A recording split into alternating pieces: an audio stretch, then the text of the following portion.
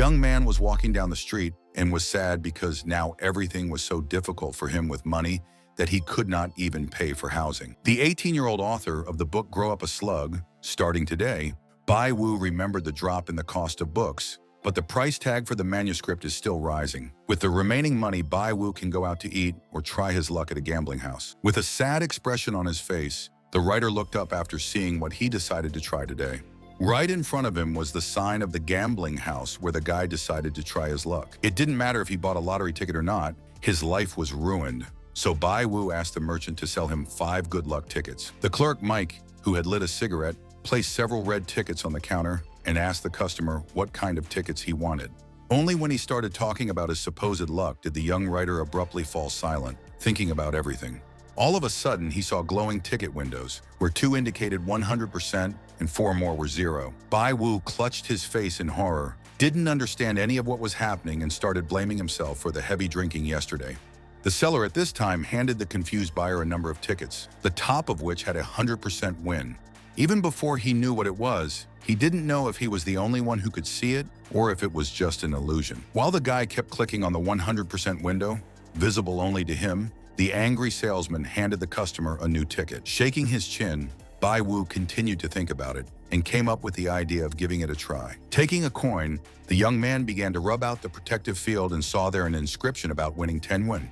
The young man's eyes lit up, and he immediately asked the vendor to give him the next 2 more tickets. And only now did he realize that this was not an illusion at all, and the numbers above the map could be the chances of success. The newly formed Bai Wu clenched his hand into a fist and asked the vendor for another 10 tickets, hoping to win. The merchant shop owner only looked suspiciously at the strange youth who was buying tickets from him. When Bai Wu saw 9 lottery tickets with 100% chance on the table, he tried to take one with 0 chance. After the guy erased the protective field on the ticket with 0%, he saw the inscription about the offer to try again and was shocked. Bai Wu stared at the tickets with round eyes and was surprised to realize his new ability to see the success rate. According to the seller, gambling can harm the guy, so you should always be able to stop in time. After putting all his money on the table, Bai Wu asked the vendor to give him 10 tickets for 20 yuan and a ticket for 10. After asking Bai Wu about his desire to buy tickets, the salesman sarcastically advised him to say goodbye to his money. 10 minutes later, 20,420 yuan were credited to the guy's account, which was really bad luck for the seller. The percentages on lottery tickets show a chance of success, but the buy-in amount of winnings remains unknown. But it would be better for him to know the specific amount of his lottery winnings today. For example, the probability of getting 100 win or some other amount, and thinking about it, that Bai Wu here didn't know how to calculate the probability. Another improbable suggestion dawned on the young man, who was thinking about further moves. He pointed to the red tickets in the box. Bai Wu asked the clerk, calling him boss, to hand over these pieces of paper. While Bai Wu was looking at the tickets with different percentage chances of winning, the seller was asking him to accept his luck when he saw the results. Being confident in himself, the man continued to smoke a cigarette and assured that this time everything would turn out differently for his client. The smiling Bai Wu was feeling so good and was thinking of taking a chance now in an attempt to get a new win. Inwardly, the salesman was angry and wished he wouldn't let the customer win anymore because he had already received 20,000, but he would see if the young man was lucky now. Bai Wu, who took a ticket with a 10% chance of winning, rubbed the protective field and saw that he had won 20 win. Laughing, the lucky young man rejoiced at his unexpected luck, and the seller was getting more and more angry because he was losing money. And when Bai Wu won another 20 yen, the ticket seller couldn't help but cry out in anger, not understanding how such a thing could happen. By this time, the lucky guest of the lottery ticket shop was wiping out another ticket with a win of 20 yuan. After placing the ticket on the counter in front of the startled man, Bai Wu told him about his unrealistic luck today, which was why he won. When the guy showed 2 tickets for 100 yuan each, the seller was still just dissatisfied with the silence. But when he saw the ticket for 200 yuan, he immediately drooped in frustration. Bai Wu was currently looking at several red tickets with different percentages of success. There were various tickets, including a 400% ticket, and Bai Wu was interested in the amount he could win. But now the young winner understood everything. The success rate depends on the question asked by the guy himself. As long as the young man asks the right questions and benefits from the interest, he will be able to perfectly fool the shop owner and change his fate. Grinning, Bai Wu put his hand on his heart and happily informed the boss about his luck today. After reacting with disappointment to the customer's words about luck, the ticket seller discontentedly called him the reincarnation of the god of gambling. Bai Wu's ability already seemed divine, so he asked the boss to give him a few dozen tickets or even a couple of packs. Acrid smoke was coming from the man's cigarette, and he was forced to recognize the young man as lucky today, urging him not to become addicted. After asking the seller not to worry, Bai Wu hopes for luck in the new tickets as well, and hopes to be able to win 20,000 won. Taking the coin, Bai Wu, in front of the astonished seller, was going to rub out another ticket in order to get the desired win. As soon as Bai Wu held the coin up to the security field, the ticket seller became visibly nervous. Instead of numbers, some letters began to appear on the strip of paper, and sweat flowed from the frightened salesman's forehead like a river. Finally, the buyer saw an inscription in front of him with an offer to try again.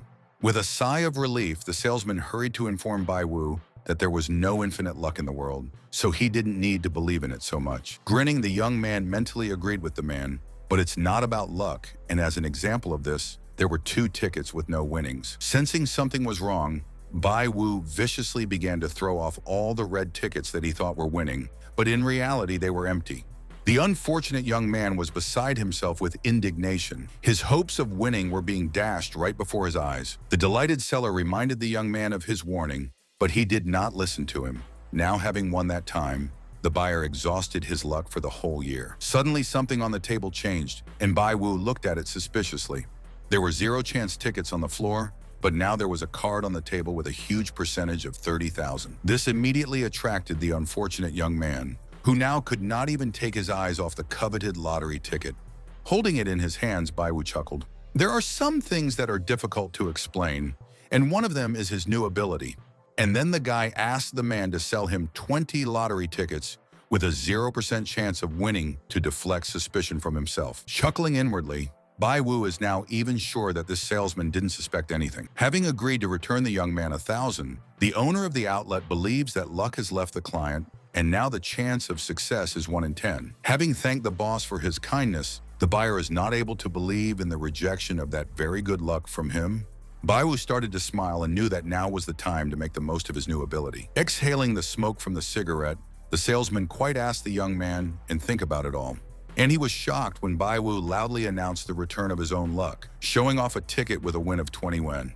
Seeing this figure, the man calmed down and lit a cigarette, but he was afraid, thinking about the risk of losing several thousand yen more.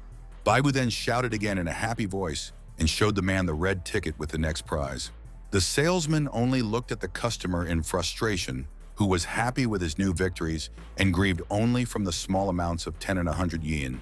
After finishing another cigarette, the man thought of Bai Wu as a real demon incarnate with great disappointment. After praying to the spirits of heaven and earth, the young man began to ask them for 1 million yuan in the last ticket.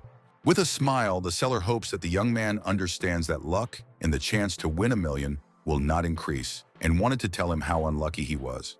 Laughing, Bai Wu held the ticket in his hands and told the boss about winning 15,000 yuan, and he was incredibly lucky. A moment ago, the triumphant salesman was shouting at the top of his voice in surprise, not understanding how this happened. While the boss was lighting a new cigarette, the satisfied guy saw the notification about the transfer of 15,000 to the account and remembered the words of the seller about luck. Only after replying that he had already said nothing did the man suddenly have an interesting thought. Keeping in mind the uniform distribution of packages by the printing factories, the boss saw the winning ticket in Bai Wu's hands, but considered his chances of success to be low.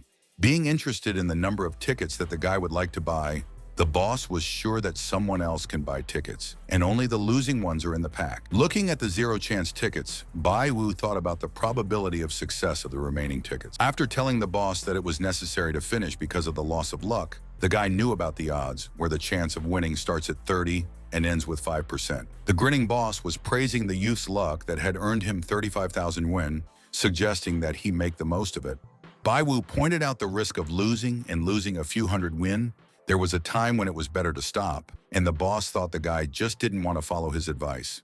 With a wave of his hand, the young man is sure of the boss' intention to wish him only the best, but even now, Bai Wu feels great. As Bai Wu headed for the door, he knew how incredibly lucky he was today, but he didn't know if he would be able to use this power anywhere other than the lottery. Looking ahead, Bai Wu was curious about the degree of success of opening the door that was ahead. When he touched the door handle, a virtual sign with a 100% indicator suddenly appeared. Bai Wu was delighted as he now had the ability to see something else that wasn't related to financial matters. Suddenly, the success rate shown at the door began to drop, first to 90% and then lower and lower to the boy's surprise. When the system showed 10%, the young man ran back in fright, much to the surprise of the lottery ticket seller. At 0%, a mad dog flew through the door of the store, breaking the glass with its mouth open and tongue sticking out. Fortunately, Bai Wu escaped this disaster, but this dog is so careless, it almost knocked the young man down. The shop assistant who finally noticed the strange dog screamed in fear and surprise, and Bai Wu just watched. Startled by the incident, the man did not understand how his client guessed what had happened and wanted to know who this young man was. Grabbing the guy's arm as he left, the boss assured him that Bai Wu couldn't just leave after all this. Looking back, the guy looked at the man with displeasure and became indignant, suspecting the seller of revealing talents. The man with the cigarette opened his eyes wide in surprise, but all he wanted to know was how Bai Wu found out. Looking at this old man with displeasure, Bai Wu was well aware that all of this looked suspicious in the merchant's eyes. And now the lucky lottery winner was wondering what the odds were that the boss would believe in the boy's psychic abilities. A frustrated salesman with a bewildered face was standing next to the young man, and he only had 50% faith in Bai Wu's talent. The merchant's owner kept up with the lucky lottery winner, and the latter even considered inventing that his parents were clairvoyants. Now the percentage was 64, which meant that the chance of success was noticeably increased. Summoning all his determination, Bai Wu confessed his psychic status to the boss, which explained his success today. Guy asked not to compare him to charlatans. His ancestors passed down this ability from generation to generation for centuries since the Zhou dynasty. The boss, who felt cheated when commenting on the phrase about thousands of years, mentioned personal education, so he did not believe in such words. In his opinion, if the Bai Wu family had inherited this skill 2,000 years ago, it would have been famous, and the old man hadn't heard anything like this. Bai Wu fell silent. He understood his opponent's straightforward train of thought in terms of science. His family has existed for a long time, and if they told everyone about their abilities, the enemies could use them in dynastic wars. Due to the stunned salesman, the chance of success increased to 65%, which the guy was happy about. Busily placing his hand on the lottery ticket counter, Bai Wu reminded the boss of how he had seen his psychic techniques. When the salesperson screamed in panic, not knowing whether to believe the guy or not, the chance of success increased to 80%. Bai Wu tilted his head and smiled triumphantly, confirming the man's concerns about his extraordinary skills. It's just that the young man is counting on success, and luck depends on the will of heaven, and those 10 losses were an omen from above. The startled boss didn't even believe in luck, and the guy could win maybe a few million if he wanted to. Pointing to the broken glass, Bai Wu explained how he had felt something strange and heard whispers warning him as he left, so he took a step back. After calling the young man a guy and then a gentleman, the boss shook his hand and asked him to calculate something, if it wasn't too much trouble. Initially flustered, Bai Wu immediately calmed down, as this was the perfect opportunity to test his new ability. For a guy, this is not difficult. You need to pay attention to the causes and consequences of the response, and he has the luck to cope with the task of calculating something. An old man who wants to get help from Bai Wu told how his city was recently demolished without paying compensation, so he wants to know the amount that will be given for this. Snapping his fingers, the young man inquired about the amount of reasonable compensation for the lottery ticket seller. Thinking back to 200 or 300 square meters, the boss named the cost of a square of 10,000, and Bai Wu thought about it. Having guessed the sums of 2 and 3 million, the guy found out about 100% compensation for lost property. When he thought of the sum of 4 million, his amazing abilities showed a 100% guarantee again. Looking at the astonished old man, Bai Wu decided to find out how things would turn out if he inquired about the 5 million account and the chance dropped to 10%. Sighing, Bai Wu pondered and thought about the 4.5 million that the shop boss could get. The old man himself did not take his eyes off the buyer and persistently continued to wait for his words regarding compensation. Bai Wu suddenly frowned, as if he had found out something sudden but couldn't report it to the person. The lottery ticket seller clenched his fists in anticipation and asked the master about the expected response. If the boss asks for 4,300,000, Bai Wu guarantees this money, and the chance increases to 80% if the amount is more than 4 million. Struck by the numbers he heard, the salesman did not believe at first and asked the guy again if he was sure of this. Thinking about how soon the boss would realize how great Bai Wu's ability was, the young man himself suggested that he call Wu directly to find out about the compensation bill. After listening to the guy's advice, the salesman grabbed his smartphone and began to dial the desired number, wanting to find out everything right now. After 1 minute, the boss completely agreed with what he heard, although he himself could not believe in the possibility of getting a lot of money. Overjoyed, the old man began to shake hands with the young man, calling him really a real psychic. Admiring the words about cause and effect, the boss thanked her for the helpful prediction and promised to give Bai Wu 300,000 yuan for her help. After humbly thanking the boss for the specified amount of money, Bai Wu exulted in his heart and rejoiced at his luck today. The guy even felt awkward when he saw the notification from the bank about the receipt of money in the amount of 300,000 yuan to the account. Waving his hands in happiness, Bai Wu admired the simplicity of getting 300,000, and with this ability, he would fulfill any wish. The grateful seller of happy tickets could only wave his hand in front of the happy customer. Finally, Bai Wu went to the door and said goodbye to the salesman, who waved cheerfully and wished him well. For a guy, everything is going great. As long as he uses this gold mine correctly, he will be able to change his life and achieve success. After leaving the store, where he received a lot of money, the young man saw in front of him the same dog that had previously broken the glass in the door. Bai Wu frowned at the sight of this animal lying on its back in the middle of the road. Perhaps the dog was looking for someone here. The dog stuck its tongue out and barked, and Bai Wu's guess was 100% correct. Since the animal had helped the guy earn a lot of money, Bai Wu could try to find a new owner for the beast. The dog grabbed the green ball and then threw it with all his might, trying to find someone to play with it. The ball was thrown with great force and hit every signboard on the street and the wall of buildings, much to Bai Wu's surprise. The next moment, a ball flying at high speed hit the forehead of an unsuspecting guy who screamed in pain. When the dog was hit by the ball, it whined, and the young man rubbed his bruised head and wondered how his master was coping with the animal. When the animal suddenly grabbed Bai Wu's pants with its teeth, he decided to find the dog's owner, but did not know where he was. Other people on the street screamed in fear and wanted to know whose dog it was that was running back and forth. Bai Wu didn't know if the dog would be able to handle it without him, and he was debating whether to go after the dog or not. 3 minutes later in Haozhong Park, the guy was trying to catch up with the dog, which was running towards the girl who was taking pictures of herself. The lady holding the smartphone was quite attractive and immediately attracted the young guy. Forgetting about the vicious dog for a moment, Bai Wu glared at the beauty and rather appreciated her remarkable appearance. As he continued to stare at the lady, he now wondered what the odds were that she was the girl's owner. But the system was a complete success, and now Bai Wu had no doubt that the girl was the owner of the animal. Initially, he wanted to help the dog find its owner, since the beast helped the young man, but now Bai Wu will try to talk to the lady using his ability. While the lucky lottery winner was thinking about the lady, she continued to take carefree photos of her appearance. Bai Wu looked somewhat disappointed at the girl who had time to take selfies, even though she had lost her own dog.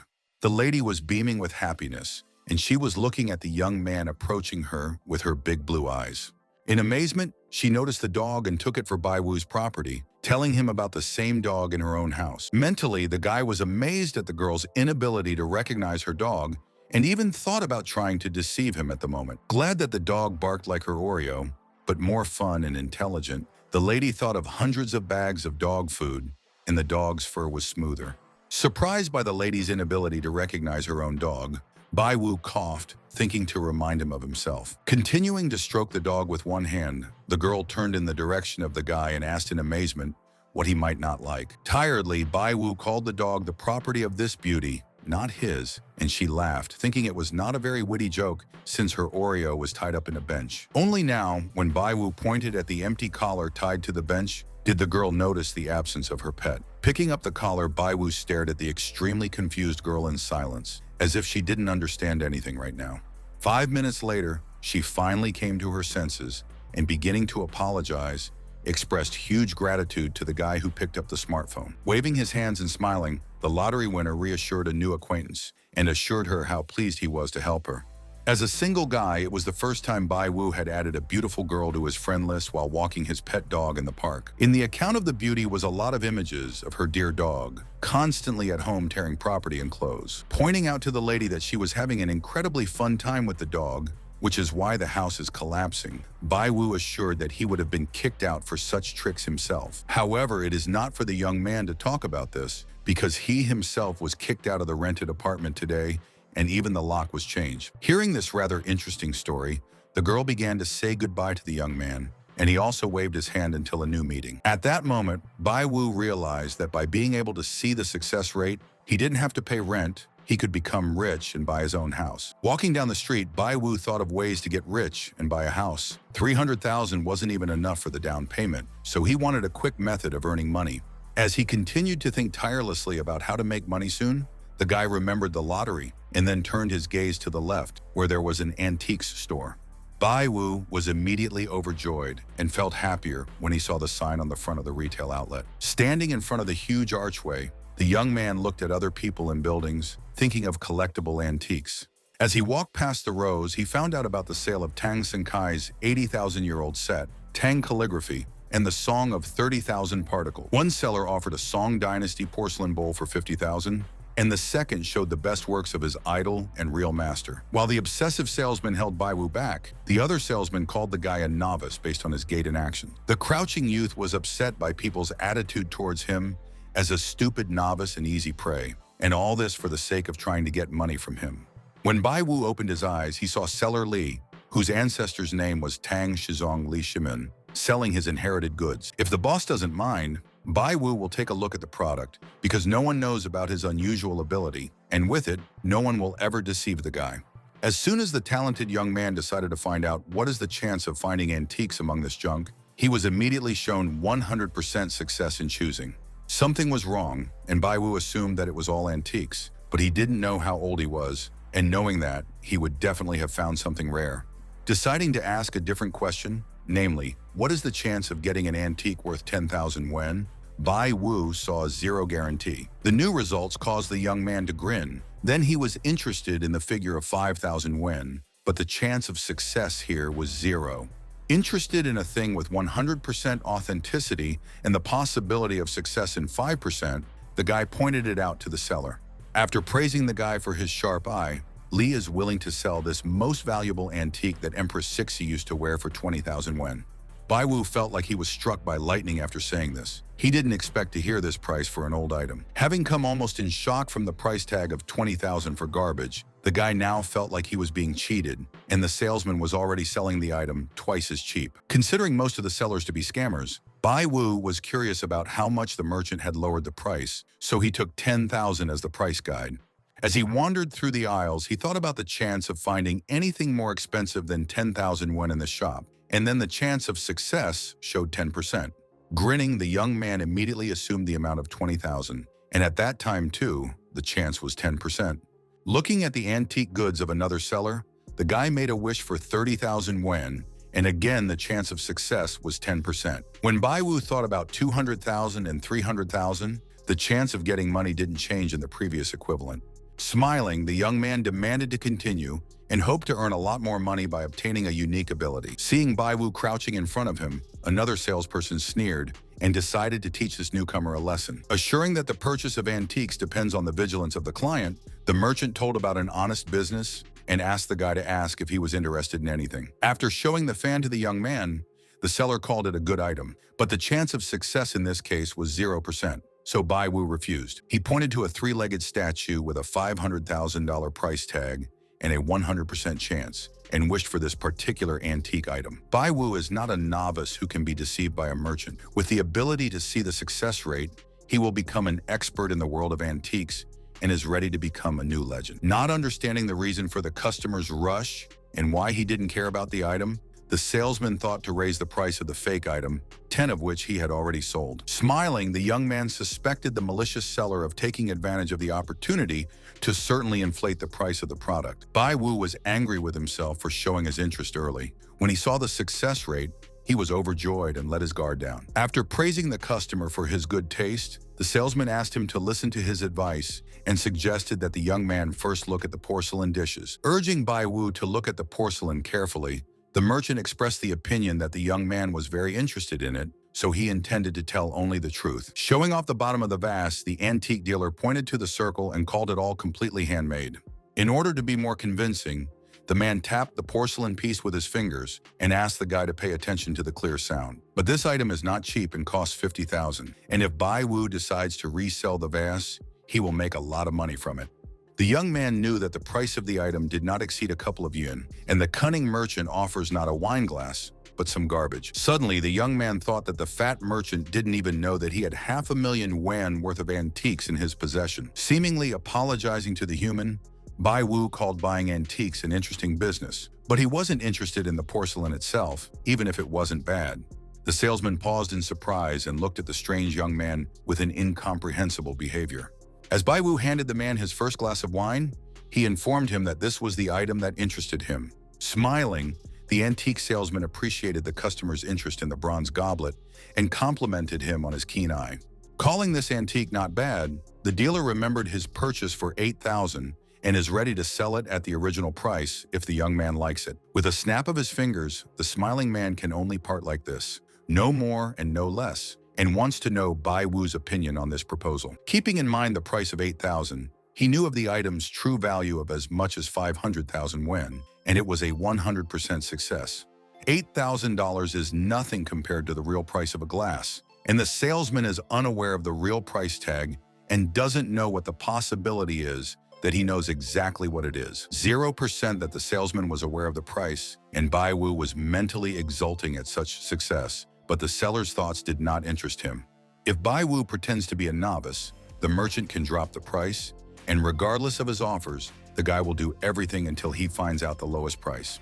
In the case of using his new ability, the guy can find out the lower price, and he wants to know what the chance is to get a glass for 4,000. Seeing the 100% chance of this amount, Bai Wu was very surprised and decided to find out what would happen in relation to 2,000. When the price tag of 2,000 showed 100%, Bai Wu thought about 1,000, and the result was similar, but then dropped to 80. Deciding that he shouldn't be so greedy, the young man thought of the price of 2,000 yuan as quite good. With a slightly haggard expression, Bai Wu called the figure of 8,000 yuan a lot for himself and asked the boss to drop some. Knowing about the price of 10 yuan, the merchant was happy with easy money, but the guy called the amount of 8,000 small for high-quality antiques and is ready to hear his price tag. When Bai Wu solemnly raised his hand and called out the amount of 2,000, the seller was very surprised, not expecting this.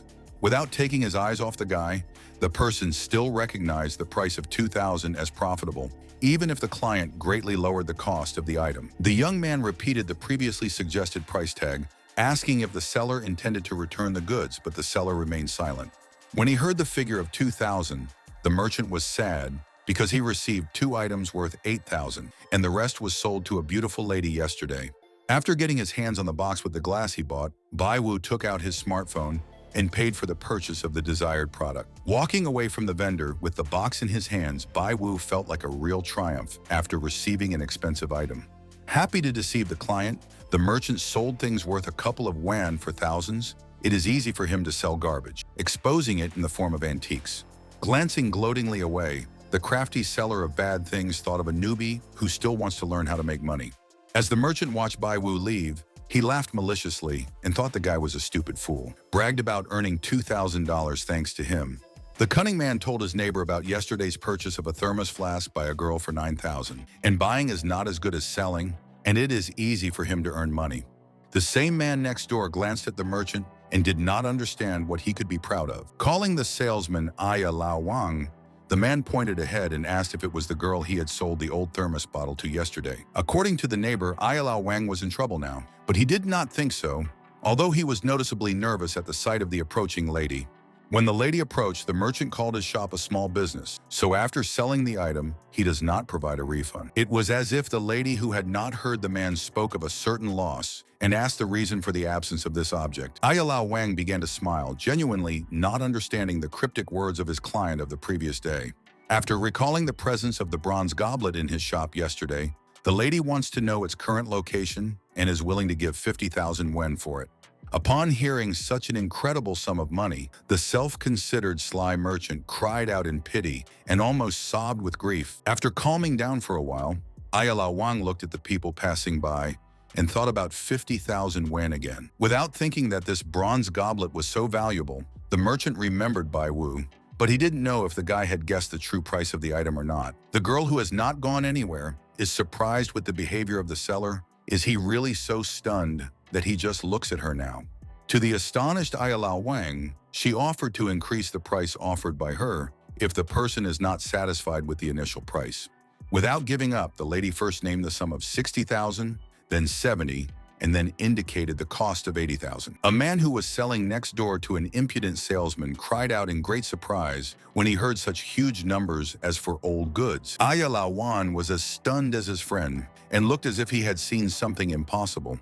The girl, who kept an eye on the unsuccessful salesman, turned to him again, considering him someone who does not hear anything. The salesman, howling with frustration, compared himself to an old goose whose inexperienced tail was being plucked, and wept at the loss of 80,000. The neighbor who never cheated anyone laughed with Lao Wang, because now he also has a lot of ideas in his head, and garbage can be sold for several thousand yuan. The seller ventured to name a price tag of 100,000 yuan, and the girl, to his great surprise, immediately agreed to such a huge amount.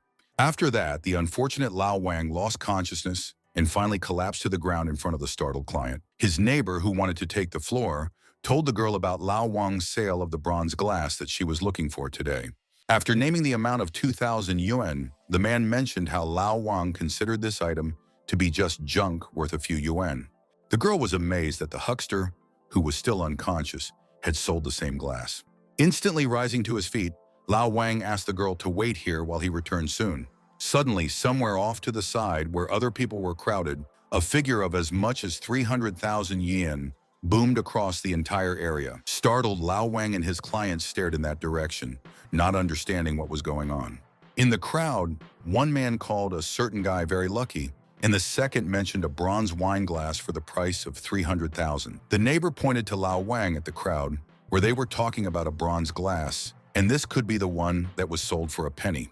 The girl, who had another additional problem, was also keeping an eye on the group of people. In the circle of outsiders, Bai Wu was engaged in a dialogue with the elderly man while holding the statue in his hands. Confronted by a young man with a gray beard who was still thinking about everything he had heard, he then asked Bai Wu if he agreed to the proposed amount of 300,000 yuan, and if not, 350 yuan.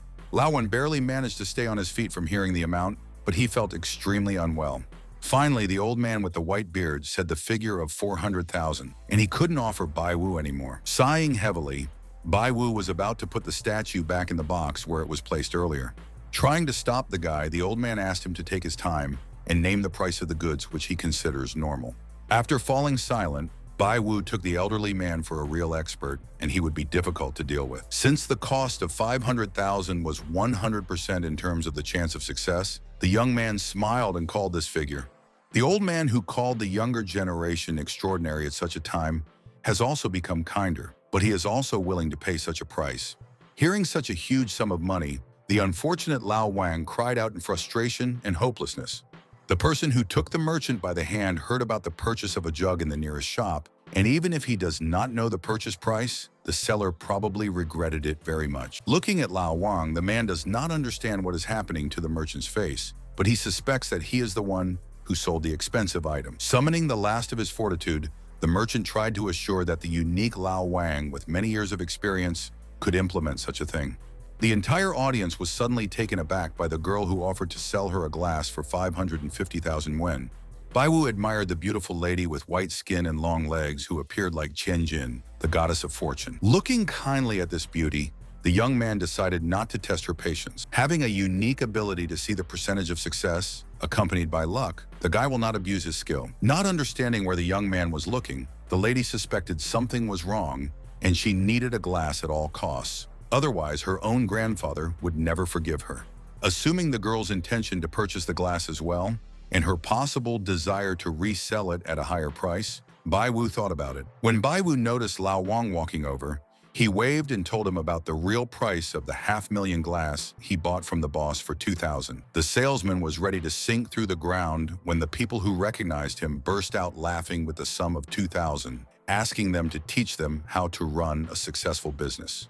The girl, who reminded her of herself again, approached Bai Wu and sternly asked him to sell her a glass for 550,000 yen. Interrupting the conversation, the old man with the white beard asked the lady's forgiveness and reminded her exactly how he was the first to do so. While the girl was talking about how the old man hadn't made a deal with the guy, she reminded the elderly expert of someone annoying. Bai Wu, who had become the owner of an expensive item, now stood between two fires and did not know how to decide. Spreading out his hands, the guy doesn't say that he doesn't want to sell the jug, but it would be much better if the girl and the old man agreed among themselves. The higher bidder won because of the rules of the antique market, so Bai Wu was considered a fool if he didn't understand the obvious. The girl and the old man vied with each other to offer Bai Wu sums of money, ranging from 560,000 wen or more. Before he could name the new amount, the old man looked at the girl who reminded him of someone and asked if she knew Lao Gui. The animated girl said that this is her own grandfather, but she also wants to know how the elderly person knows her relative. Lao Gui was a friend to the laughing old man, and now he wonders if his grandfather asked his granddaughter to buy a bronze glass. Calling himself Li Weiguo, the man was a history professor at Hangzhou University, like her grandfather, and wants to know how he is doing, but the girl heard about the old man from her grandfather. Dissatisfied with this active and friendly conversation, Bai Wu wanted to know if they would buy the bronze goblet or not. Quickly turning her head in the direction of the guy, the lady announced her intention to purchase the antique goods she needed. Bai Wu sighed as the lady urged the old man to go first and offered to meet her grandfather and have tea with him, promising to take him there.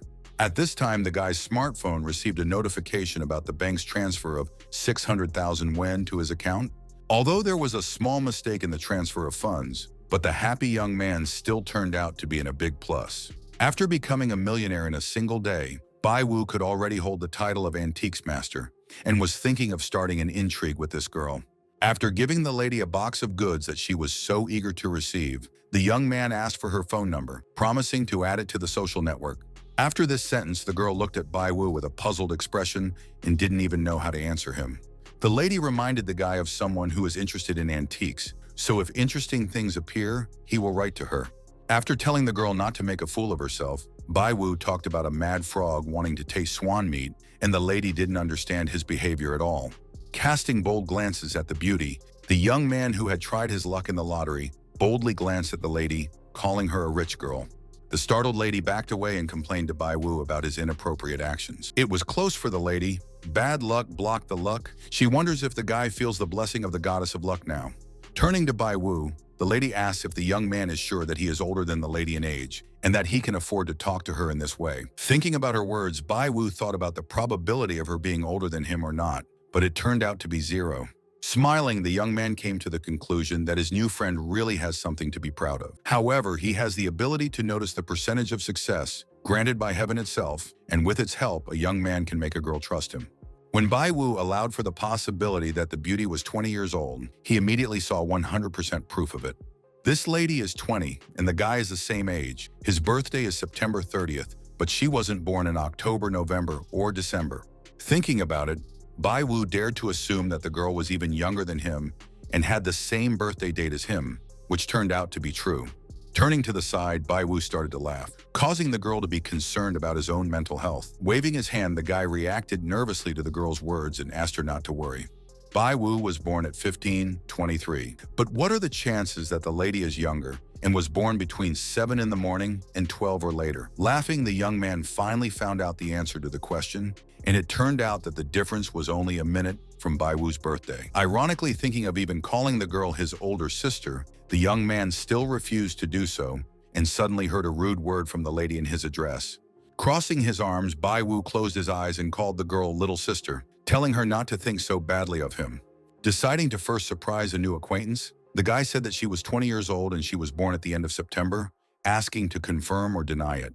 The startled lady cried out in shock at hearing such words about herself, not understanding how it all came about. Chuckling, Bai Wu understood her desire to find out how the young man had guessed everything, but he had just calculated everything.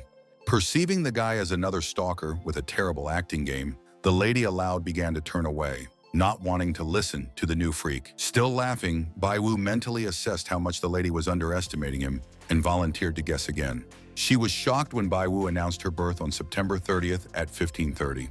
Surprised, nearby people did not understand how this is possible, considering the guy a psychic, and pointed to the lady, who was shaking with horror. Another person saw Bai Wu as the luckiest person in the new century, and the second wasn't surprised at all, as he was aware of how some people closely watched others. While the young man was called a pervert, he was embarrassed by the situation because he explained everything in great detail, and it turned out so strange. Having decided to guess again, the guy informed the girl about her birth earlier than at 15:30, which means that she was born 6 minutes earlier. Thinking how easy it was, Bai Wu is sure that the lady was born on September 30th at 15:30 and 36 seconds. Becoming instantly sad and almost crying, the girl picked up her smartphone, intending to call someone. A voice came from the microphone, asking the lady whose name was Qin about something that might have happened just now. After asking her mother what time her daughter was born, the girl heard the date September 30th at 15:30 and her mother's surprise about the girl's forgetfulness. Wanting to know the exact time, Qin wanted to know if she was born at 15:24, but her mother needed to double-check. After 3 minutes of intense waiting, the daughter heard a complete confirmation of the words of an acquaintance and, surprised, did not even hear her mother. Feeling his own triumph, Bai Wu is sure that his friend is clearly very interested in how he got all this personal knowledge about her. Angry, Qin turned her back to the surprised youth again, and since she was completely uninterested in all this, asked him not to waste her time. Blocking the girl's path, Bai Wu asked her not to be nervous because he just guessed the date of Qin's birth into the world. With indignation, she reacted to the words of the guy that he just guessed the date of her birth to the second, without requiring her to be considered stupid. Delighted, he looked at Lady Bai Wu, considering her to be the incarnation of a deity, and compared the lady's beauty to something extraterrestrial. Slightly embarrassed, Bai Wu smiled and urged Qin to calm down, promising to tell her now how he had found the answer. Taking a step back, the girl looked at the young man incredulously and suggested that he was going to tell another lie. Calling the girl a goddess, Bai Wu asked her not to call all psychic scammers and asked if she had seen him before. If the guy's guesses are correct, then the beauty is wearing black underwear today. She did not demand him to be silent. As he continued to stare at his new acquaintance, Bai Wu ventured to assume that she didn't have a boyfriend of her own. When Bai Wu found out that she really wasn't in a relationship, he cried out in shock, and Qin, displeased with his gaze, demanded to move away from her. Thinking of personal assumptions as being correct, which meant that the lady hated men and didn't specifically start relationships, Bai Wu wasn't sure if that was the case. When this guess turned out to be 100% correct, the guy was really shocked. He didn't like it all. This factor was a bad sign. The astonished girl tried to point something with her finger and was surprised by the words of her opponent just said. Looking to the side, Qin saw no less startled witnesses, who had been watching the conversation between the boy and the girl for a long time. After looking at the beauty with a malicious look, Bai Wu is sure that she understood everything perfectly right now. Grabbing Bai Wu's arm, Qin forcefully pulled him, asking him to follow her. Then the guys quickly ran forward, and people and crowds had to disperse in order for the couple to get away. Qin pressed the guy against the wall and aggressively demanded that he tell her how he knew such details about the strange lady. Boldly looking into the girl's eyes, the young man again repeated the thesis that he just guessed. But it seems to the surprised beauty that all this is absolutely impossible. Bai Wu crossed his arms and looked at the lady with a slightly mocking expression, trying to see if she believed him or not. After touching Qin, the guy reported being able to guess the location of her moles based on a pure calculation without personal interest. The girl, who hadn't expected to hear all this, continued to stare at Bai Wu in amazement, marveling at his audacity to speak. After successfully adding a surprised Qin as a friend, the young man promised to write to her if he found anything interesting. As Qin continued to process what she had just heard, the satisfied young man reminded her that she could also contact him at any time of the day. As he left the girl, Bai Wu thought about how it was too cheaty to learn other people's secrets by applying the ability to see the success rate of outsiders. However, he didn't expect to see such a beautiful girl here and even test his miraculous ability on her. When Bai Wu saw the old professor, he became concerned about who his grandfather was calling, who might have overheard his conversation with Qin, and who might be looking for her at home. If the chance was 0 at first, then it increased to 20%, and Bai Wu thought about Qin whether she was found or not. Suddenly, a new thought occurred to the young man, and he assumed that the new turn of events might be connected with him. His familiarity with Qin was foreshadowed by the heavens themselves, but there was another factor. Looking at the old professor again, he was startled and wondered what the chances of a scholar communicating with a Qin family member were. Thinking of the 100% chance, Bai Wu immediately began to reject it, because he didn't really think so. Qin continued to be alone in the alley after breaking up with a new acquaintance. Thinking over the words said by the guy, the girl picked up her smartphone, which received a new notification. Calling her a beauty, Bai Wu wrote about his willingness to tell her fortune again for 600,000 and assumed that the houses already knew about the lady's secret, which shocked her again. As Ching'an dashed out onto the main street, she saw a guy holding a smartphone and other people in front of her. Bai Wu was looking at the display of the gadget, where he was reading a message from a girl who wanted to know what he meant. The thoughtful young man was interested in the probability of Qingqian's parents calling their daughter in the next half hour, and it turned out to be 100%. When Bai Wu decided to slow down the indicator a little and find out the probability of a call in 5 minutes, but in this case it was 100%. In the message, he wrote to a new friend about a new divination, and then congratulated the lady on an early call from her parents within 5 minutes. Quickly hiding behind the corner of the house, Bai Wu peered out of the corner of his eye at Qingqian, who was standing nearby with her phone in her hands. When she heard the call, she picked up the phone and heard her mother's request to hurry home as soon as possible due to the intention of her family to ask about something. As the lady stared at the gadget in disbelief, Bai Wu thought about the need for Qing'an to explain everything well, since parents are above all else. Since leaving home, Bai Wu's world has changed a lot due to having the ability to see the success rate, but he still doesn't have a beautiful girlfriend. Bai Wu screamed at the unexpected call, especially horrified by who decided to call him after a while.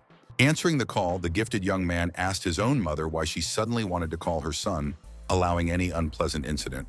On the street, all the passers-by heard Bai Wu yell, refusing to go on a blind date because he was only 20 years old. At 2015, the young man was sitting in a city cafe, drinking tea and looking at the smartphone screen, thinking about his mother's promise to come. Looking at the picture of a beautiful girl, Bai Wu was surprised to think that such a lady obviously has no end of cavaliers. It is not clear that her goal is to go on blind dates. Hearing the sound of the door opening, the young man looked to the side and saw the same girl from the photo who came into the cafe.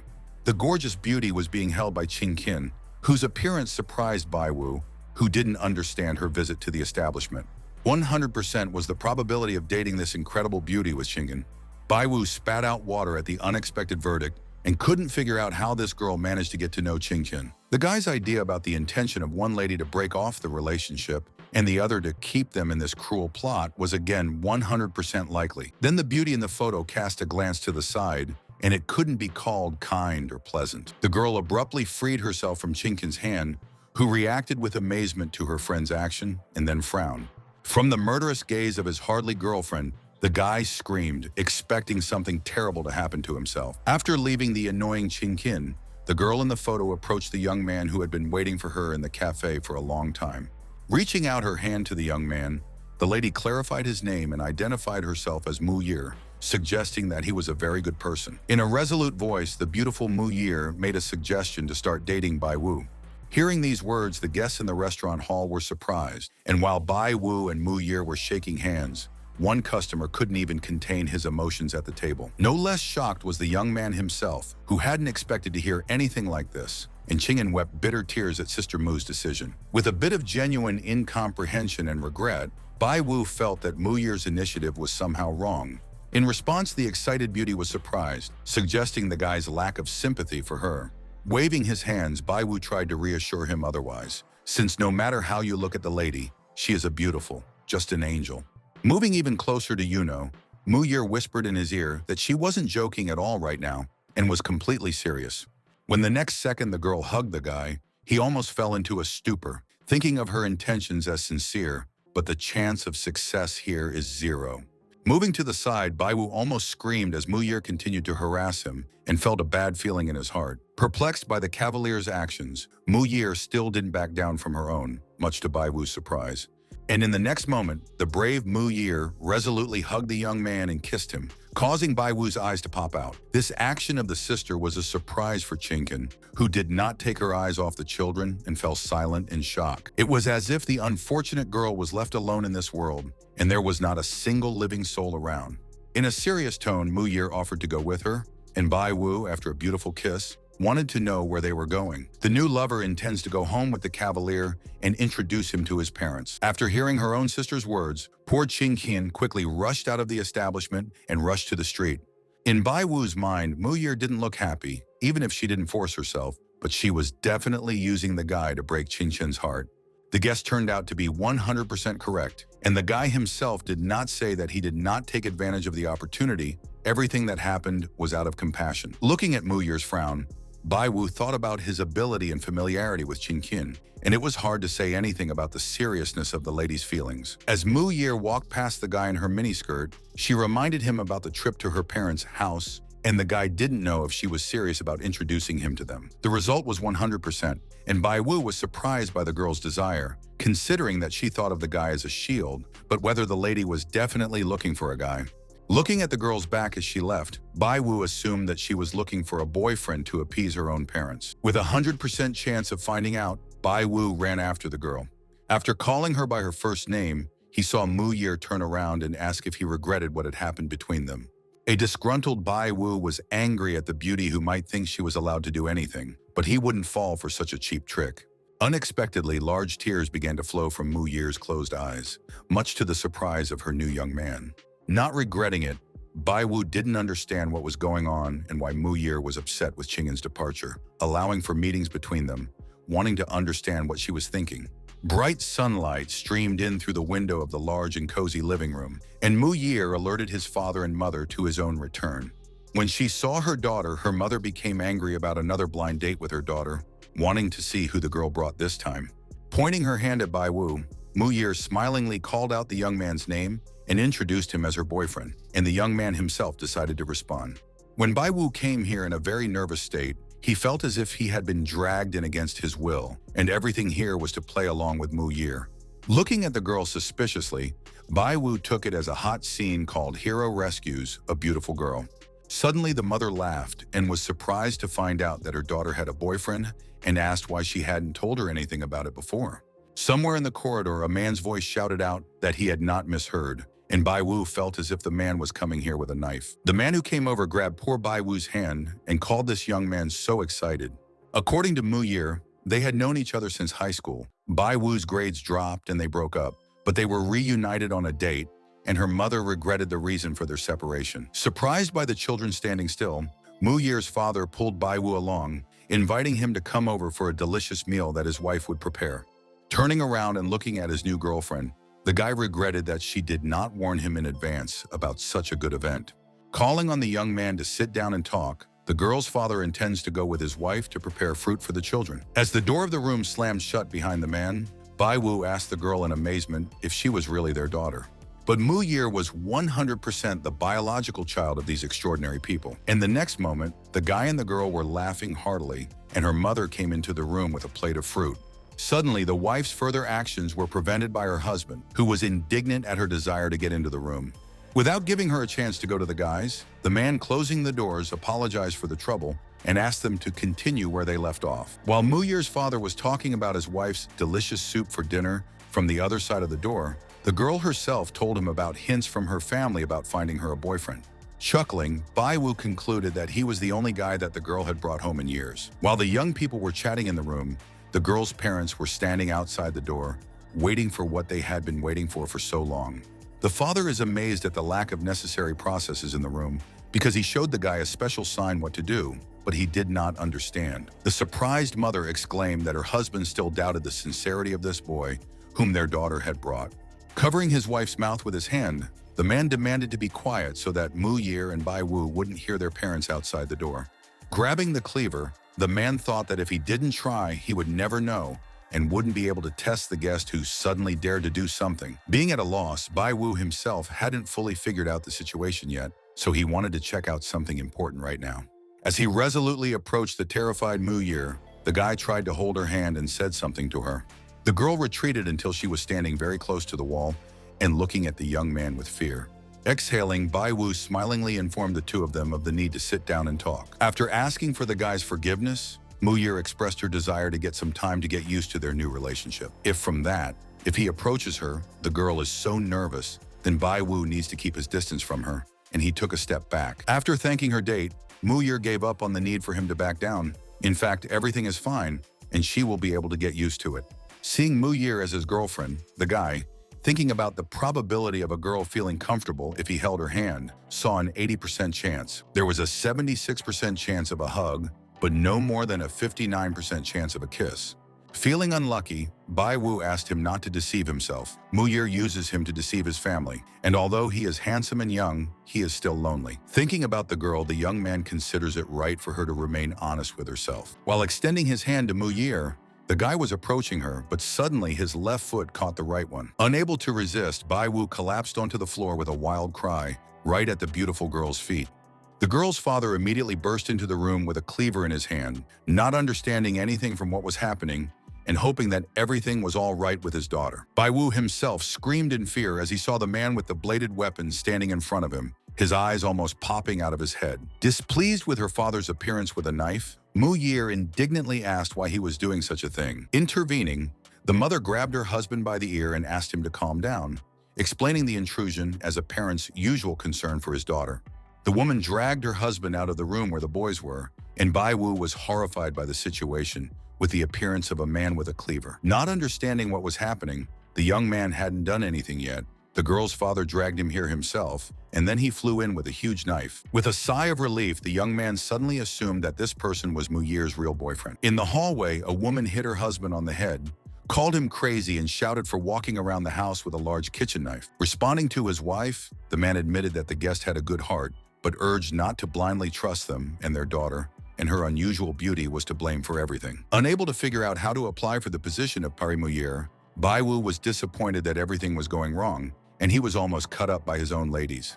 After listening to Mu Yer's question regarding his condition, he thought about her family again and wanted to know how much longer he had to play this role. After getting to his feet and thinking about it, the young man suggested that he should discuss this matter with Mu Yer a little later. Being dissatisfied with this turn of events, the beauty in a raised tone decided that her companion even regretted everything. In a more serious tone, Bai Wu described what was happening as a theater and asked how the lady could use it to hide everything from her parents. Wanting to leave it at that, the young man, being sure the parents would care for his daughter and the latter wants to deceive them, Bai Wu suggested that she sit down and talk to them. The boy's words rang out like thunder in the room, and Mu Yer stared at the young man with her eyes wide open in astonishment. Trying to stop the young man from leaving, the lady asked him to help her just this once. Bai Wu chuckled softly, but the girl didn't notice the young man's reaction. At this time in the corridor, Mu Yer's parents were trying to hear the essence of the conversation between the two young people. While the husband asked his wife about the meaning of the conversation between young people, she accused her husband of a scandal between the guys, which was so unusual. According to the woman, the guy and the girl quarreled because of a situation when the father flew to them with a knife. But now it's time to stop the quarrel without thinking about the bad. Rushing towards Mu Yer's room with determination, the parents saw Bai Wu coming out in front of them. To the astonishment of these people, the young man just walked past them indifferently without saying a single word. As he headed for the door, Bai Wu thought about how he could have stayed here, but the only thing he would have done then was hurt the girl. When the guy tried to put on his sneakers, the girl's mother screamed and asked him not to do it, as she accidentally spilled soup there. The unfortunate Bai Wu, who had experienced an invasion with a knife today, and now a hot broth in his shoes, screamed in pain. Mu Yer asked her mother why she was here with the soup instead of in the kitchen, and her husband called her irresponsible because with wet shoes a guy won't get home. The disappointed woman was forced to offer the young man to stay in their house. While Bai Wu was thinking about how Mu Yer had explained everything, and the rest was up to her, the girl's father suggested that the boy spend the night with their family today. Saying that he needed to visit his grandmother's niece at the clinic since her son was ill, and the son of his 7th grandmother's niece was already there, the guy ran away. Mu Yer's parents, who were discussing such strange bloodlines of the young man in surprise, didn't see her smile mysteriously. Lying on the couch, the guy sighed and thought how easy it is to earn money now, and even if it's good, but decided to visit an antique shop tomorrow. The next morning, Bai Wu found himself back in the arched block where the antique shops were located. Lao Wang, who had come to work, was rubbing hard on another item for bidding and remembering his shame and loss of money because of this newcomer. After laying out all of his merchandise, Lao Wan saw the shadow of a new customer in front of him and thought of a great opportunity. Raising his head, the salesman greeted the customer warmly and with a smile, inviting him to look around and choose an item that he liked. Seeing Bai Wu in front of him, completely calmly munching on his food, the merchant became very excited, not expecting to meet this guy again. After greeting the boss, Bai Wu pointed out the new addition to Lao Wang's assortment and wished to see something interesting. Smiling again, the salesman called it all a coincidence and suggested that the young man look at everything because he came on time. With an evil grin, the man remembered the unusual item he had prepared. If Bai Wu purchased it, the merchant would earn a lot of money. Continuing to eat, the owner of the talent cheerfully asked the seller he knew to show him a new product as soon as possible. Offering to look at the goods, Lao Wang talked about all these things that he had brought from the nearest village. Answering the guy's question about the cost of the goods, the seller said that he was ready to part with the entire set for 50,000 yuan. While talking to the villagers, the merchant learned that one family had inherited Li Shimin's vast fortune by the end of the Song dynasty. Dropping to a whisper, the antique dealer started to tell me about these porcelain items. The excited Bai Wu was overjoyed and interested in Tang San Chai right now. Assuming this, judging by the carving and color of the texture, the merchant considered the porcelain made according to the technique of Tang San Kai, and for the best customer, he is ready for a discount. But the young man who didn't finish listening to the seller's words asked him to name the price for such a unique product. After naming the price tag of 60,000 yuan, the crafty merchant immediately asked Bai Wu about her thoughts on such a price list. Bai Wu shouted in astonishment, not believing that a rare item could be sold for 60,000. Not believing in such a price tag, the guy called the porcelain high quality, and if you go to the enterprise, you can buy about 100 pieces of such products.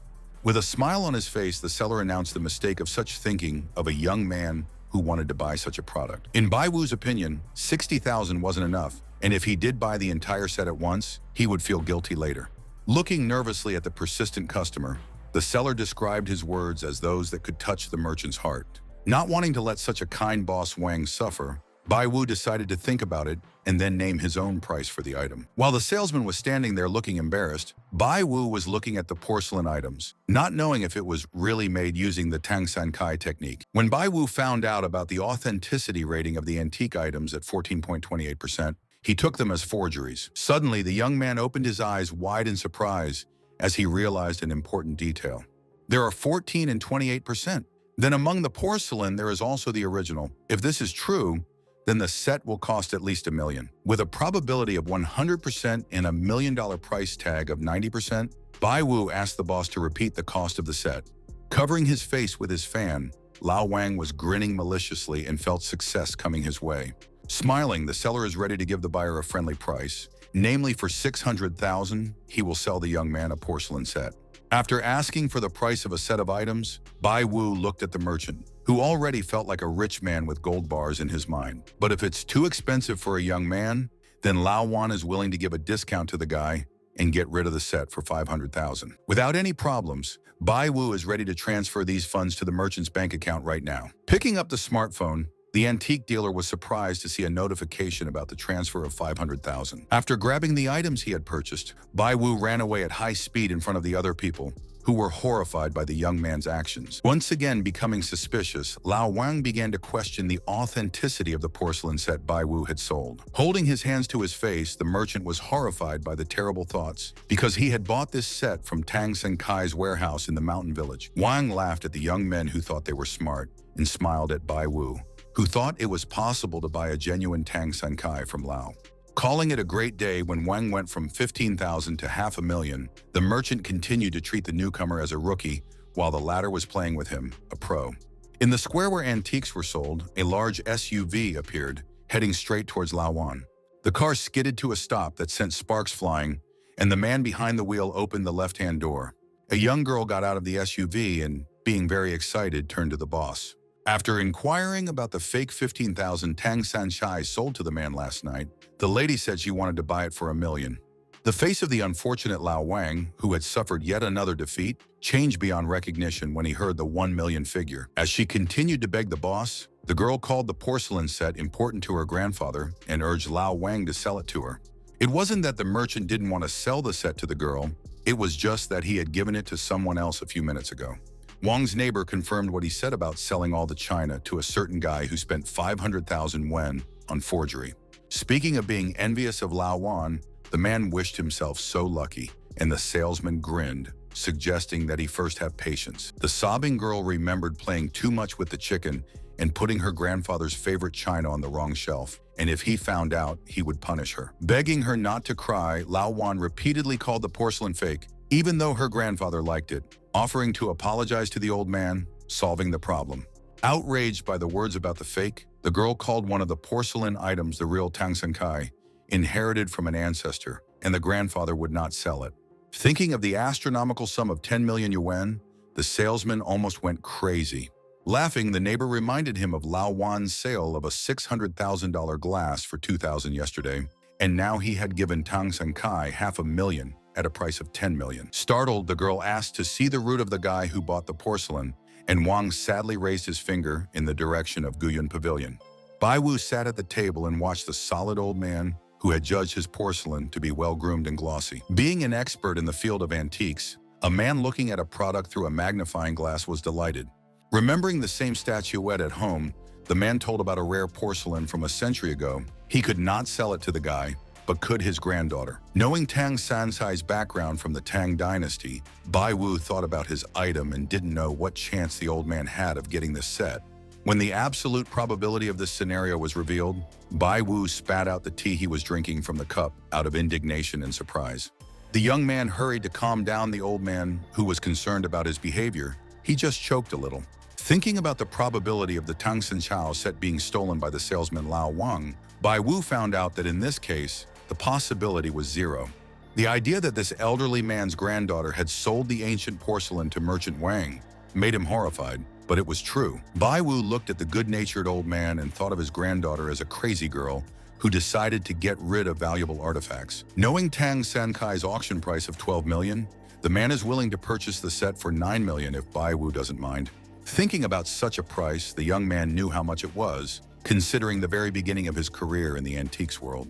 With an attempt at a smile, Bai Wu decided to accept the suggestion of an experienced antiquarian. After giving his consent, the elderly man began to take out a rectangular white paper from his pocket. Bai Wu thanked the old man for handing him the business card, and the old man also asked him to call him at any time if he found interesting things. Holding the scientist's business card in his hands, the young man left the store and looked at the paper with bewilderment. Looking up, Bai Wu saw a girl who was the old man's granddaughter running towards him at full speed. Looking at her, the young man assumed that the unfortunate lady would fall from such a speed, and the corresponding probability turned out to be 100%. Fearing for the lady, Bai Wu asked her to be careful, otherwise there would be a risk of her falling on the asphalt.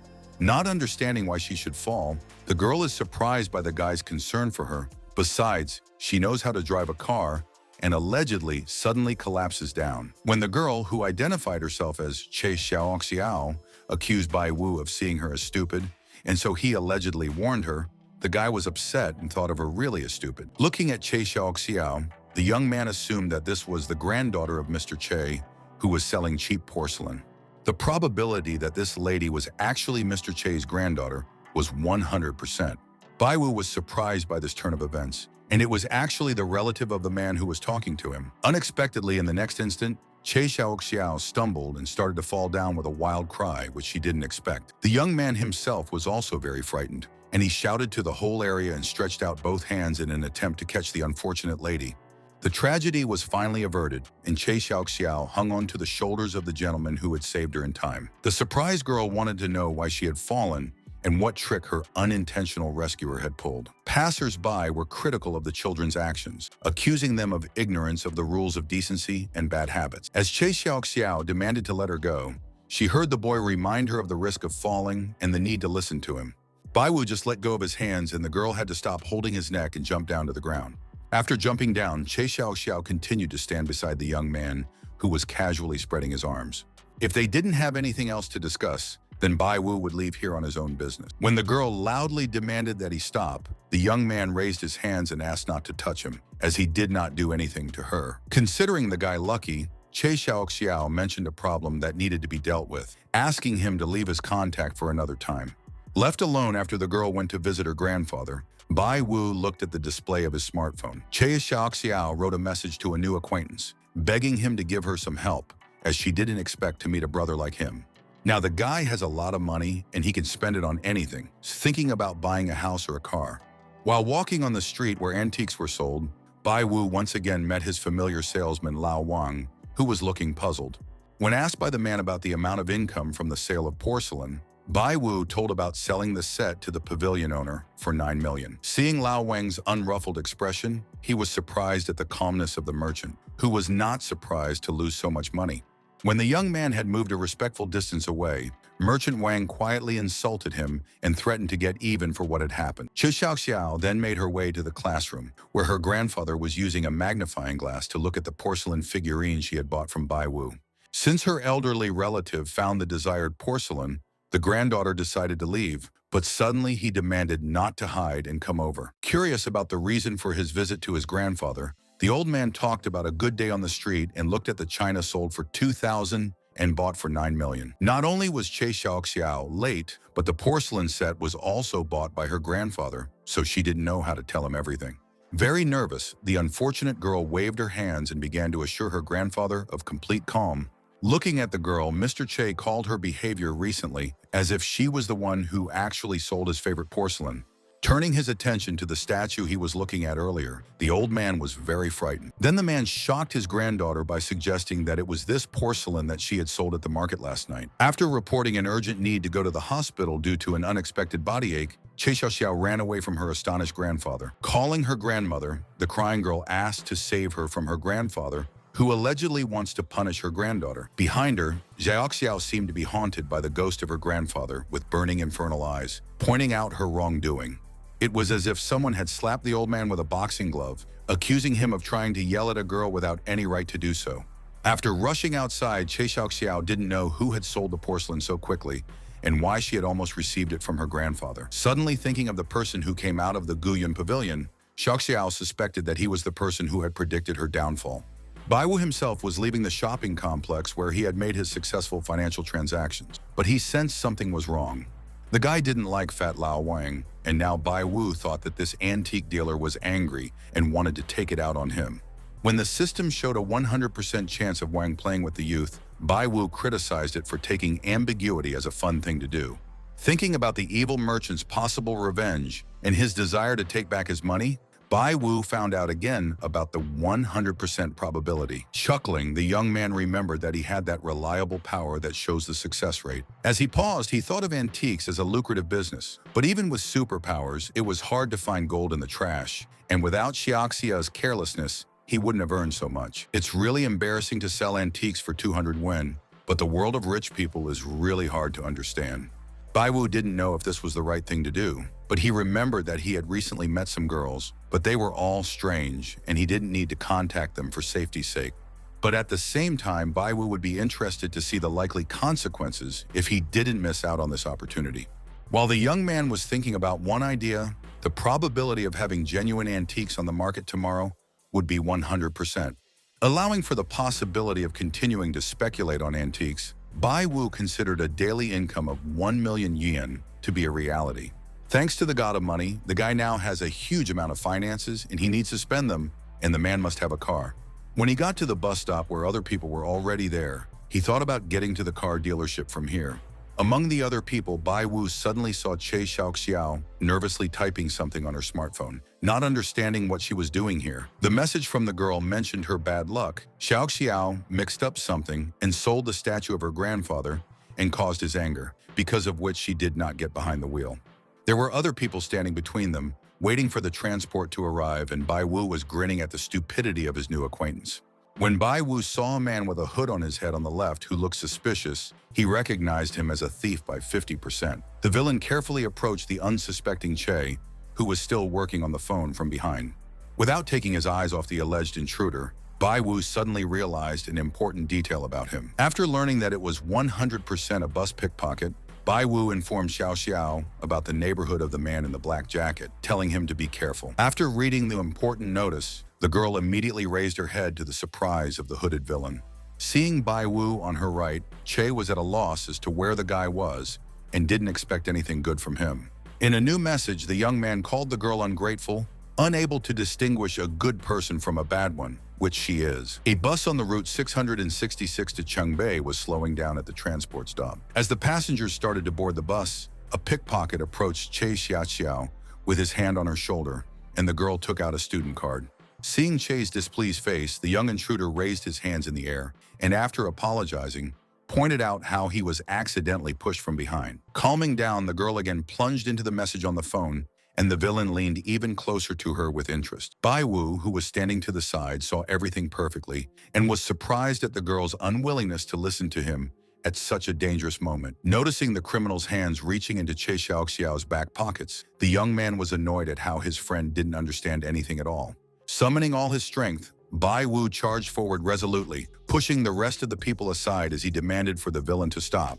Without waiting for the pickpocket's reaction, Xiaoxiao landed a solid elbow on him and grabbed the bandit's arm. While the unfortunate robber was in a state of shock, the girl tried to perform another power maneuver. Bai Wu was startled as he watched the girl's actions, as she grabbed the villain and tried to throw him over her. In the next instant, the brave Che Xiaoxiao threw the intruder forward with all her strength. After collapsing to the ground and feeling extreme pain in his body, the robber suffered a crushing defeat from the brave lady. The conflict took place in front of other people who did not understand anything about what happened and so did not get on the bus. Pointing her finger at the bandit lying on the ground, Che Xiaoxiao confusedly explained his beating as the villain's attempt to touch the unfortunate girl. When Bai Wu realized that the girl was standing in front of him, he was surprised to see her move like a martial artist. Looking at the guy, Che compared him to a raven that had croaked again, assuming he probably wanted to help, even though there might be something wrong. Thinking bad things for himself, Bai Wu suspected Xiaoxiao of being a strong girl who had sold the set Tang San Kai had purchased earlier. Peering into the bus, Bai Wu was thinking of getting away from this lady faster, and it would take a couple of minutes to get to the car dealership. When the chance of such success was zero, Bai Wu was afraid, not understanding the reason for not being able to reach the salon in a couple of minutes, and complained about bad luck. Considering today to be an unlucky day, Bai Wu immediately thought of the traffic jams on the road and didn't rule out a possible traffic accident ahead. But the probability of all this was also zero. Nevertheless, a bad feeling did not leave the young man. As Bai Wu walked away from the entrance of the city bus, he thought about the possibility that a certain criminal might be inside the vehicle. The chances of hijacking a bus, the potential appearance of hostages in its cabin were zero, but the risks of fire and the appearance of a bandit turned out to be 100%. Unsure of what to do next, Bai Wu thought about the villain on the bus who wanted to set the transport on fire. If the criminal carries out his plan, many people may suffer, but Bai Wu, who wants to prevent this, is not sure of his own abilities. Clutching his head in his hands, the terrified young man thought of calling the police immediately because he didn't have time. While people continued to get on the bus, the guy dialed the police number and told the attendant about the criminal who wanted to set fire to the transport. When asked for the location, Bai Wu gave the 666th bus, the stop at the antique complex, and the route to the car dealership.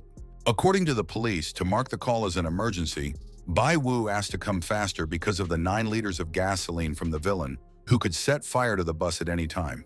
Hearing the question about the possibility of proving this, the young man was surprised, understanding the factor of severe punishment for giving false testimony if he did not prove it. The guy was bombarded with questions about the assumption that the villain necessarily set fire to the bus, data on the number of liters of fuel, and the bandits landing at this stop. Terrified, Bai Wu wondered how he could prove it, since it was impossible to do so, even though the police might just believe him. Forgetting about calling the law enforcement agencies for the time being, Bai Wu looked at the empty bus doors that were about to close. Realizing that the police would not help, Bai Wu jumped on the bus and decided to stop the villain by any means necessary if there were no law enforcement officers nearby.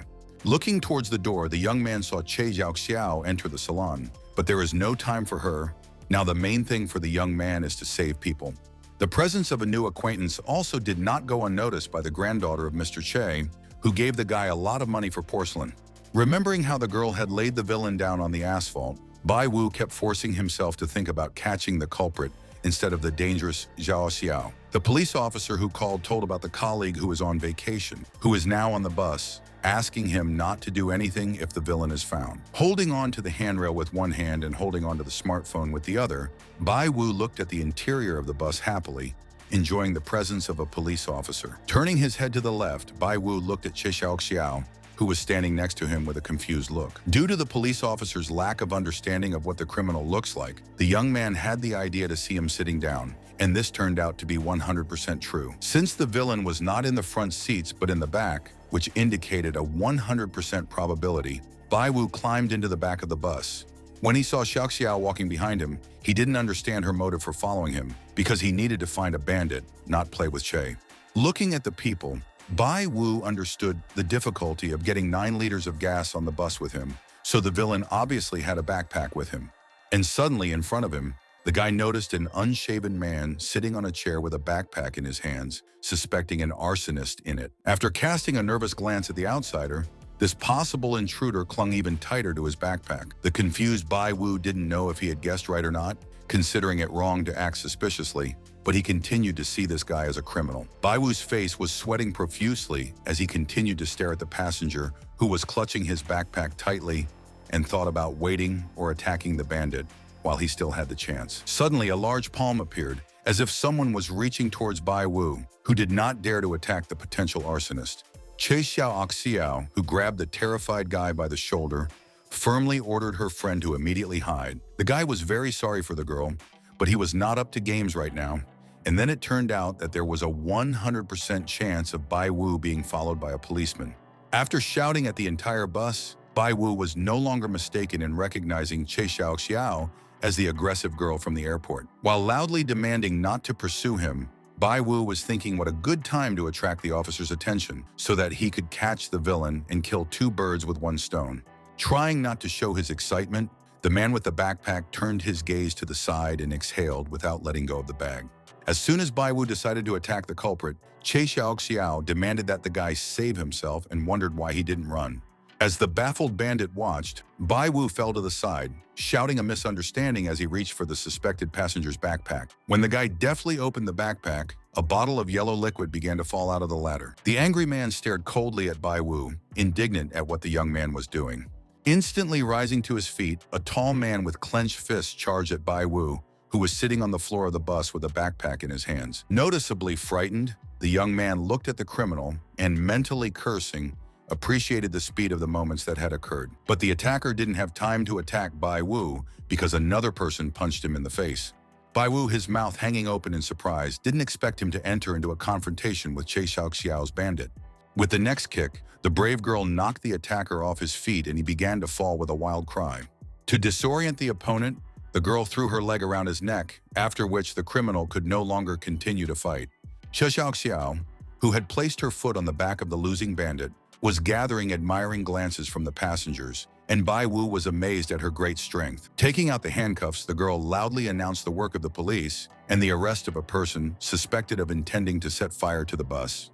Picking up one of the fallen bottles of liquid from the floor, the girl sniffed it and determined that it really was gasoline. Realizing that this lady is also a police officer, the terrified guy decided to urgently leave here. While the law enforcement officers arrived on the street to put the bandit in the police car, Bai Wu tried to leave unnoticed. His plan was interrupted by Che Xiao, who turned around and looked at the young man with a smile. The girl told how she had heard Bai Wu warn the police about the villain, but the guy was infuriated by her pursuit, but he could not explain how he found out about the bandit. Deciding to tell her everything, Bai Wu mentioned a monk who had come down from the mountains to report what had happened, but he saw the girl's face that didn't believe him. His friend stared at the young man with an evil look and did not understand why his crow's beak was talking such nonsense. Clutching his head, the guy himself realized the stupidity of the words he said. As expected, he did not succeed in deceiving the girl. As soon as the young man decided to leave quickly again, Che Xiao blocked his exit and demanded that he stop talking nonsense. The girl's face changed and she wanted to know how Bai Wu knew about everything, demanding that he speak immediately. Looking at the girl's fist in fear, the terrified Bai Wu didn't know what he should be talking about right now. Not believing the guy, the girl began to doubt aloud that an ordinary citizen somehow knew the information about the arson of the bus. Pushing her hand away, Bai Wu felt it was more appropriate for the girl to thank him, and as a law-abiding citizen, it was his duty to warn her. Crossing her arms, the girl looked at her friend, and she didn't really believe in the words he said. Suddenly calling him to the wall, Xiao demanded to remember when he called. He had not yet boarded the bus, and maybe even knew the criminal personally. Bai Wu was being watched from all sides by bystanders who were unable to support the unfortunate youth. When the guy called it a girl's guest, she suggested that they move to a more comfortable place where they could drink tea and talk, and Bai Wu would tell her there.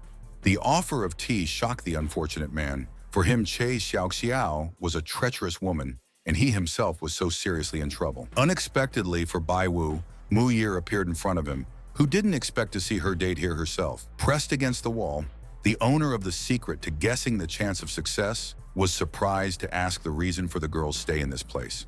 With the sudden appearance of an eyewitness, the boys were distracted, and Che Xiaoxiao kept her eyes on Mu Yer, asking if they knew Bai Wu. Pointing her finger to the side, Mu Yer talked about the broken car that she had to take to the workshop. Turning to Bai Wu, who was still being held up against the wall with his hands behind his back, Mu Yer asked him what was going on. For someone who was instantly sad, this situation was like being caught with a mistress at the most inopportune moment. Instantly, the guy was struck by a clever idea and realized what a great chance he had to turn everything in his favor. Bai Wu suddenly winked cheerfully at the girl who was looking at him with obvious concern and didn't understand what he was about to do. After asking Mu Yer not to take what had happened between him and Xiao Xiao as she thought, Bai Wu quickly rushed towards the girl. Dropping to his knees in front of his companion, the young man insisted that he had nothing to do with the police officer. Not only both girls were very surprised by this behavior of the guy, but also other witnesses of an unusual incident. Pointing at the stunned Che Xiaoxiao, the guy tried to prove to Mu Yer that the police officer was harassing her. In an appeal to Xiaoxiao, Bai Wu stated that he did not know her, but he himself had a girlfriend whom the guy loves very much, demanding to stop running after him. Blushing at the verbal attacks, Che tried to refute them, but it was already hard to convince the people around her otherwise. One of the witnesses called her beautiful, but is amazed by her terrible actions towards a guy who cheated with one of the beauties with whom he is popular. Outraged by what she heard, Che Xiaoxiao turned back to Bai Wu and yelled at him, denying her sympathy for him. Grabbing Mu Yer's hand, the guy pointed at the police officer again, accusing her of continuing to pursue him. After Mu Yer and Bai Wu exchanged glances, the former turned to Che Xiaoxiao and asked her to stop touching the guy since they were in a relationship. Hearing these words, the people in the crowd instantly focused, sensing the continuation of the scandal, and Che clenched her teeth in anger. Bai Wu, who was starting to get nervous, looked around and saw more and more people gathering around the three of them. As Che Xiaoxiao glanced at her opponent, it was as if she was trying to say something, but she couldn't say anything. Turning her attention to Bai Wu, the policewoman began to slowly approach him, as if she wanted to pounce like a tigress. Suddenly, the girl struck a strong blow with her fist on the guy's stomach, as a result of which he screamed in wild pain. Bai Wu was on one knee, clearing his throat, and Xiaoxiao was walking towards Mu Yer, startled by what she saw. After informing Mu about her lack of interest in the guy, the police officer advised the girl to be careful with Bai Wu. He is not who he claims to be. After seeing Che Xiaoxiao leave, the injured young man heard a question from the agitated Mu Yer regarding Guo's state of health after the experience. With a sigh of relief, Bai Wu was glad to be relieved of this problem, at least temporarily, thanking Mu Yer sincerely for it. Smiling sweetly, she recalled Bai Wu's previous help, which she had apologized for again, and now they were even. While the young people were talking pleasantly and the nearby citizens were starting to disperse, the lady in the red jacket was watching. Bai Wu was talking cheerfully to the girl, who was also smiling, as if their relationship was going through the warmest of times. Qing'an, who was watching them, became convinced of the guy's harassment of her sister, and now she won't let him get off so easily. The next day, while driving the car, Bai Wu thought about his indecisiveness to show feelings, but they were a problem and he didn't want to get involved with it. In the future, Bai Wu was going to stay away from love feelings and focus on making money. Bai Wu's whole life was made up, and only the money was real when he came back to the antique shop. Looking with a smile in the direction of the shopping malls, the guy felt this feeling familiar to him from yesterday, the feeling of money. What he saw shocked the young millionaire. He could not find the salesman Lao Wang among the shopping malls. A neighbor of the merchant told about Van's trip to the village to buy new goods, so the person will be absent from the workplace for several days. Thinking about the probability of getting into the hands of an authentic antique dealer, Bai Wu saw a 100% chance of success. Temporarily forgetting about seller Lao Wang, the young man began to look around, wanting to find antiques today. Bai Wu was startled by the system's mention of a 100% chance of finding the goods he needed, not understanding what it meant. His question about the chances of buying authentic antiques on the market was answered in 0%. Wanting to know the reason why the new data is so different from yesterday's, Bai Wu seemed to have antiques on the market, but couldn't find them without help. With a wave of his hand, Bai Wu, who had decided to act on his own, now intended to handle the purchase of the necessary items on his own. 30 minutes later, the guy was standing next to his neighbor Lao Wang and carefully examined one of the objects in the form of a glass. While looking at this item, Bai Wu also turned his attention to the other items put up for sale by the vendor. Suddenly, the young man saw a low vase in front of him, which is an authentic antique with 100% confidence. Excitedly addressing the merchant, Bai Wu inquired about the possibility of selling this valuable item to him. Laughing, the man named the price of 3,000 yuan, promising to give the buyer a discount of 5%. Making a surprised face, Bai Wu offered to give him a full 50% discount instead of 5%. While maintaining a cheerful expression, the merchant immediately agreed with Bai Wu for such an action when selling antiques. Also agreeing to a discount of 50%, the seller seemed to the guy to be the person who did not know about the authenticity of the goods. Looking at the display of his smartphone, Bai Wu was surprised by the lack of indicators on the chance of success, attributing this to a system failure. He opened his eyes wide in surprise when suddenly, behind him, Xingyan announced her willingness to buy this item for its original price. Out of the corner of his eye, Bai Wu looked at the lady he knew, not understanding the purpose of her being in the antique market. To the strong surprise of the guy, the seller instantly got to his feet and handed the girl the same vase, offering to take it away. Stretching out his hands, Bai Wu reminded the merchant of how he had arrived first, promising to pay 10,000 yuan for the rarity. Unwilling to back down, Xingyan coolly offered now 30,000 for a valuable item. Turning towards the girl, Bai Wu thought irritably that she was doing all this on purpose right now. Sighing heavily, the guy did not rule out the guess of the owner of the goods, who guessed a higher value of the goods than it actually is. Turning boldly to Qin, Bai Wu offered 50,000 yuan for the vase, although she would probably pay more if she got the trash. Not going to give up, the girl without any emotions agreed to pay the merchant 100,000 yuan for a rare copy. With a very friendly smile, Qin looked at Bai Wu and inquired about the change in the price tag.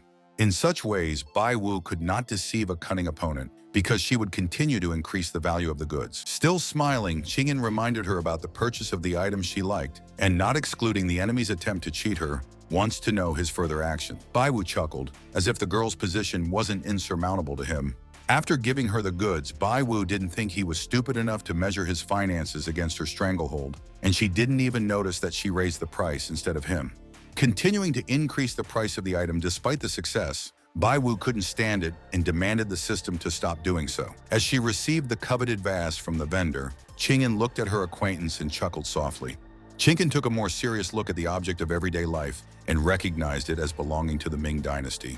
The girl thought about this mysterious young man and found him not so simple as he was at first glance. Frustrated, Bai Wu walked away from this place, where he had first failed to acquire antique porcelain. Seeing Qingyan behind him, the guy irritably pointed out the pursuit. But the girl does not see the ban on walking on this road. When Bai Wu approached another merchant and offered 100,000 yuan for an item he liked, Qingyan agreed to pay 200,000 yuan behind his back. While studying another item, Bai Wu might have paid 3,000 for it, but behind him, Qingyan was willing to pay 100,000. Unable to contain his emotions, the young man turned towards the girl and aggressively pointed out that the item belonged to the Qing dynasty. Trying to find out if she was doing it on purpose, Bai Wu's response was that it was his problem if he couldn't afford to buy a particular item. After accepting Bai Wu's opportunity to try to raise the price, the girl assured that she had a lot of money, so she didn't care. Qingyan suddenly came very close to the young man, much to his surprise. Qingyan took the guy by the shoulder and reminded him about his 20th birthday and leaving school.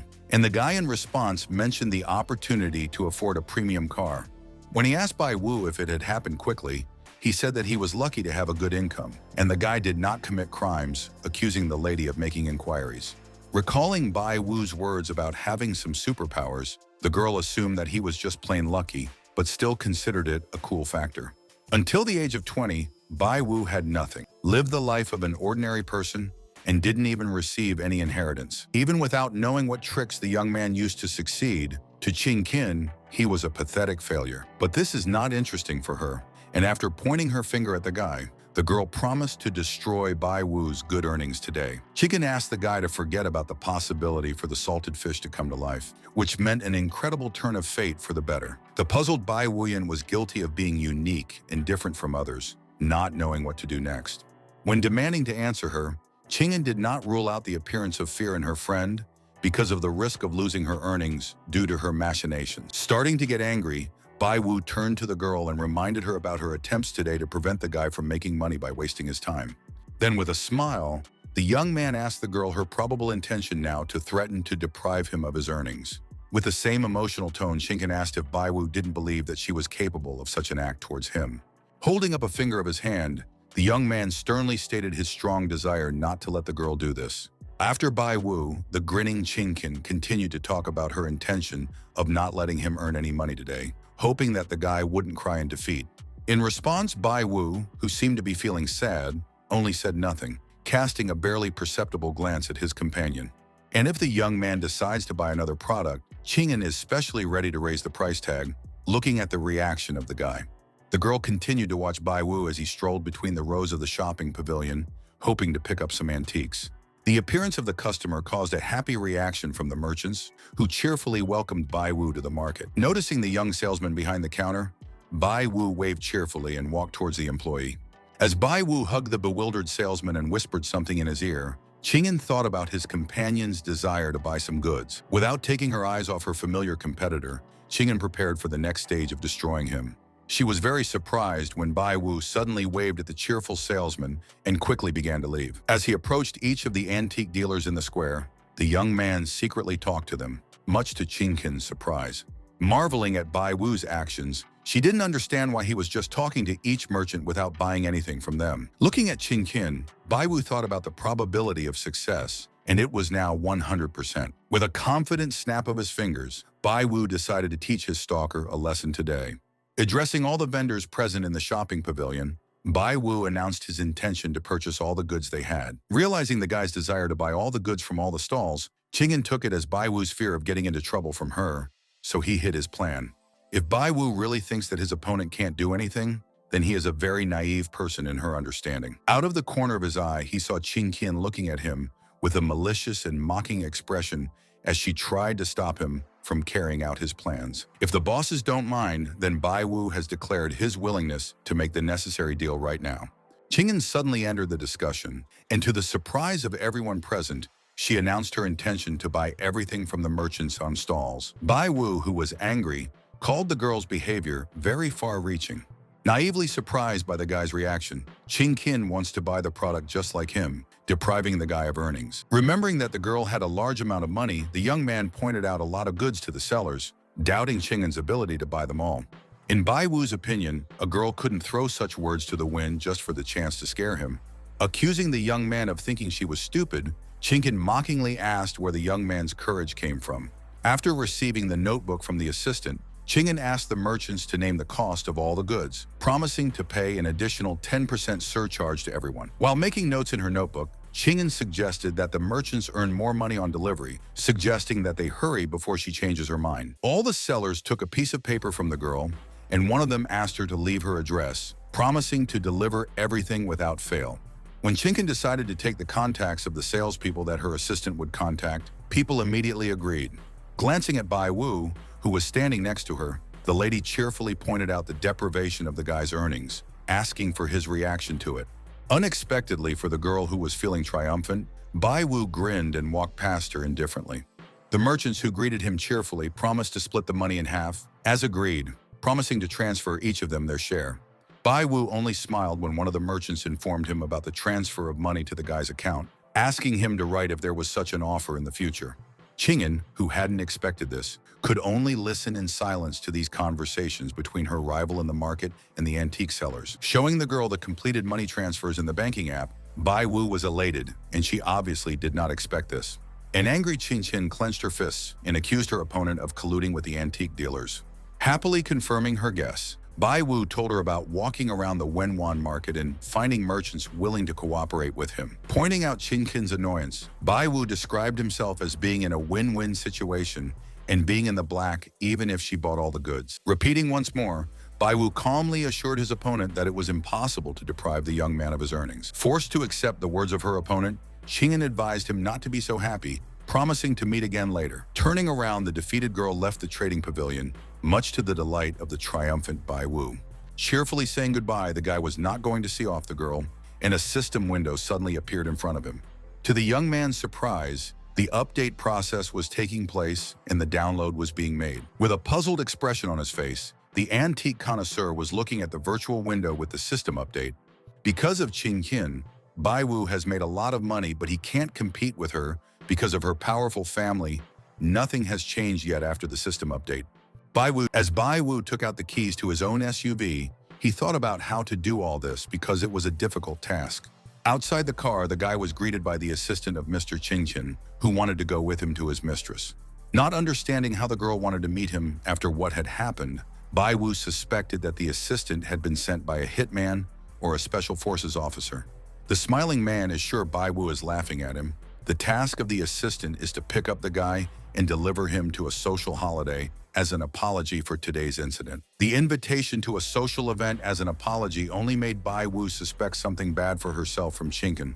On the one hand, Bai Wu couldn't go anywhere because of the risk, and on the other hand, when else would he have the opportunity to expand his social circle? Having already looked at the assistant of his rival in a suit with a smile, the young man agreed to go with him to the event. 1 hour, the girl did not think that the guy approaching her would come to the event after the scandal between them.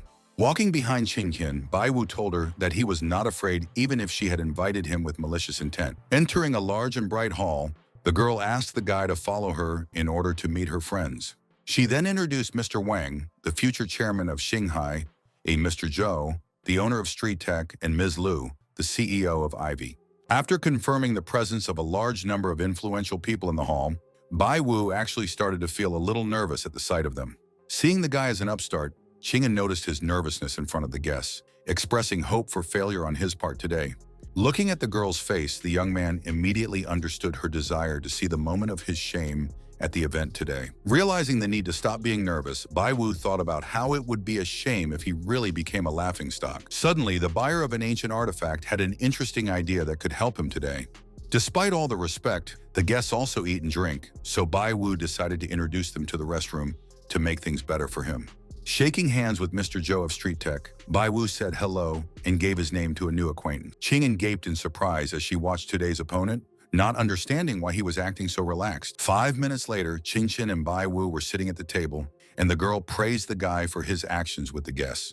Honestly speaking, the lady was very surprised at how quickly the young man managed to find a common language with high-ranking guests. While holding a glass of red wine, Bai Wu mentioned the lack of much difference between people of the upper and lower classes. Qingqian, who was quietly grinning, doesn't agree, because the difference between the classes can be seen even with the naked eye. While the guests of the event were having an interesting time in the Great Hall, talking and sitting at tables, a shaven-headed man entered. Calling the gentlemen and ladies to go to the auction hall, taking their seats, the man announced the imminent start of charity auctions. Bai Wu, after hearing Qingqian call him a redneck and offered to explain the bidding process, Bai Wu rejected all of this because he knows what an auction is all about. Taking out a box containing a Ming Dynasty porcelain cup, the lady announced that she wanted to put it up for auction, and Bai Wu is well-versed in antiques. Quickly pushing the box with the valuable items to the guy, the girl expressed the hope of receiving help from a friend in evaluating the bowl. Bai Wu clenched his hands at the suggestion and asked what he would get in return for evaluating Qingqian antiques. With a wave of her hand, the owner of the Ming Dynasty porcelain called herself kind and allowed the guy to sell the item in her own name. After reminding Qingqian of Bai Wu's own desire to earn money and impress the guests, the young man agreed because this was a good opportunity. Scowling at the girl, Bai Wu rejected her offer due to his personal distrust of her intention to just help him. As Bai Wu stared at Qingqian, he decided that it was best not to trust her, since he was 80% sure that she was trying to deceive him.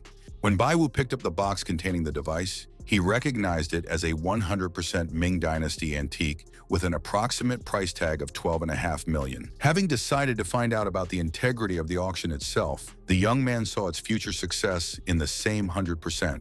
Letting out a sigh of relief, Bai Wu stopped worrying that the antiques were real and the auction would be fine. The guy thought too much, but if his friend comes up with something unusual again, he has a system for such a case. In response to the box of antique china being promoted by the guy, Qingqian wanted to hear his agreement or denial, in the latter case promising not to be kind. With a smile on his face, the young man immediately agreed, because he loves kindness very much. The shaven-headed man was preparing to present the first lot of the charity auction when Bai Wu walked up to him. Looking back, he saw Qingqian looking at him with a look that was hard to read with emotion. Going to the Ming Dynasty Bowl auction, it seemed to the person that Qingqian was 100% planning a bad thing against him. Bai Wu thought about the need to think about the bad things, and the auction organizer announced the guy himself as the representative of the first lot. Approaching the counter, the guy held authentic antiques in his hands and was 100% sure of his success. Before giving a speech to the assembled auction participants, Bai Wu decided to learn about potential tricks in his direction from Qin Qin. With a big smile, the guy greeted all the people present at the event and said his name. After announcing his desire to present his own lot to the public, Bai Wu lifted the lid and revealed a roll of toilet paper. A feeling of fear and at the same time a strong sense of bewilderment came over Bai Wu at this unexpected moment. One guest was surprised by the lot in the form of toilet paper at the auction. Another man ironically appreciated the efforts of the organizers to create such an atmosphere. Bai Wu couldn't help but stare at the large crowd, and he knew that there was clearly something bad lurking here. Being so terrified, Bai Wu couldn't even move, but he had calculated everything and felt the antiques in the box. And suddenly the young man was struck by a sudden and intelligent thought, which gives a reason to quickly understand everything. Bai Wu recalled how before going to the auction, Qing'an had asked him to pick up an earring that had fallen right next to his foot. As soon as the naive Bai Wu went down to pick up the earring that was actually on the floor, Qin Qin quickly changed the boxes. Covering his face with his hand, Bai Wu recalled this exact moment, not doubting the cowardly act of the friend who had invited him to the auction. Realizing how far Qin Qin had gone, he looked in her direction and saw the girl's satisfied expression. The shaven-headed host of the event mockingly asked the guy if he intended to go to the toilet if he brought a roll of paper with him. At this time, Qin Qin was drinking a cocktail and laughing with Bai Wu. She was sure of his complete disgrace. In case of escape, the guy will disgrace himself even more. He needs to find a way out of the situation, come up with something. Anyway, today is ruined. Urging Bai Wu not to create a show, the guests reminded him that they were going not to watch him fool around, asking the host to remove the unfortunate person. The host was forced to call Bai Wu down after voicing the guests' demands. Clenching his fist, the frustrated Bai Wu couldn't just give up and drop his hands after such an unpleasant moment. In an attempt to force himself to remain calm, Bai Wu hoped for a way out of this situation, given the 100% success rate of the auction. Realizing that it is impossible to rely on the system in the current situation, the guy decided to use his skills and abilities. In addition, it is not for nothing that the young man spent so many years writing all sorts of books. Smiling, Bai Wu took a roll of toilet paper in his hand. And even if the guests saw it like this, it was a very important thing for the young man himself. Some of the auction guests were surprised by this unexpected turn of events, while others listened to Bai Wu with a kind smile. Qing'an watched her friend's performance with obvious displeasure, not understanding what he was up to this time. Continuing his speech, the guy assured that the guests might not believe how, as a child, he, a tall, handsome, and courageous man, cried. One day the boy was walking home, and the classmates standing behind him laughed at his tears and insulted the girl for her daily sobs. In such a sad state, he appeared before his own parents, continuing to sob bitter tears. The boy's mother put a bowl of noodles and an egg in front of him in honor of his birthday, and the father gave his son a new roll of toilet paper. After stopping eating for a while, little Bai Wu asked his father why he had given him a roll of toilet paper in particular. Calling his son a real man, the parent patted him on the head and reminded him that such people never cry. The next time Bai Wu wanted to cry, his father advised him to wipe his tears with paper because he would always support his son no matter what happened. The puzzled boy picked up the roll and looked at his parents in surprise. After that, the guy's parents left this world, his family lived in poverty, and Bai Wu was left with debts and this roll of toilet paper. Sighing, the guy told about the experience in his soul of the desire to cry at the memory of his own father. After enduring a huge amount of life's adversity, Bai Wu continued to remember his father's instructions and remain strong in spirit. So, step by step, Bai Wu walked towards his goal, and finally here he is, and half a roll of toilet paper is his evidence of struggle. Today, on this important day, the young man made a serious decision to sell this roll at a charity auction. When the guy finished the touching speech, some of the guests reacted indifferently to it and remained silent. Qing'an stared at her familiar antique dealer in amazement, not understanding how he managed to do this. Noticing how other people present at the event turned away and drank wine, the girl was delighted with the defeat of the guy. Due to the lack of standing ovations and applause, Bai Wu decided that he had failed again, and failed in the task of getting out of the scrape. Suddenly, a man in a suit and smoking a cigar praised the story of the person he liked, which touched him, and offered 10 million. This pleasant comment made Bai Wu happy, even though he didn't quite believe what the gentleman said at first. The shaven-headed host was congratulating the lucky guy on his victory, and Bai Wu looked at him and didn't understand why he looked so much like a donkey. Exhaling happily, Bai Wu praised himself for having experience in writing novels, but at the same time felt a little ashamed. Glancing to the side, he saw Qin Qing still standing there, waiting for him. Suspecting the girl's desire to set him up, the young man chuckled, being prepared for such meanness on her part. Going out with the bag, the lady agreed with the opponent's luck this time, but asked to remember that luck is not infinite. Baiwu watched not only Chinkin leave, but also all the other people leaving the auction hall. With a sigh, the young man perceived the plan to meet famous guests at a social event as a failure. After remembering his friend Chinkin from the past, the young antiques connoisseur thought that without her, no one would pay attention to him. Tilting his head, the unfortunate guy was thinking about the future, when suddenly a luxury red sports car stopped next to him. Turning his head, the young man saw Mu Year driving the car and the same man who had bought his toilet roll. Immediately recognizing this well-to-do and solid gentleman, the young man couldn't understand why Mu Year was standing next to him. A few seconds later, a sports car with a man and a woman headed towards the exit from the parking lot. While thinking about the connection between the two, Baiwu found out about Mu Year's joint business with this gentleman and their upcoming wedding. Assuming an improvement in his own abilities, Baiwu compared it to the system upgrade. After hearing about Mu Year's impending marriage to a man, Baiwu understood the reason for her cold behavior towards Qingqian, and now everything was clear. Since it is so difficult with the rich, the guy decided not to go to them. For him now, the most important thing is to earn money in peace. As he strapped himself into the driver's seat, Baiwu thought about finding help from antique dealers, since he didn't know much about this area. Immediately, the young man recalled his familiar merchant Lao Wang, not knowing if he had managed to find anything interesting recently. After being notified of the seller's possession of valuable items, Baiwu was overjoyed, finding it surprising that the guy was getting rich from the excellent search for the merchant. The next day, Lao Wan was talking to someone on the phone and hurrying a certain person whom he had been waiting for several hours. After finishing the phone call, the salesman exhaled, not knowing who was standing behind him at that moment. Turning around, Lao Wan saw the smiling Baiwu that he hadn't expected to meet at the antique pavilion today. After recognizing an old acquaintance, the merchant asked him to leave immediately. There is nothing for Baiwu Wu person today. Still smiling, the young man urged Lao Wang not to be so vindictive because he had come to discuss cooperation between them. To the baffled salesman, Baiwu reminded him of the eternal luck of the one that always makes Wang find expensive antiques, and the guy can determine their true purpose.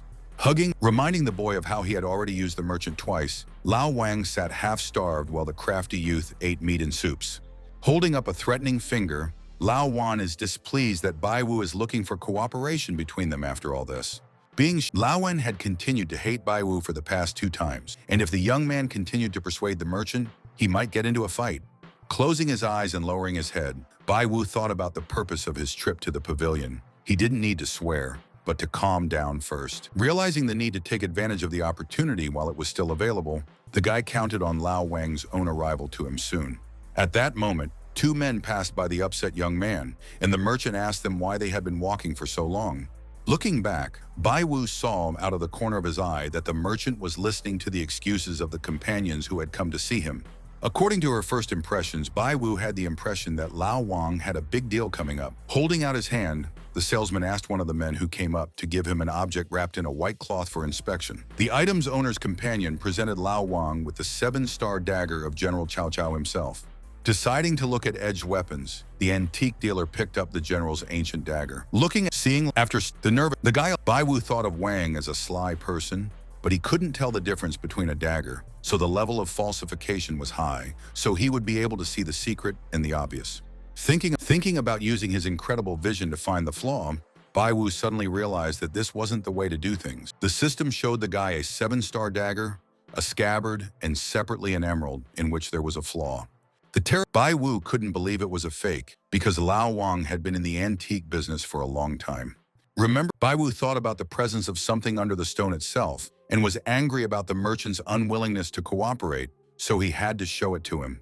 Grinning, with a wave of his hand, Baiwu good-naturedly advised Lao Wang not to hide the weapon, calling the 7-star blade a fake. After saying this, the 2 men who had brought the dagger to Wang became very nervous, and the merchant himself didn't understand what Baiwu was talking about. According to the young man, the seller completely lost his own face by contacting such products. Recalling 10 years of experience in antiques and the ability to distinguish a fake from a real thing, the person did not see damage to the blade or shape. The guy not excluding the blade's originality, Vaughn suspected Baiwu of wanting to use the situation for cooperation, but the merchant didn't need to. When asked, while urging the merchant to stop, Bai Wu promised to pay the merchant 100 times more if he made a mistake in his work. After gloatingly, Lao Wang, calling the guy Master Bai Wu, offered to open their eyes to the place where there is a fake in the dagger. Chuckling, he grabbed the blade and promised Lao Wan that he would teach him a good lesson today. To the great surprise of the merchant and outsiders, Bai Wu was looking at the so-called 7-star dagger from all directions. While holding the two items in his hands, Bai Wu continued to perceive the blade as a combat weapon, and Vaughn didn't understand what it was going to do. With a smile, the boy held up the bottle as if he was about to cut it open with a 7-star dagger. Bai Wu, not only the men who showed the dagger, but also the outsiders, along with Lao Wang, were incredibly surprised by the guy's actions. An angry antique dealer approached the guy, raising his hands, promising that he would not live. But nothing. Putting the dagger almost right in front of the merchant, the guy asked if the man was sure of the existence of a QR code during the Three Kingdoms period. On the hand, startled, forgetting about the guy, the angry salesman cursed those who brought him the dagger, accusing them of trying to deceive him. When Lao Wan turned to look at the two men, he didn't see them there anymore, but continued to resent their bad behavior. Turning his attention back to Bai Wu, who was standing next to him, Wang asked how he knew about the fake. At the same time, the seller of antique items had the idea of hiring Bai Wu of the two to try to sell the item. Did Lao Wan think that if he could probably create fakes of this level, Bai Wu would be looking for him? Raising his hand, the young man urged the merchant to think, because Bai Wu also has a talent.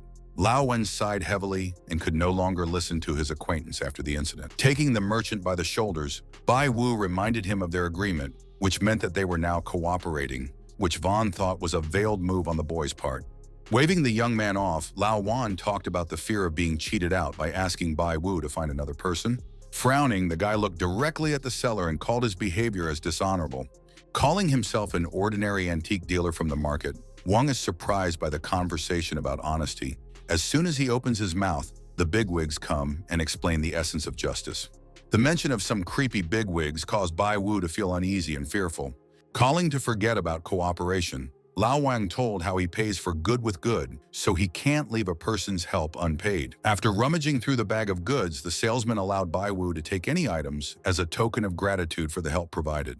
Hearing the guy complain about the garbage, the merchant was angry because all this was actually exchanged. Wang took out a red outfit from his bag and asked the boy to look at this kesu that Xuanzang himself was wearing. Pointing to two cigarette buttholes, Bai Wu asked the merchant in displeasure which theater company he had stolen the costume from. Without any intention of backing down, the man took out a bowl, calling it a Jingyang wine cup that belonged to Wu Sun himself. Bai Wu thought that this bowl was made out of ordinary noodles. He was interested in whether the merchant had any normal items. To demonstrate just such specimens, Lao Wang reached into the bag, promising to get a good product that had disappeared somewhere. Seeing the pile of trash, Bai Wu saw the merchant's life as a failure, while the young man himself profited at his expense. And it is not surprising if Wang does everything on purpose. Finally, the salesman began to get out of the bag wrapped in a wrapper, things that he wanted to show his friend. Surprised, Bai Wu didn't understand anything and ventured to suggest that the merchant had stolen these items while exercising in the morning. Lao Wang intriguingly asked the young man to open his eyes to take a closer look at the novelty. The man then displayed the twin swords of one of the most powerful generals of the Three Kingdoms era, Liu Bei. The mocking Bai Wu's first impression was of a new deception, that the items weren't real. But in the next instant, the guy was very surprised to learn about the absolute authenticity of the swords that really belonged to Liu Bei. When the guy asked him about the original swords, the merchant immediately confirmed their authenticity, but he can't give them to Bai Wu. And thanks to the weapon, Wang will start a new life. Looking at the blades affably, Bai Wu acknowledged Wang's possession of such weapons, calling it a godsend. But with this weapon, Bai Wu suddenly realized that he would definitely be able to negotiate with that very person. The two people smiled at each other as Bai Wu thought about how he could get these important swords. After expressing his hope for a full study of the sword boy, Lao Wan chuckled at his thoughts regarding the merchant's lack of good things, considering him to be envious. Recalling the recent 7-star dagger, and now the twin swords of General Liu Bei, Bai Wu accused the merchant of fanaticism before the Three Kingdoms. The self-satisfied merchant asked the young man to look at the condition of the weapon's shape and structure, as well as the detailed design. In response, Bai Wu reminded the vendor of his similar words regarding the 7-star dagger. Lao Wan was immediately confused and didn't know how to properly respond to the person who had helped him evaluate the fake dagger. Bai Wu leaned over to the antique dealer and asked for his opinion on whether these swords might have a QR code. Instantly sad, The salesman turned his head and glanced at the 7-star blade that was among the other items. The dagger and swords looked exactly like the original, and the creator was described by a frustrated Lao Wang as a magnificent man. Raising his head up, the man remembered the dream of collecting a collection of Liu and Chao weapons and selling them at a sky-high price, but it didn't work out that way. Unable to stand it, Lao Wang shouted out his displeasure at the fakes he constantly came across. The Lord clearly wanted the unfortunate man dead. Due to another setback, Bai Wu suggested that the seller set a price for the swords that the young man needed, but he did not intend to bargain. With a wave of his hand, the enraged Vaughn reminded him of his promise to repay the boy by offering to take the swords as a gift from him. Bai Wu was very grateful to Fat Wang for such an impressive gift, but the shopkeeper didn't care anymore. Glancing over, he saw Lao Wang, who was mentally calling himself a loser, sitting down on a chair and lighting up a cigarette. When Bai Wu decided to look for something that the merchant could earn, he thought it was the right way to go. Otherwise, he also felt guilty. At first, the guy did not want to meet Che Lao, but he turned out to be a good bigwig among antiques dealers, so a simple gift at the meeting will not be enough. Bai Wu visualized a pyramid where the mysterious customer was at the top. The authority Che Lao was next, the guy himself was third, and Wang was even lower. While thinking about his next move, Bai Wu intended to give these swords to Che Lao, because indeed such excellent things will meet a good owner. Carrying ancient swords, the young man was approaching the shop where he had previously met the esteemed Master Che Lao. Looking at the shop sign, Bai Wu thought about how he would not meet Che's uncooperative assistants again. Entering the store, the young man saw an employee in a blue dress who was engaged in antique items. After Bai Wu approached the girl, he greeted her and inquired about Che Lao, wanting to find him here. Smiling, the employee cheerfully apologized to the guy, but Mr. Che Lao is busy and temporarily does not receive. Thinking about the old man's desire to meet him when he found out about the guy's visit, Bai Wu saw a 100% chance of this happening. The guest asked the girl to tell Che Lao that he, who had sold the porcelain to Tang Sanchai last time, had come.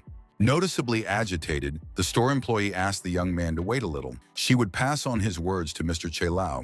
Suddenly, a loud voice spoke to Bai Wu about his new visit. Starting to get nervous, the young man calmed himself down. Setting up the lack of need to be afraid, he has already come, so you should keep yourself in hand. Bai Wu managed a half smile and waved at Lady Lao, reminding her that they had just met again. Going out to the gym, the girl suddenly began to exercise to the strong surprise of her friend. Bai Wu, not understanding what was happening, continued to observe the lady's actions. Rising to her feet, Lady Lao waved her arms and regarded her grandfather's guest with displeasure. Recalling Bai Wu's frequent appearance on her path, the girl announced her intention to teach the unfortunate man a lesson today. The words of the threat came out like a bolt from the blue, and the urgent alert indicated a 100% strike if Bai Wu continued to stand.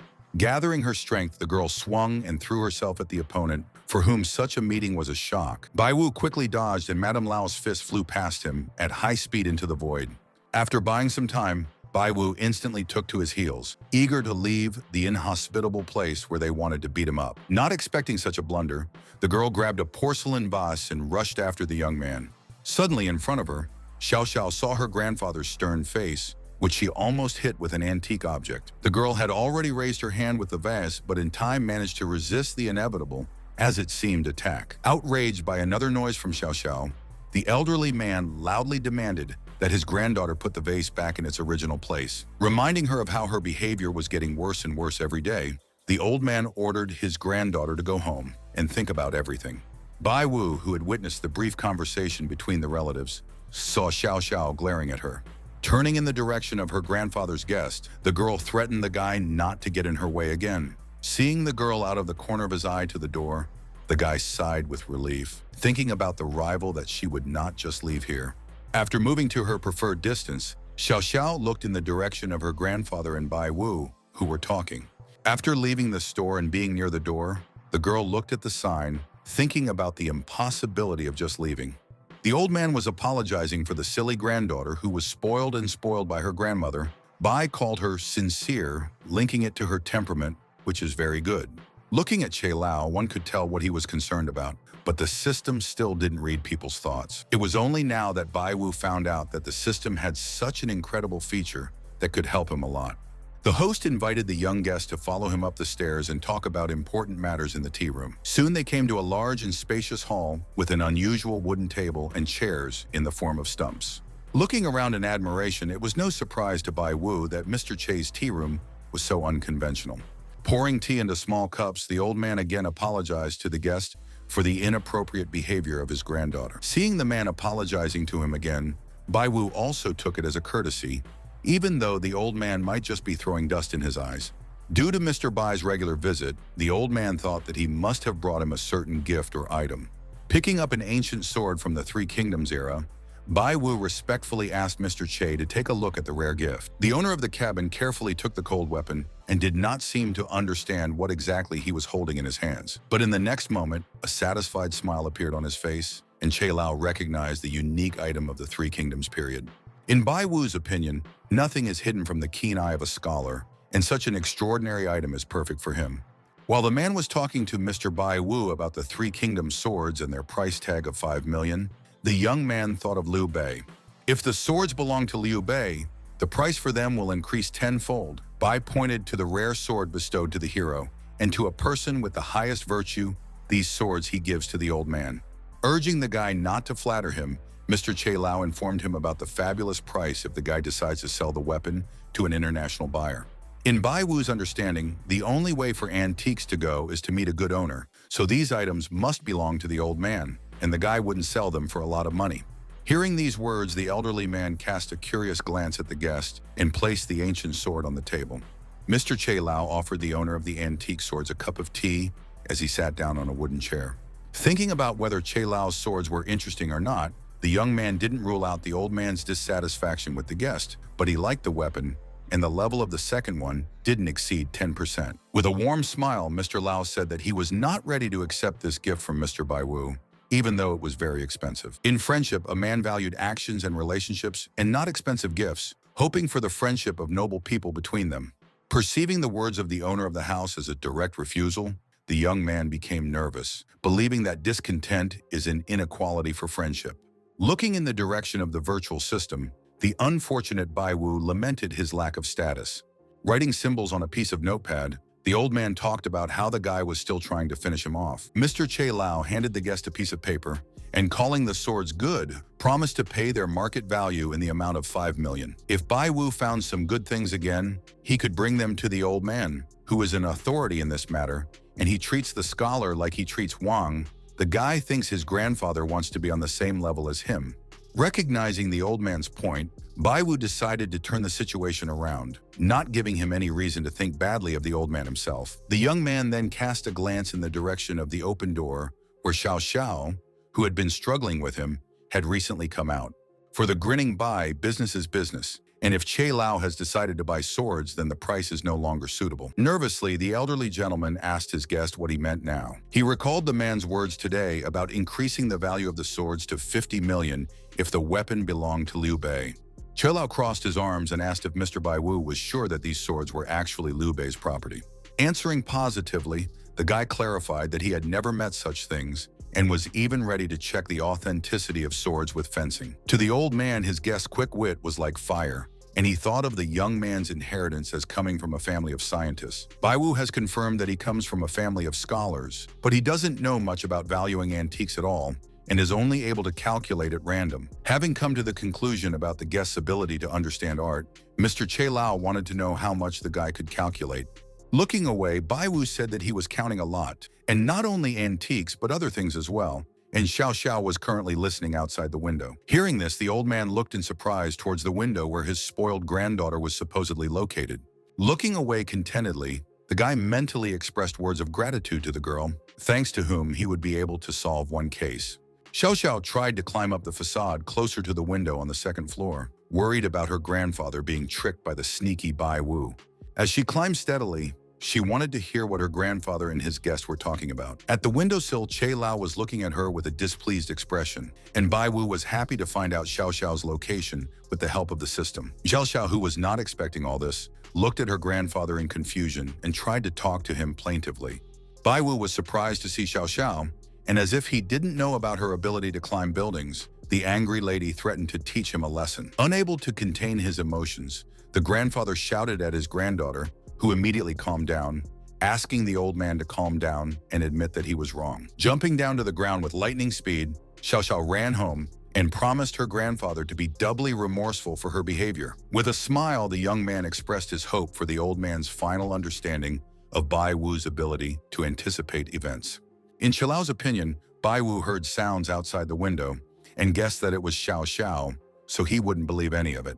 After saying this, the young man came to the realization that the old master wouldn't believe him so easily. When the boy asked him what he should do to make the old man believe him, Che assured him that the old man wouldn't ask such a question if he had the gift of foresight. Realizing that Lao had given him a checkmate, Bai Wu decided to come up with something urgently.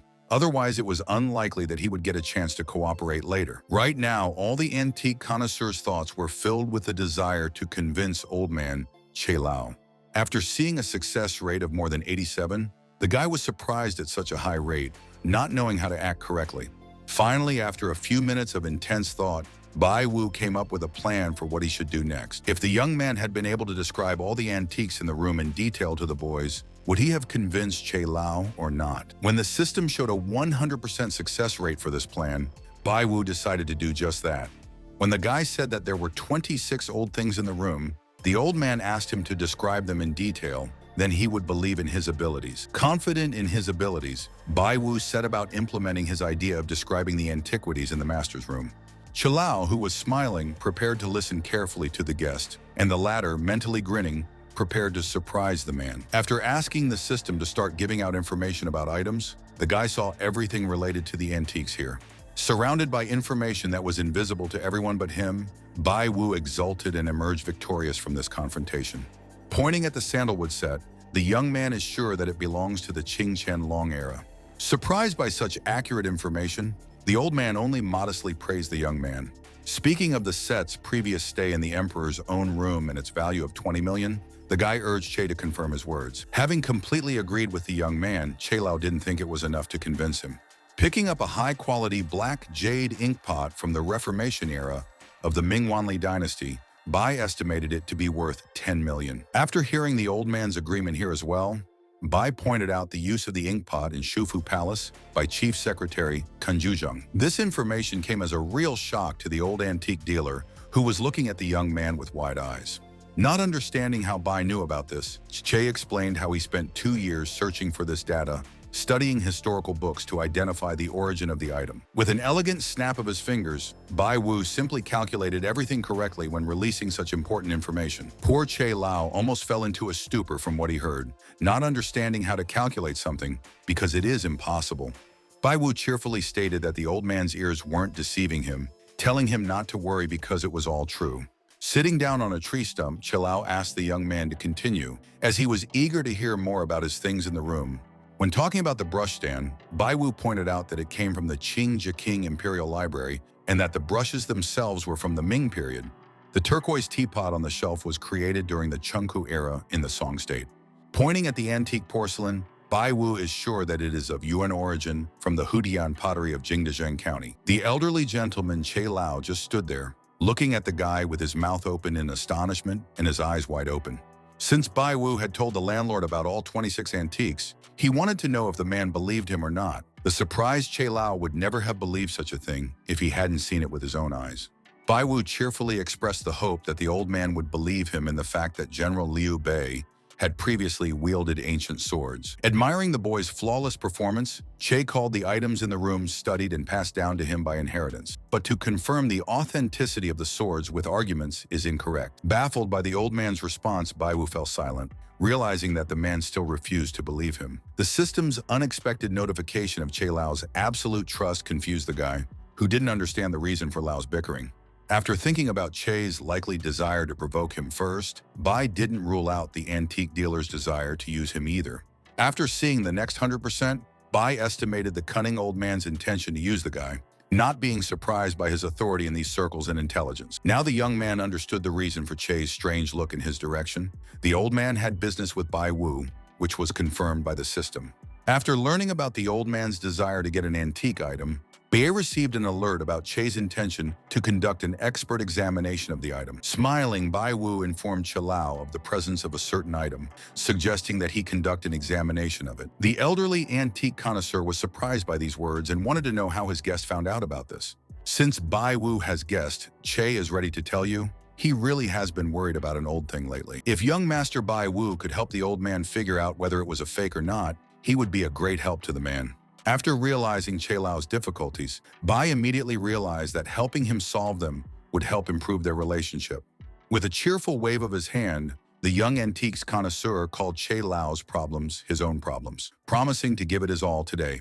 Looking at his younger companion with admiration, the man hurried to express his own gratitude. After that, the owner of the house and his guest went down the stairs to the basement. Looking around in surprise, Bai Wu didn't expect to see such a spacious and large basement here. At the exclamation of the guest, the old man pointed out the need to remain cautious because so many valuables need to be well guarded. As he neared the huge iron door, Che recalled how he had once accidentally obtained a vase with 9 dragon patterns, a masterfully crafted masterpiece. After that, Bai Wu felt that the old man was very influential in his field because he kept valuables in a high-class place. Compared to him, the guy and Wang were nothing. When he reached the metal door, the owner of the house began to twist the round handle to open it. After that, Che Lao and Bai Wu entered a large room where valuable artifacts from different times were stored. When the old man told him about the use of various methods and the item he was interested in was still genuine, Bai was surprised that his grandfather had any doubts. But at the same time, dear Mr. Che Lao himself did not understand why everything had turned out this way. He's always worried that something's wrong, so he can't make a deal. If Bai can prove the authenticity, Che will buy the vase. Despite the final result of the planned examination, Mr. Lao will still thank the guest with 10 million yuan for his work. Looking thoughtfully at the owner of the house, the young man was surprised at the old man's suggestion that the guy was only here for money. After seeing the system's notification that the old man was 100% correct, Bai Wu asked Tu to shut up, since his goal was far from being financial. As the two companions approached another door at the other end of the corridor, Che informed Mr. Bai Wu of the location of the item behind the wall. Sighing heavily, the young man with a frown on his face was about to enter another vault. At the old man's suggestion to go inside, Bai Wu suddenly asked the man to enter the basement first. Once inside, Bai Wu saw a large porcelain vase with various images placed on a special platform. Bai Wu's astonishment was boundless, and this incredible thing was truly amazing to him. Pointing at the item, Che pointed out that it was the same dragon pattern vase with a market value of 1,300,000,000 yuan. Sweating with great excitement, the young man cast an astonished glance at his companion, hardly believing in such a huge sum of money.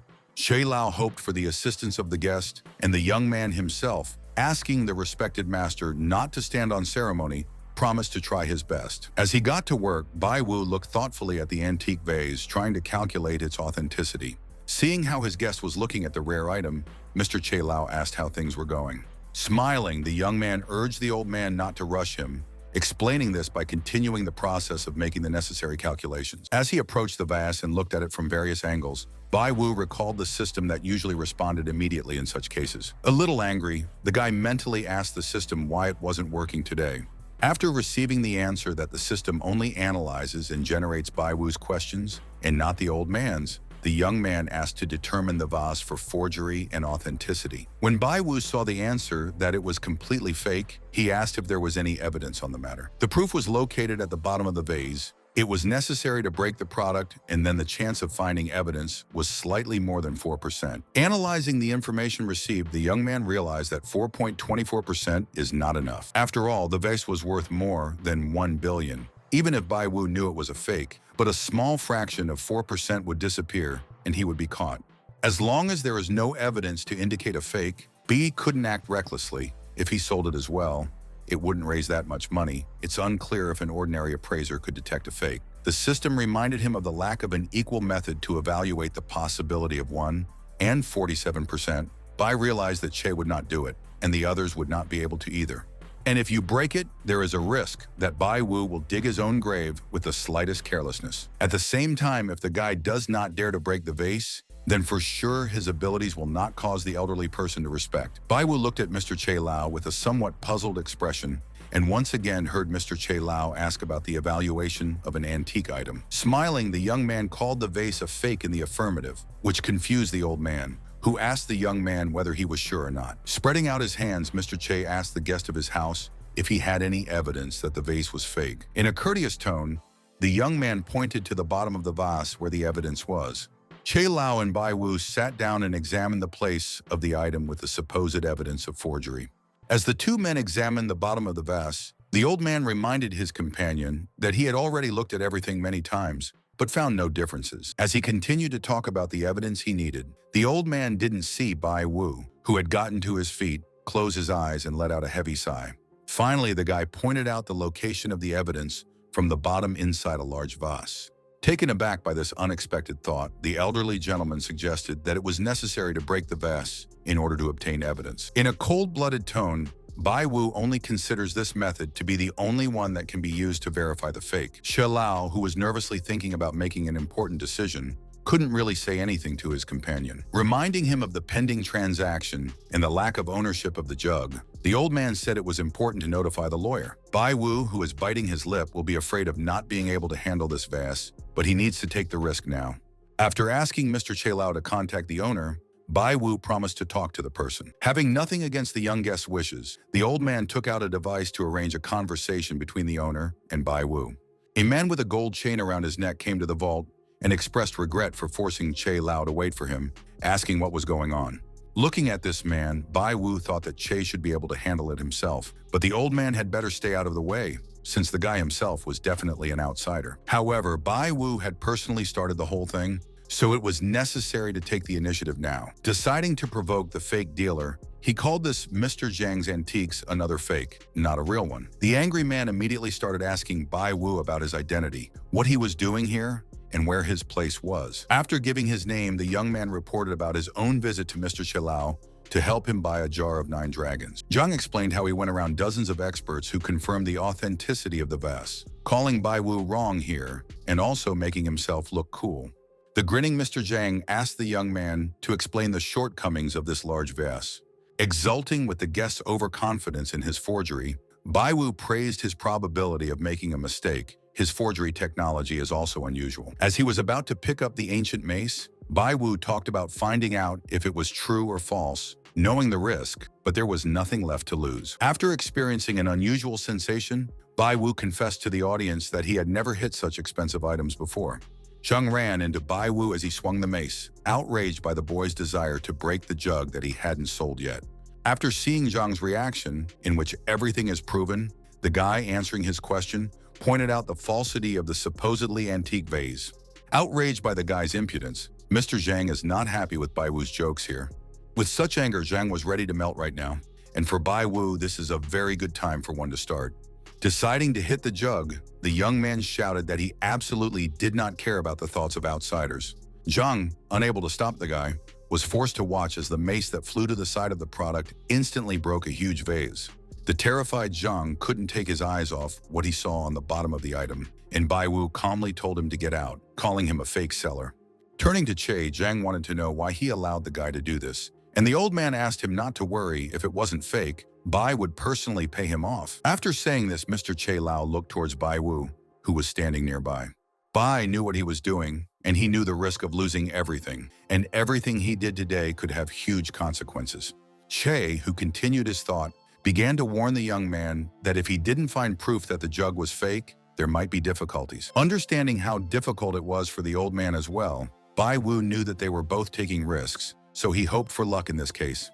Mr. Zhang solemnly turned to Bai Wu's direction and gleefully appraised his behavior. As the young man continued to break the remains of the jug, he frowned, as if anticipating possible misunderstandings. Grabbing the bottom of the vase, the guy tried to find the same flaw, but did not pay attention to the reverse side of the fragment of dishes. With another swing of the mace, Bai Wu suddenly took the risk of breaking the spot of the flaw if he continued smashing the vase. The system reported a risk rating of more than 58%, which almost made Bai's heart sink because he was so close. Having decided to change tactics, the young man began to knock the ball of the mace on the fragments of the jug in order to find the problem area. There was more than a 13% chance of destruction, and Bai knew that the denouement was approaching, but it wasn't too far away. As he enthusiastically hammered the broken vase with his mace, he didn't see Zhang and Che Lao standing behind him in shock. Mentally unsure of why this was happening, Bai lamented his bad luck as he couldn't just screw up like this. Overjoyed, Zhang reminded Che of what Bai Wu had said about the fake, but he kept hitting him, and there was no proof, which was a huge loss, and the old man promised to pay extra if everything went wrong. Noticing the dungeon master's gaze, Bai Wu was nervous to think if he really couldn't detect anything. Just as he was thinking about his end, if he couldn't explain himself to the old man, Bai Wu suddenly hit something resounding. Shouting at the top of his voice, the young man was already hoping for a chance to find the flaw. Quickly sorting through the pile of fragments with his hands, the unfortunate Bai Wu couldn't find anything, almost panicking. Unexpectedly, he took out a small fragment of a vase with a plate that corrected the case in his favor. In a solemn tone, the young man, showing a piece of the jar with a plate, asked people to look at it with their own eyes. Mr. Che Lao picked up the shard in his own hands and examined it with concern. In the process of careful study of the plate, an elderly man saw on it the QR code necessary for scanning. The stern old man immediately demanded an explanation from Mr. Zhang, who fell down and refused to believe what had happened. The unfortunate man was being carried away by Mr. Chi's assistants, and Bai Wu was relieved to be relieved. And at that moment, the guy remembered about the presence of a QR code in the broken blade, which means that they were produced in one place. Che Lao expressed his deep gratitude to Mr. Bai Wu for the work he had done, who was always happy to help, asking him not to be so nice to him. Handing the card to the young man, Mr. Che asked him to call the number indicated there in case of problems. Lao would be happy to help him. Accepting the card, Bai Wu thanked the man for his generosity and expressed confidence that he would definitely need it. The guy was now completely elated because everything worked out for him. From now on, he has his own full-fledged patron. As he was leaving the shop, he remembered receiving 50 million for the twin swords, 10 million for helping Che. He was extremely lucky today. Resolutely raising his hand, Bai Wu knew that it was time to take the next step and earn even more money. After leaving Mr. Che Lao, Bai Wu drove his car along a wide city road, leaving behind skyscrapers and people. Thinking back to the antique dealer Lao Wang, he thought with a smile about the need to visit this friend of his. Since Bai Wu had managed to make friends with such a powerful antiques authority as Che Lao, Fat Wang wouldn't be able to resist all of this. Having decided to hand over $10 million for the twin swords to Vaughn at once, the young man was confident that the seller's refusal was impossible. When Bai Wu first pulled into the shopping pavilion avenue, a minivan with unidentifiable masked men was seen pulling up next to Wang. The villains began to push the unsuspecting man into the car, despite his screams and attempts to resist. Startled by what he saw, Bai Wu suspected that it was a kidnapping and received a response from the system with a 75% chance of such a case. After that, the group of villains with the kidnapped Lao Wang rushed away, turning on a huge speed in the car. Bai Wu made an urgent decision to catch up with the intruders and turn the steering wheel in the direction their car was heading. Rushing in pursuit, the young man could not leave the familiar antique dealer, thanks to whom he made a good living. During the chase, Bai Wu saw the criminals car drive into the territory of a certain enterprise, surrounded by a long and high fence. Stopping not far from this building, Bai Wu pondered the reasons why the villains had kidnapped Wang. The guy did not rule out kidnapping for ransom, but the probability of such a scenario was only 12%. Bai Wu didn't think it was a big deal, so he picked up the phone to call the police. Seeing the lack of network connectivity, Bai Wu was horrified, because in his understanding, the signal should have been picked up all over the world. The probability of blocking the signal with a special device was 95%, and Bai Wu was thinking about going to this gang.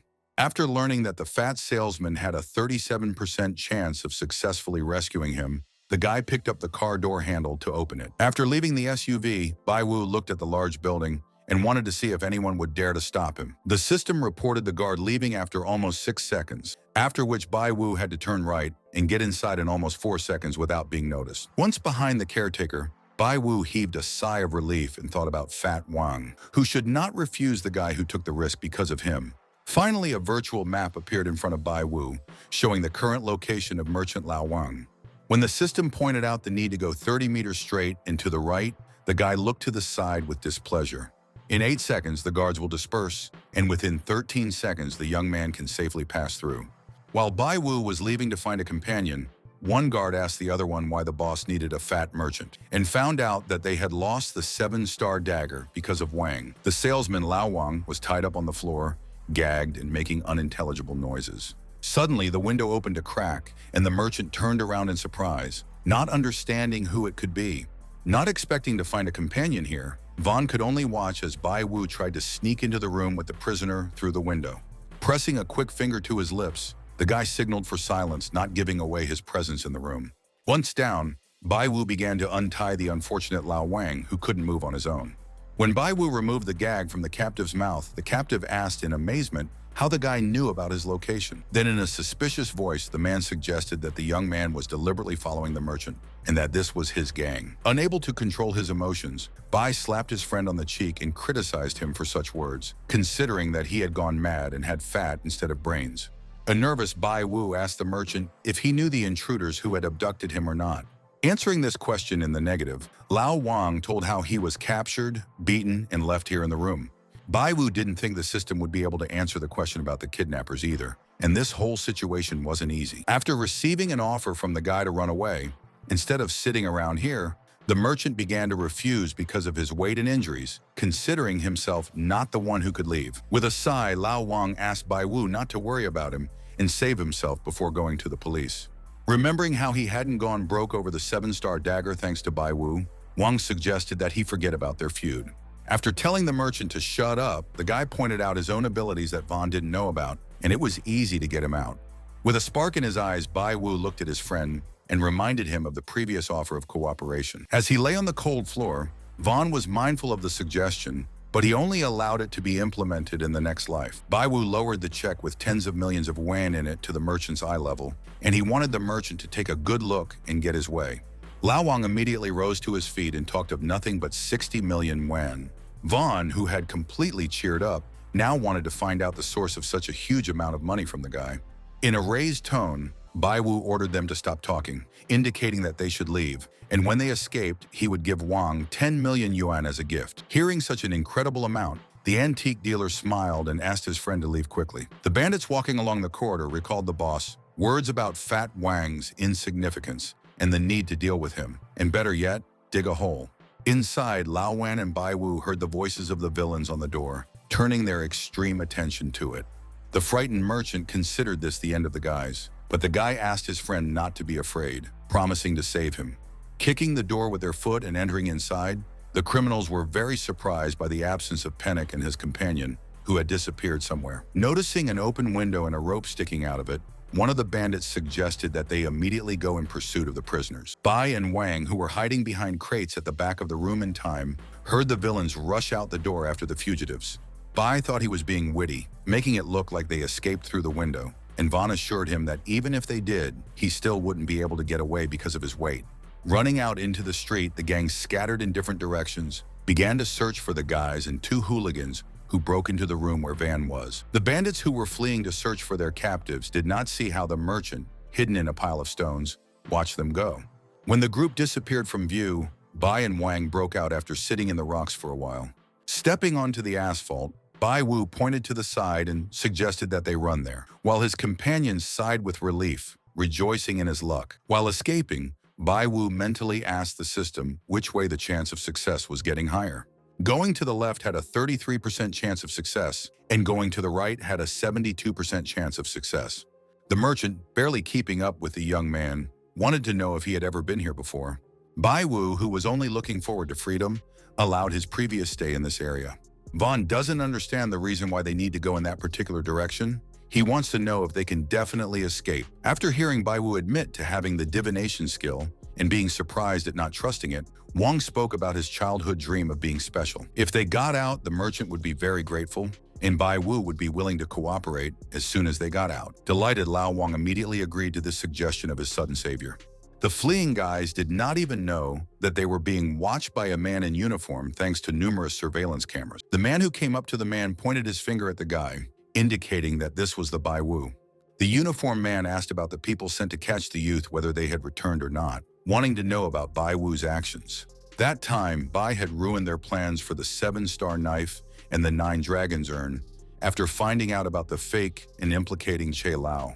While lighting a cigar, the uniformed man expressed his confidence that it was impossible for Bai Wu and the merchant to interfere with him, since Che Lao was the real hindrance. Agreeing with Pan Ye, the speaker compared the escapees to shrimp that failed to create large waves, promising to deal with Che by catching him. Suddenly, the uniformed man instantly got to his feet and landed a heavy punch on the guy to his utter surprise. Pan Ye glared at the assistant and called him an idiot for saying that old Master Che Lao had been captured.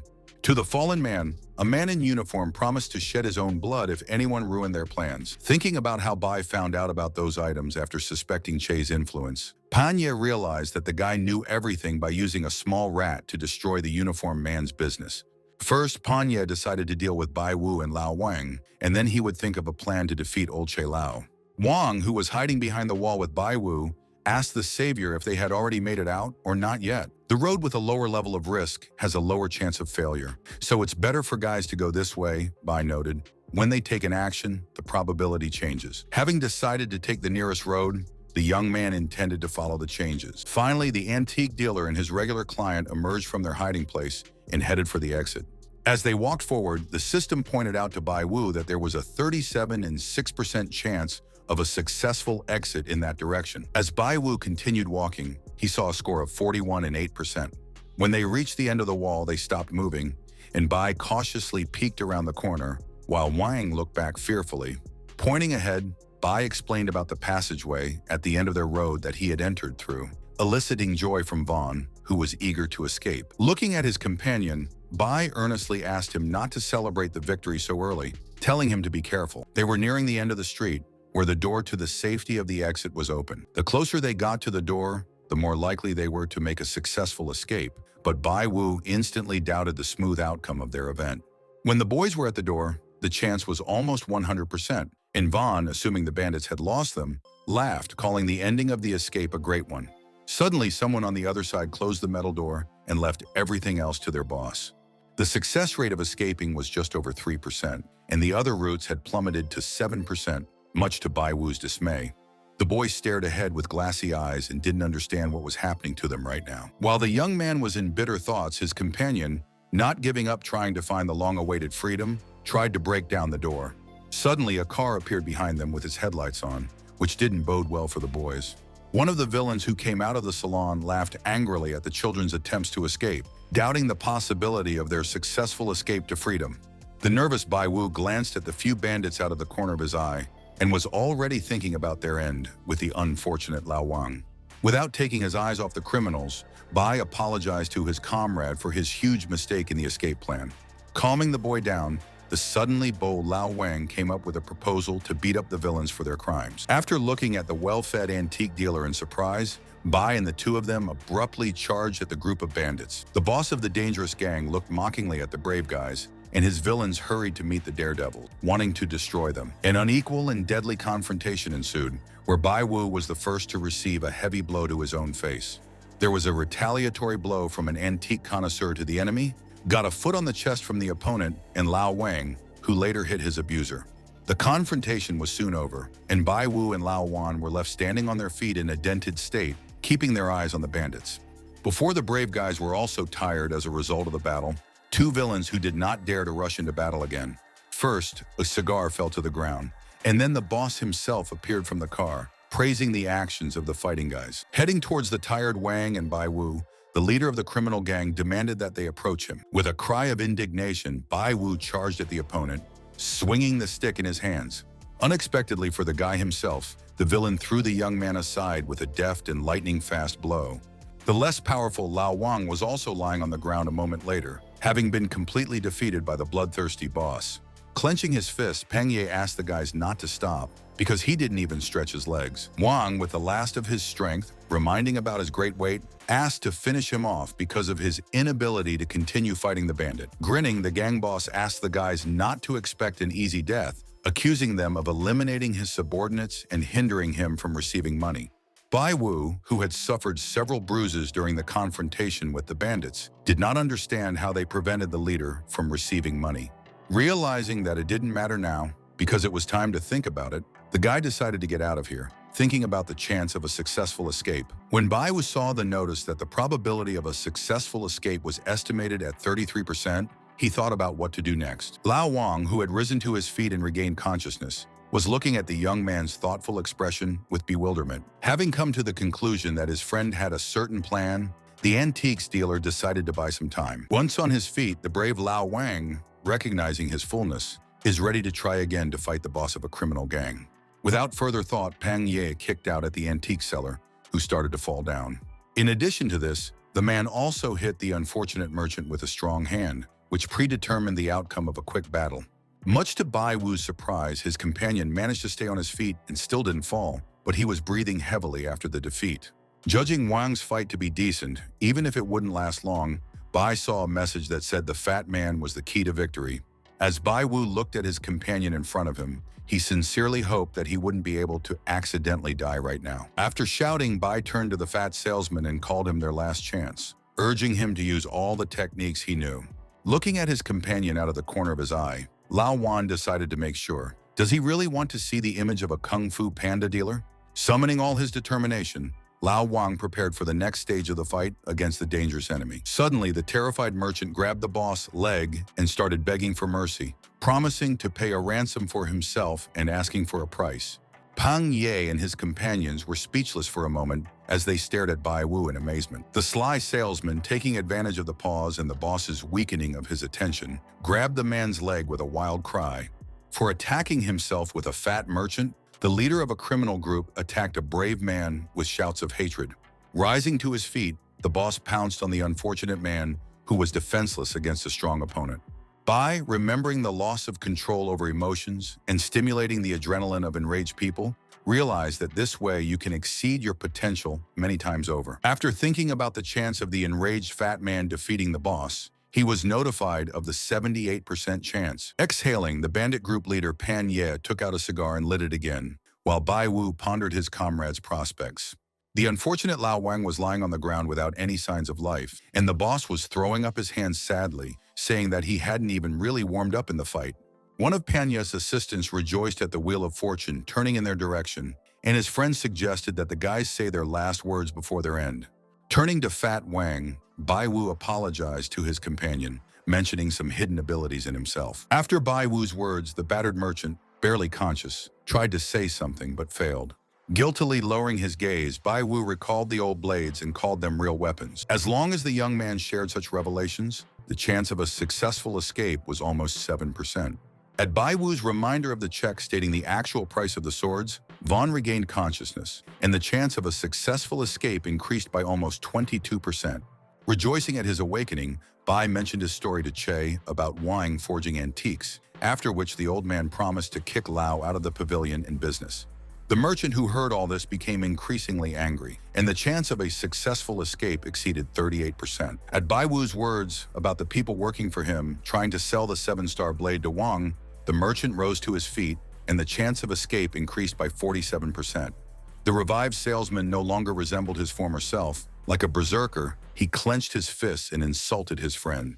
Wang, who was shouting in indignation, was threatening to kill everyone today, and the chance of a favorable escape was almost 63%. After Vaughn's daring attack on the bandits, the probability of successfully escaping from the enemies was over 78%. Having laid the first intruders on the asphalt, a simple antique seller headed in the direction of the boss, who was not expecting this.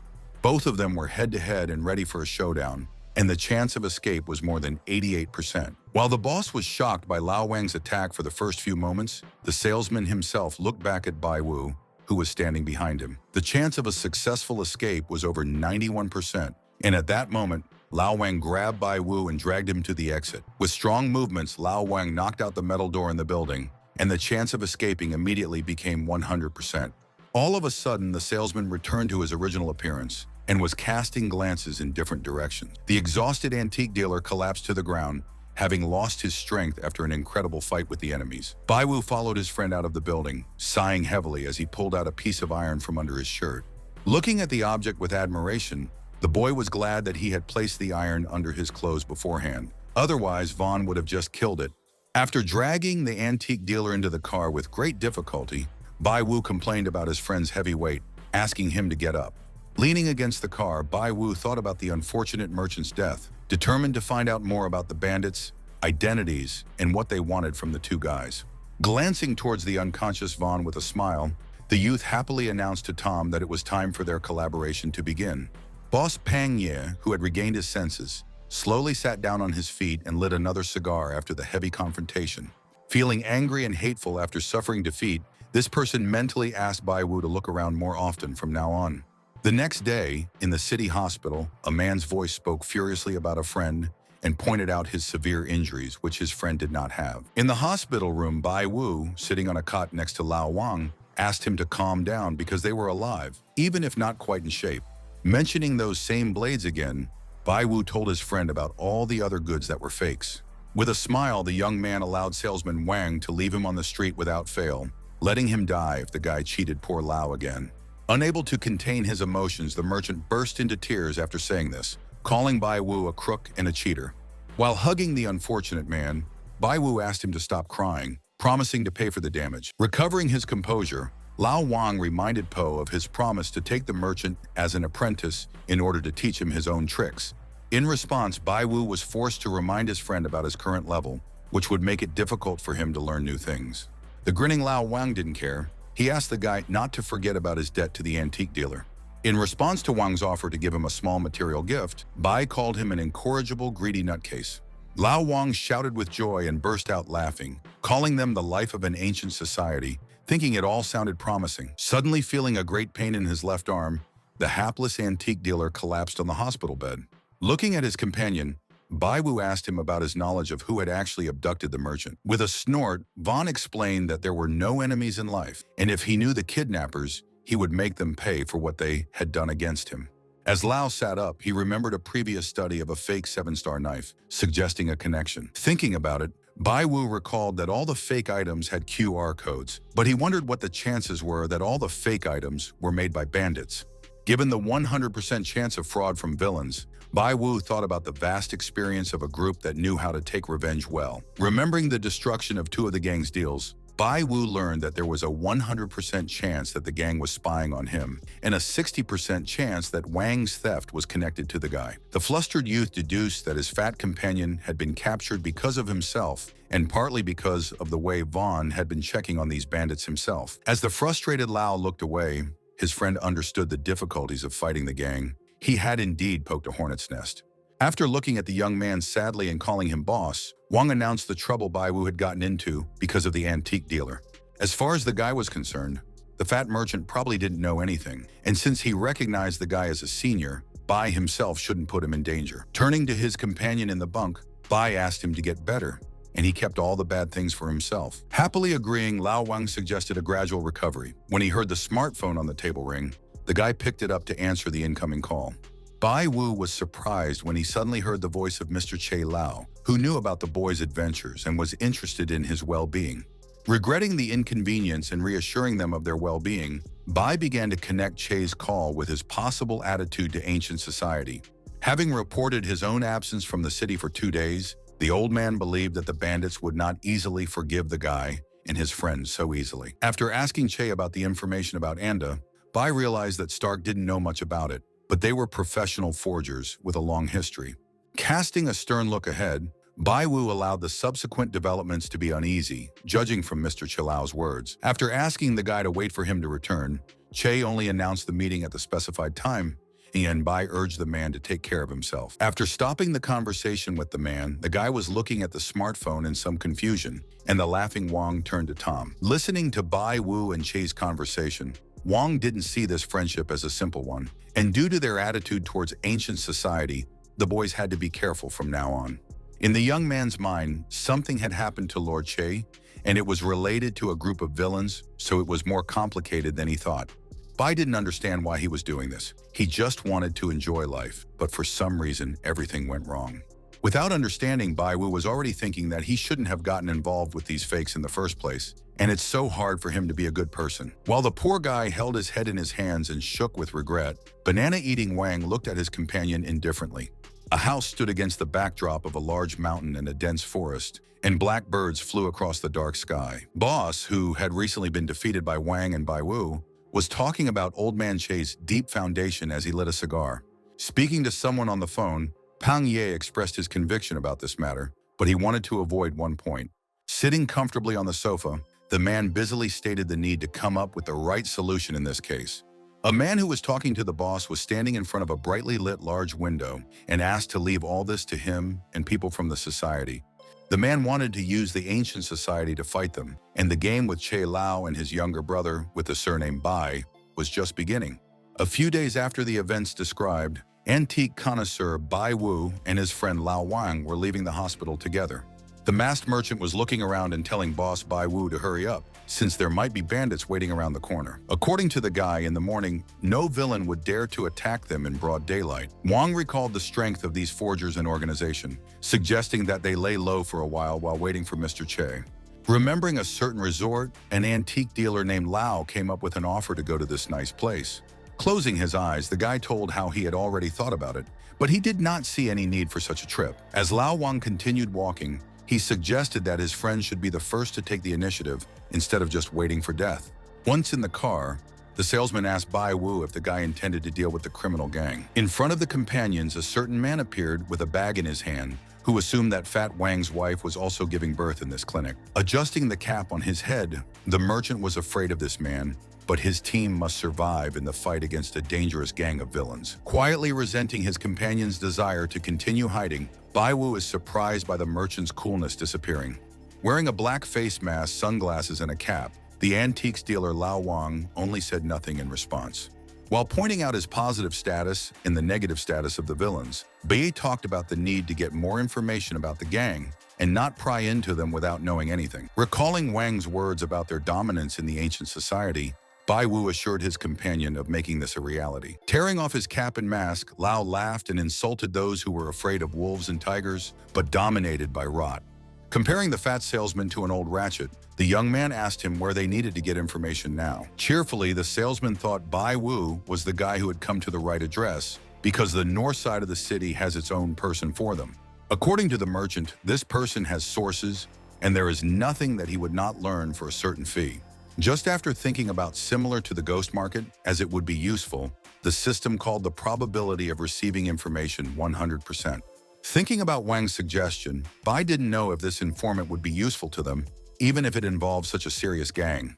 The probability of getting information about the informant's usefulness was 0%, and Bai realized the futility of visiting the ghost market. Suddenly, it became clear to the guy that all the information they needed with Van was not coming from this mysterious person. After thinking about the possible presence of someone else in the city, if he was able to help them, Bai got a 100% chance of getting help from the master. Holding his head, the unfortunate young man perceived a conversation with the system as a real torture for the brain. Pulling himself together, Bai Wang grabbed the steering wheel of the SUV in front of his surprised companion and drove forward resolutely.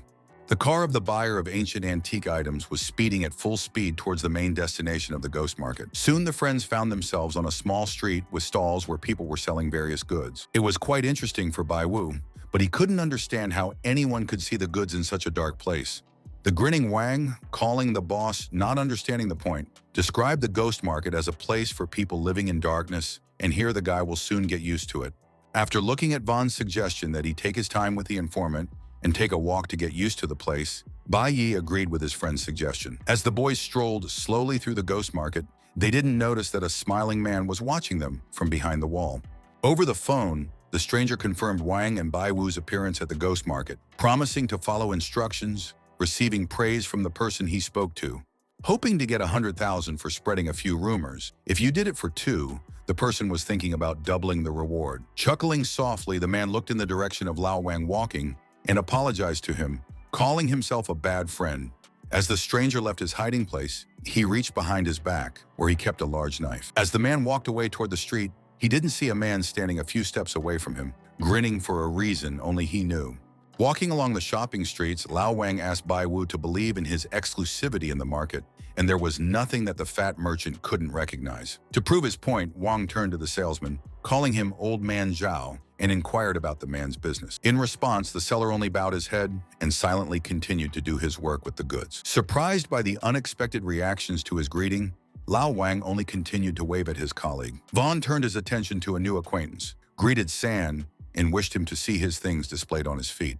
But even this man, to the great astonishment of the antique dealer, did not even greet him. Puzzled, Vaughn glanced back at Sun as he left, thinking all the vendors were people who had taken the wrong pills.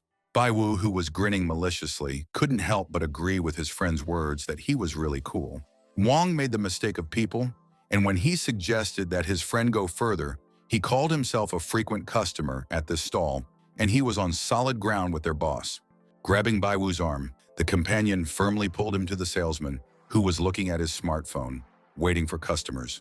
Without looking up, the salesman puffed smoke from his cigarettes and invited customers to look at the product and choose what they liked. Wang happily reminded Sung of how long it had been since they had seen each other, inquired about the arrival of another child at the merchant's, and wanted to buy a number of items. After looking at the people who came over and not recognizing Lao Wang, the man recommended that they go to another store for shopping. Wang, who was really angry, shouted, not understanding his colleague, demanding not to joke like that, accusing Sung of the fact that the man had messed up something today. With a look of anger on his face, Sung demanded that Wang not use his brains on him. He wouldn't sell anything to the customer now anyway. Bai Wu looked away indifferently with his arms crossed, while the evil Wang and Song glared at each other with hateful eyes. Bai Wu took his friend by the shoulder and whispered softly in his ear that Merchant Song wasn't the only one, asking his friend to look around.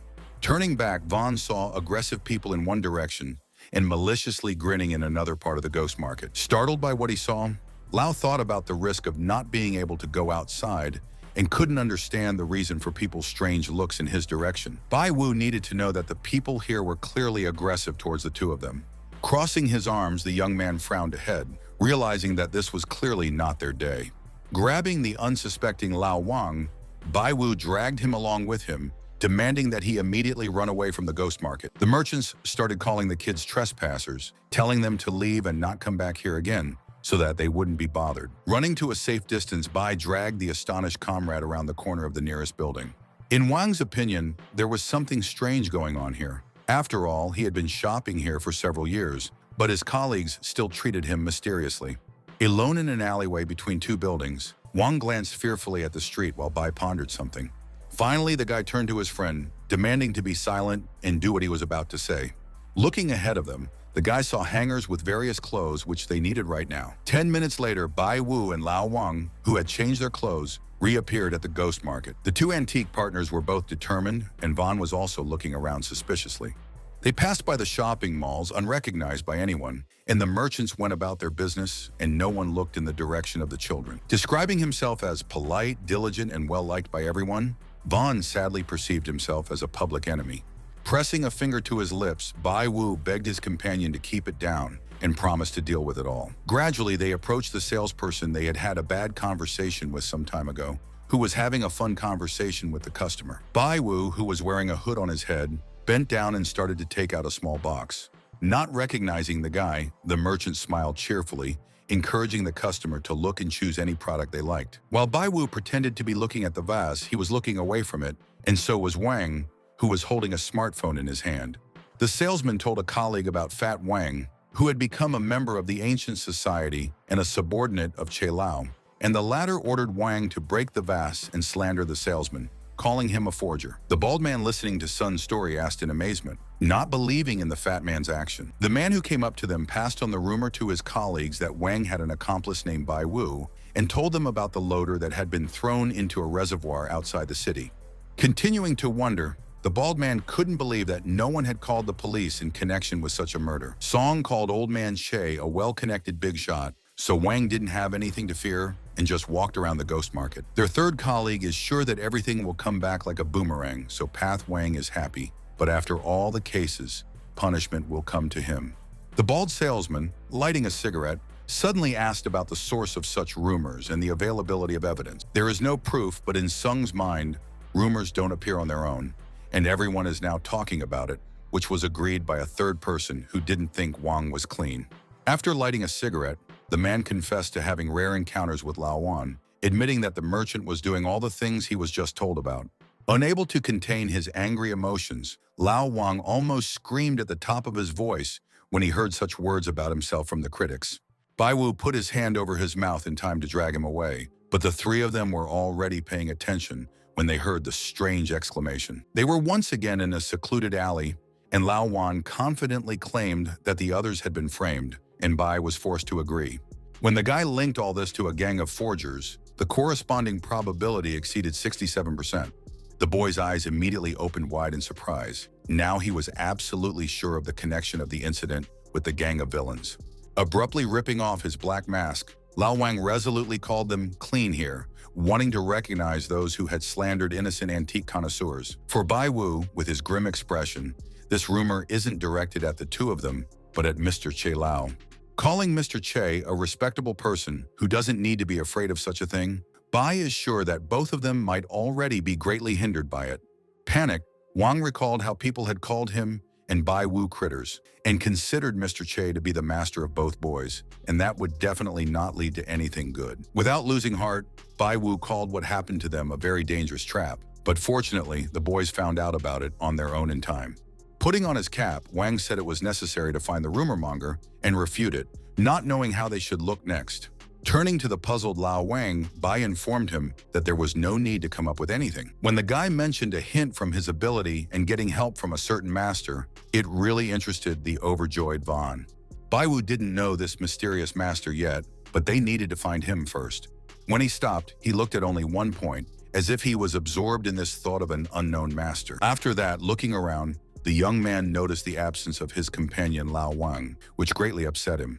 Looking around the corner, Bai saw the salesman praising Lao for choosing an ancient box from the Qing dynasty, and even if it didn't open, he was willing to give it away for 30,000. The guy watched his companion with a frustrated look, realizing how quickly he had changed. A little embarrassed, Lao Wang is willing to pay no more than 3,000 yuan for an old Qing dynasty box. In a disappointed tone, the seller called the box a very valuable thing that he could not give for such a price, because he risked going into negative territory. Turning around, Lao saw Bai Wu walking past him, keeping silent and not saying a word to his companion.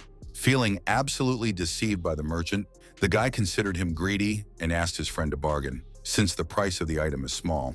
Gratefully hearing the companion's call, Lao told the merchant to conduct honest business, so if he didn't want to accept 5,000 by the merchant, he would leave. The man acknowledged Lao Wang's ability to bargain, but he himself would not earn anything from selling the box in this case.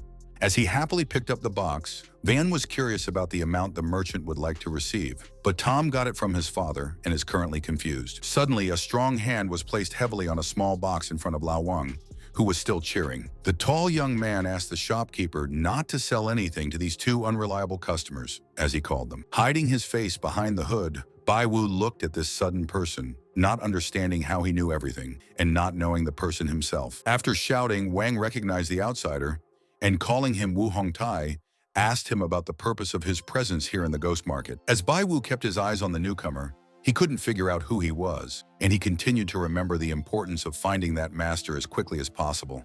Lao Wan immediately put his black mask on his face, much to the surprise of Bai Wu, who continued to run after the unknown young man. Holding his cap to his head, the antiques dealer asked Wu Hongtai why he couldn't buy an ancient box. According to the guy, the item belongs to the Ming dynasty, not the Qing, and its value is about 300,000 yuan. Hearing these words, it wasn't just Bai Wu, his companion Wang, the rare item seller himself, and the people behind them who froze in amazement. When Wang asked Bai Wu who this guy was, he referred to Wu Hongtai as a martial artist born into a family of rich antique dealers that he had once dealt with. Frowning at the man, Bai Wu suggested that Wu had discovered them and was now deliberately picking on them. To Lao Wang, his old acquaintance was a strange and perpetually unflappable person, acting as if everyone else owed him money.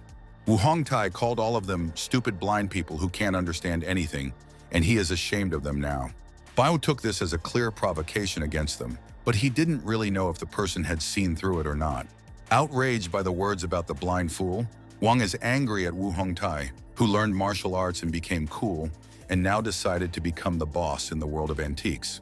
Derisively referring to the guy as a martial arts leader who didn't have enough of that, Wang asked if he thought Wu was Jackie Chan or Jet Li. Looking down at Wu Hongtai, looking down at Lao Wang, Bai thought of his comrade as being cocky right now, wondering if he wasn't afraid at all. Vaughn had a 0% chance of not being afraid, so Bai Yi couldn't understand the reason for his companion's confidence at all. With a tilt of his head, and then a whisper of guilt, Lao Wang said that it would sound much cooler and more effective in movies. The people standing behind them mocked S. Lao for daring to threaten a martial artist like that, remembering how they had seen a fat man somewhere.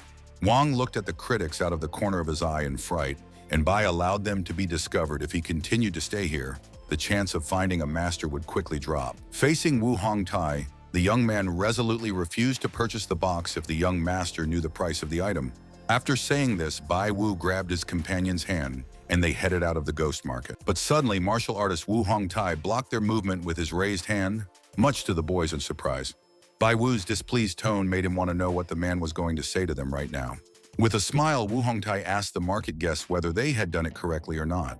If Bai and Wang didn't deny anything, then the martial artist thought he was right, and they didn't specifically point out the true price of the box, or else they were just fools. Lao Wen looked at the people around him with fear, taking everything as an environment that he didn't like. After coming to the conclusion of exposing them to everyone, Bai suspected Wu of looking for trouble for himself and attracting the attention of the crowd. The system didn't show anything intelligible either, causing Bai Wu to be annoyed, wondering if it knew anything other than characters. When I asked if the box belonged to the Qing or Ming dynasties, I immediately learned about the absolute probability of the Qing. With a triumphant grin, Bai told Wu Hongtai that she belonged to the Qing dynasty when Wu Hongtai had previously spoken about Ming. Accepting the opponent's opinion, the martial artist suggested that the opponent should see which of them was right in the end. Unable to contain his own emotions, Lao Wang, who had torn the mask off his face, shouted, not understanding how Wu Hongtai would know about this. The martial artist does this by a method of verification, and if he is right, then Wang and Bai will buy the box at its true value. Quickly putting on his mask, Lao Wang whispered to Bai Wu, his boss, whether the box really belonged to the Qing dynasty. Turning resolutely to Wu Hongtai, Wang agreed to argue with him, but demanded that the opponent, in case of disgrace to the latter, leave the guys alone. With a cold smile, the martial artist agreed to Lao's suggestion, and Bai Wu was ready to start a new confrontation for himself. Wu Hongtai began to unfold the various fragments of the small box back and forth very quickly. Deftly performing this work, the young master thereby demonstrated knowledge in the handling of such antiquities. Nearby, the customers and vendors of the ghost market, including Wang and Bai Wu, watched him work in real amazement. Bai Wu stared wide-eyed, visibly nervous, at the actions of a guy who knew how to open a drawer, which meant that he was good at what he did. Wu Hongtai continued to study the antique box with sleight of hand and knowledge, moving its components in different directions. Finally, the martial artist informed the two parts of the box, where the outer layer was created in the Qing dynasty and the inner layer was created by a Ming master. When Wu Hongtai came up with an estimate of the antique's market value, he put it at 300,000 yuan. The seller of a rare item in an appeal to the master thanked him for opening his eyes. Bai Wu frowned at Wu and the merchant, and Lao Wang, who had stripped off his mask, shouted as he was surprised by the presence of an internal compartment in the box. In the crowd, one person laughed maliciously with the missing courage of Wang, another praised Wu, and a third, Lao and Bai, seemed to be some familiar types. The person who criticized Wang's lack of courage also seems to have seen them somewhere, and it's funny for his colleague to hear these words given the friend's vision. The terrified Lao shouted at the boss, who seemed to the antique dealer to have made a mistake in his own calculations this time. Frustrated, Bai Wu was forced to agree with his friend this time. They really had a very big problem. The system did not deceive Bai Wu, because the outer building was created in the Qing era, but who knew about the presence of another one? It is not clear why Wu wants to frame the guys, but the system won't answer this question to the guy, since he doesn't know much about the master. So today, Bai Wu will be forced to retreat without getting the victory in his hands. To Wang's surprise, Bai smiled and, while calling his skills excellent and his eyes sharp, admired the man's knowledge. With a grimace of bewilderment, Lao was forced to call Jackie Chan, as he called Wu Hongtai a really cool guy. Wu, who had won the argument, reminded Bai Wu of his defeat and demanded that he fulfill his agreement and apologize for everything he had said before. To Bai Wu, he seemed like a cruel and arrogant person. He looked intimidating, but he wasn't perceived as a bad person. Furthermore, Bai Wu was well aware of the work of all the members of the Wu Hongtai family in the antiques industry. Just thinking about it, Bai Wu had a sudden thought that could help solve the guy's problem. It was as if an angel's light was shining down on Bai Wu, who was now thinking about the Wu family, where there was a master he was looking for. One of the merchants suspected the man with the cap was Fat Lao Wang, and the other accused the guys of using a special disguise to destroy the ghost market. Angry, the third merchant called the guys scoundrels and said that they did not belong here, and the fourth was angry for the guys' attempts to deceive everyone. Wang, who tried to resist such attacks, demanded that everyone who believes in these rumors come forward, and he will show his maximum honesty. Bai Wu grabbed his friend's arm and tried to keep him from getting involved in a bigger scandal with a group of ghost market vendors. There was a 50% chance that Wu was the right master, but even if it wasn't him, it might have something to do with him. Bai Wu, absorbed in the system's responses, was being watched with surprise by his companion Lao Wang, who did not understand his friend's behavior. Wu Hongtai took the boy's actions as a whim, but he remembered how valuable Bai Wu was to the master. A man with a goatee, who was watching from the sidelines, grinned and sneered at the old man Chalao, whose vision had allegedly deteriorated. Standing next to the man who had twisted the arms of an unknown person, the bearded man was laughing at the guy he needed to keep an eye on. Bai Wu came up to the doubting Lao Wang and reassured him in a matter-of-fact tone, saying that he knew exactly what they should do now. The stressed-out Wang asked his friend to quickly explain more clearly what they needed to do. Bai Wu spoke admiringly about Mr. Wu Hongtai's sharp eyesight and his amazing skills, which the guest of the ghost market liked very much. Crossing his arms and turning slightly to the side, Bai pointed to the box's value of over 300,000 wen to the puzzled people. Casting a slightly surprised glance at the guy, Wu Hongtai didn't understand how an antique item was worth more than 300,000. Looking in the direction of the martial artist, Bai mentioned the rich heritage of the Wu family, and there was no doubt about their understanding of the price. Pointing his fingers at the box, Bai Wu reminded him of its complexity, allowing for the presence of something interesting inside the item. Wu has a similar box. The technique of deciphering ancient riddles has been passed down from generation to generation, and the secret of this thing is open, and there is nothing inside. With a wave of his hand, the young man suggested that the martial artist try opening an ancient box of Chinese dynasties. Frowning, Wu Hongtai agreed to the antique connoisseur's suggestion without further ado. As Wu turned the parts of the box back and forth, he didn't know if there was anything in it or not. Unfolding fragments of the structure here and there, a person allowed even a treasure in his thoughts, without being sure of this for sure. Finally completing his next move, Wu opened the box, which was completely empty inside. Exhaling, the martial artist said earlier that this item is exactly the same as its counterparts in the family, and there is nothing of value inside. This was not the case for the smiling Bai Wu, so he asked the person to allow him to perform certain manipulations on the ancient box. Taking the antique box from Wu Hongtai's hands, Bai Wu continued to smile as he tried to prove his point. The man didn't take his eyes off the young guy. The latter's actions interested him very much. Bai Wu picked up the antique box and began to examine it, moving the parts in different directions. Puzzled, the young man held his head, not knowing what to do next to prove his own case. Everyone was looking at Bai Wu with great attention. Wu Hongtai was still serious, and Lao Wang was fearfully worried about his comrade. One of the witnesses of the guy's work was ironic with his actions, and the second demanded not to spoil such a good box.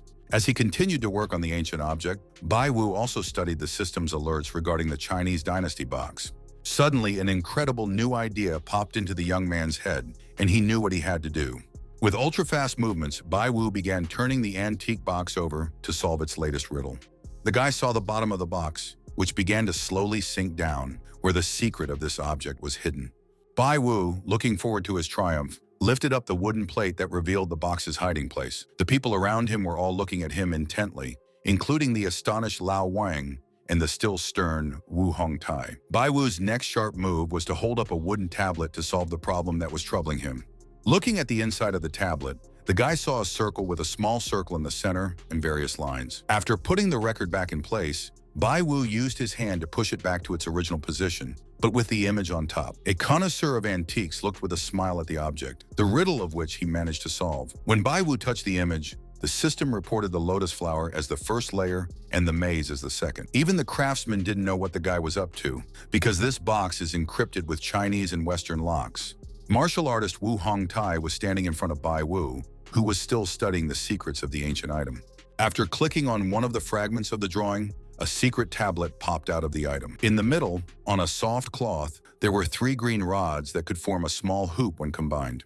Astonished eyewitnesses also noticed the presence of a secret item in the secret place, which even the Wu family did not know about. Sighing in relief, Bai Wu exulted as his shame was put aside by the system that he had learned everything from. Solemnly handing the box to Wu Hongtai, Bai Wu confirmed his lack of talent, but indicated that he had some abilities. Closing his eyes, Wu clasped his hands and accepted the young man's exceptional skills, admitting defeat.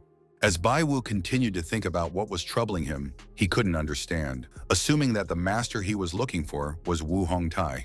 The boy had come to understand that Wu had not intervened on a whim, and the real master must have been watching them from the crowd. Having decided to speak out, Wu Hongtai is willing to purchase this box and present it to Mr. Bai Wu in connection with his defeat today. A grinning Lao Wang wonders where the martial artist's attitude has gone, as he has previously perceived the person's skills as fake. Eyewitnesses of the incident remembered the name of the lucky guy Bai And this is the one that everyone was talking about, although he does not seem to look like the one who was already described. Suddenly appearing behind the backs of all the faces present, the same bearded man asked to look at the guy, mentioning the modern talented youth. Bai Wu happily looked at the mysterious man and recognized him as a master who had finally appeared. A smiling man with tousled hair and a white mustache and beard stepped forward, much to the surprise of the crowd. Equally astonished, Lao Wang couldn't believe that the master was here, not understanding the reason why he was here. Only Bai Wu remained unperturbed, as if everything was going exactly as he had hoped before. While people were connecting the master's visit with something serious, suspecting Bai Wu was here, Wu Hongtai greeted the visiting elder. Bai Wu, clasping his hands, also greeted the master politely, having been looking for him for a long time, and Lao Wang looked at his companion with surprise. Flashing a snow-white smile, the elder asked the young man in surprise, "Do they know each other?" "There is no one in this area who doesn't know about the master," as Bai Wu said. "Only a friend of the guy almost made a mistake, but they managed to help him, fortunately." The old man continued to smile, but his eyes were cold, as if the master didn't trust the young man's words. Looking in the direction of the terrified Lao Wang, the elder became interested in the unfortunate merchant, asking about his mistake. The terrified Wang could no longer believe what he was hearing, because the master had always treated him like a fool. After stopping smiling and becoming more serious, the elder let out a sigh without stopping looking at the fat man. Turning towards Bai Wu, the old man asked for the young talent's name, to which the latter replied in the affirmative. Regaining his good-natured appearance, the man praised the guy for defeating Wu Hongtai and is ready to see how Bai can handle him on his own. Without directly backing down, Bai Wu only tried to say that there was no way he would dare to face such a significant opponent. Bursting out laughing, the man praised the dashing young man, but since the old ones also need a warm-up, he suggested that the guy still play. A moment later, the system confirmed that Mr. Wu was the mysterious master that the guy was looking for. Understanding the importance and strength of the old man, Bai Wu was going to perform well for the sake of gaining this master's support. Since the elder personally asked, the guy did not dare to refuse, because perhaps it's fate, asking about the master's desire. In response, the old man laughed merrily, praising the young man for such a move, realizing that he was not a mistake at all. Suddenly frowning, Mr. Wu seemed to stare hard at Bai Wu as he made a wish. The old man took out the banknotes and studied the guys, who obviously did not expect such a move from him. When Lao Wang and his companion saw the banknotes, they stared at the money with wide eyes, not understanding anything. Unable to contain his own emotions, the unfortunate Lao Wang shouted, suggesting that this was some trick from Mr. Wu. Angry for the first time that day, the old man was struck by the merchant's thoughts about the alleged cunning of a member of such a family, considering him forgotten. Immediately calming down, Lao Wan still couldn't understand the reason behind the appearance of these banknotes. Handing Bai Wu a 100-yuan note, Old Man Wu demanded to purchase the most valuable item within 1 hour. Hearing the condition that the winner would be the one who bought the most valuable item, Bai Wu only scratched his head awkwardly. Nevertheless, accepting the agreement, the young man prepared to enter into another confrontation for him. Bai Wu and Mr. Wu walked forward resolutely, while the master himself looked at the opponent searchingly, and everyone else continued to be surprised. Anticipating a decent game, one of the eyewitnesses hoped to see the Battle of the Masters on this amazing day. The next witness of the bet, due to the small amount of 100 yuan, pointed out that it was possible to buy something for such money only in cheap online stores. A third witness, asking for a friend's opinion on the likely winner, found out about his bet on the master, but also noted the strength of the buy. Walking beside Bai Wu, Wang suggested that Bai Wu look at the Azure Dragon Blade Qinglong Yan Yue used earlier by Guan Yuan himself. Further, Merchant Lao liked the portrait, which he perceived as an original work of Tang Bo Hu. No less astonished, he stared at the expensive-looking porcelain vessel, recognizing it as the 8th treasure from the Ru roasting furnace. Bai Wu remained silent during the conversation of his companion, straining all the convolutions of his own brain to get a chance to solve the problem from Wu. Unable to stand it, the guy turned to his companion and asked him to be quiet for at least 1 second. With a resentful tone, Lao Wang reminded the boy of wanting to help him acquire the most valuable item for 100 yuan. Wang was pointing out fakes, which Bai Wu thought was why he should keep quiet, which Lao explained by the darkness, which made it impossible for him to see the objects. After reassuring his friend with a smile, the guy gave him a promise to still lead them to the ultimate success. Being in front of the goods in the market, Bai Wu saw information about things after calling the system to show everything possible. Curious bystanders watched as Bai Wu, with his hands in his pockets, and Lao Wang with a certain boss stood in front of the old man and young Master Wu. The guy showed a blue and white vase of recognition imitating the Qing dynasty, although it was a copy, but the skill of its author is priceless, and it cost tens of thousands. Listening to the opponent, Master Wu, noticeably nervous, already admitted his own defeat in the confrontation with the guy. Realizing how difficult this guy was to find such a thing, the master appreciated his ability to find an imitating Qing-era vase. Mr. Wu showed them two old books published after the founding of the Republic of China. Calling the master a person who didn't take the children seriously, Wang reported the price for a complete set of books at several thousand yuan. Turning to Bai Wu, Wang burst out laughing and called their performance a beautiful victory over Mr. Wu. According to the master, his opponent today's milk on the lips is not dried, and he allowed such speeches to speak. Startled again, merchant Lao Wang couldn't take his eyes off the Wu clan elder. Waving his hands, old man Wu is indignant about the words about several thousand yuan, because for those who know their business, these books are priceless. As he continued to shout, the master called the tens of thousands of his rivals worthless in comparison to the priceless treasure. Not believing the esteemed Mr. Wu, the antiques dealer Lao Wang doubted his words, calling it all a joke. Bai Wu looked at his elderly opponent with admiration, taking his words as if he didn't want to lose today. Bursting out laughing with the youngsters who still need to learn and learn. Mr. Wu was surprised at the boy's courage to question him. Turning around, the man looked solemnly at the nobly timid people, as if he was looking for support from them. The terrified people immediately started shouting about Mr. Wu's victory in this serious confrontation. Wang spoke viciously about the unwillingness of passers-by to offend the old master, but Bai himself, having calculated everything, did not expect such an act from the master. Crossing his arms and promising to stay fair, Wu wasn't about to forcefully convince Perea of the pricelessness of his treasure today. After claiming a draw as a result of today's battle, Master Wu invited Bai Wu to his home tomorrow, where he would get what he wanted. Hearing these words, the young man clasped his hands and agreed to visit the master's lodging tomorrow. The elderly man continued to look at his outstanding opponent, who was fighting on equal terms, with a smile. Turning quickly, Mr. Wu called for Hong Tai to follow him out in front of the astonished market vendors and Bai Wu and Wang. The young member of the Wu family clasped his hands in a gesture of respect before heading off to pick up his relative. Bai Wu's eyes were calm and clear as he looked at the opponents, admiring the strength of this extraordinary old man. Suddenly looking around, old man Wu inquired about the guy's desire to find a rumor monger, adding that he had already dealt with it himself. After walking some distance away, Master Wu informed Hong Tai that Bai Wu was looking for him. The old man, and Che Lao himself, was still out of town. Startled, Lao recalled the master's words about how he had dealt with someone who spread rumors without understanding how he found out.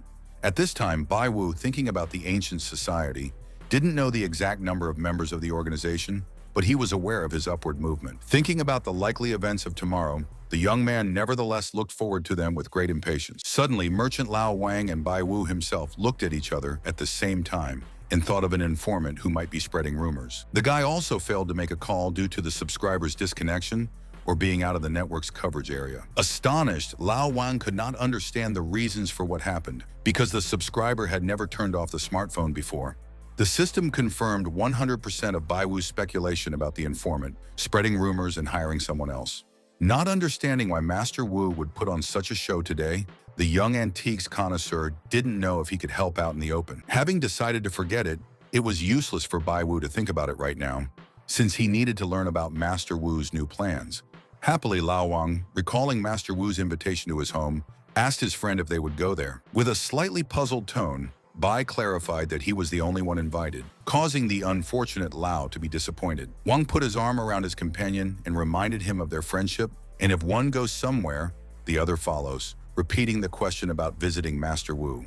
Not considering the elderly gentleman an enemy, Bai Wu called his invitation to visit his home an important matter. Approving of his comrade's words, Lao Wang busily called them the ones who are even on their deathbed together to the end.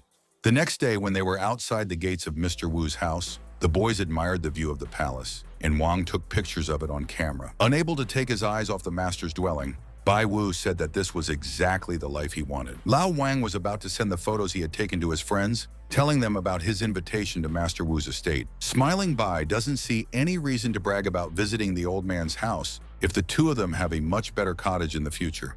Having agreed with his companion, Wang was fully confident of achieving complete success with him. shaking hands, happy and optimistic children together, headed for a rich future. Quite unexpectedly, when the guys were mentally bathing in gold, an unknown dog put his paw on their crossed arms. The barking dog caused confusion among the future rich, who do not understand how this happened to them. And then the young man remembered the same dog that had broken into the lottery ticket shop where he had won. A strange feeling came to Bai Wu.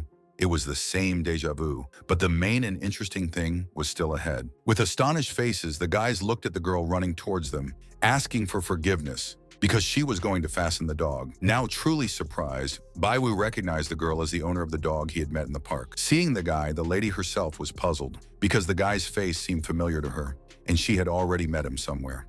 After that, closing her eyes, she tried to focus and remember where it was all before. Wang whispered to his companion about the lady and whether they knew each other, and Bai got away with a phrase about how he had met her before.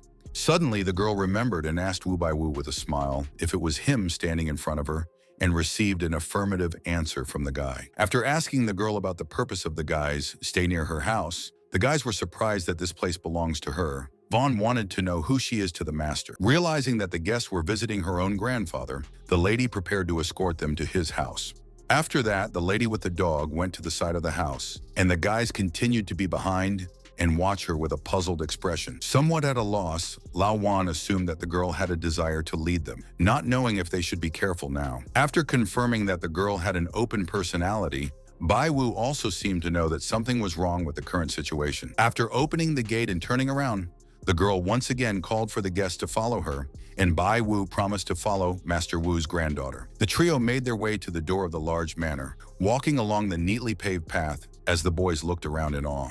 Holding the dog by the string, the girl looked ahead in fright and could not find her own grandfather. Speaking to Bai Wu, Wang expressed doubts about the girl's understanding of the family where she was born, because it is stupid to lead strangers directly to the head of the family. Frowning, Bai Wu also wanted to know what was going on, to suspect the girl of trying to lead them into a trap. The lady had asked Oreo the dog to take them to her grandfather's house, and Bai, thinking about it, had not ruled out that she was naturally like that. Suddenly, a man appeared in front of the girl, sternly asking her what she was doing here. Noticeably embarrassed, clearly not expecting to meet him here, the girl greeted her brother Hong Tai dejectedly. Gesturing to the appropriate children, the lady told her brother about the visit of the guests to their grandfather, and she wanted to show them to the old man. Winking at her brother, the girl playfully pointed out to Wu that she didn't know where their grandfather was currently. With a heavy sigh, Wu began to remind his sister of his warnings not to bring just anyone home. Young Master Wu looked at the two boys with great suspicion and said that it was especially bad to avoid strangers without relatives. Hearing these insulting words, Lao Wang became enraged and almost started to scold the landlord, but Bai Wu firmly forbade him to do so. Young Wu glowered at the guests and urged them to follow him, since the master was already waiting for everyone on the terrace. The boys followed Wu Hong Tai, and Bai Wu waved to the girl, who was left behind with the dog. For a young connoisseur of antiques, it turned out that he was just imagining everything, and this girl is really pure and innocent. After a short time, they came out on the terrace of the house, where Mr. Wu was lying on a sunbed and enjoying the fresh air. With an extremely polite bow, Wu informed the master of the arrival of Bai Wu and his fellow antique dealer in the pavilion. Without turning back to the guests, the old man gave them a flashcard with information on a group of forgers, offering Bai to prove his skills if he wanted to get it. The guy stared at the flashcard in disbelief, as if he saw some unknown object in front of him. Finally, he dared to ask the elderly Mr. Wu what method he could use to prove all this. Knowing about the boy and the old man, Che Lao, Wu had also heard about the young man's talent, not knowing if it was all true. For Master Wu, everything is simple, so he required Bai Wu to take a look at the treasures in his study and explain their value. If the guy's unusual abilities are recognized, Master Wu will give him this flashcard with important information. Looking at the elderly owner of the big house with a smile, Bai Wu accepted his offer to show off his own talent. After that, Master Wu opened the doors of a large room where all sorts of things and items were stored for the guests. Calling the room his study, the elderly gentleman told the boys about how he had been hoarding all these treasures over the years. Clenching his fists in joy, Bai Wu promised to show his best in this case. Walking past the rows in Master Wu's office, Bai Wu began to look at various antiques. Suddenly, an unusual thing appeared in front of his eyes, which made the young man very nervous. To Lao Wang, who was watching from the side of the antique dealer, his companion seemed very serious when looking at things. Noticing Bai Wu's strange expression, Wang Yi became nervous himself, suspecting something strange was going on. Waving his fan, Wu asked the guy if he hadn't found any valuable items in the house. With no intention of backing down today, Bai Wu declared his willingness to review everything carefully once again. Wang nudged his companion and asked if everything was all right, but Bai Wu was thinking hard. Chuckling, Vaughn considered his companion out of shape and asked for permission to help, as he was aware of the value of almost all the items in the office. Closing his eyes and looking smart, the antique dealer Lao Wang came to the realization that he needed to show off his knowledge now. Clasping his hands solemnly, Lao Wan spoke to the elderly Master Wu in front of the puzzled Bai Wu. Unexpectedly, Bai stopped his friend, asking him not to come here, because this is an extremely serious matter. After that, the guy fell silent, concentrating on the valuable items from Mr. Wu's blood collection. The grinning master appreciated the young guest's silence, saying that it would lead to nothing. Anticipating his own victory, the elderly Mr. Wu suggested that people should not have praised the guy in vain. Seeing the upset expression on his companion's face, Lao Wan once again came up with the need to intervene in the office. Since 2 heads are better than 1, Wang was thinking of saying a few words to Master Wu to appease him, since rich people are so conceited. Noticeably impressed by the bust of the Buddha, Lao Wang described the statue as beautiful because of its origins in the Northern Wei dynasty. After picking up the bust of the Buddha, Wang was struck by how rare and unique it was and considered the item priceless. Master Wu, his eyes still on Bai Wu, chuckled and asked if it was the head they were talking about right now.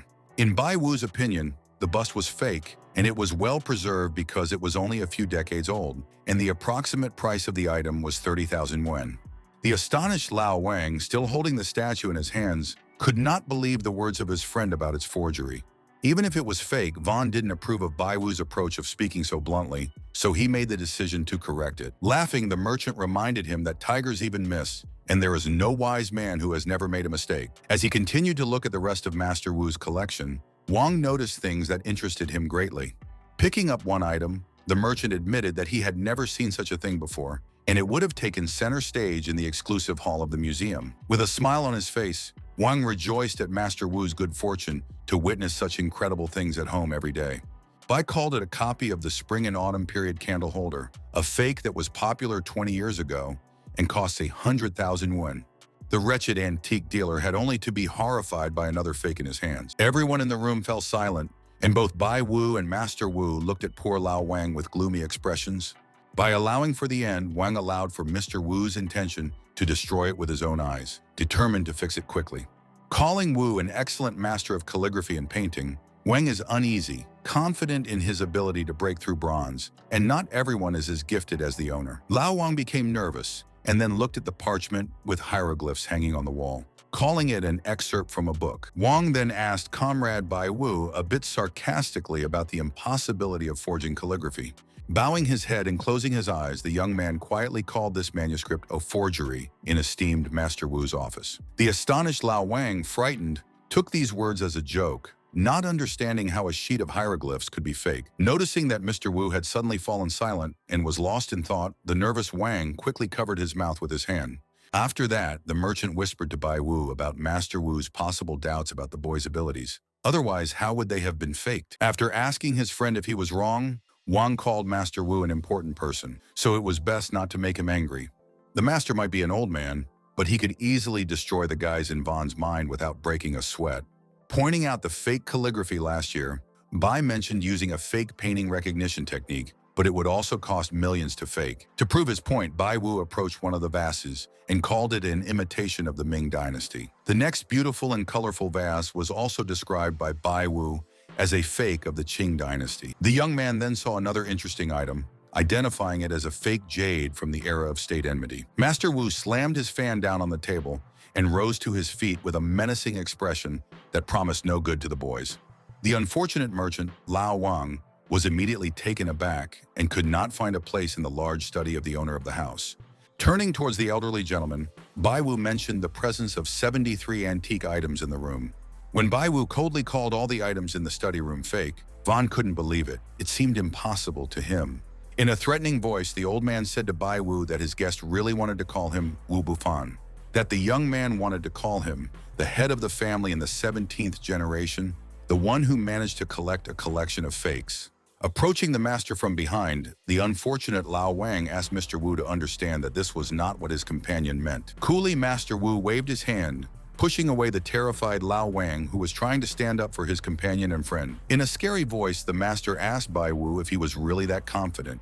With great difficulty, the young man swallowed the lump in his throat and finally, in an almost firm voice, called all the items fake again. Bai Wu and Master Wu, who had no intention of backing down, glared at each other like lightning. Only Wang was lying on the floor unconsciously. For some time, the two opponents continued to stare at each other, with no intention of retreating back. After regaining consciousness, Lao Wang urged Mr. Wu not to get angry, explaining everything that had happened as a simple misunderstanding. After telling Bai Wu about his lack of sleep, Wang explained his friend's bad mood, linking it to an inadequate analysis of the master's collection. After asking Bai Wu in his own mind, how could a great Master Wu have made a collection out of fakes alone? Agreeing with his friend about this, the young man knew about the probability of 7.7%, but whether the system could be wrong. It also allowed for the possibility of obtaining a master's fake today, but Bai Wu didn't know how to do it. A visibly frightened Lao Wang asked his friend to quickly apologize, or they would definitely not leave here alive, but Bai just kept quiet for now. As he glanced at Master Wu, he was already thinking about leaving this house, where he had smashed the owner's treasures to smithereens. The young man looked at the master with obvious suspicion, wanting to know about the cards that the master might be hiding here. Leaning over the young man, Master Wu announced that he was giving him his last chance to date. The old man glared at the guy with a serious subject's gaze, wanting to find out from him whether the treasures were real or not. Summoning all his willpower, antique connoisseur Bai Wu begged Master Wu's forgiveness and resolutely called his items fake. The elderly gentleman immediately became angry upon hearing these words. Bai was also harsh, only the unfortunate Wang thought that they would end here. Now Mr. Wu wants to know if his young guest is ready to take responsibility for these words. Raising his hands in fear, the antique dealer Lao Wang called out to Bai Wu and Master Wu to calm down immediately. Unable to contain his own emotions, the elderly host grabbed poor Wang's arm, causing him to cry out in great pain. After that, the old man looked at the guy, who instantly froze, as if he didn't know what to do in this case. Calling Wang someone who had nothing to do with what Bai Wu himself had said, the young man asked the master not to punish the fat merchant just for coming together. Hearing this, the old man thought for a moment, but then he let go of the unfortunate Wang, who quickly ran away. After agreeing with the guy and giving him an unusual smile, Wu urged Bai Wu not to blame him for something else. Suddenly, the elderly man took up a fighting stance and prepared for the battle that he was going to emerge victorious in. The guy who didn't expect this looked at Master Wu in amazement and started waving his arms. Bai Wu, who didn't have much combat experience, could only try to prevent the old man from hitting him. The young man, who was experiencing wild fear at this terrible moment, thought about the system, not believing that it would make such a strong mistake. Falling to his knees, Bai allowed Mr. Wu's reluctance to help him. Although he was definitely the master that the young man was looking for, his actions were unclear, and the house was also full of fakes. Meanwhile, the nimble antique dealer Lao Wang was sneaking up and calling Bai Wu. Angrily, Wang told the old man not to touch the merchant's brother, or else the merchant would have been responsible for all this. Bai Wu, meanwhile, could only see the master's feet in front of him with a blurred vision, not understanding what was happening and not knowing what Wu was trying to achieve. Again, in a menacing voice, the master asked the guest about his personal opinion about forgeries, whether he would change it or not. Entired by Wu's understanding, an original can never become a fake, and a fake item can never be an original, and he can't change that. After looking at the young man sternly, the old man suddenly laughed out loud to the entire room where they were. With great sadness, the unfortunate guy thought about today as such, as if it was his last day of life. Suddenly, another elderly man with a gray beard came into the room and called old man Wu too harsh. The man approached the kneeling Bai Wu and touched his back with a finger. Bai Wu then coughed violently, as if something unusual had brought life back to his body and soul. With surprise, the guy turned around and saw Mr. Che, who said that Master Wu had touched an acupuncture point and blocked the airway. Chuckling, Wu called the guy a cute student of Che's, which the old man approves of, but he's in bad shape, because the master didn't even put in the effort. Che looked at Wu in disbelief, but the latter grinned at his colleague's tense appearance, urging him to relax sometimes. Lao Wang, who continued to worry about his friend, again clarified Bai Wu's condition, but the latter immediately reassured the merchant, saying that everything was fine with him. Unable to stand it, poor Wang sat down on the floor and burst into tears, giving free rein to his emotions because he was so afraid for his faithful comrade. Turning around, Lao Wang saw old man Che, Bai Wu himself, and Master Wu watching him with displeasure. The owner of the house looked with a stern look at the fat guest, who was experiencing great stress and fear from such behavior of the master. After that, Mr. Wu suddenly grabbed Lao Wang by the scruff of the neck, which he did not expect at all. It wasn't until Bai decided to ask Mr. Che about him and Master Wu that he heard from the old man about their long-standing acquaintance and a request for Wu to take care of the boy. Since Master Wu was worried about the choice made by Che Lao, he decided to check on the young man. Enthusiastically, Master Wu confirmed the words of his longtime friend by announcing a trip to the ghost market. Bursting out laughing, Wu described himself as a great actor, pointing out the appearance of the guests who looked so scared. Lao Wang was delighted and called the master a cool actor because he was so scared, while Bai Wu and Che were silent. After hearing about Wu's desire to reward him for his tongue-tied behavior, Wang asked what exactly, after learning about 10 million for himself and 50 for Bai. When the merchant heard this ratio, he stopped being happy, not understanding why he was only 10 million and his friend was 5 times more. According to Wu, everyone gets as much as they put in, but if Wang is willing to show off his skills, then the master might change his mind. As Bai Wu watched Master Wu and his companion Lao Wang having a good time, he was mentally rejoicing at the happy end of this test. Mr. Che leaned over to the guy and asked if the guy probably wanted to find out the reason for the presence of some fakes in this place. Responding to the older man's suggestion, Bai told the older man about his own surprise when he appeared in the master's office. Turning to the owner of the house, Che asked him to explain to the guests why there were only fakes in the manor.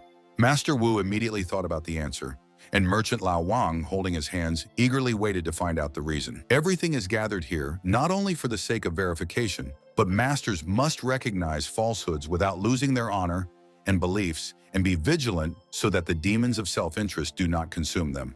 Each item in the cabinet can be a work of art, but the masters must distinguish them, and Wu himself collects these items to learn their techniques. His next goal is to harden his character, and most importantly, many of the exhibits were created by members of the same gang.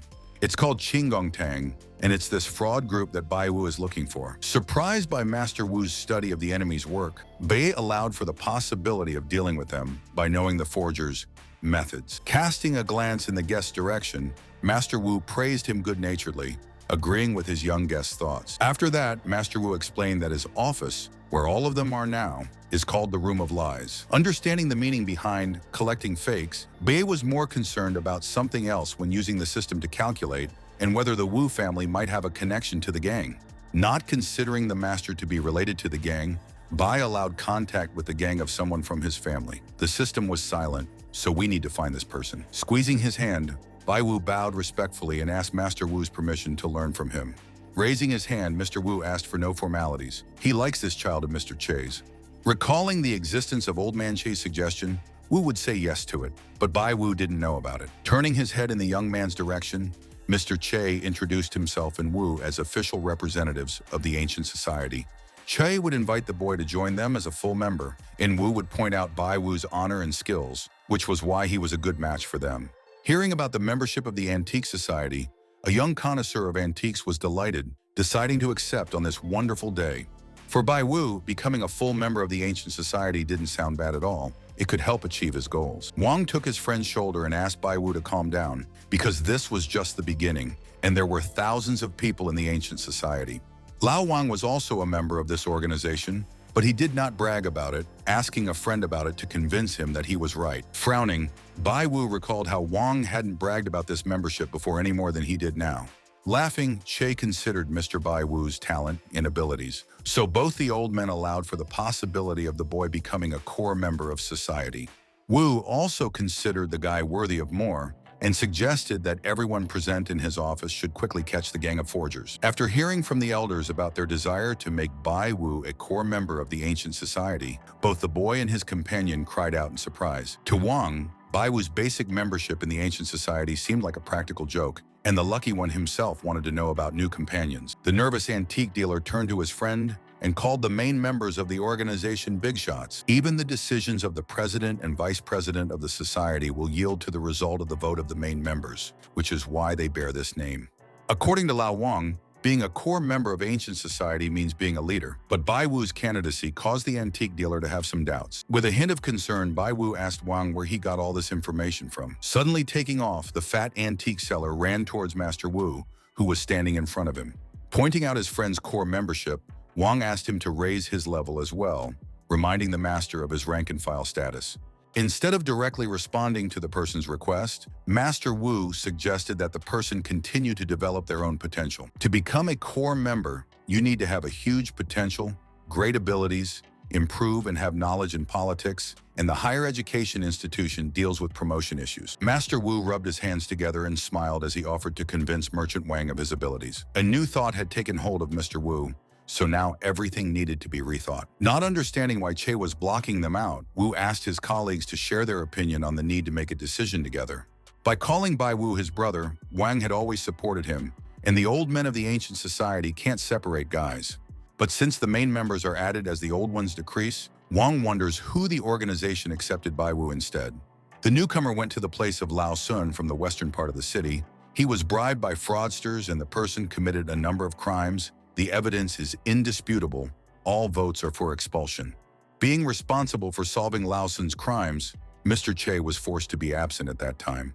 Calling a colleague soft, Wu would have acted harshly in his place, but Che followed the law, and not all issues can be resolved with his fists. Bai Wu and Lao Wang, who had witnessed this intense conversation between the two elders of the organization, listened to the people in amazement. Clenching his fists, the young antique connoisseur asked Master Wu and Mr. Che where the gang of forgers came from. Hearing such a question from the new core member of the ancient society, the two old men stared at each other with tension. Closing his eyes, Master Wu stated the need for the boy to learn everything about this matter. Mr. Che Lao suggested that everyone present in the office discuss this issue during the tea party. Soon the group moved to the terrace, where they sat comfortably at a square table and began to drink tea. Bursting into laughter, the host offered the guests a drink, telling them how good he was at drinking. After opening the container, Master Wu began to actively empty it, much to the delight of his guest, Lao Wang. For hundreds of years, there was an ancient society, and during all this time, the organization fought against forgeries. All those who spoke out in support of these criminal elements were met with a sad end for such activities. It was a good time for Master Wu to talk about the society's activities with pleasure and warmth in his mind. Bai Wu listened with intense interest and excitement to the master's story as he was actively emptying the drink container. As he lowered the bottle, Mr. Wu reminded him how this glorious time had come to an end, as well as everything good.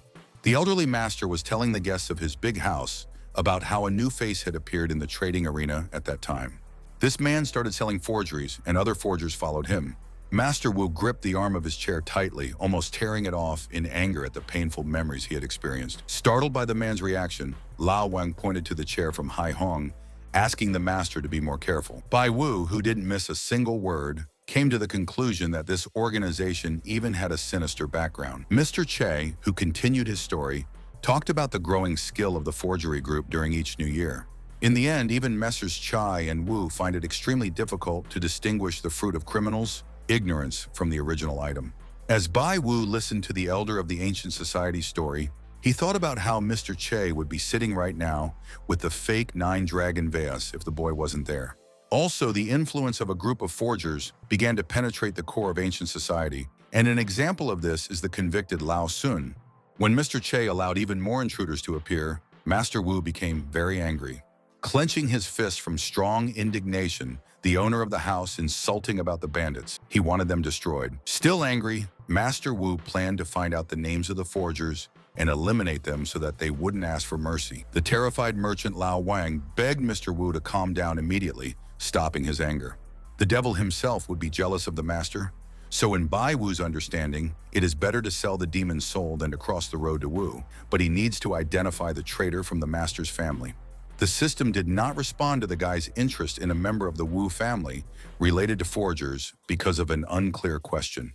Thinking back to how the system wasn't able to answer such questions before, Bai considered stopping asking it. But by continuing to ask the same question, and assuming that there was a Wu man under 30 in the gang, Bai didn't get an answer. A little nervous, Bai Wu explained it with far-fetched thoughts, trying to calm down somehow. Due to the unclear content of the question and the impossibility of an answer, Bai Wu released the system and decided to guess everything himself. Clenching his fists, Mr. Che suggested that everyone should unite if all sides were at an impasse. While reminding Bai Wu about becoming a core member, Wu was talking about the risk of danger, so the final decision was up to the guy. Bai was no longer on good terms with the forgers, but if he wasn't, he would have wanted to fight for what he thought was right. Considering this a good opportunity, Bai was also mindful of the system, but if it didn't continue to act like it did a moment ago. Slamming his hand on the table, the young man stood up resolutely in front of the man who was holding a cup of tea. Clasping his hands, Bai Wu thanked them for their trust, promising to do his best for the sake of the common goal by joining the group of companions. With great admiration, Master Wu appreciated the boy's good mood, promising to support him and telling him not to worry. After announcing formalities like voting, Che urged the guy not to worry about it and promised to help him, but most of the time people are on their own. Looking back in disappointment at the smiling face of Master Wu, the unfortunate Lao Wang mentioned voting and thought that the gentleman had taken care of everything. Putting his hand to his chest, Bai asked the elders not to worry and promised to be careful, and he would settle the matter by getting votes for himself. The boss at this time was informed about Lao Sun's dismissal from the society, and Che could try to put someone of his own in his place, but the man knew about this. The boss's business suffered because of forcing everyone to vote for Sung's expulsion, but he will not allow their plans to come true, and the new step will be successful. The sharp-knife boss expressed the hope that he wouldn't have to remember his old skills against opponents in the end. On the wall of the boss's room hung photos of members of the ancient society, and the first villain struck the image of Mr. Che Lao. The self-described Happy Wu offered to sit there until morning, promising fun and wanting to invite the Che family. The older man only smiled modestly in response, preferring to keep quiet, not saying anything. The hospitable Master Wu called for the grandchildren of his esteemed colleague to be invited to his home as he continued to laugh. Having often heard about the skill of the Wu family's personal cuisine, Wang considered himself and his friends lucky because it was like trying a divine peach. Listening to the people talking, Bai Wu realized that this was a good opportunity to check out the rest of the Wu family. The host and his guests were still relaxing at the terrace table when Mr. Che Lao's phone suddenly rang. Looking at the screen of the gadget, the elderly man was noticeably confused, as if he did not expect this notification. While Master Wu continued to drink from the bottle and Bai Wu enjoyed his tea, Che told Xiao Xiao about the delay after learning about it from the message. Still smiling, Master Wu offered to continue the feast without waiting for his old comrade's granddaughter. After promising to wait for Xiao Xiao since there was no hurry, Wu suggested that Bai Wu play a game of guess or pinch. After hearing Wang's words of encouragement regarding the skill demonstration game, Bai didn't mind, but he didn't know about the system's ability to help him.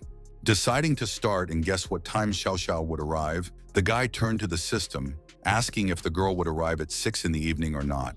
Bai Wu was surprised by Xiao Xiao's zero chance of arriving at their house at 6 in the evening, so the disappointed youth tried again. When asked by a young man about the possibility of a girl coming to them by 7 in the evening, the system also showed a chance of 0%. Wanting to check on Xiao Xiao's ability to arrive at Master Wu's house by 10 o'clock, he failed again.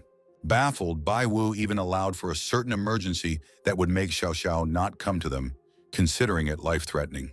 The probability of life-threatening was over 76%, and Bai Wu immediately concluded that there was a risk of death. Turning to Master Wu and Master Che, Bai Yi informed them of his calculation that Xiao Xiao might be in grave danger. The boy's words rang out like thunder in the sky and landed on the people at the table like lightning on rocks. Wu, who was shouting, didn't understand why the guy thought this, because the girl was just walking, but they can all go to her now. After asking for silence, the alarmed Mr. Che Lao was about to call his granddaughter on the phone. After falling silent, Bai Wu, his companion Lao Wang, and the master of the house, Master Wu, turned their gazes in the direction of Mr. Che contacting Xiao Xiao. The number was disconnected, so Che thought her granddaughter was busy or on a mission to turn off the phone, but there was a risk of death. Extremely focused, Bai Wu asked the system to indicate Xiao Xiao's current location on the map. Due to the long loading time, the guy started to get nervous, because the life of an innocent person was at stake. Startled by Che Lao's calmness, Master Wu suggested that he go to the meeting after asking someone. Master Wu picked up the phone and started calling someone while his guests sat around the table in silence. According to the owner of the house, Xiao Xiao was engaged in hunting a small-time robber and nothing special with her skills. When Mr. Che Lao got up from the table, he asked everyone to stay here, and he intended to find out what was going on. Suddenly, to the great surprise of the elders, Bai Wu abruptly got to his feet and asked for permission to find the girl. The determined young man had promised to find Xiao Xiao in an address to Master Wu and Master Che. A very nervous Mr. Che urged the young man to be careful while searching for the girl. Without objecting to Bai Wu's intention, the master suggested that he start by looking for an apartment nearby, suggesting Hong Tai go with him. The two young men immediately exchanged glances with each other, but neither of them dared to contradict the head of the Wu family. Clenching his fists, Bai Wu reported to Wu Hongtai's company to search for Mr. Che's missing granddaughter. After that, the two boys went to the door in front of Lao Wang, who was still standing on the terrace. On the way to the car, Hongtai announced his intention to get behind the wheel, offering Bai Wu to direct their actions, and Bai Wu was forced to agree with the companion. As Wu approached the car, he noticed his companion's confusion, urging him to get into the SUV for a trip to find Yao Xiao. As Bai Wu opened the car door, he didn't understand Wu Hongtai's lack of concern, since he was the girl's older brother. Assuming an experienced person in the satellite, the guy counted on a safety net on his part. After asking the system about road safety, Bai Wu saw a positive rate of 100% in front of him. Crossing his arms, the disgruntled young man recalled how well they were having a good time earlier. The car pulled away, driving down the city avenue, and Bai decided to stop thinking about it since it wasn't up to it right now. The city continued to be full of ordinary life. Residents went about their business and everything was as before. A man and a woman dressed in the uniform of the energy service were checking the functionality of an electric shield. At one point, the woman turned her gaze to the left, looking at the door on the top floor. In a low voice, she relayed her arrival through the chip next to her ear, asking where her companion was. Someone told the girl that the window was blocked, as a result of which the person they were looking for would no longer be able to escape. Accepting the answer, the girl asked about the state of affairs of her colleagues, and they were safe because of the absence of enemies. Forced to remind them again, the girl told her companions about the presence of weapons in the killer, urging them to be careful. After the colleagues accepted the warning, the girl and her companion began to carry out the task, climbing the steps to the door. Outside the door, surrounded by antiques, a man on the phone calmed his brother down, asking him to wait for a buyer. In response, the person with whom the man was talking asked to keep an eye out and not screw up, and then hung up. Having stopped communicating, the man with a satisfied look lit a cigarette in his teeth with a lighter. Behind the man, bright sunlight shone through the windows, and he was going to take a shot, picking up a gadget. Suddenly, someone knocked on the door and said hello, asking if there were people in the room in connection with the gas check. Lowering the smartphone down, the man looked in the direction of the exit with displeasure, not understanding who it could be. Approaching the door, the person who was in the apartment decided to look through the peephole to find out who would like to get inside. Looking through the peephole, the man saw a pretty girl standing outside the door with a notebook in her hands. Not expecting trouble for himself, the man frowned and still reached for the door handle to open the door. Holding the gun with one hand, the man opened the door with the other, demanding not to knock because he had just woken up. The girl at this time looked at her companion, and he signaled her to calm down, indicating that everything was in order. Even though the door was beginning to open a crack, it was still unknown how the upcoming events in this apartment would turn out. At this time, the car with Bai Wu and Wu Hongtai was heading down the avenue at full speed to search for Xiao Xiao. To the guy's request about the degree of danger to Xiao Xiao's life right now, the system showed more than 80%. A girl appeared behind the half-open door and apologized for the trouble, saying that it was necessary to check the gas pipeline. To the slightly flushed man who kept his eyes on the girl, she seemed very capable. Suddenly, the employee of the municipal service abruptly threw her cap in the direction of the owner of the apartment, causing disorientation. Then the girl struck a strong kick at the man, causing him to roll head over heels across the room. A moment later, the guest was on the floor, not expecting such a treacherous invasion of their territory. Modern technology advised Bai Wu to turn left after 700 meters, then right, and then go straight ahead. The system showed a 100% risk of using weapons, an 89% chance of Che Xiao's death, and a 71% chance of arriving soon. An excited Bai Wu asked Wu Hongtai to stop by the apartment complex they were rapidly approaching. At this time, Xiao, along with his colleague, who was holding handcuffs in his hands, ran at the man in the room. The injured man didn't seem like he was going to back down, smiling viciously at his unexpected enemies. Grabbing the gun, the man prepared to point it at his sudden assailants in order to quickly destroy them. The man's response seemed to delay the girl, who was looking ahead and couldn't move. With a cry, she threw herself at her companion, asking him to be careful and avoid the possible shot of the attacker. Hearing a strange sound, Xiao looked to her left, seeing a man open the window and jump out. After performing the same actions, Xiao rushed out, unwilling to let go of the one she had discovered. Quickly jumping down to the ground, the girl saw her opponent there with a gun in his hands. Turning back, the man glared at his pursuer, preparing to fend off her attack again.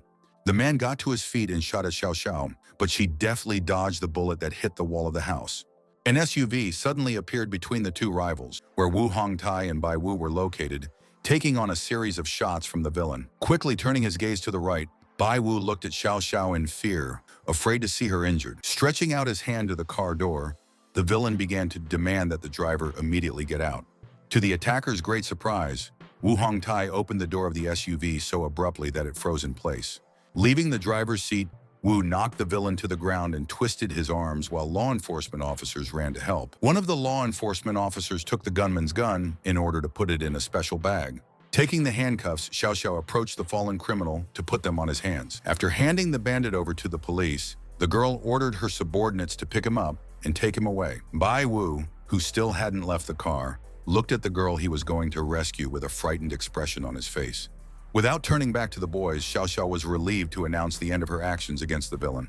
Still, when she turned around and saw Wu Hongtai's brother, Xiao smiled and inquired about the purpose of his stay here. Noticing her old acquaintance Bai Wu coming out of the car, the girl fell silent in displeasure, not expecting to meet him here. Looking at the hole in the hood of the car, Bai was mentally amazed that he was still alive, since the villain was firing a real loaded pistol. While the boy marveled at his escape and the bullet holes, Wu Hongtai told the girl about his intention to come and check on her progress. Thanks to Mr. Bai Wu, they were able to arrive on time and avoid the unfortunate consequences of the shooting. Suddenly grabbing the unsuspecting Bai Wu by the arm, Xiao Xiao shouted, asking the guy if he understood how dangerous it was. These battles were not what ordinary citizens were supposed to do. At that moment, she heard a request to go upstairs, as the companions had problems, and answered yes. On her way to the challenge, Xiao Xiao thanked brother Wu Hongtai and said a humble thank you to Bai Wu with a displeased face. Watching the girl go, the young antique connoisseur was perplexed by her action. Bai Wu, who was rubbing his forehead and looking flustered, would not have come here if he was indifferent to Xiao Xiao's life. The guy remembered the episode when this same girl tried to twist his hands behind his back after the attack. When Bai Wu was about to light a cigarette, he didn't even plan on receiving Xiao Xiao's gratitude, hoping that nothing else would happen. After lighting a cigarette, Bai Wu closed his eyes in relief and let out a sigh of relief. As he approached the car, Wu Hongtai informed him that it was necessary to go back, hoping for the good condition of his friend. Curious about the solution to the problem, Bai Wu asked the system about the likelihood of a threat to Xiao Xiao. The guy's cigarette fell off when he learned that there was zero danger and a 90% risk of the girl's death. With a wild cry, Bai Wu started to run, while Wu Hongtai calmly remained in place, not moving. Finally, Master Wu's relative rushed after his companion, who was running up the stairs to Xiao Xiao. The interest didn't stop rising. The bandit was already arrested, and there were a few other people at the top besides Xiao, in Bai Wu's mind. As he kept moving forward, he didn't know if there was anyone else up there. When he reached the apartment where the villain was discovered earlier, Bai Wu opened the door and shouted, expecting to see Che Xiao Xiao. In front of Bai Wu were Xiao herself and two law enforcement officers who were examining the antique dishes on the table. Waving her hands, the girl did not understand why the guy was so surprised and asked him to quickly move away from here. The frightened Bai was really afraid, as if something might happen to the girl, but he wouldn't threaten her with antiques. Looking at the antique items, the young man thought about who the captured criminal was. According to the guards, the evidence indicated that the bandit had accomplices. Xiao is sure that they left for some time, but the discovered villain had a gun on him, and it was very dangerous for Xiao Xiao. While Xiao was ordering the doors to be closed, keeping a close eye on suspicious personnel and checking everything, Bai still didn't know what was threatening her. Through the earpiece, the girl was informed about the object's receipt of complaints from curious residents and his question whether they finished their work or not. Hearing the mention of curious residents in a certain object, Bai Wu immediately thought of a hostage. When the guy thought about the danger of rescuing hostages, the system reported an average of 97% failure. Turning to Che Xiao again, Bai Wu had something extremely important to tell her right now. The risk of failure of a hostage rescue operation was 91 and 84%. Stopping the guy with her hand, the girl through the earpiece asked the guys to go back because of their stay in dangerous territory. To Bai Wu's surprise, the girl directed her two subordinates to walk forward from the apartment. The young man who tried to resist would have liked to tell about his experiences, but failed. Grabbing the guy by the shoulder, Xiao Xiao sternly demanded to go ahead because he was interfering with her work right now. Suddenly, for the girl herself, Bai Wu turned around and demanded to stop because he couldn't leave her at such a moment. Not wanting to ignore Xiao Xiao's possible death, the guy pointed out to her that she was too relaxed too early, even if it was none of his business. Xiao Xiao could only stare in surprise at the young man who was directly worried about her. Pointing out the girl's search for someone, Bai called the area of her search large, and there are few people, and it is not known where to start. The more he hesitates, the higher the risk of losing control. Inspired by a guy's speech, Xiao Xiao asked him to continue giving his personal opinion on her task. Calling himself someone who knows where to start, Bai asked you to trust him, listen to him, and then make the right decision. Hoping that the girl wouldn't send him off, Bai noticed the lady's sullen expression, admitting her lack of faith in her story. When Xiao Xiao agreed to listen to him the next moment, Bai was surprised, not expecting it. Asking him to talk about what he wanted, Xiao urged him to take it seriously, since he agreed to help. Besides, she has an emergency today. After evaluating the girl's immediate approach to business, Bai decided that Xiao was a good person to deal with, and you didn't often meet people like her. According to Bai Wu, criminals are not capable of holding up anywhere, and one of them has just been caught. Picking up an empty cigarette pack from the floor with a napkin, Bai Wu talked about the irresistibility of villains going outside to buy cigarettes. Turning on geolocation on his smartphone, the young man came to the conclusion of the location of a small supermarket to the south of here. Frowning, the girl looked at Bai Wu, who shared such details, and agreed to go to the supermarket. Grabbing Bai Wu's hand, Xiao Xiao ran out of the apartment at high speed, running down the stairs with Wu Hongtai barely keeping up. The girl sent a message to a small supermarket in the south for a search and possible arrest. Surrounded by notifications about a 100% hike for cigarettes and other things, Bai Wu shouted into his smartphone about a street in the south where you can get out. But there were a lot of people there. According to the guy, the villain found out about his capture, and the system estimated the probability of a threat to civilians at more than 44%. Having found the target, the guys intended to leave from the east, as it seemed that the attacker was preparing to escape. After opening the car door, Xiao asked Bai Wu not to worry. There are many people around, so let the bandit run away, wanting the guy to protect the civilians. Instantly, behind the wheel of the SUV, the girl raised her voice and demanded that Bai Wu get into the car.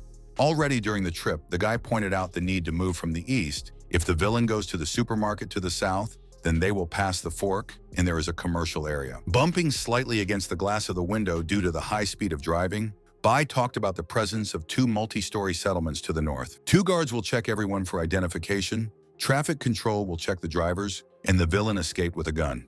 There were 2 passers-by at the fork. The monkey evacuated the residence, and Liu followed the suspects all the time. Finally, the attacker was noticed by the agent. He left the multi-story building and went to the unfinished buildings. Xiao demanded to warn Liu about the presence of weapons in the enemy and asked to withdraw people from there. Arriving at the specified place, the girl opened the car doors a crack and ordered her subordinates to block the exit. After heading towards the bandits' location, Xiao asked the monkey to send someone to outflank the opponent.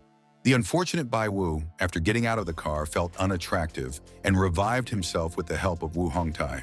With a wave of his hand, the guy tried to convince Wu of his adequacy and asked him to hurry up to catch up with Xiao, protecting him.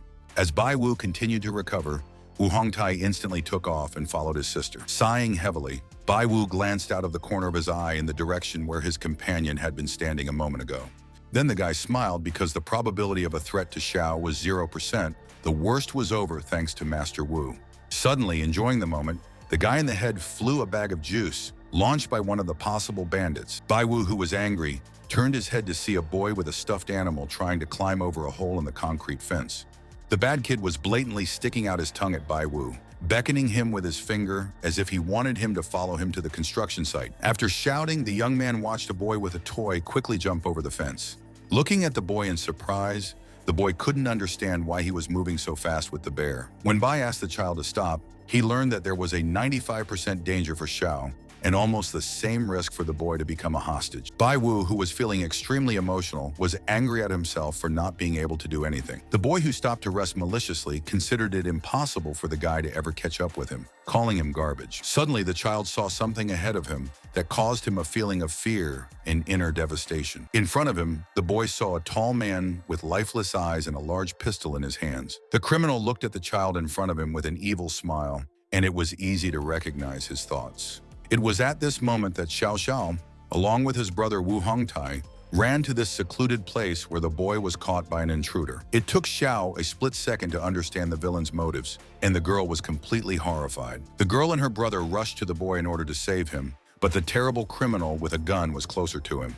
Reaching out with his huge hand, the villain almost grabbed the unfortunate child, who was looking at the boy and girl running towards him with a smile. It is not known how Bai Wu, who happened to be here, grabbed the child, thus managing to save him from the bloodthirsty bandit. Everything happened so fast that Bai Wu, who couldn't keep up with the speed, fell down, hitting his head on the hard floor.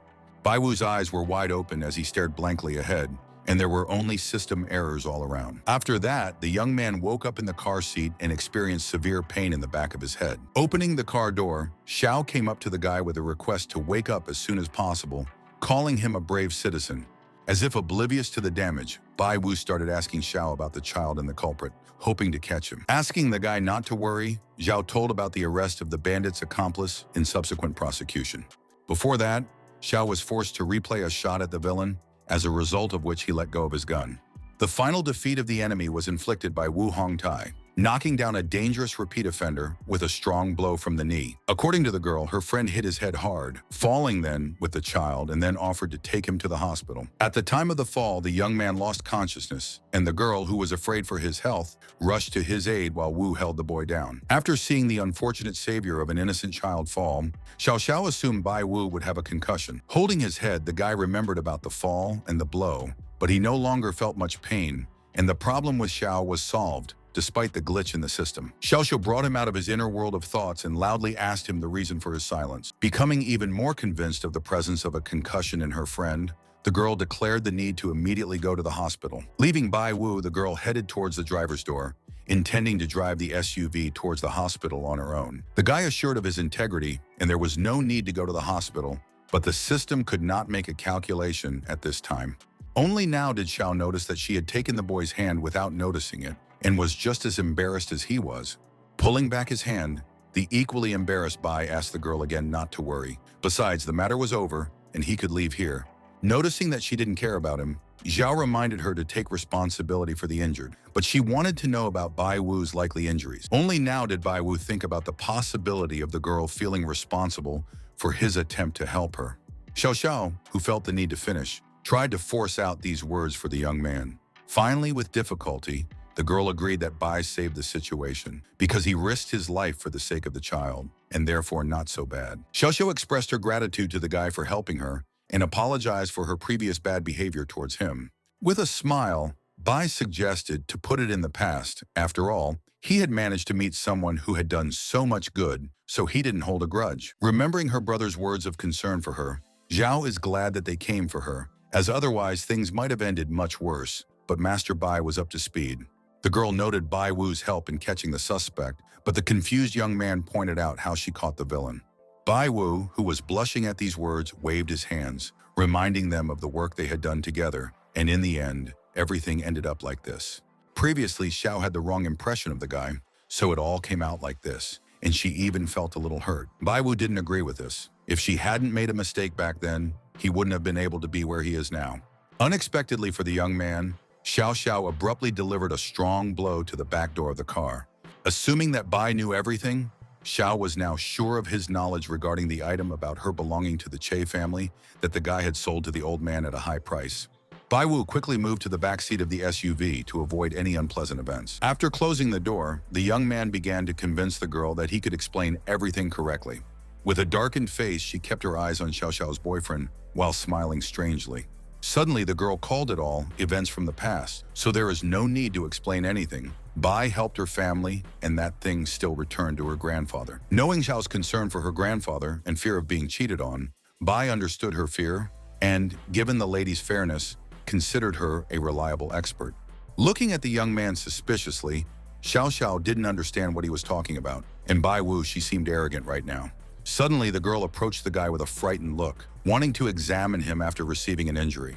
Xiao Xiao then resolutely walked to the door and opened it to sit down next to the surprised Bai Wu. He hadn't expected to see a girl next to him, but she wasn't going to back down. In order to avoid further trouble, Xiao Xiao asked Bai Wu to keep a low profile, but he didn't understand what she was talking about. Not understanding the guy at all, the lady asked him to be careful, given the lack of strength and abilities to protect himself from enemies. Noticing Bai Wu's indifferent expression, Xiao grabbed his shoulders and declared the seriousness of her words in a loud voice. Xiao thought that her help was extremely necessary for Bai Wu himself, not even thinking about what he had done to her grandfather. As the lady talked about the likely problems for Bai Wu due to bad people who couldn't be stopped, he was surprised by the girl's great physical strength. Bai Wu understood all of this, but the fewer people who knew about him, especially his enemies, the better it would be for him. The young man's question about the bandits' resale of antiques caused surprise in Xiao, who ironically perceived Bai Wu as a prophet who knew the secrets of heaven. Grinning, Bai Wu admitted that it wasn't always possible to see all the secrets that were available.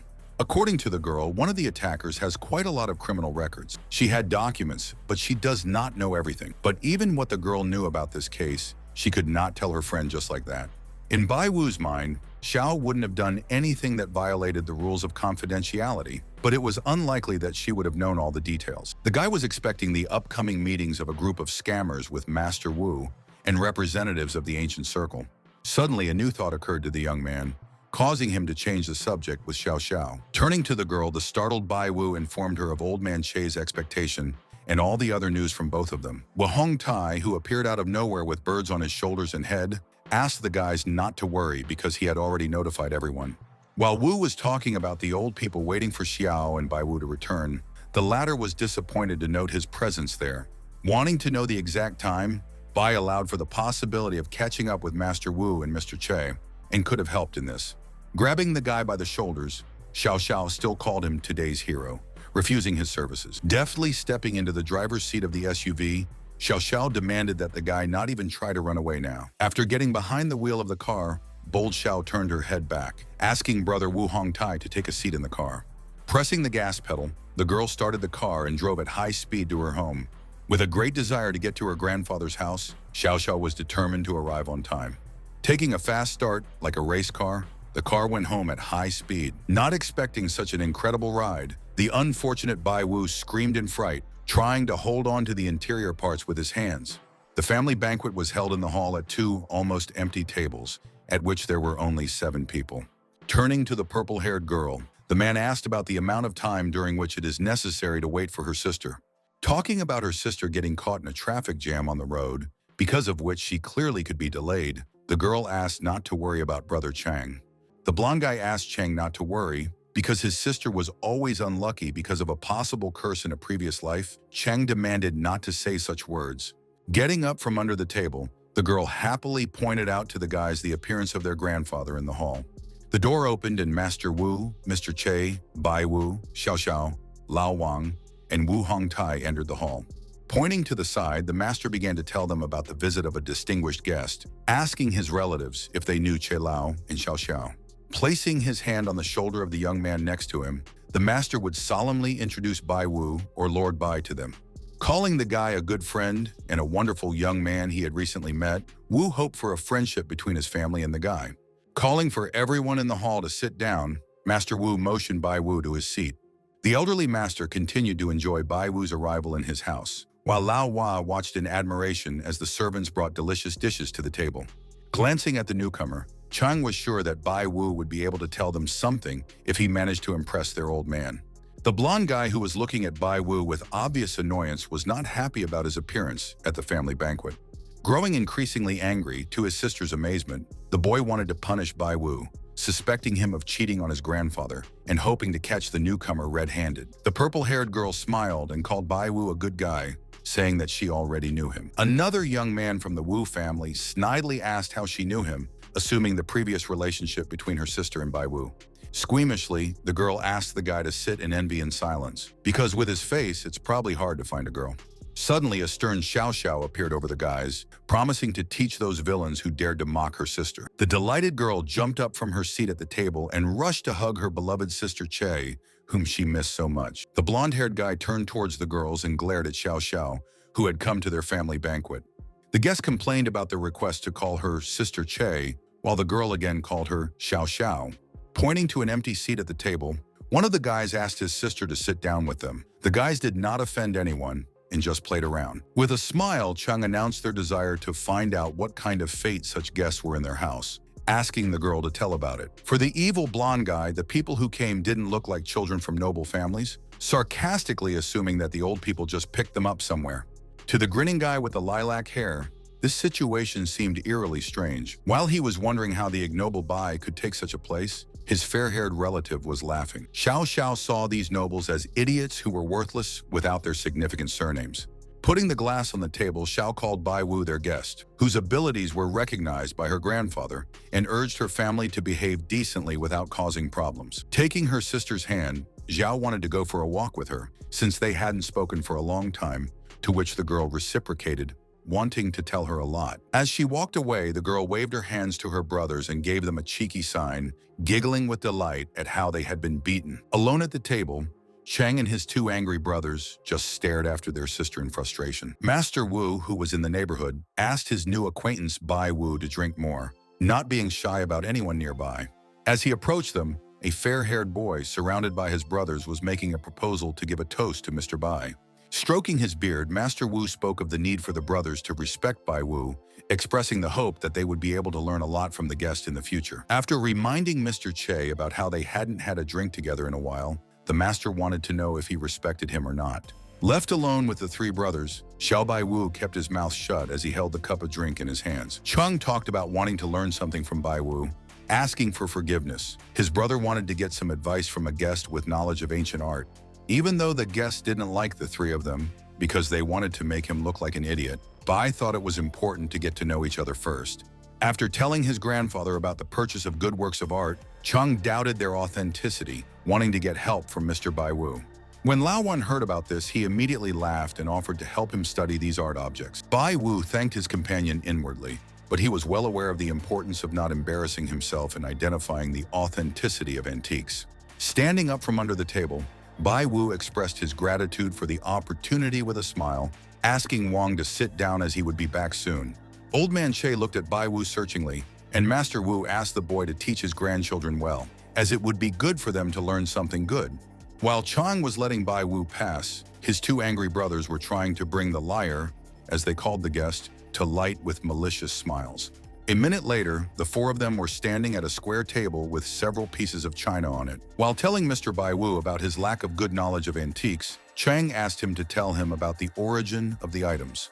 The blonde guy, still grinning, was confident in the ease of completing this task for Bai Wu. Since they had decided to pin the guy down, Bai mentally asked them to blame him if they ended up falling into their own trap. In the understanding of the bystander Wu, the youngsters decided to rein in Bai Wu, but the boy had to take care of himself. Determined to solve the next problem of identifying the authenticity of antiques, Bai couldn't do it because of the lack of downloads. Almost for the first time in his career, the young man experienced great fear, not excluding the final breakdown of the system. Under great stress, Bai continued to watch the chart, invisible to Brother Xiao, who was curious about the reason for his silence. Master Wu was also wary, wondering at Bai Wu's silence, remembering how he was always given antiques, allowing for some kind of problem. The blonde man who had joined in the conversation mockingly pointed out such a long tour of the country's objects, accusing the guest of excessive wine consumption. Lao Wang managed to defuse the situation in a timely manner, dissatisfied with the spoken words of the evil man. A red-faced Wang was pointing out Bai Wu's perfect antique identification abilities to the trio, and he couldn't be wrong. In response, the blonde began to wonder about the continued silence of the expert that the gods might have left behind. Leaning closer to the unfortunate young man, the blonde asked about the number of years of things and accused him of trying to deceive the Wu family. After telling the blonde to shut up, Vaughn talked about his friend's fatigue after going through difficulties, suggesting that the villain should shut up to avoid problems. Master Wu and Master Che Lao continued to observe the situation in which the unfortunate Bai and Wang, who was trying to save him, found themselves. Master Wu, who did not understand anything, allowed his new acquaintance's abilities to decrease due to today's circumstances. Refusing to consider Bai Wu a fraud, the host continued to believe that Bai Wu had outstanding skills. Since Wu thought the brothers were too arrogant, he wanted to teach them a lesson so that they wouldn't dare slander others anymore, and Bai Wu wasn't well yet. Master Wu shouted at the entire hall in indignation, outraged by the act of his careless relatives. Not understanding what had happened to the system, Bai didn't remember it happening before, thinking of a way to get away from the evil guys without being noticed. Forgetting about his own business, his blonde grandson was going to deal with Bai Wu, who didn't want to admit anything in the boy's opinion. At this time, Master Wu approached the children, speaking rudely about them for inadequate communication with the guests. While the grandchildren were horrified by their grandfather's shout, Master Wu himself grabbed Bai Wu by the shoulders with a smile and asked her not to blame the fools for their lack of discipline. Bai Wu didn't have anything to blame the guys for, but the system actually failed, so he couldn't determine the authenticity of the items. Looking at the guy's twisted face, the master thought that maybe it was still bad or Bai was just very angry at his abusers. Wrapping his arm around Bai Wu, Master Wu called the grandchildren idiots who looked like they were being raised by dogs on the streets, demanding to apologize to the guy. Upset, Chang and his brothers only looked at their grandfather and his friend with silly expressions. To the blonde man who was angrier than anyone else, Bai Wu was a real liar. Unable to contain his emotions, Master Wu started yelling at the blonde guy because of his impudent behavior. Bai Wu found this unexpected, but he decided not to interfere for his own good.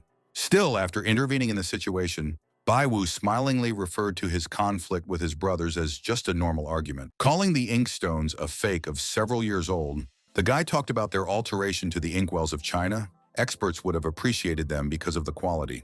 Bai's porcelain jug belongs to the Yongle era. It has a rich color, fine workmanship, and excellent manufacturing technique, but it was made this year. The astonished blonde admitted that the guest was right, in the understanding of which all people had a different view of things. Fortunately, Master Wu helped the guy, but it took time to reboot the system, which this time almost failed. As he watched the astonished old men and young men react, Bai was glad that everything went smoothly this time, but without the system, it wouldn't have worked out. Knowing that this was not the end, but enjoying the temporary success, Bai was praised by Wu for his sharp eyes and the opportunity to be called a master later. The porcelain vase described by Bai Wu was 100% fake and related to fraudulent groups. There were some who belonged to fraudulent groups among the antique dealers, and the system had previously pointed out such a person in the Wu family, but Bai didn't know him yet. Looking at their grandfather with displeasure, the guys seemed to have a premonition that they might hear something new and terrible about their address from him. After apologizing for his rudeness, Cheng considered Bai Wu worthy of the title of master, and his brother, calling the guy amazing, counted on his help in earning a fortune. Determined not to stay away, the evil blonde had a hard time noticing Bai Wu's good results. When the boys invited the surprised Bai Wu to go out and have a drink with them, Master Wu and Mr. Che watched in silence. When Bai Wu immediately started to refuse, he explained that he didn't want to drink because he didn't want to bother anyone here. Not only did the system fail, but his family was also difficult for him, and there was a traitor among them, so Bai had to leave quickly to avoid meeting him. Not ruling out the possibility that the boys had angered Bai Wu, Master Wu asked Bai Wu not to be so reserved, but to have a drink with him and forget about these little rascals. The cheerful Lao Wang, who joined in the conversation, offered to sit down too, as they supposedly had no need to hurry. Thinking back to the previous moments with Xiao Xiao, Bai Wu was concerned about this situation. He didn't feel safe in case of system failures and could get targeted. To the surprise of those present, Bai pointed out the late hour and offered to sit down next time, but was met with resistance from Master Wu. When Xiao Xiao and her sister returned, they witnessed the old man forcefully grab the guy, asking him to wait for 1 second. When Wu, mentioning Bai and Xiao's long-standing acquaintance, suggested that it was fate, the unfortunate Wang began to cry out in horror. After a moment of calming down, Lao Wan, embarrassed, agreed with Master Wu about the fateful nature of their meeting, eliciting a questioning reaction from his friend. Only now did everyone notice the approach of Sister Xiao, who hurried to address her own grandfather. Master Wu had heard that Bai Ye did not become a married man, so he began to suggest that Bai Ye become part of his family. The man's new statement came as a bolt from the blue to everyone present, and it was Mr. Che who was most surprised. One of the guys in the audience wondered if Master Wu had suddenly decided on such a thing. As Mr. Che approached Wu, he told him about Bai Wu's long-standing acquaintance with his granddaughter, and he blessed the young ones, so the boy would only become a member of the Che family. Terrible Wu doesn't care about the blessing because it won't solve anything, and Bai and the master's granddaughter already had mutual feelings. Unwilling to back down, old man Che Lao talked about the love between Bai Wu and his Xiao, being confident about their happy future. The two girls who intervened in the conversation called their words nonsense and pointed out their own youth, not wanting to think about marriage. The master's granddaughter resented her grandfather's intention to marry her off without asking her for this important matter. Bursting into tears, the unfortunate Xiao Xiao couldn't contain her emotions as she turned around and ran back. Bai, who didn't understand what was going on, didn't know how he got involved, and couldn't understand why the elders were suddenly talking about marriage. Looking back out of the corner of his eye, Bai saw Master Wu's displeased Master Che and the host's grandchildren. The one who seemed the most displeased was the blonde guy who now saw old man Wu as almost his main enemy. Chang walked over and held the blonde brother's head, pointing at the old man Wu who was present. When Bai Wu glanced at the two men, he perceived them as clearly hostile to him, and he assumed that they might be traitors. Laughing, old man Wu asked the guy to go along with him and colleague Che Lao for a drink break, leaving everyone else behind. Bai wanted to say goodbye and leave, but he is willing to have a drink with the elders since he is feeling better, secretly rejoicing at the indifference from these people. No matter what, the young man was definitely going to track down that traitor from the Wu family. Bai and Wu pointed to the empty seats at the table and invited everyone else to join them, while Old Man Che stood silently beside them. As he was about to check on everyone in the hall, Bai Wu thought of Gu Li, who was acting strangely, as he might have been the traitor. Bai Wu couldn't believe another system failure. He couldn't rely on his own strength right now. Surprised by the blonde's words, Chang urged him not to involve others in the terrible business. If he wanted to die, then let him do it himself. Surreptitiously approaching the three brothers, Bai coughed, causing all of them to panic and fear. Without taking his eyes off the blonde man, Bai Wu was beginning to perceive that Ka was a rather shrewd person and also quite bold. Having decided to start with him, the smiling guy reminded the guys how he had never managed to drink with them before. Master Wu's blonde grandson continued to scowl at his main opponent. Noting the politeness of the guest and his outstanding skills, Chang asked him to take a glass. Bai considered it justified to worry the guy and talked about friendship after the fight. Bai Wu looked at the disgruntled Gu Li in a peaceful manner, apologizing and asking if he had offended him in any way today. The guest saw the opponent as not being able to hide his thoughts, considering him stupid as a traitor, but with an insistent look, he could burn a hole in Bai Wu. Extending his hand unexpectedly towards Bai Wu, to Chang's surprise, the blonde asked for the details of the guest's introduction to Xiao Xiao. Shaking the young man's hand, Bai couldn't understand the reason why the young man was interested in this particular girl. Raising her hand, the purple-haired Xiao also spoke of interest in such details. The blonde continued to stare at his grandfather's guest, waiting for the information he wanted. As if startled, Bai Wu repeated Che Xiao Xiao's name, but then called it their fate with a smile.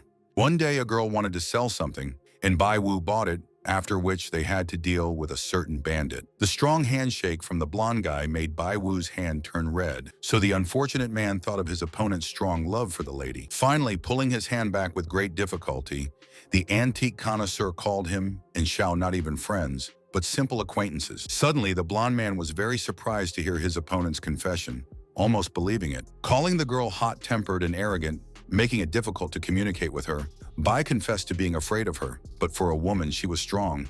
Now feeling the blonde man's hostility towards him because of Che Xiao Xiao, Bai remembered Master Wu's words that had made things worse. A slightly relieved guy with lilac hair, laughing, said that men like gentle and cute ladies. Chang smiled and reminded him of how the girl had beaten up his brother because of harassment, and the latter, offended, said that he did not need Romano Conti, where they produce wine.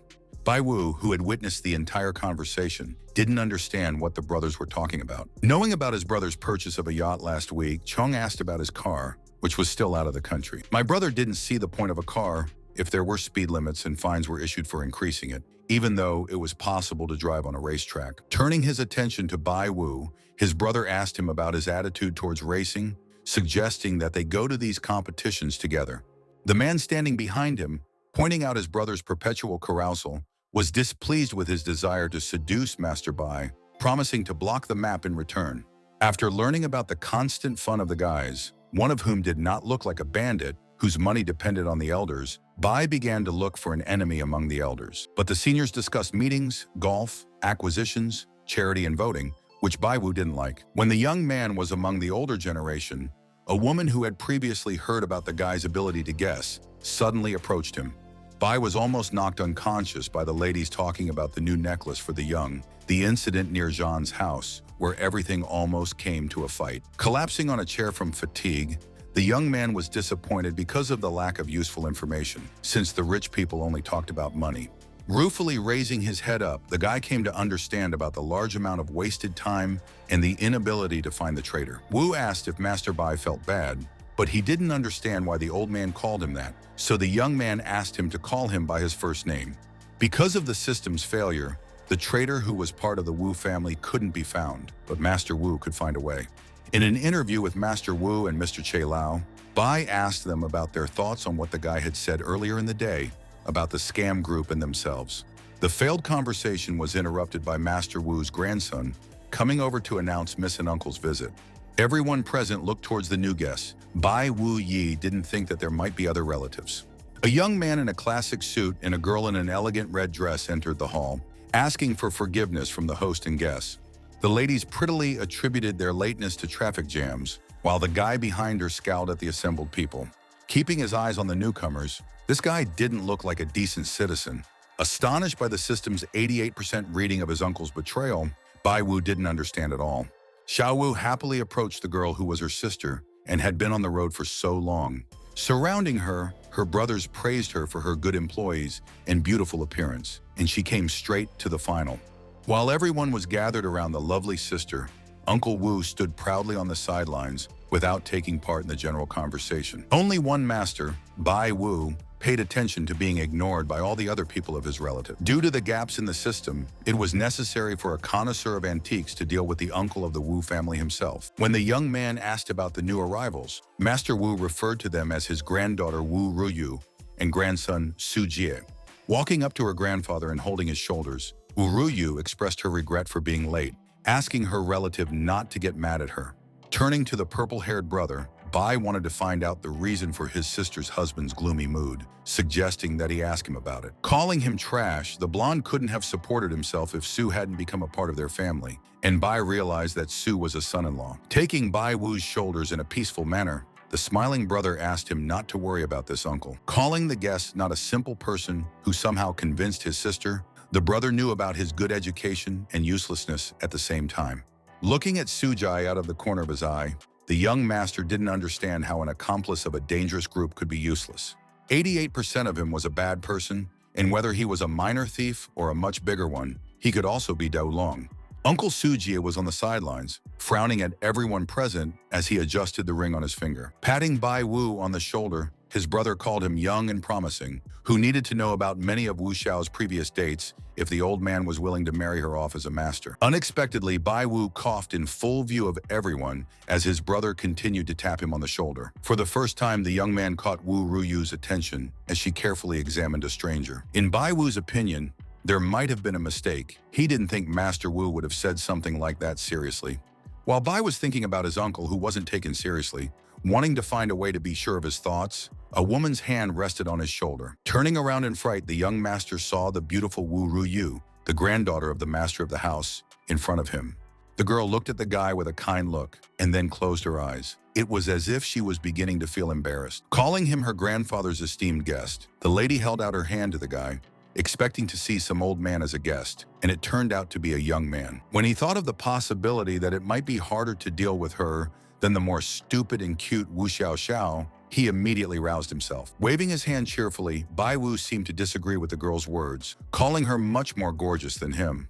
It seemed to the guy that if his uncle had some problems, then his wife should have been aware of it. The cute talking boy and girl didn't notice Suji's angry face, who didn't like it. With a determined stride, the man was heading towards the still unsuspecting Bai Wu and Wu Ruyu. As soon as he tried to take the girl's hand, she instantly rejected his claims, casting a stern look at the man. As if she wasn't paying attention to Suji, the girl turned her attention back to Mr. Bai Wu and inquired about his occupation. Calling himself someone who didn't have a job as such and mentioning antiques classes, the guy asked the same question to Miss Wu, considering her successful. Noticing Uncle Wu's angry face, Bai thought about Su's misunderstanding of the situation. The guys themselves might not be on the best of terms. For Master Wu, a lady was no match for Bai Wu, who had real talent, and Mrs. Life was a fairy tale. Sujai, who was standing there with a scowl on his face, took it as absurd for the Wu family to be praising some crook. If the couple got along, then Lady Wu might not know about her husband's affairs, so Bai wanted to confirm it and asked if he was a member of the Antique Society. After initially looking at the guy with disapproval, Mr. Wu could not call himself a member of the society, but he knew some of their business and liked old things. To the surprise Bai Wu, he seemed businesslike. The master remembered Miss Wu's words about Su's financial training, so he could be the head of a large company.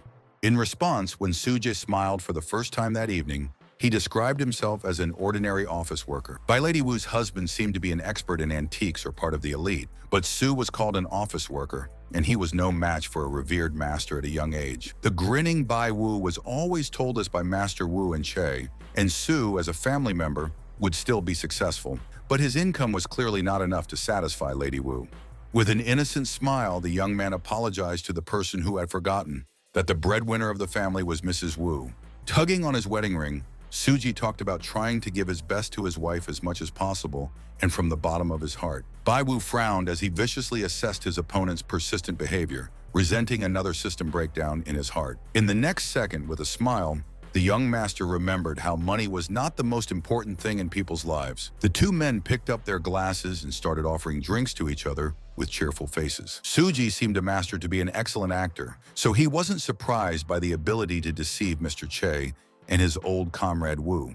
As soon as the system problems were resolved, Bai was going to rip the mask off the villain, but he couldn't sit around and wait for it to be restored.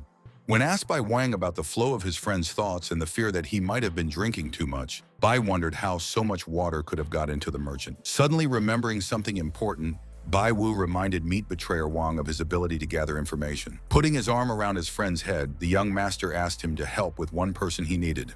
Suji appeared again, frowning and fiddling with the wedding ring on his finger.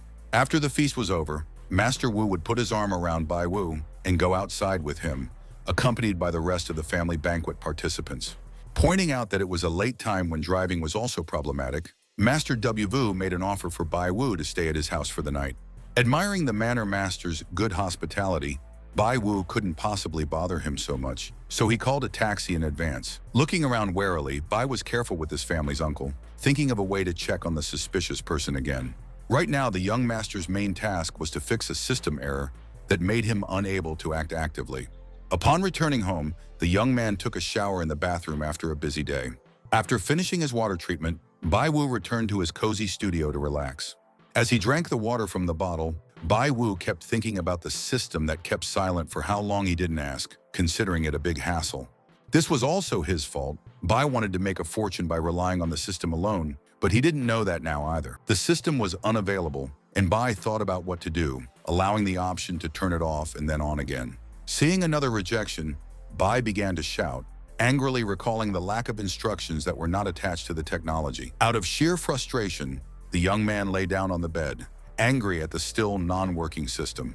Suddenly, virtual notifications appeared in front of him, providing an explanation for a complex problem. Jumping to his feet, the young man realized with horror that the amount of energy needed to function was insufficient. Another message indicated that a large amount of energy was needed for the operation of a vital part of the user. The young master looked in surprise at the sign with the image of the brain, where a separate field was highlighted. Bai Wu's mind immediately began to conjure up images of the previous day, when Xiao Xiao had asked how badly he had hit his head while rescuing the boy. Thinking about the severity of the injury, Bai assumed the system's ability to determine the probability and heal wounds. There was a lack of energy due to Bai Wu's recovery, but this is strange. Since everything was normal before, this is not the first injury for the guy. During the flow of thoughts, there was a system update, and the technology apologized for the inconvenience, which the guy had to agree with. Bai Wu felt defenseless due to the inability to get answers to his questions. This was confirmed by the system. Remembering the young people who might have been his parents, the young man felt the end of his own dreams. The unfortunate man now had a lot of problems, especially with a group of scammers.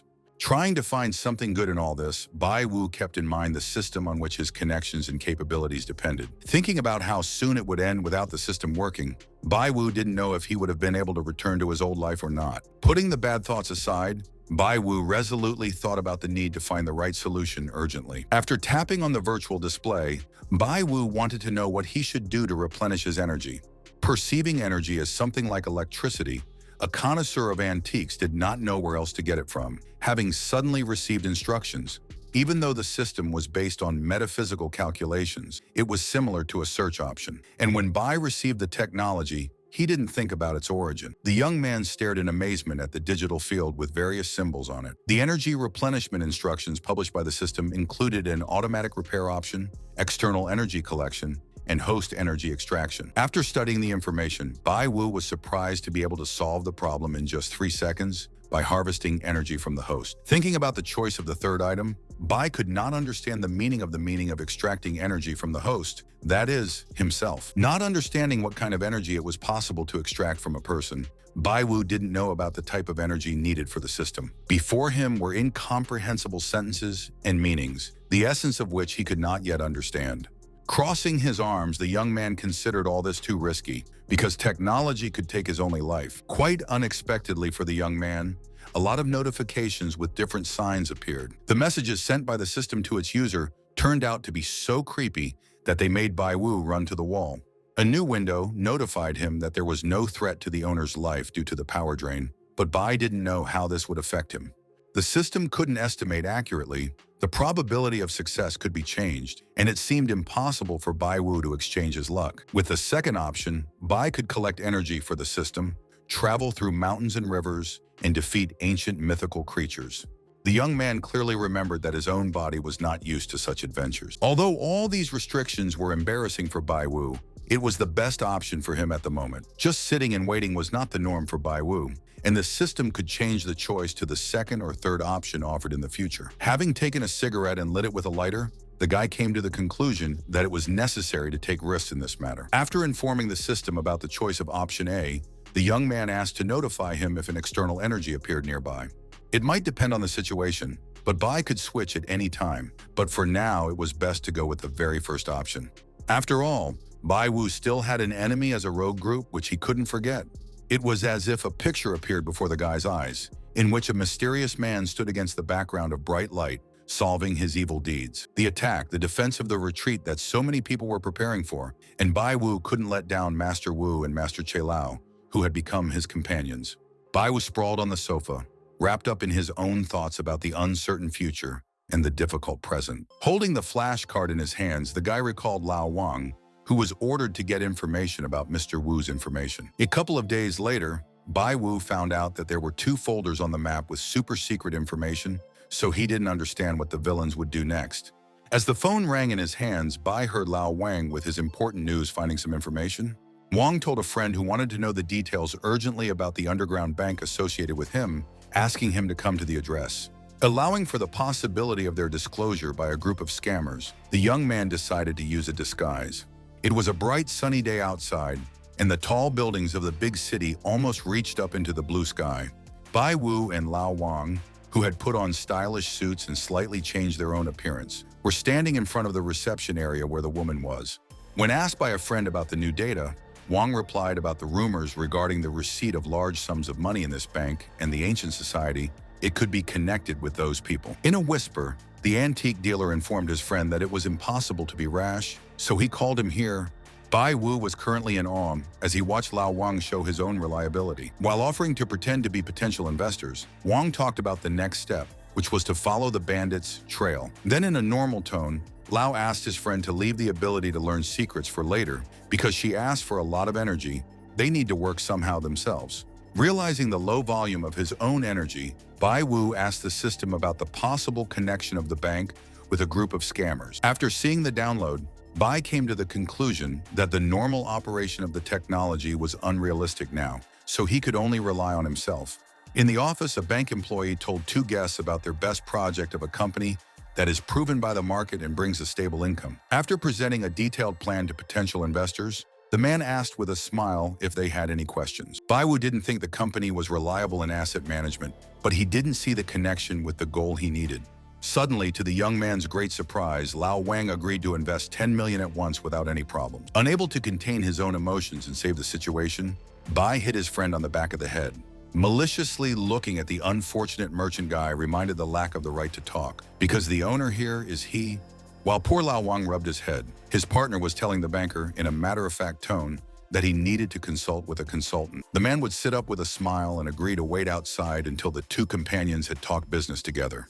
Bai Wu's glasses reflected the departure of a financial institution employee in the direction of the door. After all that the banker had said, Bai, who had not noticed any clues, asked Wang if he was sure that the bank was connected to the scammers. Lowering his glasses, the guy reminded his friend and decided to give the bank as much as 10 million so easily. When asked by Bai about the subsequent events, Wang replied about finding the evidence they needed. While Bai Wu was looking reproachfully at his companion, the latter turned away with a frustrated feeling. When he asked Wang if he had cheated, Bai received a firm denial from the merchant. Trying to turn the unfortunate merchant around, Bai Wu reminded him of the benefits he had done for the merchant. Greatly frightened by his comrade's reaction, an agitated Wang asked him not to worry. After talking about his search for clues, Lao was unable to find the answers to the questions, but he learned about the investment in the Bank of People from their ancient society. Afterward, Wang thought about the possibility of making money from it as well, but he was afraid of being cheated, so he decided to call Bai Wu. Abruptly rising from his seat, Bai shouted and demanded that his friend set priorities, accusing him of being greedy. Reminding him of the decision to earn money together, B pointed out an attempt to deceive Wang by outsiders, take his money, and run away so that he could not pay for a place in the cemetery. Wang disagreed with his friend and told him about several of his friends who had made a profit on their investment in the bank. Knowing his place, Lau had made a lot of money with Bai Wu over the past time, but he didn't know what their future would be like. The antique dealer bowed his head and spoke sadly of his desire to be always ready for the future. Bai Wu couldn't explain a few things to a fool like Lao Wang at the moment, but he asked him to remember one thing. Leaning forward, the young man promised to take care of his friend's future. Adjusting his glasses, the young man asked Wang to stop talking nonsense and follow him further. After leaving the office where the business conversation had taken place, Bai Wu and Wang walked out into the corridor where the banker was looking at them in surprise. With a smile on his face, the employee of the financial institution asked if his client was leaving or not. The instantly stern Bai is surprised by the alleged ban on leaving here, and according to Wang, his brother did not find the bank reliable. With a smile, the banker asked him to believe him and pointed out the main shareholder and the boss, who were powerful people, and in the ancient circle, they were big people. Hearing the mention of the ancient society, Bai immediately asked about it, and the unsuspecting man instantly confirmed it. Thinking of an influential underground bank investor from the antique circle, Bai thought of Wang finding the bank forger, not knowing how that was possible. Smiling, Bai regretted that the banker didn't say this earlier. After all, he really liked this famous and influential circle. With a sly tilt of his head, Bai asked for references to meet the bank's powerful boss. Taking out the black card, Bai promised to hand over to the bank, if it is reliable, the monthly income of the Lao Tzu Foundation in the amount of up to 5 billion. After bowing, the employee of the institution asked Mr. Investor to go along with his partner. Opening the doors to the new auditorium, the bank's customers saw a masked man greeting them, who was the owner of this place. After shaking hands with Bai Wu, the man asked him to call him Mr. Z, offering to sit down and talk. The head of the institution sat down at the wooden table, while Bai Wu took the chair opposite. Lao Wang remained on his feet. Bai Wu smiled matter-of-factly, while Mr. Z looked at his new client searchingly and remained silent. Bai Wu suddenly understood, as he noticed Mr. turning over the ring on his finger. Crossing his arms, Bai Wu instantly recognized the person sitting across from him as the Wu family uncle he had met at the banquet. Without taking his eyes off Mr. Z, the young man came to the conclusion that he was right about this person. Thinking back to Uncle Wu's actions at the family banquet, Bai thought about the number of guises this man had. Breaking the silence, Mr. Z folded his hands and smiled as he asked for the name of his next client. A client named Hay was selling coal, but he left it, and when he heard about Mr. Z as an important figure in the antique circle, he decided to develop in this direction. Seeing nothing complicated in this, the head of the bank pointed out the importance of connections, opportunities, and capital, but he could bring the interested client up to speed. Putting on an innocent face, Bai Wu rejoiced at Mr. Z's words and asked him to tell him about the case. When pouring tea for potential investors, Mr. called it a very lucrative business. Speaking about the considerable risks, the man also asked people not to doubt the professionalism of the institution's employees. Having decided to pretend to be an amateur for a heartfelt conversation with Mr. Bai didn't understand about professionalism and wanted to know how to make money. After telling him about his poor knowledge of antiques and lack of understanding of making a good living there, Bai asked for help in this area, but to Mr. his words seemed like a joke. Calling them businessmen, the head of the place is ready to help the client earn money. All operations are specified, so the client has nothing to worry about. All of a sudden, the customer loudly accused Mr. of intending to use him to make hapless Hay start investing in idle talk, trying to convince the client of a misinterpretation of their words. Mr. reported a trade secret, and that was a difficult question. Folding his hands, Mr. Z urged the potential investor not to doubt the capabilities and authority of the institution's employees.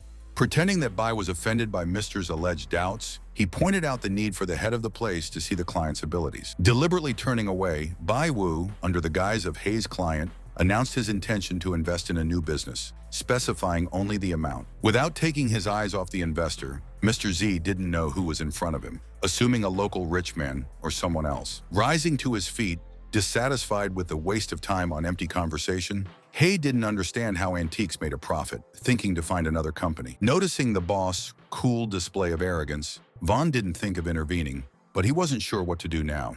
Turning towards Lao, Bai Wu recalled his words about the existence of a more reliable company, asking him to take him there. Getting to his feet with concern, Mr. Z urged the influential competitor N to worry, since they were a private company. Mr. began to tell the departing guests about the recent appearance of a lot of forgers, urging them to be very careful. After stopping because of Mr.'s warning, Bai heard about a large antique business that needed Mr. Hay's funds. The guy was very interested in the opportunity to receive dividends in accordance with the investment, as promised by Mr. Z.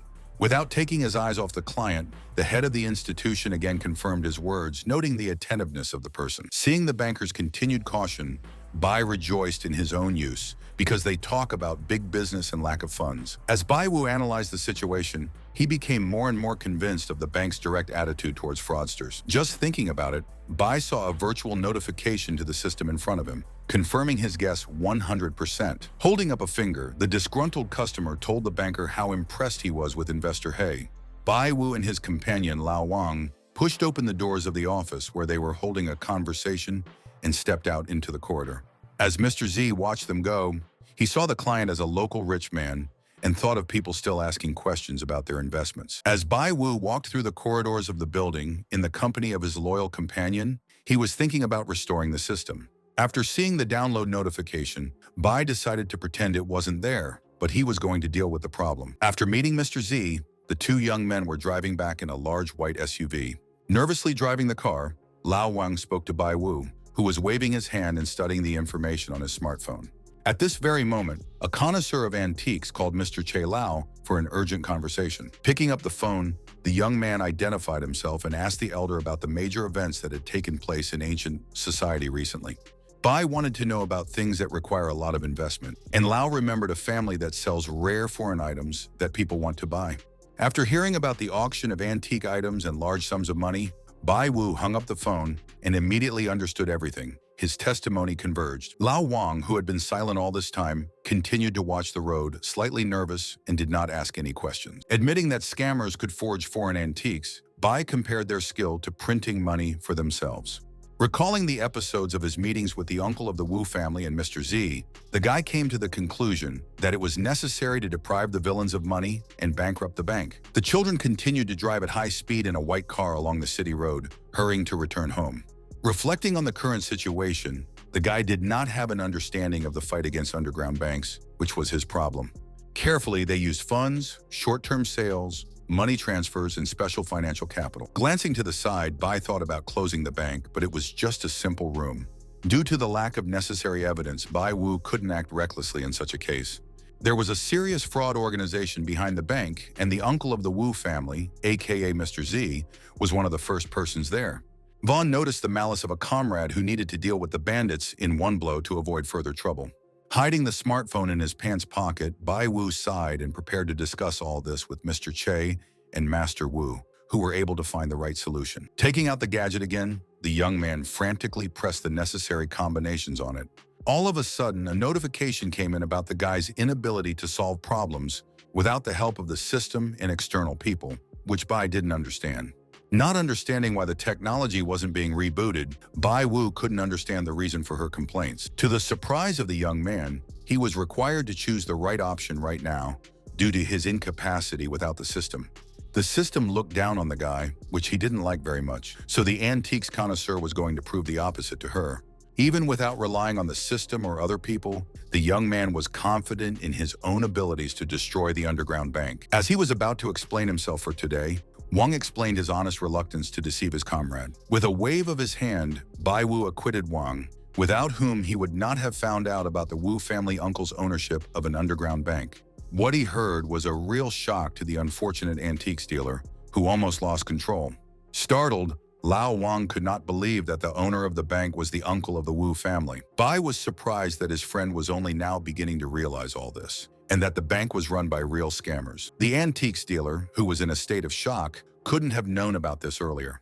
Wang's mind was filled with sudden thoughts as he realized that Uncle Wu was the owner of the bank and that the bank was run by fraudsters.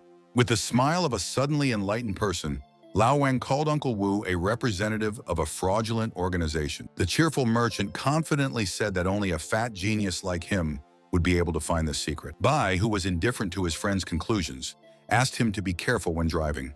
After responding to Master Bai Wu's request, the driver of the SUV asked him to relax while continuing on the road. Becoming more serious, Lao Wan suggested that his companion had already guessed this earlier.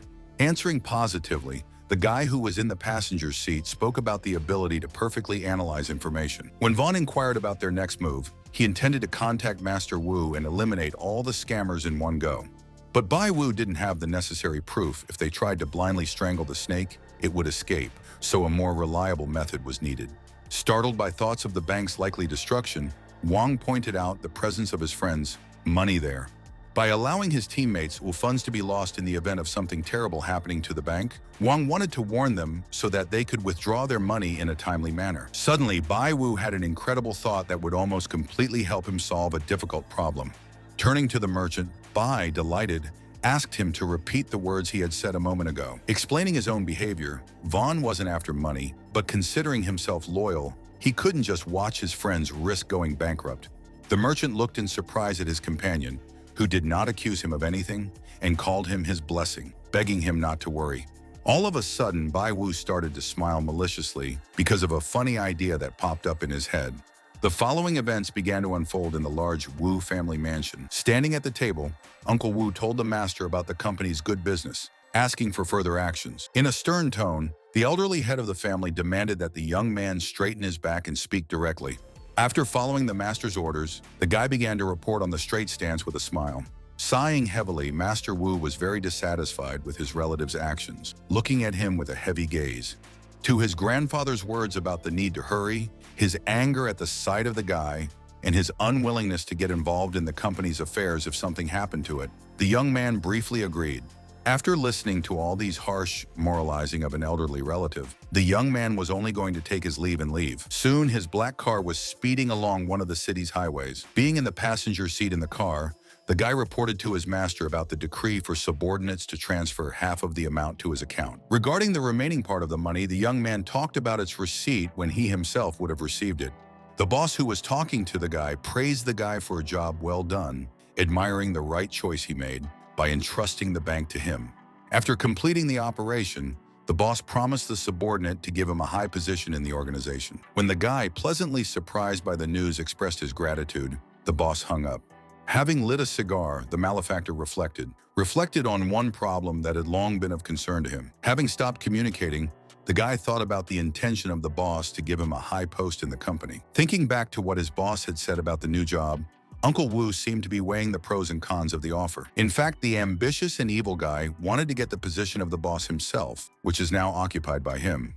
With the entire organization completely under his control, the guy would be able to make them pay, and the Wu family would also become his property. The guy who wanted to control the scammers and the Wu family wanted to capture the light and dark, and everyone in the ancient world would respect him. After so many years of being humiliated, the guy was finally going to see the fruits of his success. Suddenly, the phone rang, and Uncle Wu had to quickly answer the incoming call. During the conversation, the subordinate informed the boss about the incident at the bank, asking him to return immediately. Thinking back to the incident at the bank, Mr. Z didn't yet see the relationship with the recent customer He, who was actually Bai Wu. For many years, the guy humiliated himself in front of his family and, hiding his claws, waited for this moment, wanting to see the whole world and ancient society in his hands. A subordinate nearby was handing Master Z the face mask he'd worn to meet investor He and his partner earlier. Remembering his bosses Bai Wu, Masters Wu, and Chilao, Mr. Z saw them all as stepping stones in his path. Once on the 28th floor, the young man thought with a smile that there was no reason to be afraid of anything right now. Near the bank's cash register, many people demanded to resolve the issue and were going to take back their money, asking employees to hurry up. One of the clients angrily demanded to return her money immediately, and the man, not understanding the words of the cashiers, showed his contract with the bank. With a smile, the cashiers asked people to be patient, waiting for the boss of the company, and assured that the money was completely safe because there was nothing to worry about. Looking up, seeing the boss through the crowd, the cashier was very happy, feeling supported. The customers near the cash register parted with astonished faces, letting the bank manager pass ahead, to the delight of the cashiers. With an important tone, Mr. Z reminded that the company had no experience in restricting anyone, so people could withdraw money if they wanted. Casting a cold glance at people, the banker spoke about the unwillingness to bear responsibility for losses, and under the contract, people could only receive the principal amount. After that, there was a split second of silence as customers and bank employees looked at each other. While some did not understand what to do, Others continued to demand money back, and still others regretted investing in the bank. Unable to contain his emotions, Mr. Z's subordinate, indignant about the regrets, pointed out the bank's strong financial resources and reliable reputation. As part of the response, people started talking about the rumors that were circulating, which immediately interested the masked man. Assuming the probability of someone's desire to harm the bank, its head mentally rejoiced at how he found out everything in time. Waving his hands, Mr. Z's assistant asked people not to worry. Otherwise, they wouldn't be standing in front of customers as representatives of the bank. A man in the crowd was unsure of the banker's words and talked about his family savings, while his neighbor still demanded to return the money. Holding up his hand, Mr. Z asked people to go through the formal procedures, promising to add them to the company's blacklist after that. The young banker crossed his arms as if unconcerned and asked if there were any other people willing to withdraw money from their accounts. After Mr. Mask's speech, the customers of his establishment suddenly fell silent and buried their heads in their books, asking for time to think again. With a smile, Mr. thought about those who spread rumors, alarmed his people, and now retreated, and right now.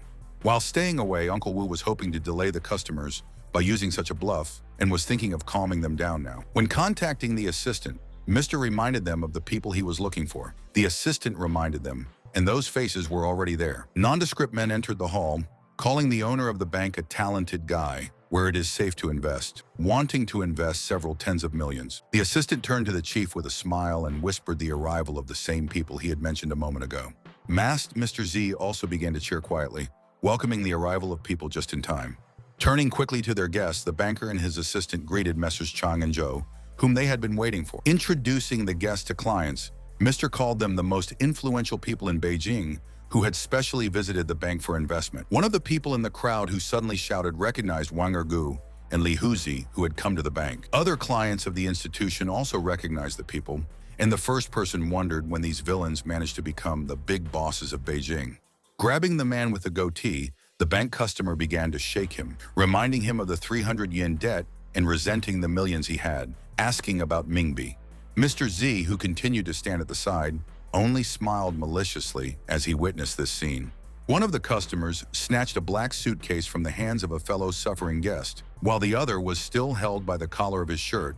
Opening the suitcase, the evil man threw it on the floor because of the presence of only old things there, hoping to see money there. Turning to Mr. Z and calling him boss, the man with the beard pointed out with regret and fear that the people had seen through them and the performance hadn't worked out.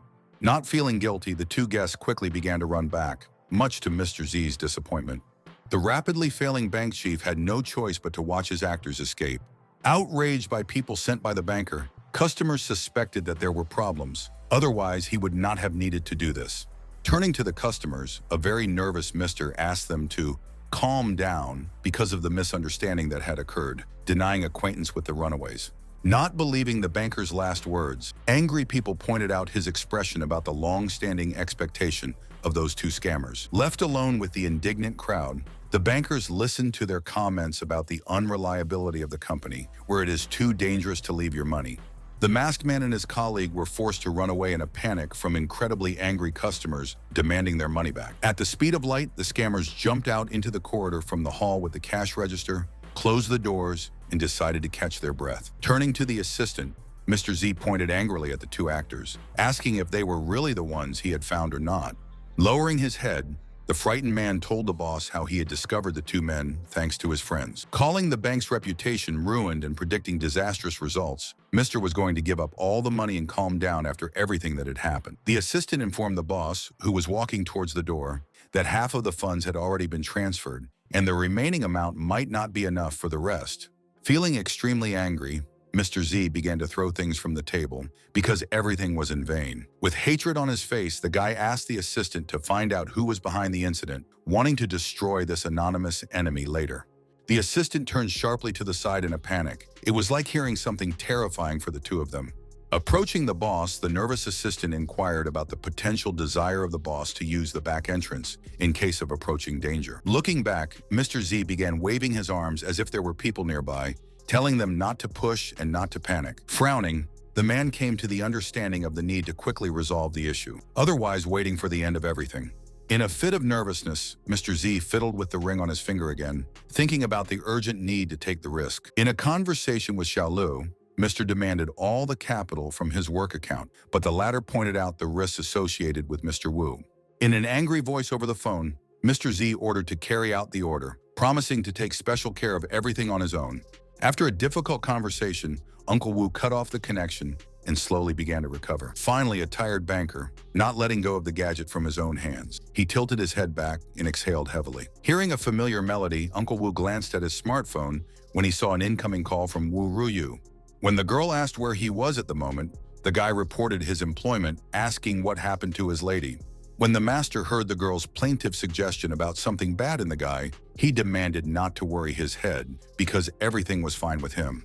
Whatever happened, he was supposed to share it with his family at the request of his beloved, but the master hung up on other matters. Leaving the device, a disgruntled Master Z was indignant at the behavior of Wu Ruyu, who was not clear what she was doing if she could call him. The guy dropped his smartphone on the floor in horror when Master Wu suddenly opened the door with a strong kick and entered the room.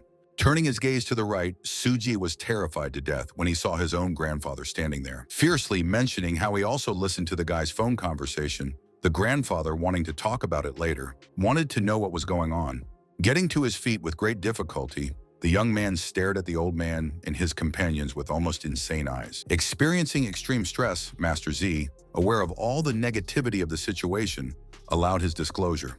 Sitting back in his chair, Old Man Wu began to talk about his surprise at some of the children's duplicitous behavior. In a raised tone, the elderly man began to demand that Su name those who stole their family's money, not forgetting to mention the organization. Even more angry, Master Wu was sure of the bank's connection to the fraud group, demanding an explanation from the guy. Uncle Wu, who remained silent, considered the urgent need to shift the blame to someone else. Suddenly remembering Bai Wu, the villain decided to name him and kill two birds with one stone.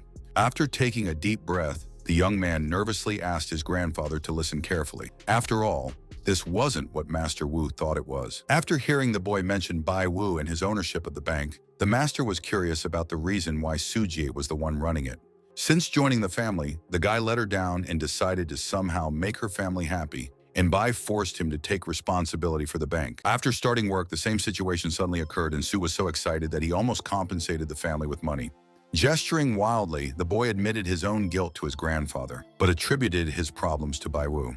Almost crying, the young man suddenly realized that Bai Wu was jealous of his wife and was therefore trying to get rid of the unfortunate man. Falling artistically to his knees, the villain, with a hand on his heart, begged his grandfather to believe that the guy was just taken advantage of. The alarmed Master Wu, almost in a state of shock from hearing the words, asked the guy about his confidence whether exactly Bai is such a person. Taking advantage of the moment, Suji started calling the innocent Bai Wu a hypocrite, who was actually a devious and cunning person. Crossing his arms, Master Wu demanded that the relative provide him with evidence of Bai Wu's deception. The attacker was ready to prove the guilt of his opponent and return some justice. Frowning, the sly man mentally hoped that this problem had been solved. Suddenly, a certain stylishly dressed guy from Master Wu's back asked Mr. Z the reason for being on his lap. Bai Wu, who was being followed by Lao Wanwei, was happy to see Mr. Z again, who was very busy today. Master Wu's relative was surprised to see a recent customer of his bank, Mr. He, standing in front of him. Taking off his glasses, Bai Wu, with a snow-white smile, wondered how this person couldn't recognize him now. Understanding what was going on, the startled attacker, pointing his finger at the opponent, almost said his name. After Bai decided to explain the situation, he heard about the accusations in his own direction, so he went to the house where Master Wu and his family lived. The dumbfounded villain kept his eyes on the confident Bai Wu, not understanding how the guy managed to reveal it. Right now, Bai wanted to know if the villain was thinking of doing everything without problems. And Mr. Z just now saw in the opponent the one who arranged everything in the bank. Giving Wang a hug, Bai explained about the request for a friend to spread rumors so that customers would start taking back their money. The jovial Wang pointed out his wide-ranging connections and influence that made them succeed. Pointing his finger at Mr. Wang accused the scammers of spreading rumors about him, keeping in mind the rule of an eye for an eye, a tooth for a tooth. Talking about Mr. Z's two visitors today, Bai Wu mentioned replacing them with his own people. Now that it didn't seem surprising to the intruder that these two people were revealing themselves like this, he realized that Bai had set him up. A connoisseur of antiques found out about the transfer of money from bank accounts to fraudulent organizations and to organize auctions of fake antiques. While showing the flashcard to everyone present, Bai, who was in a cheerful mood, pointed out the contents of the evidence in it. The terrified Mr. Z couldn't help but stare at the flashcard in the hands of his hated opponent. Bai had anticipated Mr.'s desire to cash in on the Wu family's bank account, whose head had been monitoring the con man's people in advance. Presenting a picture featuring 3 family members, Bai was talking about Master Wu, clearly hearing his relative's phone conversation. Having come here first with the last hope, the master wanted to give the guy a chance to confess so that he would get on the right track. But to the great regret of a very angry elderly man, his young relative let him down a lot. Getting to his feet, the master reminded them in a stern tone that the Wu family had accepted a guy into their ranks, and he had spat in their faces. Without taking his eyes off the disappointed relative, the old man wanted to tell about the most unforgivable thing for him and other close people. Grabbing a startled Mr. Z by the collar of his shirt, Master Wu blamed him for swearing an oath to a group of crooks. Looking at the old man with a hateful look, the guy called him the one who knew better than anyone else why the guy was doing this. Bai Wu, who was thinking about what he heard, was thinking about something that had happened that made Mr. Z do just that. Unable to contain his angry emotions, the young man shouted, accusing the master that he was the one who made the unfortunate Sujie like this. Startled, Master Wu asked the young man if he really meant to say that it was his fault. Without giving up on his position, Sujie continued to blame the old man for making sore worse. The still shouting Sujai, who worked at the bank under the nickname Mr. Z, considered himself someone who had changed for the worse because of the old man. Bai Wu and Lao Wang, who were left behind to witness this scene, they became visibly nervous as Master Wu abruptly began to clench his strong fists. When Wang asked his friend about what was going on, he heard from him a personal misunderstanding and concluded that not everything is so simple. Losing his composure, Master Wu harshly accused a relative of wanting to bite the hand that fed him all the time. Throwing Sujai hard to the side, Mr. Wu demanded that Sujai admit what he had done wrong for the boy. Rising to his feet, Sujie reminded the old man of his constant looks down on the boy when he joined the Wu family. When the young man regained consciousness, he reminded the old master of his eternal displeasure, no matter what the young man did. Su, who was shouting, accused the old man of seeing the guy as incapable of anything and as if he didn't know how to run a company. Because old man Wu had underestimated Sujie, Sujie had become his enemy and was now willing to help those who would destroy him out of hatred. After venting out all of his hatred to the fullest, the guy was about to show off all of his evil abilities to the old man. Pointing his finger at the elderly man, Mr. Z wanted to prove to them that the master wasn't right about his young relative. Without letting up on the verbal attack, the guy wondered, why did he become like this? And what does Master Wu have to do with it? As Vaughn thought about large families where things were always so confusing, his companion came to understand Uncle Wu's transformation into such a person. Sighing heavily, Master Wu looked down tiredly, realizing what had always plagued his relative. The unfortunate man, as if experiencing severe mental and physical torment, took hold of the arm of the chair. With the help of an assistant, the old man sat down again with great difficulty, collecting his thoughts. Raising his hand in the air, Master Wu ordered everyone to leave the room, except for Bai Wu, who was behind him. Lao Wang was also among those leaving, exchanging glances with his fellow antique connoisseur. After everyone left, Wu started talking about Rui and Xiao Xiao leaving their father early, so he couldn't pass on the family business to the young girls. Calling Rui too soft and Xiao Xiao too hot-tempered, the old man was sure that it would be difficult for them to run a business when they were suddenly heiresses. Listening carefully to the old man, Bai Wu and Sujie remained silent in a puzzled manner, not daring to interrupt their host. When the boy became part of the family, the old man tested his abilities and, even if they were not strong, Su had a character, and with proper development, he could become the heir. When he recalled Master Wu's harsh treatment of him after entering the family, his uncle was also constantly picky. Speaking of not being able to forge an old blade without sharpening it, Master Wu motivated the guy to get better. Much to Master Wu's regret, the guy failed to understand his efforts, crashed into the first barrier, and headed down a slippery path. Suddenly, the old man's complete lack of hatred for himself became clear to the enlightened guy. With an incredible amount of surprise, the uncle heard that if his grandfather had hated him, the latter would not have put him in charge of the family's largest firm. Master Wu asked the question that if he hated the young man, he wouldn't have allowed him to marry Wu Rui. At that moment, it was like a bolt of lightning shot through the unfortunate guy who just now remembered his beloved Rui. Suddenly, in the midst of an epiphany, he began to realize how wrong he had been all along, and how much of it was all his own fault. Falling to his knees, exhausted mentally, Uncle Wu recognized himself as an idiot, considering himself a smart person before. With a sympathetic look on his face, Bai Wu felt very sorry for this guy. In the old man's mind, the Wu family would not be able to forgive Sujie again, so Sujie should cut off all ties with the fraud group. The master himself would like to continue to comply with the law and expel the guilty person from the family and then put him on trial. Bowing to the eldest in the family, the guy, continuing to admit his guilt, I was ready to accept any punishment. Due to the Wu family's unwillingness to let someone like him back in, the Lord demanded that the guy divorce Rui for the sake of reputation. Sun Jae, who was still on his knees, said that he didn't want to involve Rui in this, so he agreed to divorce. Wu Rui, who was wearing a red dress, rushed out of the suddenly opened door, asking her husband in fright not to do this. Both of the men in the hall were stunned by the appearance of the girl, and Sue directly asked about the reasons for her visit. Recalling instructions to wait in the car, the startled Master Wu asked his granddaughter if she had overheard their conversation. Bai Wu could only stare in amazement at what was happening in the room between the relatives. As Wu Rui closed her husband's eyes in front of her grandfather, she reminded him of how she had listened to the old man since she was a child, but there would never be a divorce. The agitated girl informed Dell in a firm voice about her unwillingness to divorce her current spouse. Taking the girl's hand, the unfortunate Sujie asked her to come to her senses, because it would be better for the lady to live without such a spouse. Weeping, the poor girl continued to call him her husband, with whom she intended to continue to be both in sorrow and in joy.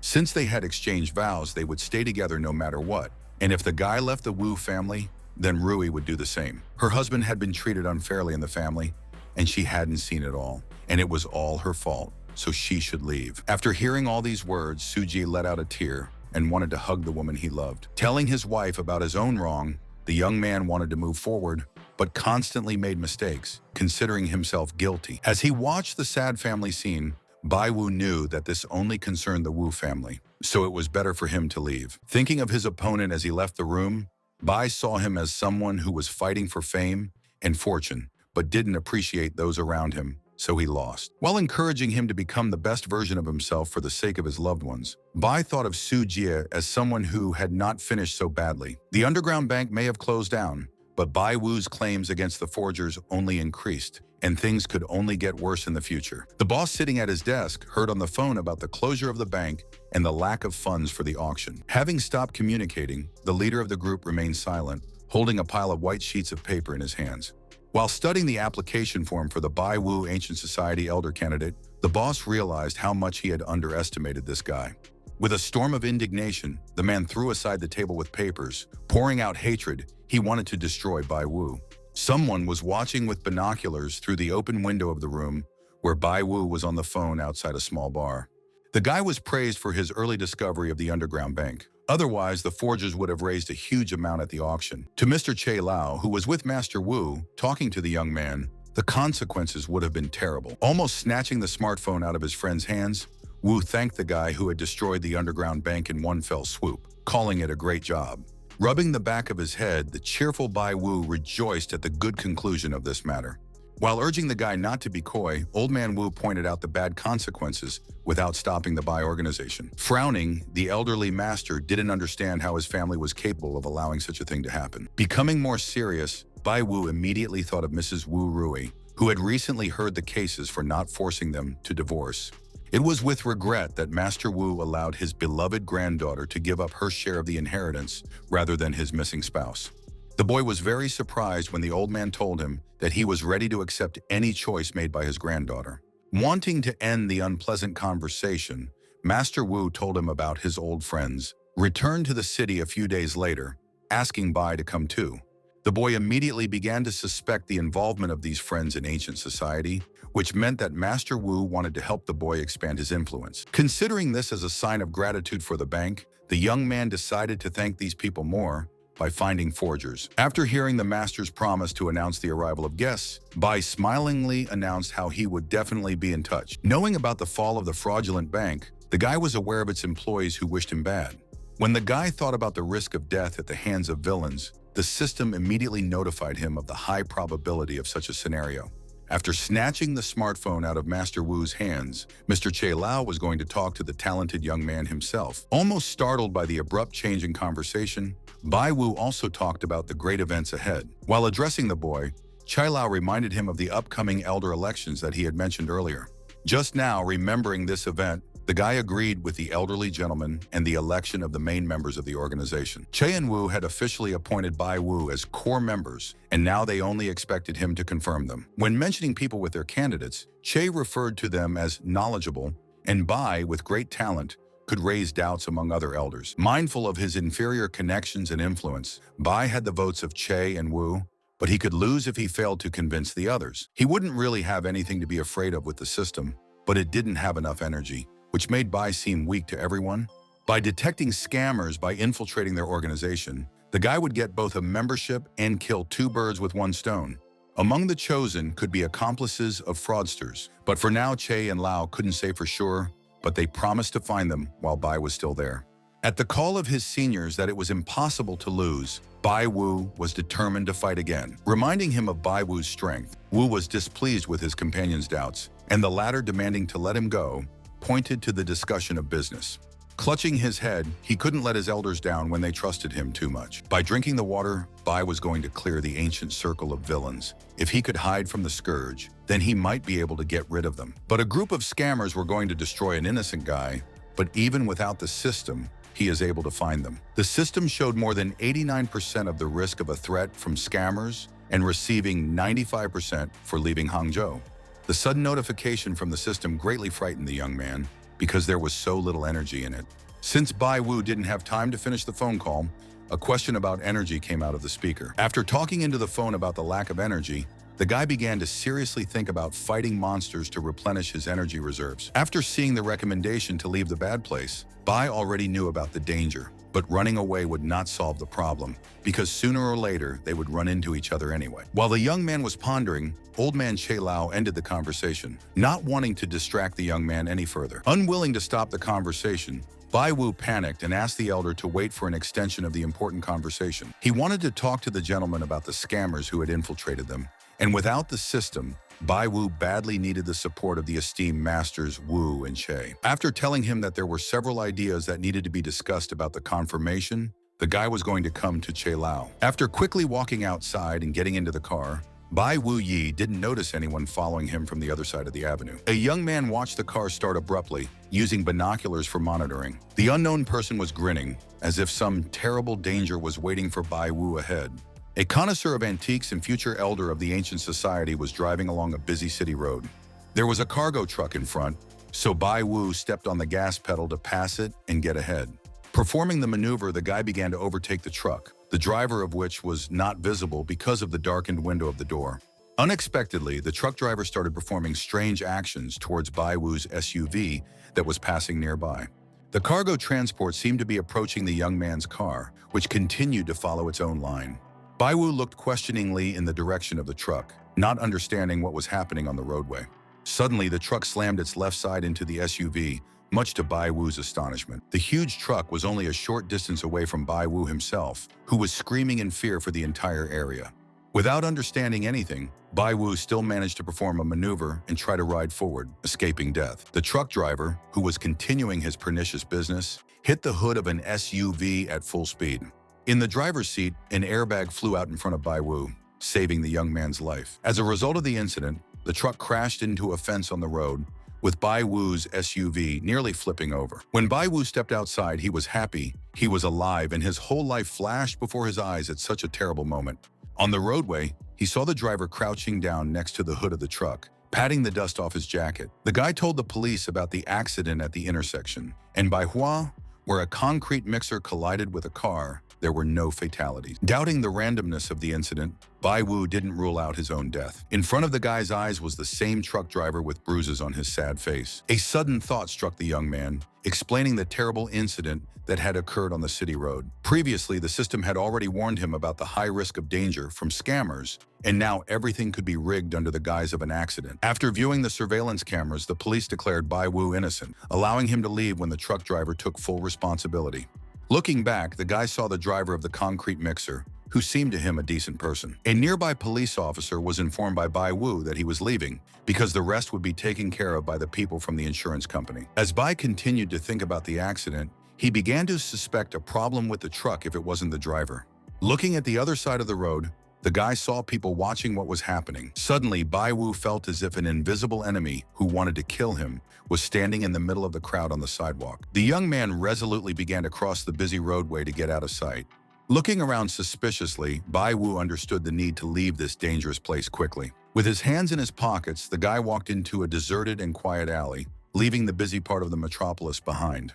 Ahead was a quiet street with no traffic, not counting bicycles and few or no pedestrians. Suddenly, some dishes broke on the asphalt in front of the guy himself, causing the unfortunate young man to have a panic attack in horror. Raising his head up, Bai shouted an angry reminder of the presence of people on the sidewalk below. Immediately, a terrible thought appeared in the guy's head about another attempt by unknown enemies to destroy him out of the blue. Bai didn't see the young mother looking out of the window, scolding the kid for throwing the dishes down. Suddenly, a man on a motorcycle appeared on a narrow, quiet street, driving straight at Bai Wu at full speed. With eyes full of fear, the unfortunate Bai looked at the approaching calamity, afraid of the unexpected attack of the enemies. It took a split second for the guy to jump out of the way and save his life. Giving vent to his emotions, Bai cursed and looked at the motorcyclist out of the corner of his eye, suspecting that he was the killer sent by the crooks. Instead of attacking again, the rider began to complain after Bai Wu ran away about his careless gait. After running a certain distance, Bai Wu arrived at a large building where people were walking and started looking around. Hoping for safety in crowded places, the guy decided to catch his breath after the difficult events that happened to him today. The thought of schizophrenia flashed through the boy's mind because it was unlikely that all these people wanted a complete stranger to die. Trying to make sense of what had happened, Bai thought it was just a coincidence that there were a lot of these strange cases. Whatever it was, he was protected by God. But Bai Wu wanted to get to Master Chelao as soon as possible. It was in the home of an ancient society elder and an antiques expert that a young man could feel completely safe. It would be harder to defend yourself in crowded streets, and if you got out of the crowd, the guy could be killed in an alley by obviously armed bandits. After learning about the presence of a large shopping center in its own subway, Bai calmed down, because with weapons, villains will not be allowed there. With an understanding of this relative safety, Bai Wu walked resolutely towards the escalator. Going to go ahead, the guy passed a woman with a purse, and at the bottom a certain young man was descending with a gadget in his hands. Suddenly, the woman pushed Bai Wu down, and with a wild cry, he almost started to fall down, risking injury. With intense hatred, the young man looked back at the woman, perceiving her as a murderer. Grabbing the lady with his hands, Bai seemed to accidentally push her back without expecting it, and the woman fell to the floor in front of the escalator. Scared out of his wits, the guy now felt like it was all an accident, so he started apologizing, regretting what had happened. The smiling woman thought she was guilty. She had a bad ankle, and thanks to Bai Wu, she didn't fall down. When the system began to capture the energy, the guy did not understand where it suddenly began to come from. Bai Wu stared at the smiling woman who grabbed his hand and thanked him for saving the frightened lady. The young man was cheerfully modest, calling the woman too polite, knowing about the need to save himself. Not wanting to listen to the guy, the lady wanted to thank him by inviting him to dinner and dragging him along, much to Bai Wu's dismay. The guy thought about the need to eat. Besides, the restaurant is a crowded place where it is unlikely that something terrible could happen. The embarrassed young man was also forced to admit the presence of great physical strength in the new acquaintance. Bai Wu and the women from the shopping mall were being watched from the side as they entered the restaurant by the same person who had watched the guy get into the car. Laughing maliciously, the man rejoiced at the long-awaited capture, as it seemed to him, of a young man. From his pocket, the villain took out a miniature transparent container with a suspicious powder of a red hue. The waitress of the restaurant brought Bai Wu and his new friend dishes of food and a bottle to the table. A nearby street villain, covering his face with a menu, knew that the poison was invisible until it entered the victim's mouth. When the ignorant Bai brought a cut-off piece of steak to his mouth, the villain strongly hoped to eat the poisoned meat. The meat turned out to be on the guy's teeth, and the bandit hoped for his death in 3 hours, when no one would be able to find out the cause of death of the unfortunate guest of the restaurant. To the intruder's sudden surprise, Bai Wu spat the piece of meat back out indignantly without swallowing it. The young man only watched the woman across from him, who was eating steak slices with ease. Raising her head, the lady did not understand what was happening with the guy, suggesting that such a thin, poor guy rather eat restaurant food. The sweetly smiling Bai didn't understand the presence of such a strong taste of soda, suspecting the chef's mistake with the seasoning. Still covering his face, the villain saw Bai spit out the meat, allowing the guy to find something extra in the food. While drinking water, the restaurant guest could not get away from the strange taste of take with soda. Obviously, the chef could have flown in from another planet. A terrible thought shot through the young man like an arrow fired by an enemy, and he almost felt even worse. Coughing violently, Bai Wu realized that he had been poisoned by unknown individuals. Standing up from her seat, the woman linked the cough to a quick meal, causing Bai to choke on it, patting him on the back. The malefactor who had put poison in the dish of the unfortunate guy was exulting, not taking his eyes off the suffering young man. When Bai saw the notification about 100% poisoning of the steak, but not himself, he realized that he had managed to survive thanks to the mistake of the enemy trying to kill him. Surreptitiously looking around, the guy tried to figure out if the same killer was here or not. As Bai continued to look around the restaurant, he noticed a man sitting in the front with his face covered by the menu. After confirming his direct attitude to the assassination attempt, Bai pretended that nothing terrible had happened. If the guy didn't like the dish, the woman was ready to order another one for him. But Bai didn't see the need. The steak was fine. For Bai, this was an attempted murder, and it wasn't safe to stay in the crowd. He might drag an innocent person into it. The villain, who continued to hide his face behind the menu, laughed and hoped that Bai Wu would soon die because of the poison. After finishing their meal at the restaurant table, Bai Wu and his new acquaintance went outside, where they began to say goodbye in front of the criminal standing nearby. A connoisseur of antiques, with his hands in his pants pockets, went about his business, and the villain continued to watch him from the sidelines. The astonished intruder didn't understand how this guy was still alive after taking such a large dose of poison.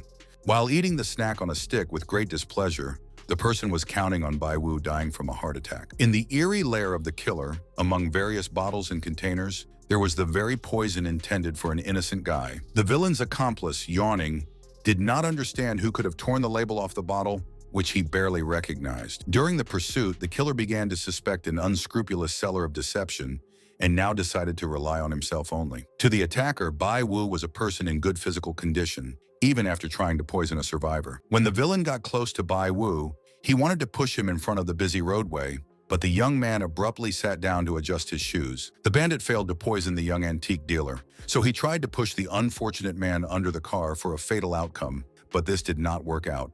Remembering the boss's precept about Bai Wu's death from an accident, the villain didn't understand the complexity of the process, thinking to bring the guy to a deserted place for killing. Thinking about the options for reprisals against the poor young man, the criminal glanced at the city map. Bai Wu was currently walking briskly along the avenue, eager to get away from the pursuit of the failed poisoner. Having covered a sufficient distance, the patient looked back, but there were only ordinary passers-by behind, and fishermen were fishing below. Letting out a sigh of relief, Smiling Bai sincerely hoped that he had managed to leave the intruder behind. Suddenly, a man who fell into the water in front of Bai Wu loudly shouted for someone to save him, pulling him out of the dangerous elements. In this man, the astonished young man recognized his would-be killer, who himself was in trouble. Thanks to a sharp look, the guy saw how the man turned maliciously in his direction and smiled maliciously, as if plotting something terrible. It became clear to him that this was the villain's pretense of wanting to be saved by Bai Wu, and then taking the opportunity to sink his savior. As he kept his eyes on the culprit, Bai Wu came to the conclusion that it was necessary to leave this place as soon as possible. Suddenly, the bandit in the water had a cramp in his leg, which he did not expect at all, and experienced incredible fear from this. The villain who tried to kill Bai Wu began to drown for real, shouting at the whole area and begging to be saved, pointing to his cramped leg.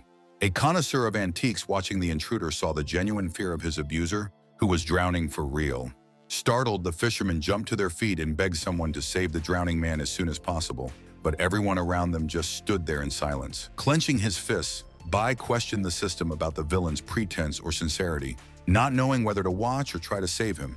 The system was just loading up, and the unfortunate failed poisoner was rapidly beginning to sink under the water of the lake. As everyone continued to watch, Bai abruptly took off to rush to the aid of his own recent enemy. After demanding that the crowd of people disperse, Bai quickly approached the lake with a long stick in his hands to save the person. Bai Wu was instantly in the water and threw a pole towards the drowning man, shouting for the man to grab onto it quickly. The guy could not afford to think about whether it was a criminal or not, even if it was a matter of life and death, but he had to save the unfortunate man. Several witnesses of the incident, who were on the shore, they grabbed a pole for joint assistance in rescuing the injured guy. While the villain was spitting out water on the shore, Bai heard from eyewitnesses praising his intelligence, courage, and ingenuity, without which the unfortunate man would have died. Exhaling heavily, Bai Wu suddenly saw the notification, deducing that the system had received some power. Chilled by the sudden thought, the young man made a mistake about feeding the necessary energy from this villain. The notification reported 100% falsification, and the truthfulness of the fact that a person was drowning reaches 98%. The poisoner might have faked falling into the lake in hopes of killing Bai Wu, but then his leg got cramped, so he thought the villain was stupid, making mistakes when poisoning others. As he watched the villain leave, Bai continued to perceive the one who was so stupid but still managed to escape. Now, the young antiques connoisseur wanted to see how he could catch the same intruder. Using his smartphone, Bai contacted Wang and asked him to come to the specified location as soon as possible, urging him not to hang up the phone and listen to the rest. Without letting go of the phone, the guy looked in the mirror on the street and saw the reflection of the man who tried to poison him in the restaurant today. Bai Wu already understood the desire of the offender, who was not going to give up. The guy wanted to see the bandit follow him. Being aside, the malefactor looked at the opponent passing by shop with clothes. When the villain asked about the price of the bra, the salesman said that he was willing to give $30 for each pair and 2 pairs for $50. All of a sudden, the man was forced to stop talking and become quiet because Bai Wu was walking by his side, talking on the phone. The villain started to get nervous after hearing Bai Wu's words about the suspected attempted murder, begging to get the unfortunate man out of here faster. Sighing, the bandit rejoiced at Bai Wu's sense of danger, but thanks to the villain's intelligence, he never realized that it was coming from him. For an intruder hiding a knife in the inside pocket of his shirt, Bai was a very cunning guy. But now the bandit is forced to act for the sake of implementing the task of eliminating the antique connoisseur. Calling Bai Wu a man who owed him money on the whole street, the criminal was outraged by the guy's attempt to escape from the scene. Making the decision to pretend to be a collector, the villain hoped to protect himself in this way before the dangers. Without paying attention to strangers, the bandit began to run to Bai Wu on the city street. For the sake of his own salvation, the unfortunate young man turned the corner of the building, trying to escape from the fraudster. It was only at the last moment that Bai Wu noticed a high brick wall in front of him, but there was already a bandit behind him, quickly catching up with the guy. Feeling very stressed and afraid, Bai turned to face his pursuer, telling him not to approach. Leaning against a brick wall, the guy did not understand when he managed to owe money because they were not even acquaintances. The villain demanded not to pretend. He must kill the guy on the orders of someone else, since Bai went against the one who should not have been. Seeing how the criminal pulled out a knife, the frightened young man specified the amount received by the killer for the attack. With huge eyes filled with wild fear, Bai promised the man that he would pay 3 times as much as the person who ordered the crime. Holding the knife in his hand, the attacker thought about the offer, realizing that this amount would be enough for him for the rest of his life. The bandit was already howling to demand 5 times as much from the cornered young man because the victim was very afraid of him. As if he had read the villain's mind, Bai was willing to give him 5 times as much, begging only to be set free. Looking at the guy with satisfaction, the man recognized Bai Wu as a rich coward who agreed to part with a lot of money for the sake of personal freedom. At the same time, the attacker, if the guy was allowed to leave, could become a victim of the gang himself because its representatives are stronger than he is. Thinking of the possibility of first luring Bai Wu out of money and then killing him, the villain laughed coolly. Reminding the guy of his promise to pay, the villain asked him to transfer 500,000 yuan from his phone, promising to release the unfortunate man later. Bai Wu didn't have that much money in his mobile account, so he asked the bandit to walk to the house where Bai could pay in cash. Continuing to hold the knife, the angry attacker ordered the guy not to move. Considering Bai Wu to be a liar and not believing a single word he said, the bandit was now demanding to hand over the money, not noticing what was happening behind his back. With a smile, the young antique connoisseur promised to pay his pursuer in full right away.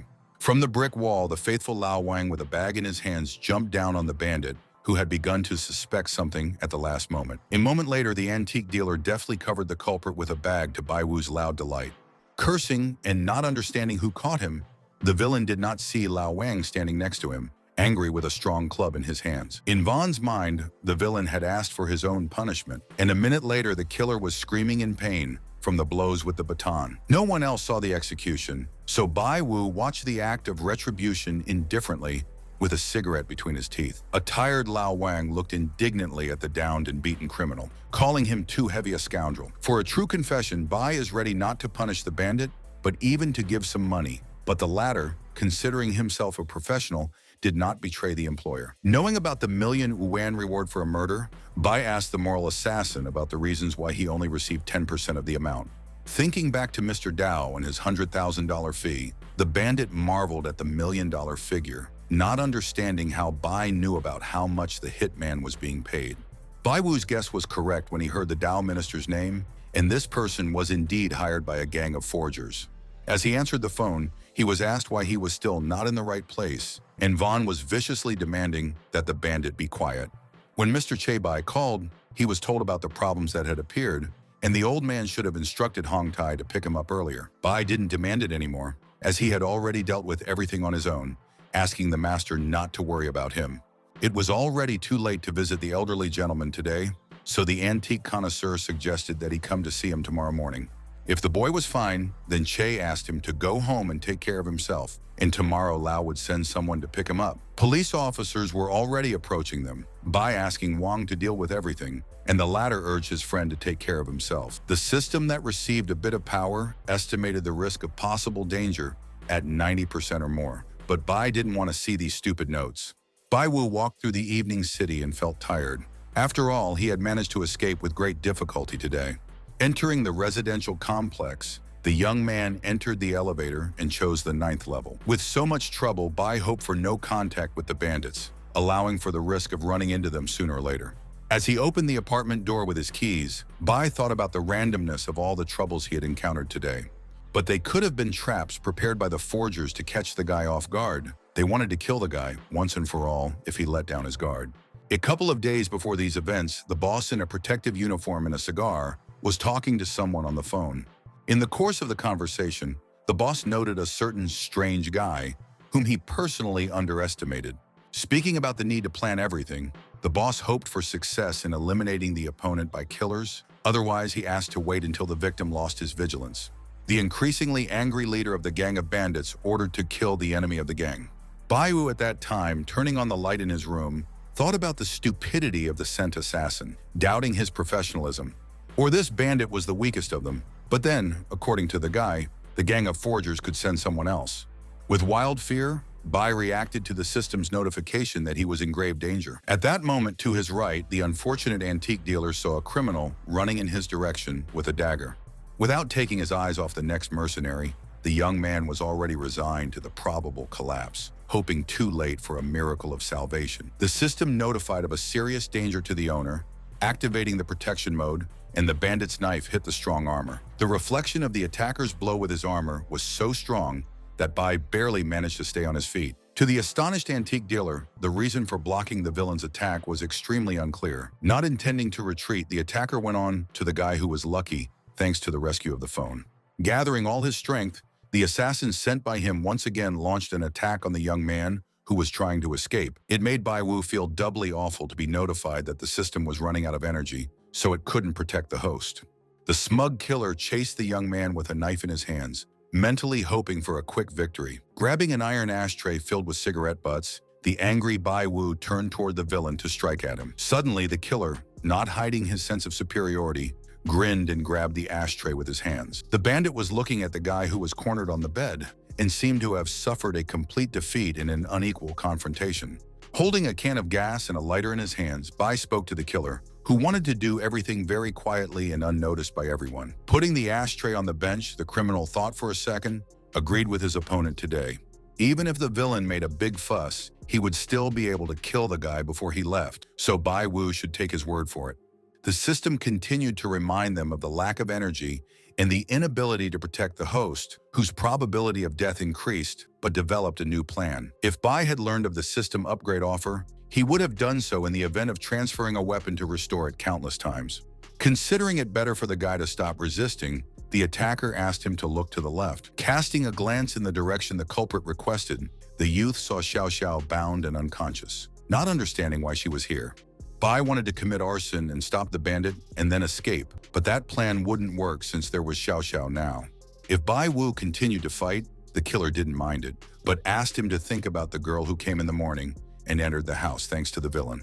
When asked by the evil Bai Wu about the girl's condition, the bandit explained how he drugged her to avoid problems, as he had nothing bad against the lady from the Wu family. Even if she died because of a guy, The villain couldn't imagine what kind of measures her grandfather would take against Bai Wu, but it would only benefit the killer. Thinking about combining with the system to fix it, Bai didn't know how it would affect him or whether this update would save the situation. Considering it right for the opponent not to shout, the killer suggested that he put pepper spray in place because the guy would not harm the bandit but would burn himself. As soon as Bai decided to set fire to the gas canister, the criminal immediately grabbed the unconscious Xiao by the hair and presented her with a dagger. The terrified Bai Wu demanded that the criminal stop and not touch the innocent captive. Asking the enemy if he thought well, the attacker demanded to throw out the gas cylinder and just accept it all. Without taking his eyes off the girl, Bai was only thinking about activating the last plan because he had no other choice.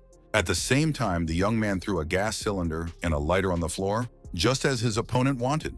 After announcing his intention to use Plan C, Bai saw the beginning of its activation by the system, drawing energy from the host and combining it. The increase in the system's energy volume started at 1% and gradually increased to a higher level. Speaking to the killer about the possibility of killing Bai Wu, the guy himself asked to let Xiao Xiao go because it is very important for him. A connoisseur of antique items asked the opponent for a few minutes, explaining that it was necessary to say goodbye to his girlfriend.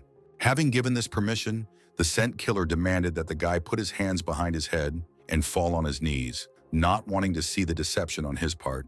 After following the instructions, Bai Wu mentally urged the system to work faster, since he couldn't play for so long.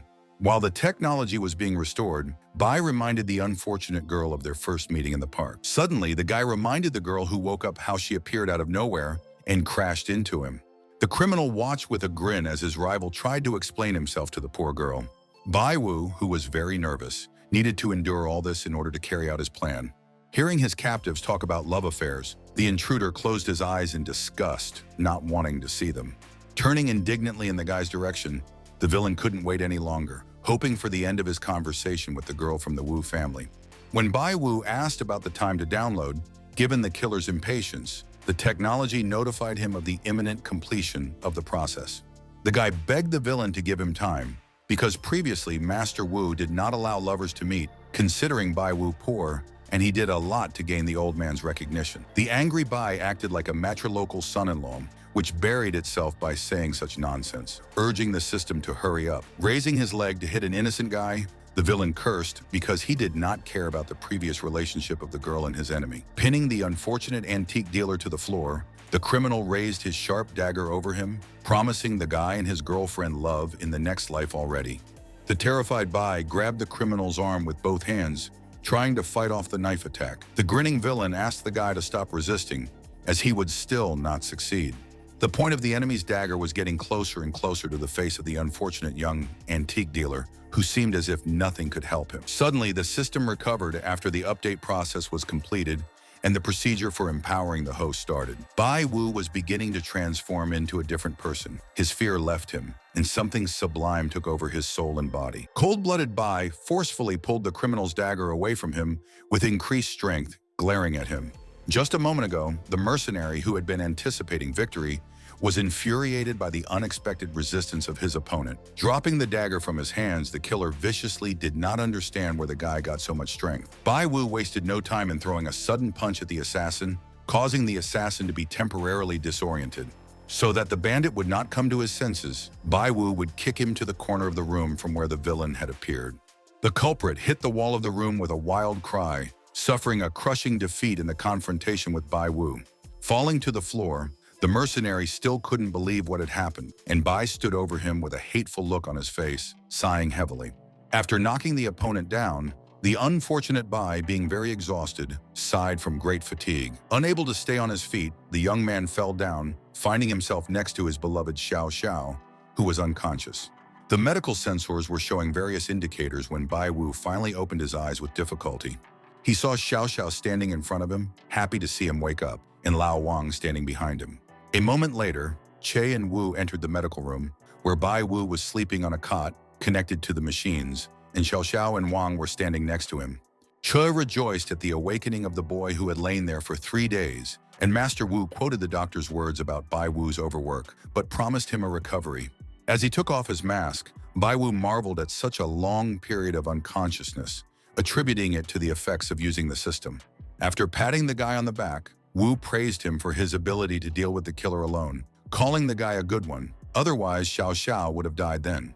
Bai Wu, reminded of the innocent girl's confirmation of danger, wanted to tell her more about the killer, but couldn't. Due to Che's concern about Bai Wu, the old man asked Hong Tai to follow the antique dealer, and Wu saw all the mess in his friend's apartment when he arrived there. Blaming his own carelessness, Che didn't expect to see a professional hitman, but the loss of Hawal's intermediary has caused damage to the gang, causing them to use new traps.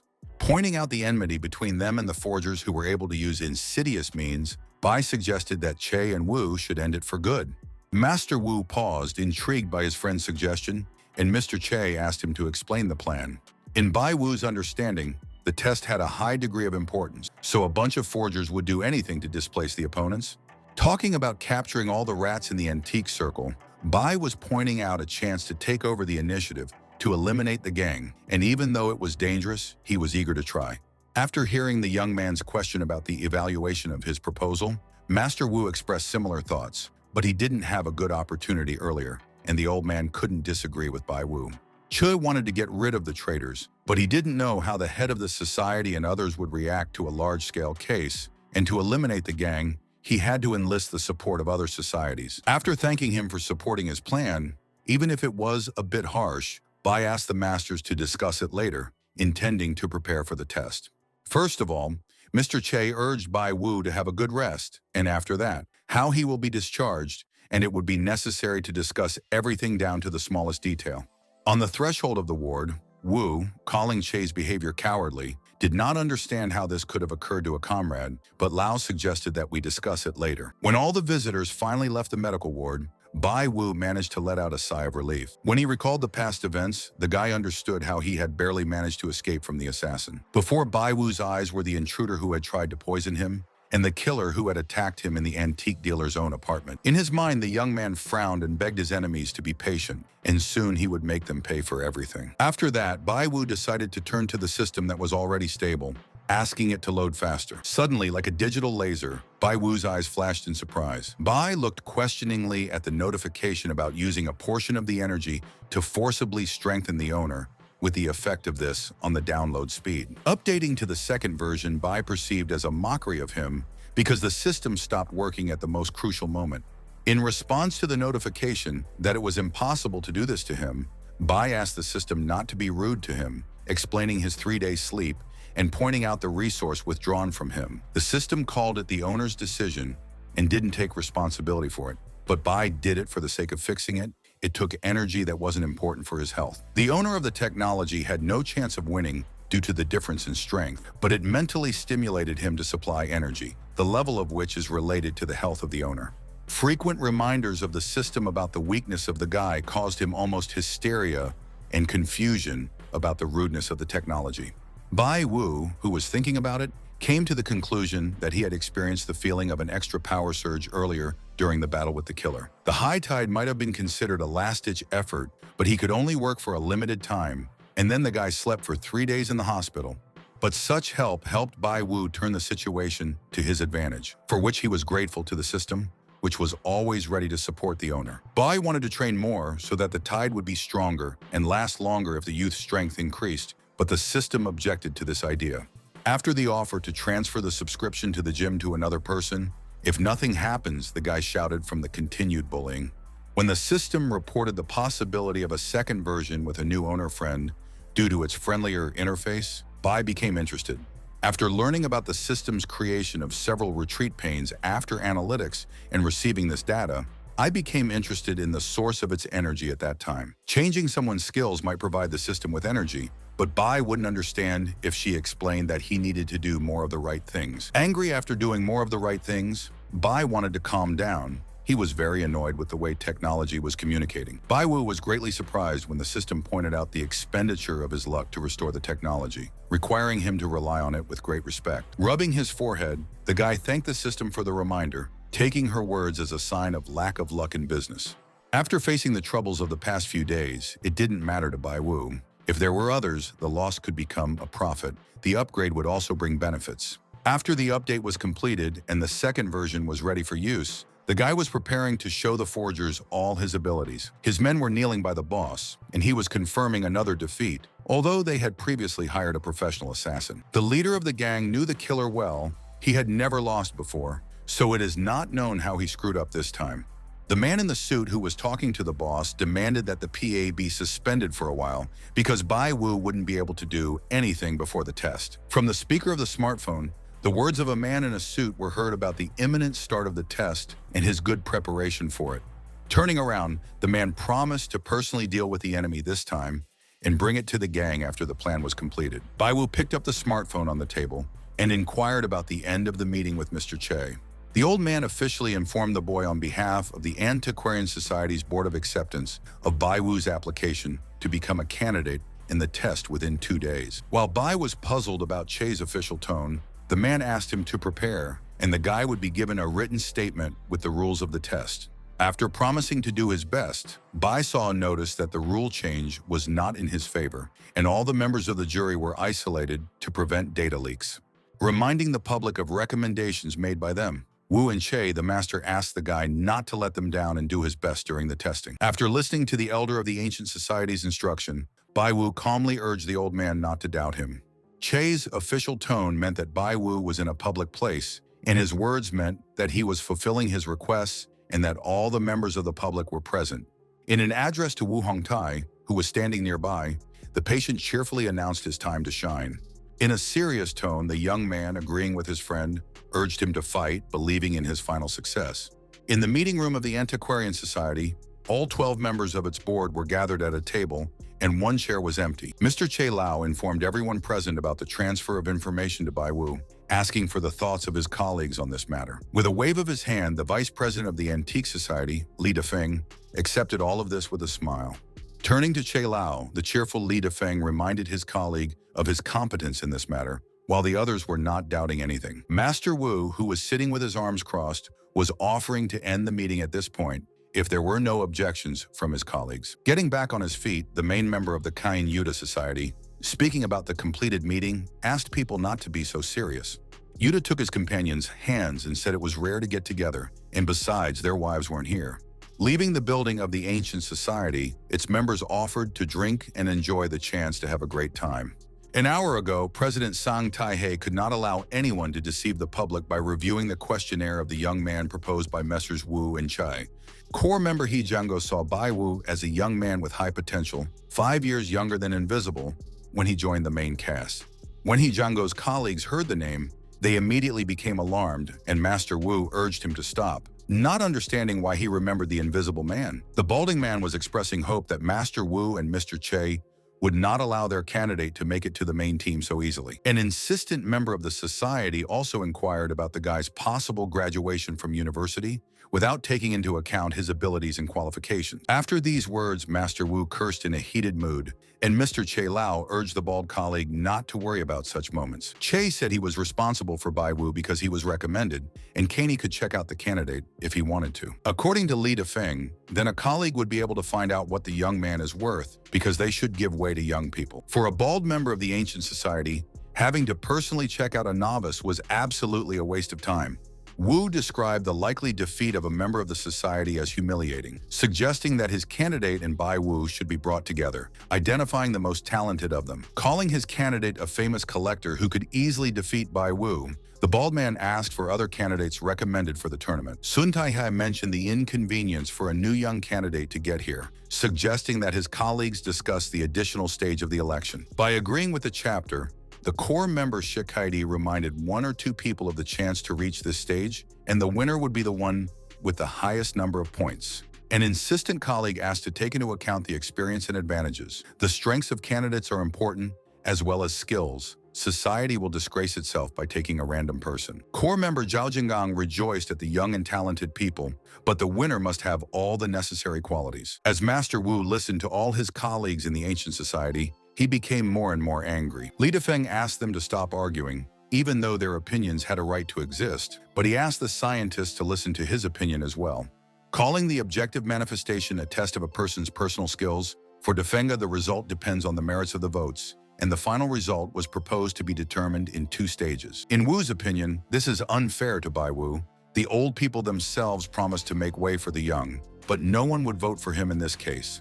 A bald scientist is ready to vote for the person they like. Considering it a good idea, the winner should get the highest score, having received more than half of the votes. For Master Wu, this is a stupid idea. If you follow the ideas of a colleague, then the society will not get results from the by-election, and it is not clear what it is trying to achieve. Master Wu, who had jumped up in anger, was being held back by his colleagues because of his desire to talk and his strong desire to find out the meaning of what Defeng had said. One of the participants in the meeting of the ancient society tried to calm everyone present in connection with the scandal that broke out. Knowing that there was a presidential candidate, Chai Lao remembered the absence of the head of the society in the election, but now he was back in the process. In Chai's mind, Caney might be acting against Bai Wu, so it was not impossible for him to join the gang, and Mr. President must be aware of this. While Master Wu and his bald colleague were arguing on the sidelines, an angry Li Defeng fiercely demanded to stop arguing. The vice president urged to monitor their behavior because everyone occupied an important place in society and behaved inappropriately to their position. Closing his eyes in a solemn tone, President Sang Taihei briefly agreed with his deputy. Addressing the president, Li Defeng asked him to say something because he was not able to take control of the difficult situation. The chief could see the point of Caney's words, but the extra stage of the election was important to society, and his people would rather leave the seat vacant than give it to a random person. With the president's words, Li Defeng and the other participants in the important meeting immediately began to agree. The enraged Master Wu was rebuked by his comrade Chai Lao in order to avoid further scandals and conflicts. Li Defeng called the chief's opinion really important, clarifying about the departure of the head, Sha and Shan abroad for training next week. According to the man, only the president was able to keep this situation under control, but the head did not understand his subordinate. By offering an early test, Defeng pointed out a chance for all of them to participate. He would be calm about holding, and the winner himself would receive the recognition of all the members. The president of the ancient society looked at the subordinate with approval, approving his proposal, considering it meaningful. Doubtful Master Wu did not believe that Bai Wu could get more than half of the votes with all the participants participating, and Che also agreed. Looking at the elders of the ancient society, Zhao Jingeng and his companion urged them to be right in this difficult matter. Mr. Chai Lao remembered exactly what people were talking about right now, and just earlier, candidate Bai Wu.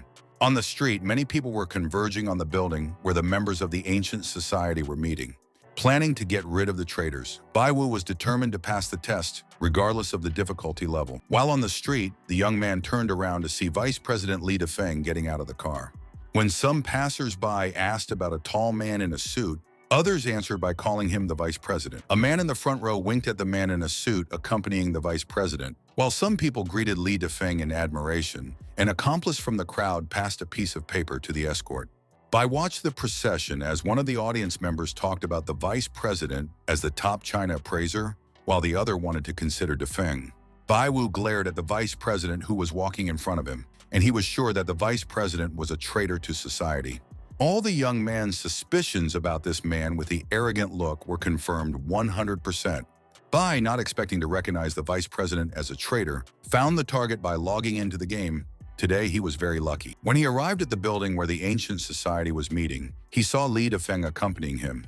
Looking at the guest with a smile, the man assumed that he was the same unknown young man. A happy-to-meet man was shaking hands with a reciprocating Bai Wu in a cozy room with soft sofas and flowers. Bai Wu thought of this man as the candidate of the forgery gang, thinking of the second member who clearly hadn't arrived yet. Suddenly, the doors of the room opened, and on the threshold of the guise saw a laughing old man who was very sorry about something. Stroking his gray beard, the man, without ceasing to laugh, strongly apologized to the guys for having to wait for him. To Bai Wu, who didn't understand where the society had found such an elderly old man, he seemed more like a serious expert. The scientists had learned about the president's invitation to Mr. Jet in the remote test, and they had heard about the old man's possible desire to take the president's place if Sang Taihei hadn't been in office. During the discussion of age, Sang Taihei disagreed with his colleagues about the seniority of Jet by a couple of years because the old man was 2 years younger than the president. On the test, candidates were required to inspect antiques. The winner must get the highest score, half of the votes with equal points. The best will be the one who spent less time. Bai had no doubts about getting the highest score, but the core members would hardly vote for him, and the traitors might cheat. After the start of the competition was announced, Bai Wu, Old Man Jet, and the man he had greeted in the previous room entered the hall. Approaching the ancient vase, the trio fixed their eyes on it. The old man immediately answered positively, while the others looked closely. For the grinning Bai Wu, solving problems was not difficult thanks to upgrading the system to the second version. In the process of passing the test, all three participants wandered around the hall, studying various antiques. While Old Man Jet and the third candidate to join the antique circle were looking at the porcelain items, Bai was walking towards the performance rooms. The young man was already opening the door of the room, intending to enter it, when his opponents looked at the ancient vase. They stared in great astonishment at Bai Wu, who didn't say the answers out loud due to the need to maintain the correct bar. Caney called the current generation self-confident. Zhao Jinggang did not believe in the seriousness of Bai Wu's quick victory. His colleagues were amazed at the guy's ability to do everything in a few minutes. In a stern tone, Master Wu demanded that his colleagues keep their voices down because of the candidate's preparation for the speech. Addressing the jury, Bai Wu introduced himself and described the first antique item as a golden elephant bowl from the Xuande era of the Ming Dynasty. This series was first produced during the third year of Xuande, and it has a noticeable gloss, well-preserved, and luster. Bai Wu estimated the current market value of the ancient item to be between 17 and 20 million. The other item, a jade figurine, was a fake, created 10 years ago and made by a master working in the Yangzhou style. The quality of the work is excellent. A $30 million ceramic three-color glaze-covered piece from the Zhangguan era was released in several copies. Amazed at what they heard, the elders of the ancient society, looking at the documents, recognized the correctness of the young man. Master Wu and Mr. Che Lao looked at him with happy eyes as they complimented him on his excellent work. A very nervous, bald member of the society was listening to Bai Wu's report on the Wuzong era, antique number 9. Not understanding how such a thing could have happened, the old man was beginning to assume that Bai Wu was prematurely familiar with the topic of testing. Much to the persistent old man's anger, the organization's president called Bai Wu a definitely talented young man. Sang Taihe praised the guy for not making mistakes in the story about antiques, but the quick work made the old man suspicious. Bai Wu, he thought, was strange. Celebrating Bai Wu's youth, He Jianguo marveled at the boy's extensive knowledge of antiques, which was very rare. Pointing out that there were no mistakes in the candidate, he considered the exact year and price of the guy, promising Shakaidi was interested in the birthplace of the smart guy. Even for Vice President Li Dafeng, who was startled by what he had just heard, it was all too cool. Glancing at the screen where the performance was being broadcast, he heard Bai Wu's words about finishing the evaluation of the 10 exhibits. After the suggestion to go to the restroom to wait for other participants, the guy considered himself the best, correctly telling about all things while spending less time. This was all possible thanks to the system, a complete, new and improved version of which would be Bai Wu's only true solution. The guy was upset by such a boast of technology, and she pointed out that there was no need for him to strain his brain to answer questions. Thinking about the extent of the system's crudeness, Bai heard her demand to be smarter, but that wasn't what she thought it was. In the room, Bai could watch the second candidate speak about a rune-type exhibit from the Yangzhen era, the Qing dynasty. After evaluating the opponent's literacy, Bai saw an error in calculating the Ru kiln type, which imitated the Song dynasty style, and the color referred to Yaozhou kiln, but the person said otherwise. Bai didn't understand how the opponent answered questions and made mistakes, because given his age and experience, he shouldn't have shown himself like this. When the guy looked at his opponent on the screen, the system notified about 100% preparation of the person before the competition. In Bai Wu's mind, the thought of cheating the opponent and studying the topic in advance of the competition suddenly popped up. Bai didn't know how this could be, since the jury members had been isolated long before the test and had no contact with the participants. After showing the scene of a man from the crowd passing the paper into the hands of the male accompanying the vice president, the system called Bai Wu stupid and Kane inconsiderate. A young connoisseur of antiques instantly understood everything after getting acquainted with this picture. Bai Wu was now interested in obtaining evidence of his rival's fraud. The system couldn't provide them because of the man's destruction of the paper, and this was a meanness for Bai Wu, who was also unable to prove a connection to the vice president's scam. After finishing his speech, the second candidate for a seat in the Antique Society opened the doors to the lounge where Bai Wu was already staying. His opponent was greeted with a benevolent smile as he glared at Bai Wu. When the two of them were watching Old Jet, Bai could see that his opponent was trying to outdo him, but it didn't work out at all.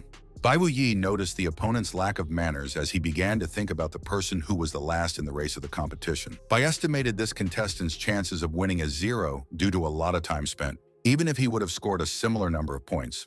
Bai Wu, who was planning to meet with all the members of the jury to find out the traitors, was being watched by a security camera at this time. Noticing this, the young man was about to succeed in implementing the plan discussed earlier with Mr. Che Lao. When Bai Wu said that the jury wouldn't recognize him on the test, which the traitors would take advantage of, Che promised to be with them and then act against these people. When they thought they were the winners, Bai would persuade them to hold a new election, and so the jury wouldn't suspect Master Wu and his companion. But according to the changed rules of the test, the candidates in the jury could not meet. This is necessary to prevent cheating. In this, Bai and his friends miscalculated. After 10 o'clock, all the candidates finished the test and the jury was going to announce the results. The first candidate for membership in the ancient society, Bai Wu, correctly answered 10 questions in 16 minutes. The second applicant, Mr. Wu, gave the correct answers to 9 questions in 28 minutes. The third candidate, Mr. Jie, took 43 minutes to answer 10 questions correctly. After the announcement of the final results, everyone present in the hall vigorously discussed the results of the event. Calling Bai Wu Mr., he was praised for his excellent performance, noting that he had a lot of knowledge about antiques already at a young age. Among the 10 items, some were fake, some were real, but Mr. Bai Wu gave the smallest details, answering questions without hesitation, which was rare.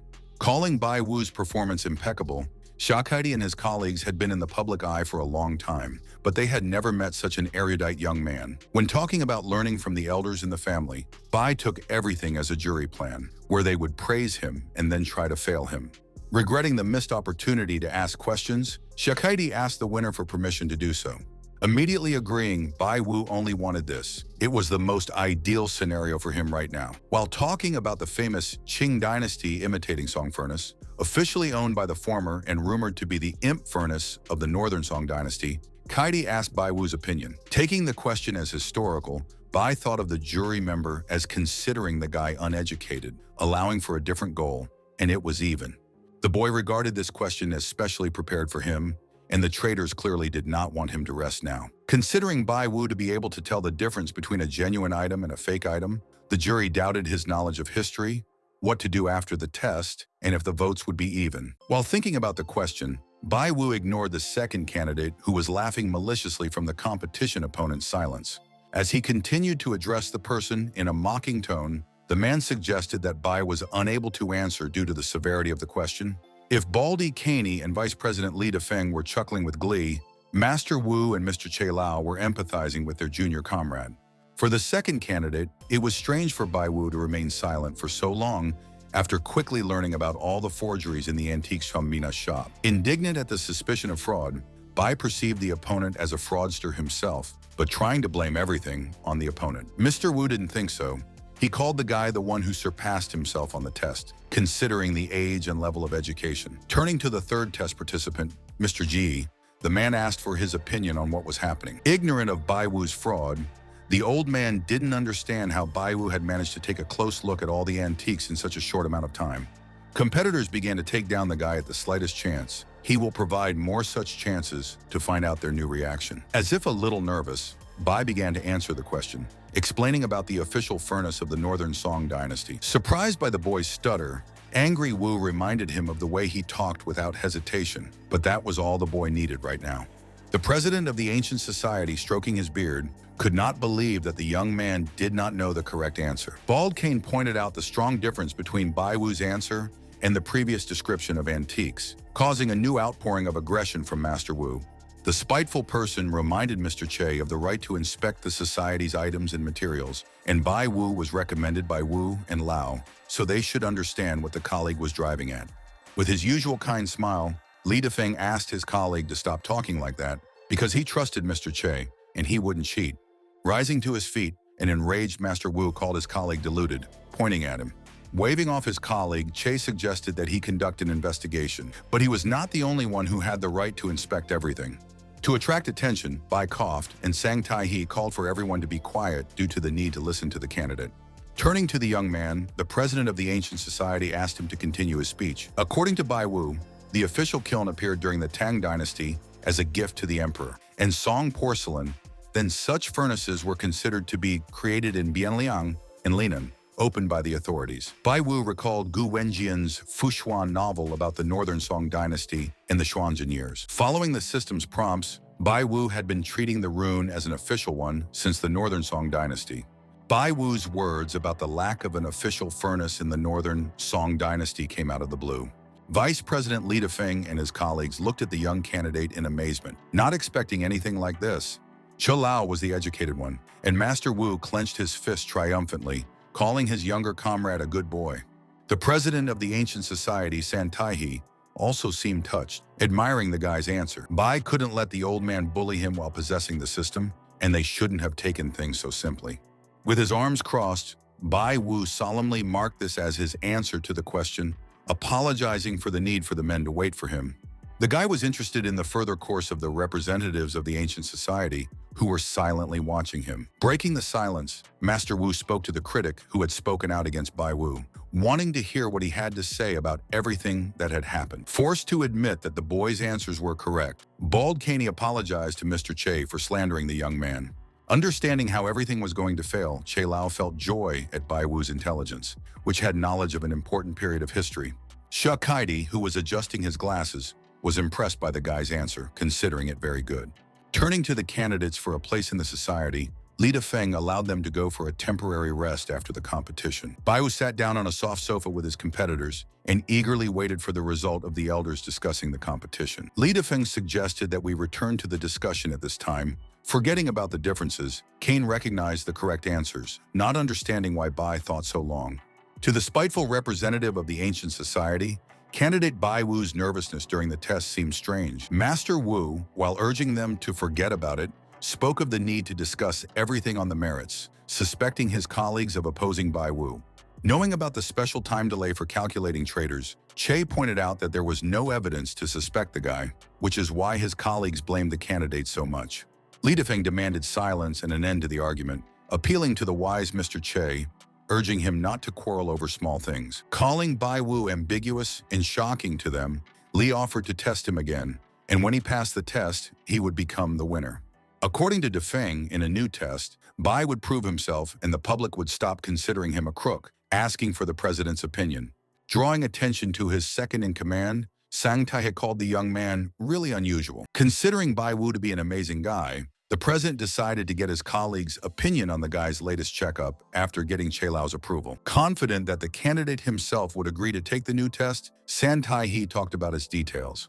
Bai Wu stared at the dark screen, not knowing anything about the elders' Qi-As decision, and allowed his pretense to be revealed to the traders on the last question. According to the system's report, they didn't notice it. Bai isn't such a bad actor, but the villains still thought the situation was under control, so he suspected they had a backup plan. With a smirk, Bai praised the villains who wanted to get rid of him for their thoughtful work on him. Due to Sang Tahe's agreement, Li Dafeng suggested that everyone take an item to check Bai Wu's authenticity, so he could not learn anything about things in advance, but show his true abilities. Calling this method a demonstration of the impossibility of cheating, the vice president asked Sang Tahe's opinion on his initiative. After being silent for a while and closing his eyes, Che Lao then agreed to do all this, but with some comments. When they could choose an antique, Che would suggest asking Bai Wu here to verify the authenticity of the items in front of them, and then no one would doubt the test's integrity. The evil Caney doubted his colleagues' support for the proposal, and Hejiango agreed with Che Lao. Mr. Che was mentally rejoicing at the realization of what Bai Wu had asked, and now it was up to him alone. Soon Bai Wu, accompanied by his competitors, found himself in a room with 2 rows of porcelain items laid out on a table. Li Dafeng attributed the new test to the importance of choosing a new member of the ancient society, urging Bai Wu to show his knowledge and prove himself. The smiling young man promised the vice president of the organization to take this test very seriously. With the guy's seriousness about the test, he wanted the old people to admit defeat, as he had prepared something for them, and it doesn't matter if he was lucky or cheated, Bai can't help now. Thinking about the need to check out the antiques before looking for traders, Bai looked at the antiques brought to him. As he approached the table with various antique items, system notifications began to appear in front of the young man's eyes. The young man's eyes opened wide in surprise, because all the objects in front of them were completely fake or partially fake. For Bai Wu's suggestion that a group of forgers had created forgeries, The system indicated a confidence level of more than 83%. After hearing Li Dafeng's invitation to start taking the test, Bai only assumed one item that wasn't created by the bandit group. In Bai Wu's opinion, everyone except the traders thought that the antiques were genuine, but the system called him a fool for wasting his time thinking like that.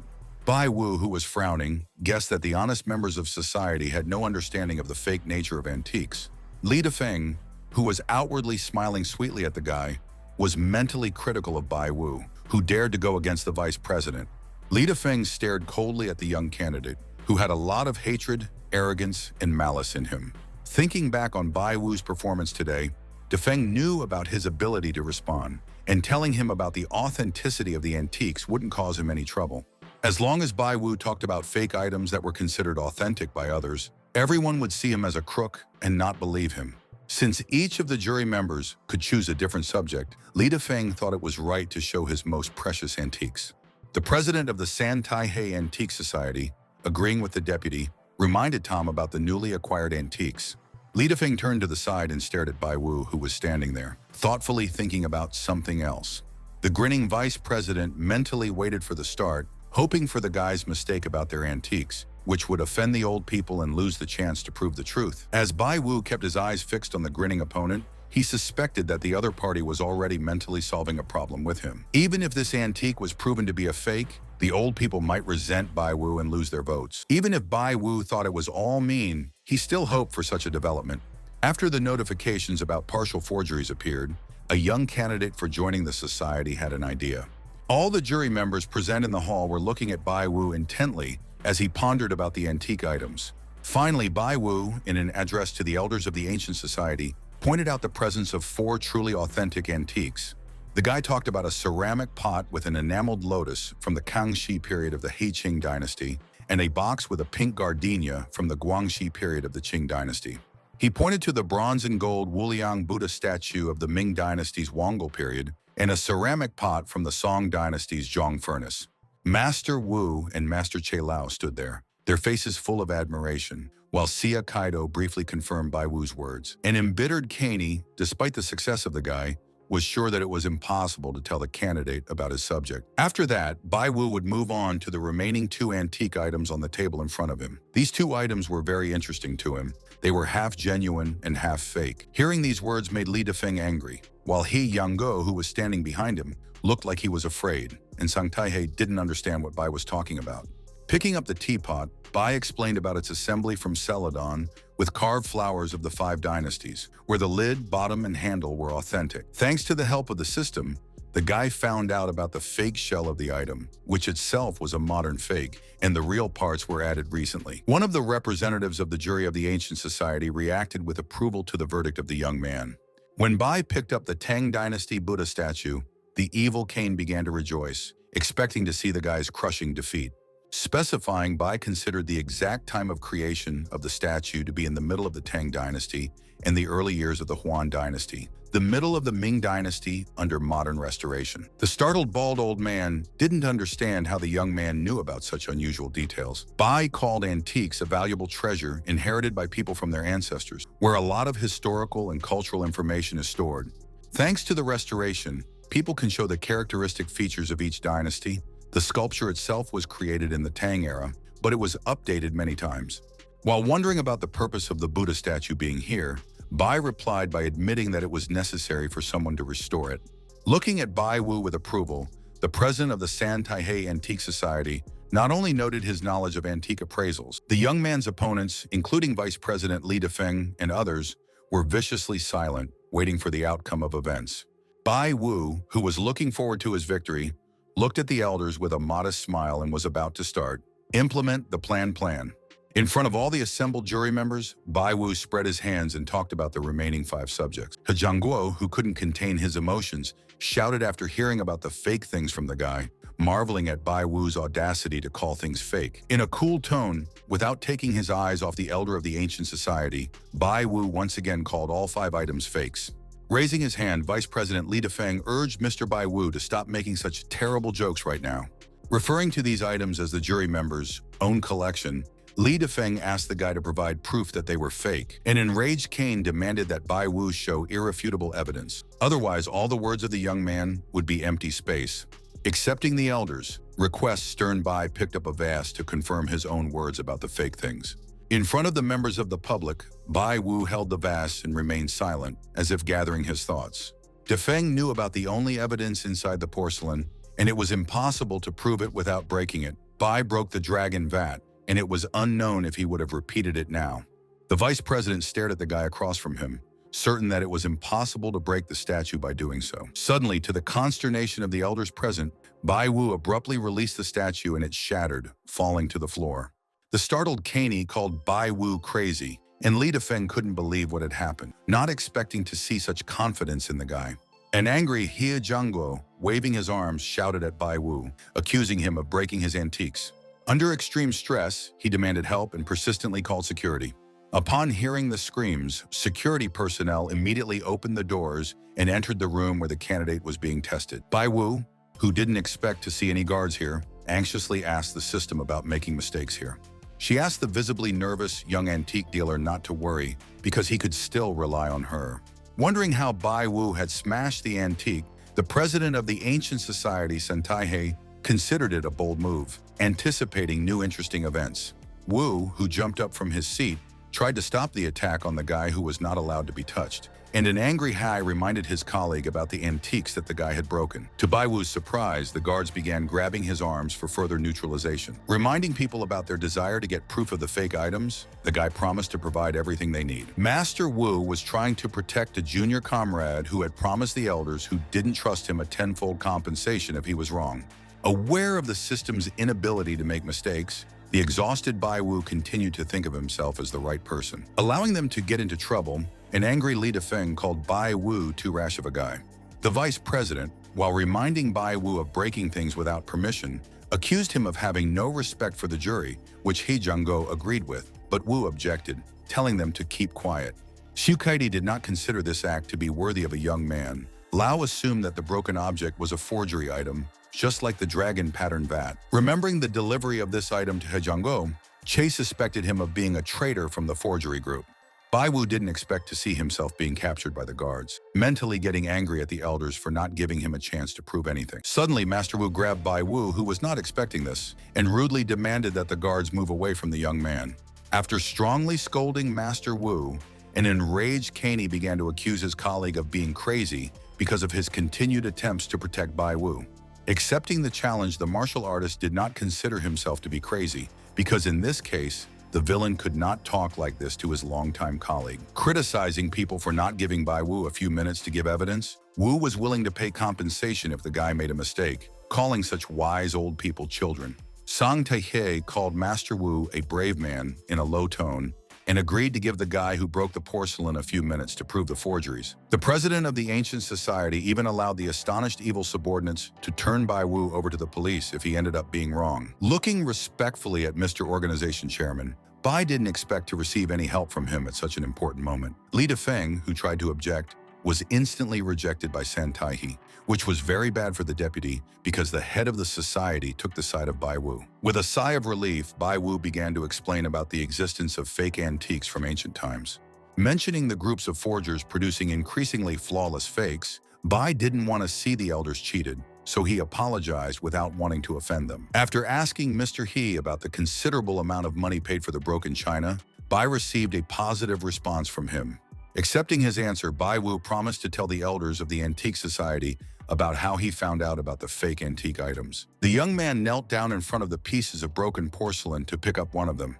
Holding a fragment of an antique item with a QR code on a small plate, Bai Wu asked everyone present to look at it. Vice President Li Dafeng and He Jiangguo, who were shouting the loudest, couldn't believe what they were seeing. Shakedo didn't understand why the QR code appeared in the porcelain item, and didn't know how it ended up inside when making the item. The person who performed such a forgery with perfect details was considered by Bai Wu to be a master of his craft, but it was the elders who should know who could do such a thing.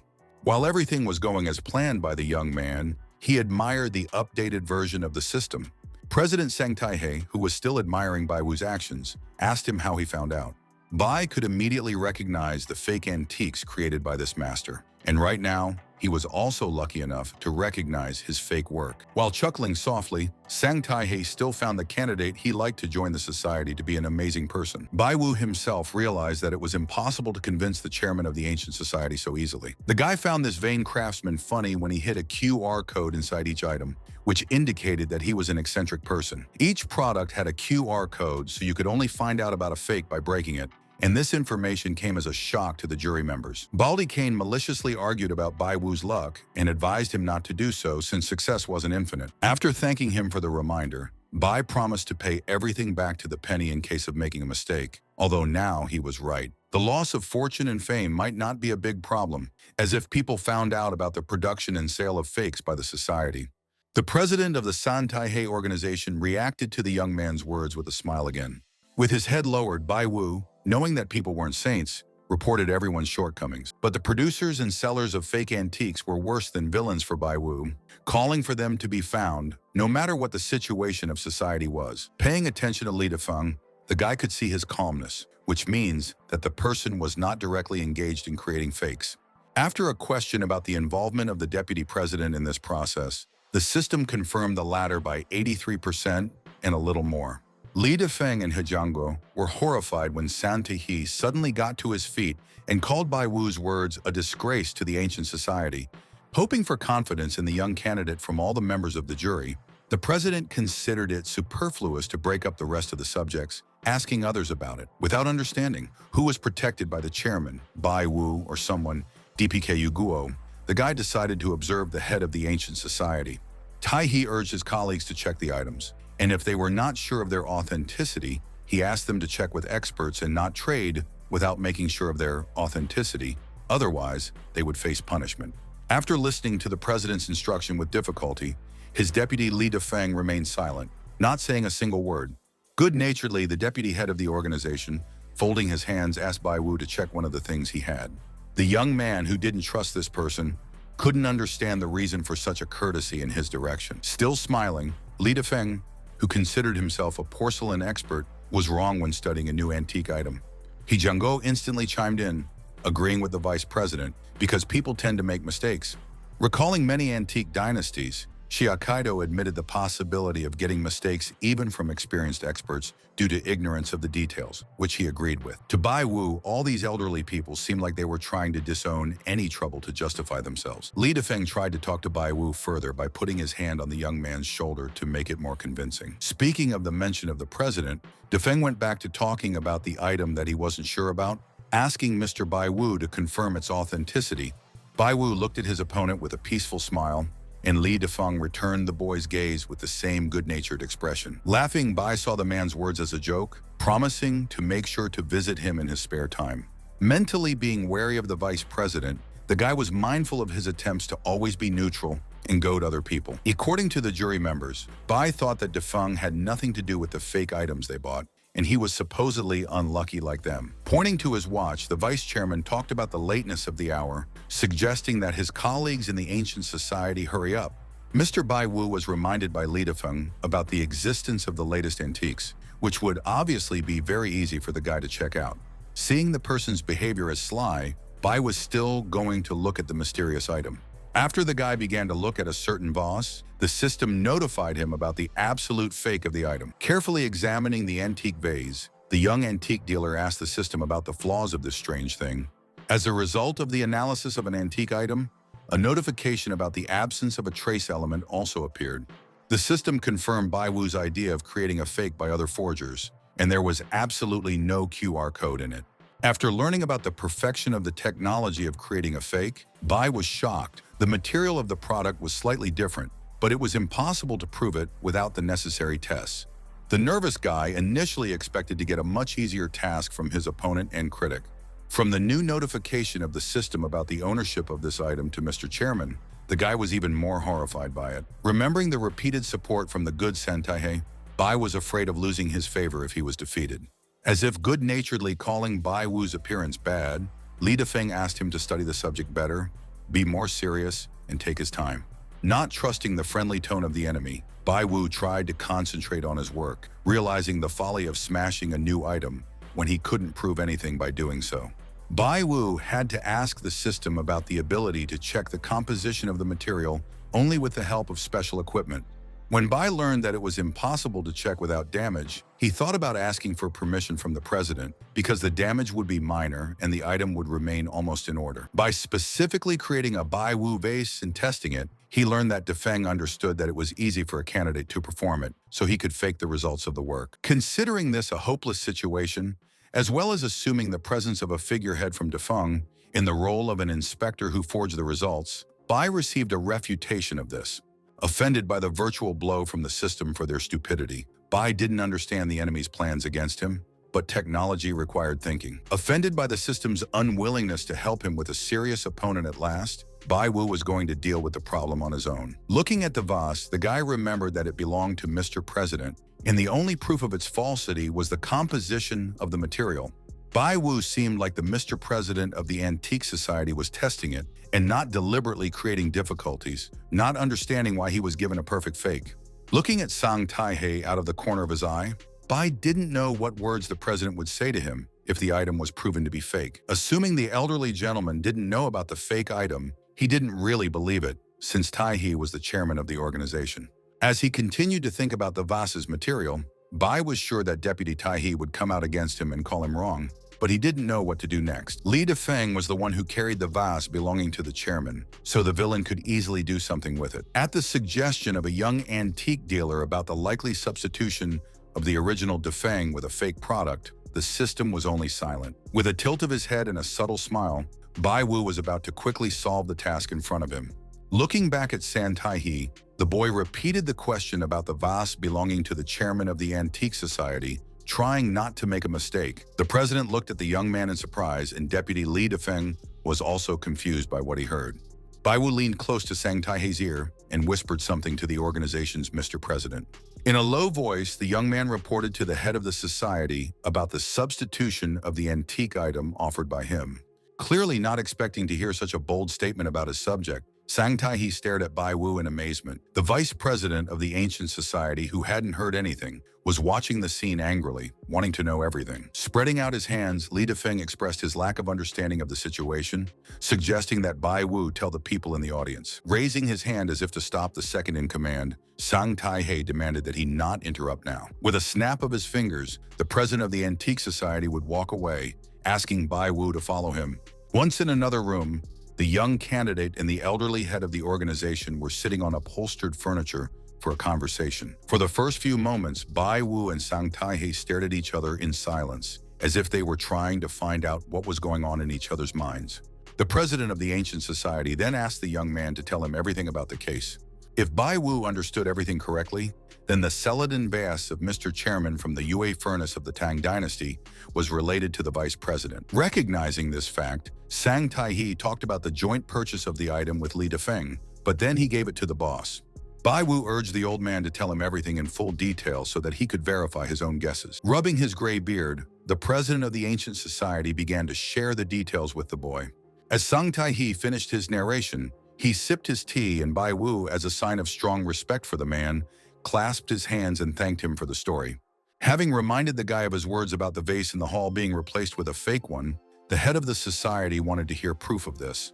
Bai Wu fell silent, tilting his head down, resting his chin on his fingers as he pondered an answer for the old man. With a sudden smile, Bai assumed San Taihei would perceive him as a bit of a strange guy. He reminded Bai Yi of his forgery detection methods, so he was interested in San Taihei's opinion of himself, since the old man might think of him as a fraud. With a smile, the president of the ancient society asked the guy to tell him more about himself, because this was almost how he perceived Bai Wu. After promising to talk later about his method of recognizing the authenticity of objects, Bai initially wanted to share information about the old man's vase. The outside of the vase is fake, but Bai couldn't prove it, but it was created by the wrong forgers who made the previous fakes, so there is no QR code in it. The only proof was the composition of the material from which the vase is made, and it can be checked with the help of special equipment. Calling the verification the cause of damage to the vase, San Taihei assumed the presence of Bai Wu's rhinestone due to the old man's refusal to perform it. But the guy didn't really care, because there were other certain factors. Bai Wu was much more concerned about the theft of the Antique Society president's vase by the intruders. Believing that the president had a genuine vase, Bai considered the one that had been substituted to be a fake, and if he had said so in front of everyone, San wouldn't have believed the guy. The others certainly wouldn't.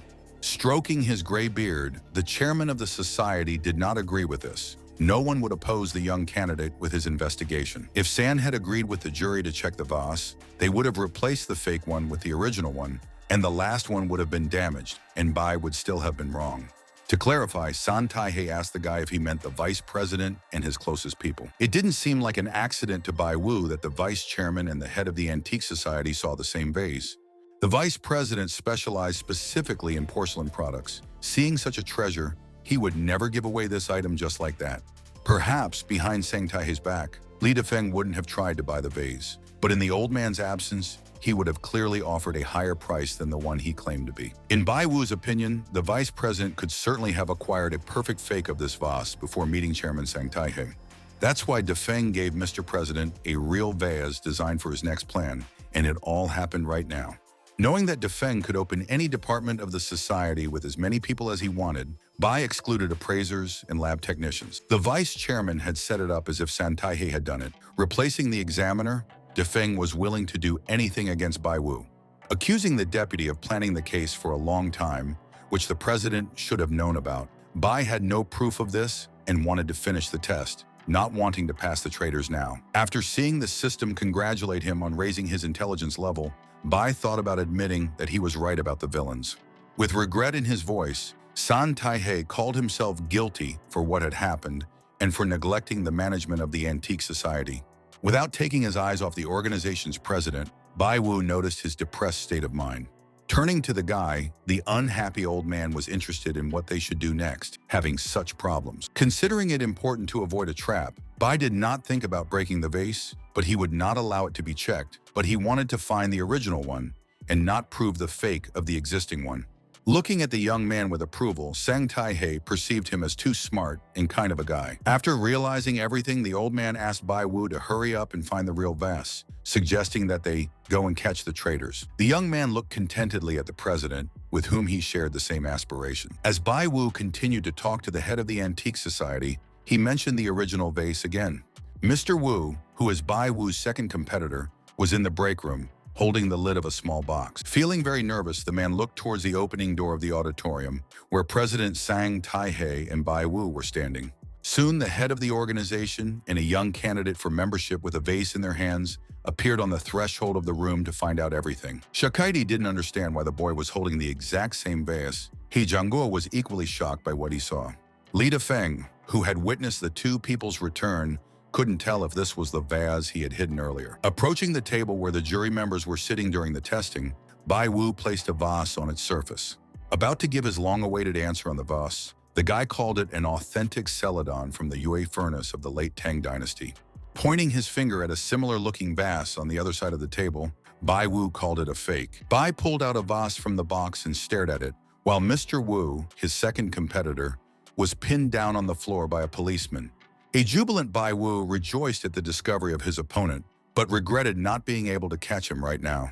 The president of the San Taihei Antique Society called Bai Wu quite promising, and a young man at that, for whom checking out antiques was a small matter. Suspecting Taihei of planning this, he Zhangguo marveled at such a good fake, not noticing the difference, as did his companion next to him. Unlike Master Wu, who called Bai Wu excellent, Che doubted what he saw, assuming that something had happened to the vase, but the boy clearly managed it here as well. Li Dafeng, who was in full view of everyone, also had to cheerfully take down the incredible Bai Wu to avoid arousing suspicion. Bai found the original vase, but Dafeng mentally ruled out the boy's understanding of creating an evil deed by the deputy. But the young man could be plotting something against Li, as he believed. That employee refused to give the name of the person who provided him with the vase, but he admitted to swapping the item on his own because he disliked Bai Wu. After admitting to giving Bai Wu irrefutable evidence about the replacement of the vase, San Taihei offered to deal with it after the test results were announced. By promising to do everything the president would order, Bai assumed the risk of excuses from Li Dafeng about taking revenge on the guy after being publicly exposed. Bai wouldn't be able to prove Dafeng's connection to the forgers, and it would also embarrass the chairman and the Antiquarian Society, so he didn't do all this now. Pointing to the vice president's many years in office, Bai suggested that his colleagues might want to know the number of his associates in the community. Putting his hand on Bai Wu's shoulder, Sang Taihei was glad for the boy's calmness at this moment. He deserved what he would have received. After announcing that candidate Bai Wu had completed the supplementary test, the president of the Ancient Society offered to vote. Xia Kaido, the vice chairman, and some other members of the jury were confident in giving Sang Taihei a vote for Bai Wu. Agreeing to vote, Zhao Jing'an called for the support of a promising newcomer, with which his comrades also agreed. Calling Bai Wu's skills incredible, Li Dafeng considered them strange at the same time. Xia Kaido was happy about the integrity of his antiques, and Zhao was going to be more polite to Bai. At the end of the test, Chairman Sang Taihei officially declared Bai Wu a core member of the Ancient Society. Having previously told everyone how Bai deserved it, Master Wu had suggested that everyone celebrate, wanting everyone to know how amazing the guy was. For the triumphant himself, becoming the main representative of Ancient Society was just a step on his way. As he shook hands with the guy, He Jianguo asked him to make sure to visit him to check out the antique items. Another member of the society, who was even willing to come to Bai Wu's place with them, asked to look at the antiques, and his friend demanded to analyze his things first. The vice president, who was angry at Bai Wu, was admitting today's crushing defeat to the newcomer, intending to create a backup plan just in case. Li Dafeng clapped his hands and pretended to be happy about the boys joining the Ancient Society, just like his companion, much to Bald Cain's indignation. Looking closely at the fourth personages of the society, including Vice President Li Dafeng, Bai recognized them as traitors. The smiling young man recalled his promise to catch them all because there was no escaping the guy. Master Wu patted the happy man on the shoulder with representatives of the Ancient Society, asking him if he was in a good mood, and suggested that they go out and have a drink. While congratulating Sang Taihei on choosing an extremely talented young man, the old man who participated in the test hoped that he didn't need to help him anymore. If necessary, the president of the society promised to call the old man, who would not even think about refusing later. The third contestant didn't answer, but looked away with a tired expression. Turning to his second-in-command, Sang Taihei urged him to go with him and talk, asking him to stay with them in Bai Wu. After agreeing to his boss's request, Li Dafeng asked for a few minutes to deal with something. The president of the organization and its new member agreed to wait for their high-ranking colleague without any problem. After receiving the agreement, Li Dafeng turned around and headed to the other side of the room, with Bai Wu and Sang Taihei watching. Chuckling inwardly, the young man thought it was the right decision for the vice chairman to hurry back to them. When he left, Li Dafeng allowed his colleagues to know about the substitution of the real vase, but if they didn't know, he still needed to leave the meeting quickly. Bai Wu seemed like the vice president understood everything, so he inquired about the head of the organization's future actions. After looking at the guy with a kind smile, Sang Taihei asked him to guess the boss's thoughts on this matter. In Bai Wu's mind, there was a thought of Mr. Chairman's intention to put an end to everything right now or in the near future. The system estimated the desire to do everything now at almost 32%, and in the future at more than 46%, so Bai allowed for the third scenario. After asking the guy to be calm, Sang Taihei knew that there were many people with supernatural powers in the world, but he wouldn't pass on Bai Wu's secret to anyone. From the corner of his eye, the president of the Ancient Society looked at Che Lao, who was standing next to him, and asked if he would agree on this matter. The old man's response was a good-natured smile, and Bai admired the chairman's knowledge of almost everything, not considering himself his equal.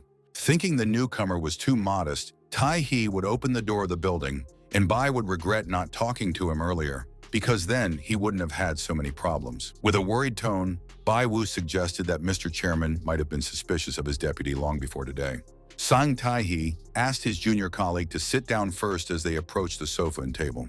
Knowing that someone from the Antique Society had forged it, Taihei couldn't find any proof without thinking of seeing it inside, so he gave Bai Wu a chance to check the authenticity. Unsurprised by the old man's faith in him, Bai knew of Sang Taihei's suspicions of traitors, and he had started his plan before the extra test, using the boy as bait. Smiling, Bai Wu described himself in front of Sang Taihei as someone who couldn't hold a candle when it came to checking out antiques. According to the chairman of the Antique Society, Bai Wu should understand that forgery was a major problem for the antique dealer. And the more famous an antiques dealer is, the greater the chance of being charged with fraud. Deputy Che believed that he was involved in a group of forgers, and if everyone found out, it would be a blow to the public's reputation, and Li Dafeng used his post to sell fakes. When asking Sang Taihei about Li Dafeng's future with the society's president, Che Lao suggested that he secretly catch the vice chairman. In a good-natured tone, Sang Tai-hee asked his colleague to take his time due to the need to observe Li Lifeng to gather more evidence. Taking the smartphone in his hands, the head of the organization was going to see where his deputy ran, and thanks to this, find out the number of traitors in ancient society. Bai Wunu would start talking about traitors to the organization, while Sang Tai-hee would send out a certain notification. The chairman who had trusted the guy was now asking him to trust him, which was why they talked to each other privately, and Bai Wu was accepted into the society. Chalao, who was present at this conversation, only silently reacted to such words of his superior. In addition to the deputy, Bai suspected 3 other people from the main members of the ancient society of being traitors, and he was sure of that. Among the main members of the organization, Che saw half of the people of Li Difeng, who almost turned the ancient society into a gang of forgers. Lowering his head, San Tai no longer considered Difeng as his second-in-command from today on. Suggesting that Bai Wu take the place of his predecessor, Tai He called himself and his colleagues old people without the same energy as the guy, because it's time for the young to take over. Chela stared wide-eyed at Bai Wu, who was sitting across from him. Bai Wu, who hadn't expected such an offer, intended to become a core member of the ancient society after passing the test, without thinking about higher things. At the same time, whether such an elevation would be too much for the guy, and Bai Wu was very afraid of that. With his arms crossed, Mr. Che Lao tried to convince Bai Wu that he could handle the new position perfectly. Coughing, Bai described collecting and studying antiques as an integral part of his life, and he wasn't the kind of fanatic who could run a society. The guy reminded about the distrust of individual members of the organization and his youth when there is something to learn, thanking the head, but refusing the position. After appreciating the guy's responsibility, San Tai-hee recognized that he was right in his intention to study, and working in such a position would be an impossible task for him. Good-naturedly suggesting to forget about it, the society's president urged Bai Wu to remember his core membership in the antique dealers organization. Thinking about the new head check, even though he was telling the truth, Bai promised to do his best if needed for San Tai-hee or the society. The president also allowed him to contact him in case of need to get help for Bai Wu, wanting to help with many things. Hearing this, the guy immediately began to ask the head of the organization for a small favor, and he was ready to listen to his colleague. Having been at odds with the forgers for a long time, Bai wanted to get help fighting the gang, whether for his own sake or the society's. Supporting the young man, Che Lao informed the president about several attempts by malefactors to disqualify him. Now the ancient society was involved, and Bai Wu had a plan, but he needed help to take out the entire gang of forgers in one go. Laughing, the old man promised to help the young man, calling him very ambitious. Suddenly bursting into the room with a bottle in his hands, Master Wu was disappointed by the lack of colleagues who were supposed to be enjoying a drink with him. A slightly reddened man told about the runaway vice president who was afraid to drink with him. The astonished Mr. Che Lao reacted with indignation to the news of the villain's escape from their organization. For Bai Wu and Che, who had turned to each other, this was the most perfect development involving a bunch of traitors.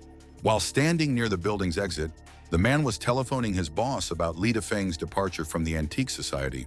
Bai Wu, Che Lao, and the organization's president, San Tai-hee, pondered the situation while Master Wu emptied the wine bottle. Since the vice chairman is guilty, he would have run away after hearing about his suspected address from Bai Wu and Sang Tai-hee, but the prosecutors don't have any solid evidence. If the company exposed Li Difeng now, other core members would suspect the president of wanting to get rid of the deputy in order to put their own man. Mr. Che was thinking carefully, and Ba, even if he could provide irrefutable evidence, would have caused a stir by making enemies. When Master Wu found out about Li Difeng's betrayal, he was indignant at his lack of foresight because the opponent even looked angry. Suddenly, the master shouted, suggesting that the colleagues present in the hall should go after the traitor. Master Wu, who was heading for the exit, was suddenly stopped by Sang Tai-hee's demand to remain calm. If Li Difeng had definitely escaped, then the president thought he was guilty, so the head would tell the core members about it later after hearing their opinion. Tai-hee wanted to track down all the traitors at once, and Li Difeng's escape could be used as an excuse to subdue his associates, but Bai couldn't just let him escape. Calling Mr. President prudent, the smiling Bai Wu wanted to express his own plans for the escaped Li Difeng. Assuming that the younger comrade was unwilling to accept the villain's escape so easily, the chairman was sure that Wu Bai Wu had some sort of plan. Admitting that Tai-hee was right, Bai assured of Difeng's intention to notify the forgers about the escape, and he escaped in confusion, so he would ask for help from the gang. The system fully confirmed that Difeng had asked for help, and the chance of connecting with a gang was just over 78%, which made Bai Wu happy. While traveling at high speed on the city road, the vice president of the Antique Society was reporting on the passing of the test by a guy named Bai Wu. Talking on the phone, the vice president of the Ancient Society called the guy just incredible, which they all underestimated. When asked by the person on the other end of the phone about exposing Li Dafeng, the vice chairman himself said no. The attacker did everything unnoticed, and the opponents have no evidence against him, and the person with a cigar is interested in the location of the Dafenga. The vice chairman went as far away as possible and asked to transfer 10 million rubles to him just in case, not forgetting to make a fake passport. While agreeing, Li Dafeng's companion asked him for a place where they could meet. While pouring Bai Wu's tea, the president of the Antique Society asked about the guy's desire to catch Li Dafeng in the hot seat. Sun Tai-hee called his junior colleague in the organization a very ambitious guy at this point. This wasn't just about the society and Bai Wu. The bandits were harming the entire antique organization, so eliminating them was the only solution. Agreeing with the young man, the president of the society, surrounded by Che Lao and Master Wu, asked him to share his own plan.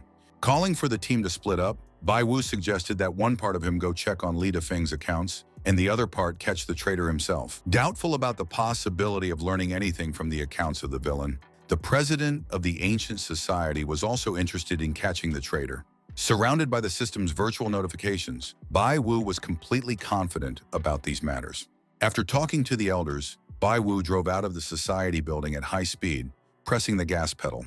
With a determined look, the guy asked the system to work and show him the route that the vice chairman was going to take. The chance of Dafeng's direction exceeded 73%, and due to the villain's overflow, the probability of catching him reached 93%.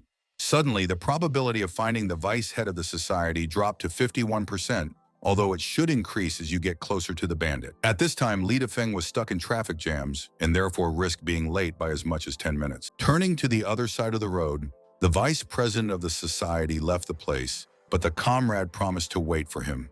The system that was analyzing the situation reported to Bai Wu about the target's route change, changing the probability of catching Dafeng to just over 22%. After seeing the risk of a car crash involving Dafeng at 83% and death at more than 61%, Bai hoped it wouldn't have happened. As he drove down the road at high speed, Dafeng reported his arrival without noticing the truck coming around the corner. Looking straight ahead, the vice president didn't seem to notice the big car heading straight for him.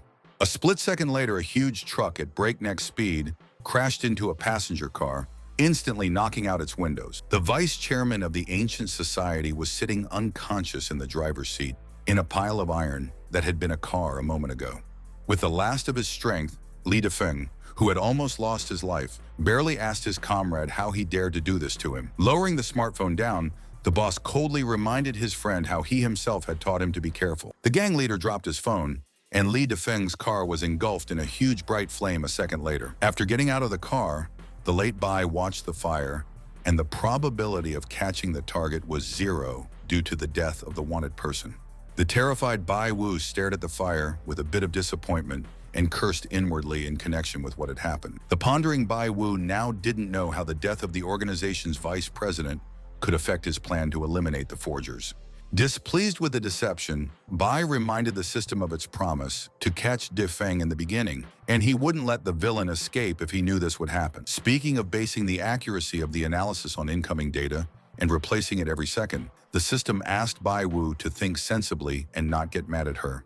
The guy was only unhappy with the system's message about its lack of completeness of knowledge, but at the same time, it was getting better as it updated. Surprised to learn of the system's lack of knowledge, Bai Wu didn't understand why it acted like it knew everything. When Bai saw a smiley face instead of a notification, he was disappointed to think about cheating the system when it gave him advice. The technology reminded him of the help of authenticating antiques and encouraged Bai Wu to use the new option to create a different plan, and he wanted to calm down. When the other end of the phone heard about the accident with Dafeng, Bai reported that he was late and the vice head had no chance. His car was hit by a truck. So far, the system has not been able to find data on the escaped truck driver due to the lack of cameras, fingerprints, and witnesses at the scene.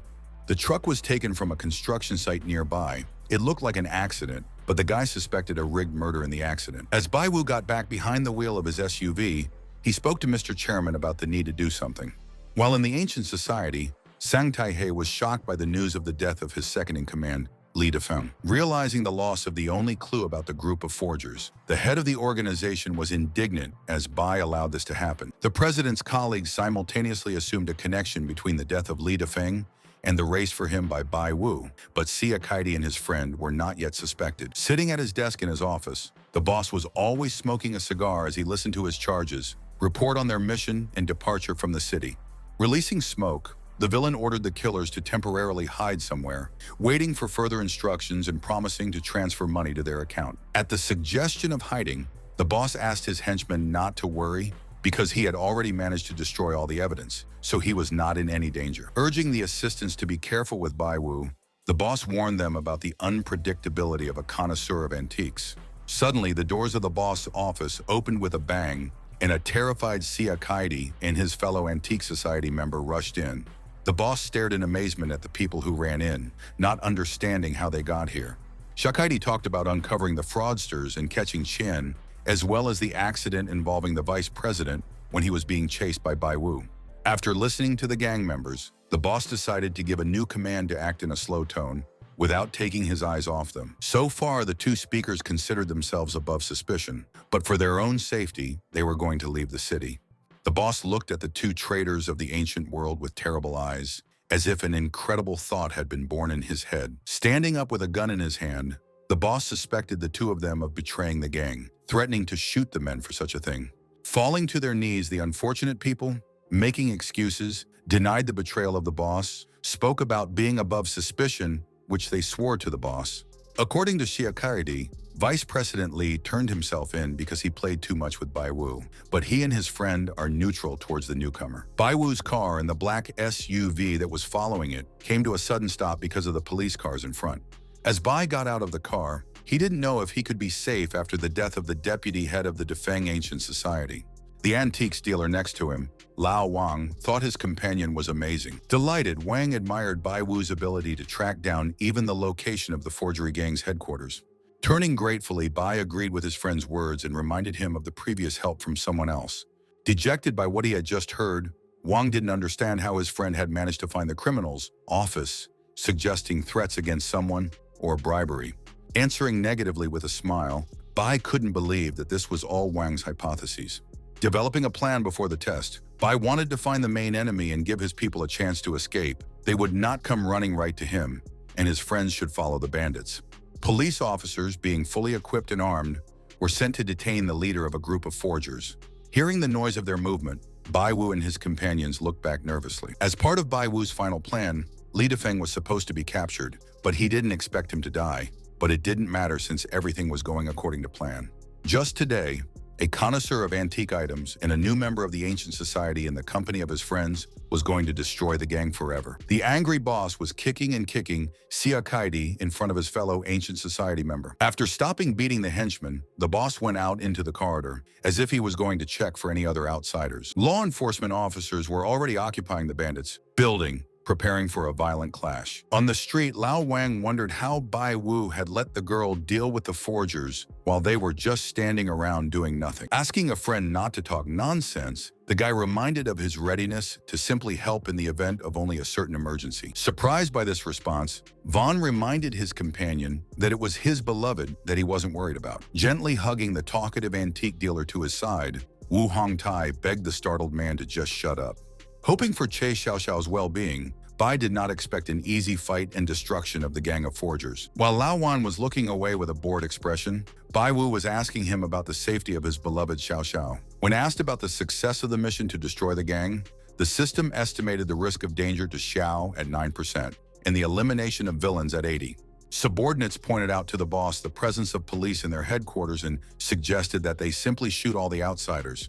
Calling on everyone to calm down, the boss reminded them that they were only at the factory where there was nothing illegal, ordering them to go to someone and detain the police longer. One of his henchmen was ordered by the boss to take several people and destroy any evidence, so that the police could not dig up anything.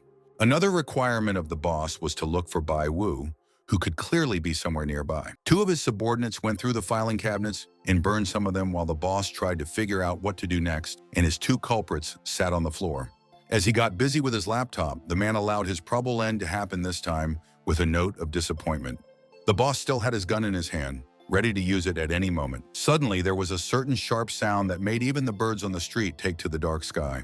Looking back, the cigar-smoking boss was trying to figure out what had happened. A mustachioed member of the ancient society, not understanding anything, was afraid of being surrounded by the police, and Siakaidi plaintively screamed about his unwillingness to die, begging for salvation. In a difficult moment, the boss, who did not lose his composure, agreed to help the frightened subordinates. Standing up from his seat, the man grabbed Katie by the scruff of the neck and dragged him along, promising to pull out both of his comrades. Baiwu found out that the probability of catching the boss was 50%, eliminating the gang was 80%, and the risk of danger to Xiao Xiao was 9%. The probability of destroying a gang of intruders was quite high, but the step of 50% to catch the leader of the group was not clear. As long as Bai Wu Lao Wang and Wu Hongtai continued to sit and wait outside, the possibility of catching the group boss was reduced. After the system demonstrated a 40% success rate in capturing the ringleader, Bai Wu suddenly understood. As Bai Wu jumped off the hood of the car in a flash, he guessed that the bandit leader was trying to escape. Wu Hongtai was rushing after him, and poor Lao Wang couldn't figure out who was going to run away. Turning to the system that always helped him, Bai asked it to demonstrate the road along which the leader of the gang of forgers escaped. If Bai Wu was in this place to successfully complete the mission, there was no way he could let the culprit get away from here. Still confused, Lao Wang had no idea who his companion was running after, or who was actually trying to get away. Once inside the compound, Bai Wu and his friends stopped abruptly when they saw two members of the ancient society ahead of them. Lao Wang, pointing his finger at the intruders, was telling Bai Wu about their attempt to escape from the factory. After that, the merchant resolutely gave chase, but Bai stopped him, allowing the two villains to leave. Without listening to his companion, the fat antique dealer had already disappeared around the corner, wanting to catch up with the intruders. The young man was looking wildly upset as he spoke negatively of his dim-witted companion. Looking out of the corner of his eye at Wu Hongtai, who was standing behind him, he asked him to follow him. Continuing to move around the complex, the guys followed strictly according to the instructions of the system on the map. Suddenly, one of the boss's henchmen came around the corner in front of Bai Wu, a sharp knife in his hand, ready to attack. Wu Hongtai, who suddenly jumped out, knocked the cold weapon out of the criminal's hands with one strong blow. Covering Bai Wu with his hand, Master Wu's nephew came to his comrade's resolute defense. From both sides, two groups from the forgery gang were approaching the guys, armed with various means for beating them. Brandishing a cleaver in front of Bai Wu, the long-haired man sent by the boss and accompanied by his companions threatened the antique dealer with death. Standing on a high hill in front of a huge city, a man with a long mustache standing with his chest to him had a premonition of the beginning of new events. While repeating to Wu Hongtai about their main goal of finding the boss, Bai suggested that his friend quickly deal with the members of his gang now. Turning his head in the direction of the antique dealer, Master Wu's relative inquired about the possibility of dealing with the boss himself. Bai Wu took his companion by the shoulder and smilingly asked him not to even doubt it. Wu Hongtai got down on one knee while his companion quickly placed his foot on the man's back. With the next deft movement, Bai Wu pushed off and jumped onto the fence behind him. The embittered leader of a group of scent assassins, seeing the guy's attempt to escape, ordered his subordinates to catch him. Wu Hongtai had a stern look on his face as he clenched his fist to fend off the attacks of the villainous group and was ready for a deadly battle. Bai paused for a moment on the wall, watching the confrontation between his comrade and several intruders with weapons. As if to bring Bai Wu to his senses, Hongtai shouted loudly for him to follow the leader of the forgery gang. The antique connoisseur deftly jumped off the wall, landing on the ground in another part of the city to search for the bandit boss. As Bai Wu quickly ran forward, he asked the system about the possible casualties this time. Telling his master not to worry, the technology advised him to take care of himself, and Bai hoped for her help if anything happened. If anything happened, the young man would be able to take advantage of the cool power, having received it from the system. The new notice implied that Bai Wu was getting closer to his desired goal, which was the leader of a gang of forgers. Like a thunderbolt in the sky, there was a sudden warning from the technology, which the guy didn't expect at all right now. Bai was skillfully slowed down, and a deadly bullet launched by an unseen criminal whizzed past him. In an effort to save his own life, Bai Wu fell to one knee, wanting to dodge the bullet. Hiding behind a dense wall of crates, the member of the Antiquarian Society, breathing heavily, rejoiced in an incredible escape. A boss with a devilish smile appeared on the street, lighting a cigar and shooting at the Bai Wu he found here. Moving forward, the villain assured the guy that it was impossible to stay lucky next time, because he would probably hit the young man. As the boss gradually approached Bai Wu's hiding place behind the crates, he fired his pistol, deafening the guy with loud shots. With the wound on his arm, Bai Wu was aware of the risk of being fatally shot in his direction if he came out of hiding from a crazy bandit. With a smile on his face, regardless of the risk of getting a fatal injury, the guy prepared for a new one. After the young man applied to the system to grant him power, the process of strengthening the young man began. Once near Bai Wu, the leader with a cigar, pointing a gun at him, wanted to send the unfortunate guy to another world. After successfully stimulating the host body, the system would start analyzing the data, and the boss would pull the trigger and release a deadly bullet outwards. Situation, simulation, and reinforcement were successfully activated, but the bullet had already shot out, bringing with it the terror of death. With a superhuman jerk, Bai Wu turned to the side, and the terrifying weapon flew higher at the speed of sound. Looking at Bai Wu, who stood up straight and didn't look like himself, the boss couldn't understand anything that had happened. Not believing in what had happened, the attacker fired another pistol shot at his main opponent. The bullet failed to reach its target due to another deft move by Bai Wu, who turned away from the breath of death. The same thing happened with the third shot, which this time passed to the left of the stern youth's face. The antique dealer grabbed the criminal's hand, which was holding the gun, but already managed to reproduce several new shots. After shouting out in indignation and amazement, the villain with wide eyes stared straight at the opponent who was resisting well. Grabbing the boss' phone hand, Bai Wu's next move was to punch the intruder in the face. Voluntarily joining the battle against the guy turned out to be a fatal decision for the leader of the forger gang.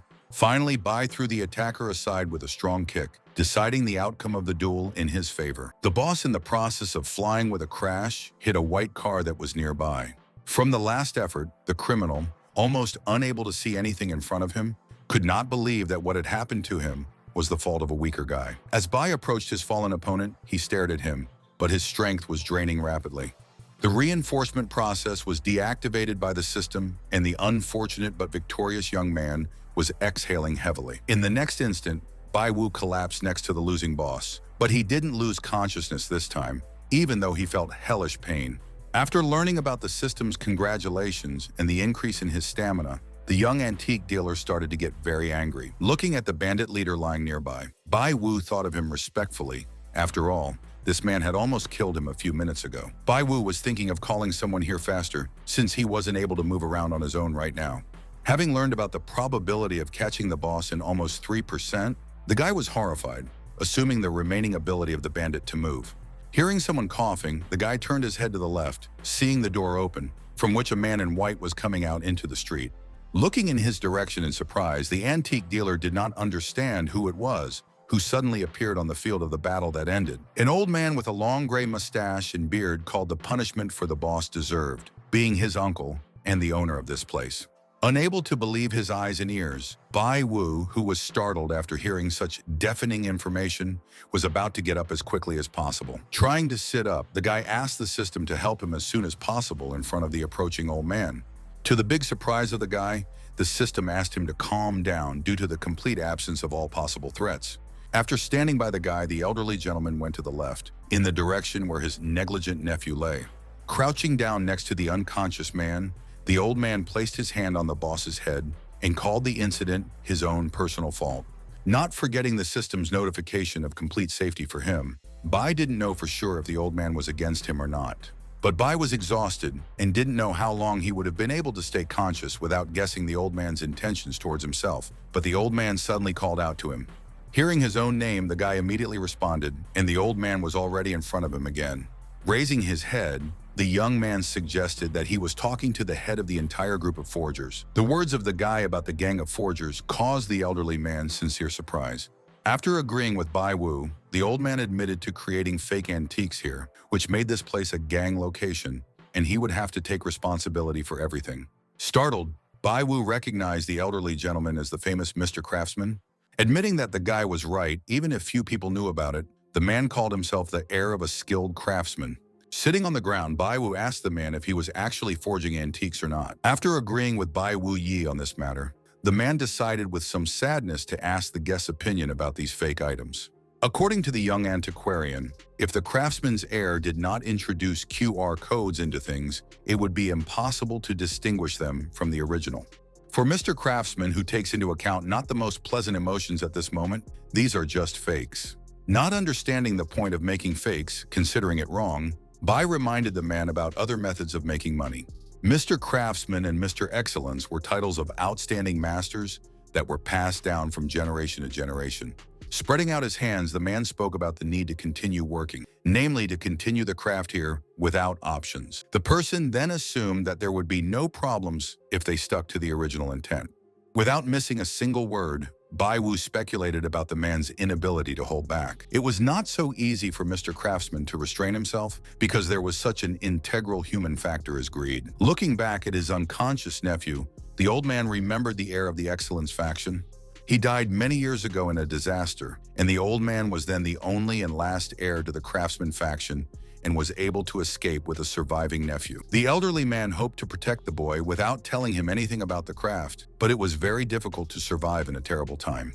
Unhappy relatives had to get wet in the rain, and once the nephew begged for a bun on the street and the merchant offered to sell him antiques. Everything was ruined by one wrong step of a poor man, whose then grown-up nephew was interested in antiques.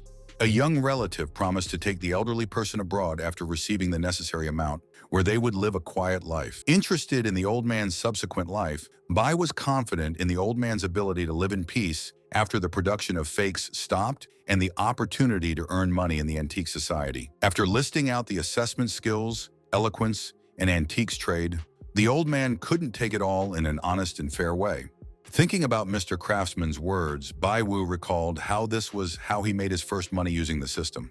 Wang was lucky, as was Bai Wu, otherwise one of them would have died. In an antique society, there should be people who love culture and craftsmanship, but there are more people like Bai, and how can they blame others? There wasn't only black and white in the world, but Bai didn't think it was right to earn money from fakes, and if you think about craft, there were better ways to tell the old man not to create fake things. Calling Bai Wu smart and talented, Mr. Craftsman asked him to continue to develop because only those who are capable are required to take responsibility. Suddenly, to my great surprise, a notification appeared from the system with zero probability of catching the gang boss. Exhaling heavily and closing his eyes, the unfortunate Mr. Craftsman decided to say a few words about himself. As Mr. Craftsman walked resolutely forward, he spoke of the need to take on some responsibility as well. Bai Wu was startled and waved his hand, quickly asking the old man what he was going to do now. Suddenly, the young man felt an unprecedented decline in strength. His eyes just closed, but the guy could still see the old man go to the building. All of the old man's original intentions had been overcome by greed, and he didn't consider himself worthy of the skill he had when he was going to answer for what he had done. Bai Wu's eyes were almost closed with exhaustion, and he could barely watch Mr. Craftsman almost disappear into the dark gloom of the building. Finally, the young antique dealer finally lost consciousness and couldn't see the black smoke coming out from the building in flames that the old man had entered. It was as if Bai, who was in an unknown world, was mentally debating whether he had lost consciousness or not, or perhaps died somewhere unknown. As if in a dream, he could see Che Xiao and Wang not knowing what state Bai was in, recalling a similar incident when the boy had been unconscious for 3 days. The girl thought Bai Wu was lucky that they had found him earlier than anyone else, and all because of his next loss of consciousness. The same opinion was shared by the merchant Lao Wang, who was nearby because the guy could have been killed by someone from the group of forgers. At the girl's sudden embrace of his cheeks, Vaughn screamed in pain, asking for her forgiveness for his careless words. Seeing Xiao's bandaged left arm, the awakened Bai was startled, taking the damage as a battle wound. Asking her friend not to worry, Zhao hoped for punishment for the gang for her crime, who resisted arrest. Wang was upset for the careless attitude towards him from a friend. Reminding Lao Wan of his eternal good fortune, Bai assured him of a good future, not forgetting to inquire about Tai's fate.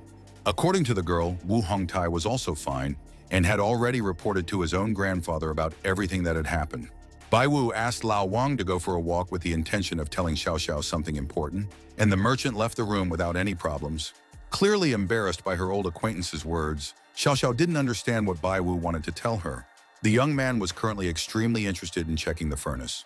After asking in surprise, Xiao Xiao confirmed that the furnace had been checked, which turned out to be a very ordinary one, and Bai Wu was wondering if there was anything inside. Answering in the negative, the girl looked at the guy with bewilderment, not understanding how there could be something in an ordinary oven. Bai Wu started to tell Xiao about an old man who called himself a craftsman of this generation. He saw this old man walking towards the furnace, but then the young man lost consciousness. After hearing about the thorough search of the furnace and the complete absence of any traces. The young antique dealer thought about what he had heard and seen. Offering to forget about it, Zhao told her about conducting a second search of the place, and the guy still has to give a statement to the police. Enjoying the arrest of the scarred man and the elimination of the forgery group, Bai Wu didn't care if the old man had died, considering him to be the culprit. The young man's eyes were tormented by a bright fire, because from now on he could afford to live in peace. With a cheerful smile, Xiao Xiao appreciated the efforts of the guy who had made the mission successful, and he had helped them tremendously. Suddenly remembering the old days, Xiao Xiao was sad because back then, she constantly devalued the young man, apologizing for it. Bai Wu reminded the girl of her apology last time, which was enough for him personally. Considering this insufficient, Xiao repeatedly asked for forgiveness, fearing that she would no longer have the opportunity to do so because of her plans to study abroad.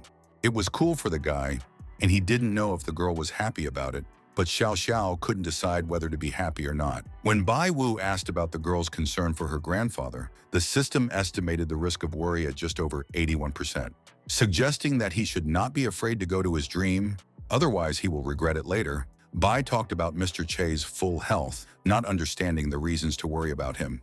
Looking at the young man with sad eyes, the unhappy Xiao Xiao asked for his opinion on the need to go abroad to study. Xiao Xiao thought her grandfather was only smart on the surface, and he was easily deceived. Without understanding what the girl was talking about, Bai remembered the fact that she had sold the original as a fake, and now the lady still doubted her own grandfather. Turning around, Xiao Xiao reminded her of the camaraderie between Bai Wu and Mr. Che Lao, so she didn't have to worry about the future. Mr. Che was like a best friend to the guy, so Bai promised to keep an eye on him. If her grandfather and the young antique connoisseur were best friends, but Xiao didn't understand who she was to Bai Wu. The startled Bai was referring to Che Osh's good attitude towards him, and they were like friends or good buddies, and that was exactly what he wanted to say. Xiao Xiao put her arm around the boy and agreed that he was right, urging him to take care of her grandfather. Slightly nervous, Bai Wu glanced at his companion, wondering if she had forgotten about the engagement that her grandfather had proposed. Xiao Xiao couldn't read her companion's thoughts and was currently thinking about something else. Leaving aside, the girl suggested that the guy go to rest, and she still had some things to do. While performing the exercise, the young man thought about his beautiful youth and how good it is to have a dream. Bai Wu was also still young, and he was no longer the same person as before, because now the young man could make his dreams come true. Bai Wu's mind flashed through scenes from before when he crossed paths with Lao Wang in the market, showing him ancient swords. In fact, the guy accidentally found himself in an antique society, and only thanks to the system with its correct hints. At that time, the guy didn't have much money and didn't know anything about this organization, but with Wang's help and the system, he earned the first yuan, which was not very honest. Bai Wu had cheated Lao Wang out of the market several times, and it was no less terrible than forging antique items. Besides, in the past, the guy wasn't interested in antiques at all, so he should never get involved in this industry again. Remembering the feats accomplished with the system with great gratitude, Bai wouldn't be lost with it in the future. In the room with the president of the San Taihei Antique Society, Bai Wu told him about the turbulent events of the previous night. When Taihei asked if the gang was dominated by an older man and not a scarred man, Bai answered in the affirmative, referring to the leader as Mr. Craftsman.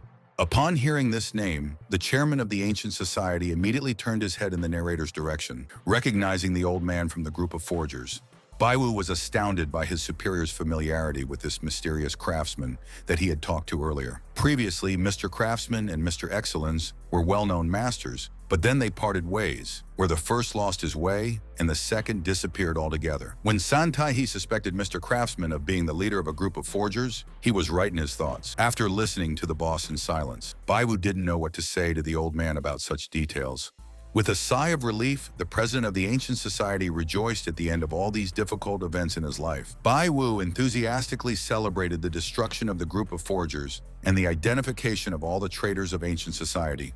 Good-naturedly, Sataihi asked his junior colleague about his future plans for life. Scratching the back of his head guiltily, Bai Wu talked about wanting to try out some antiques without thinking too much about the future.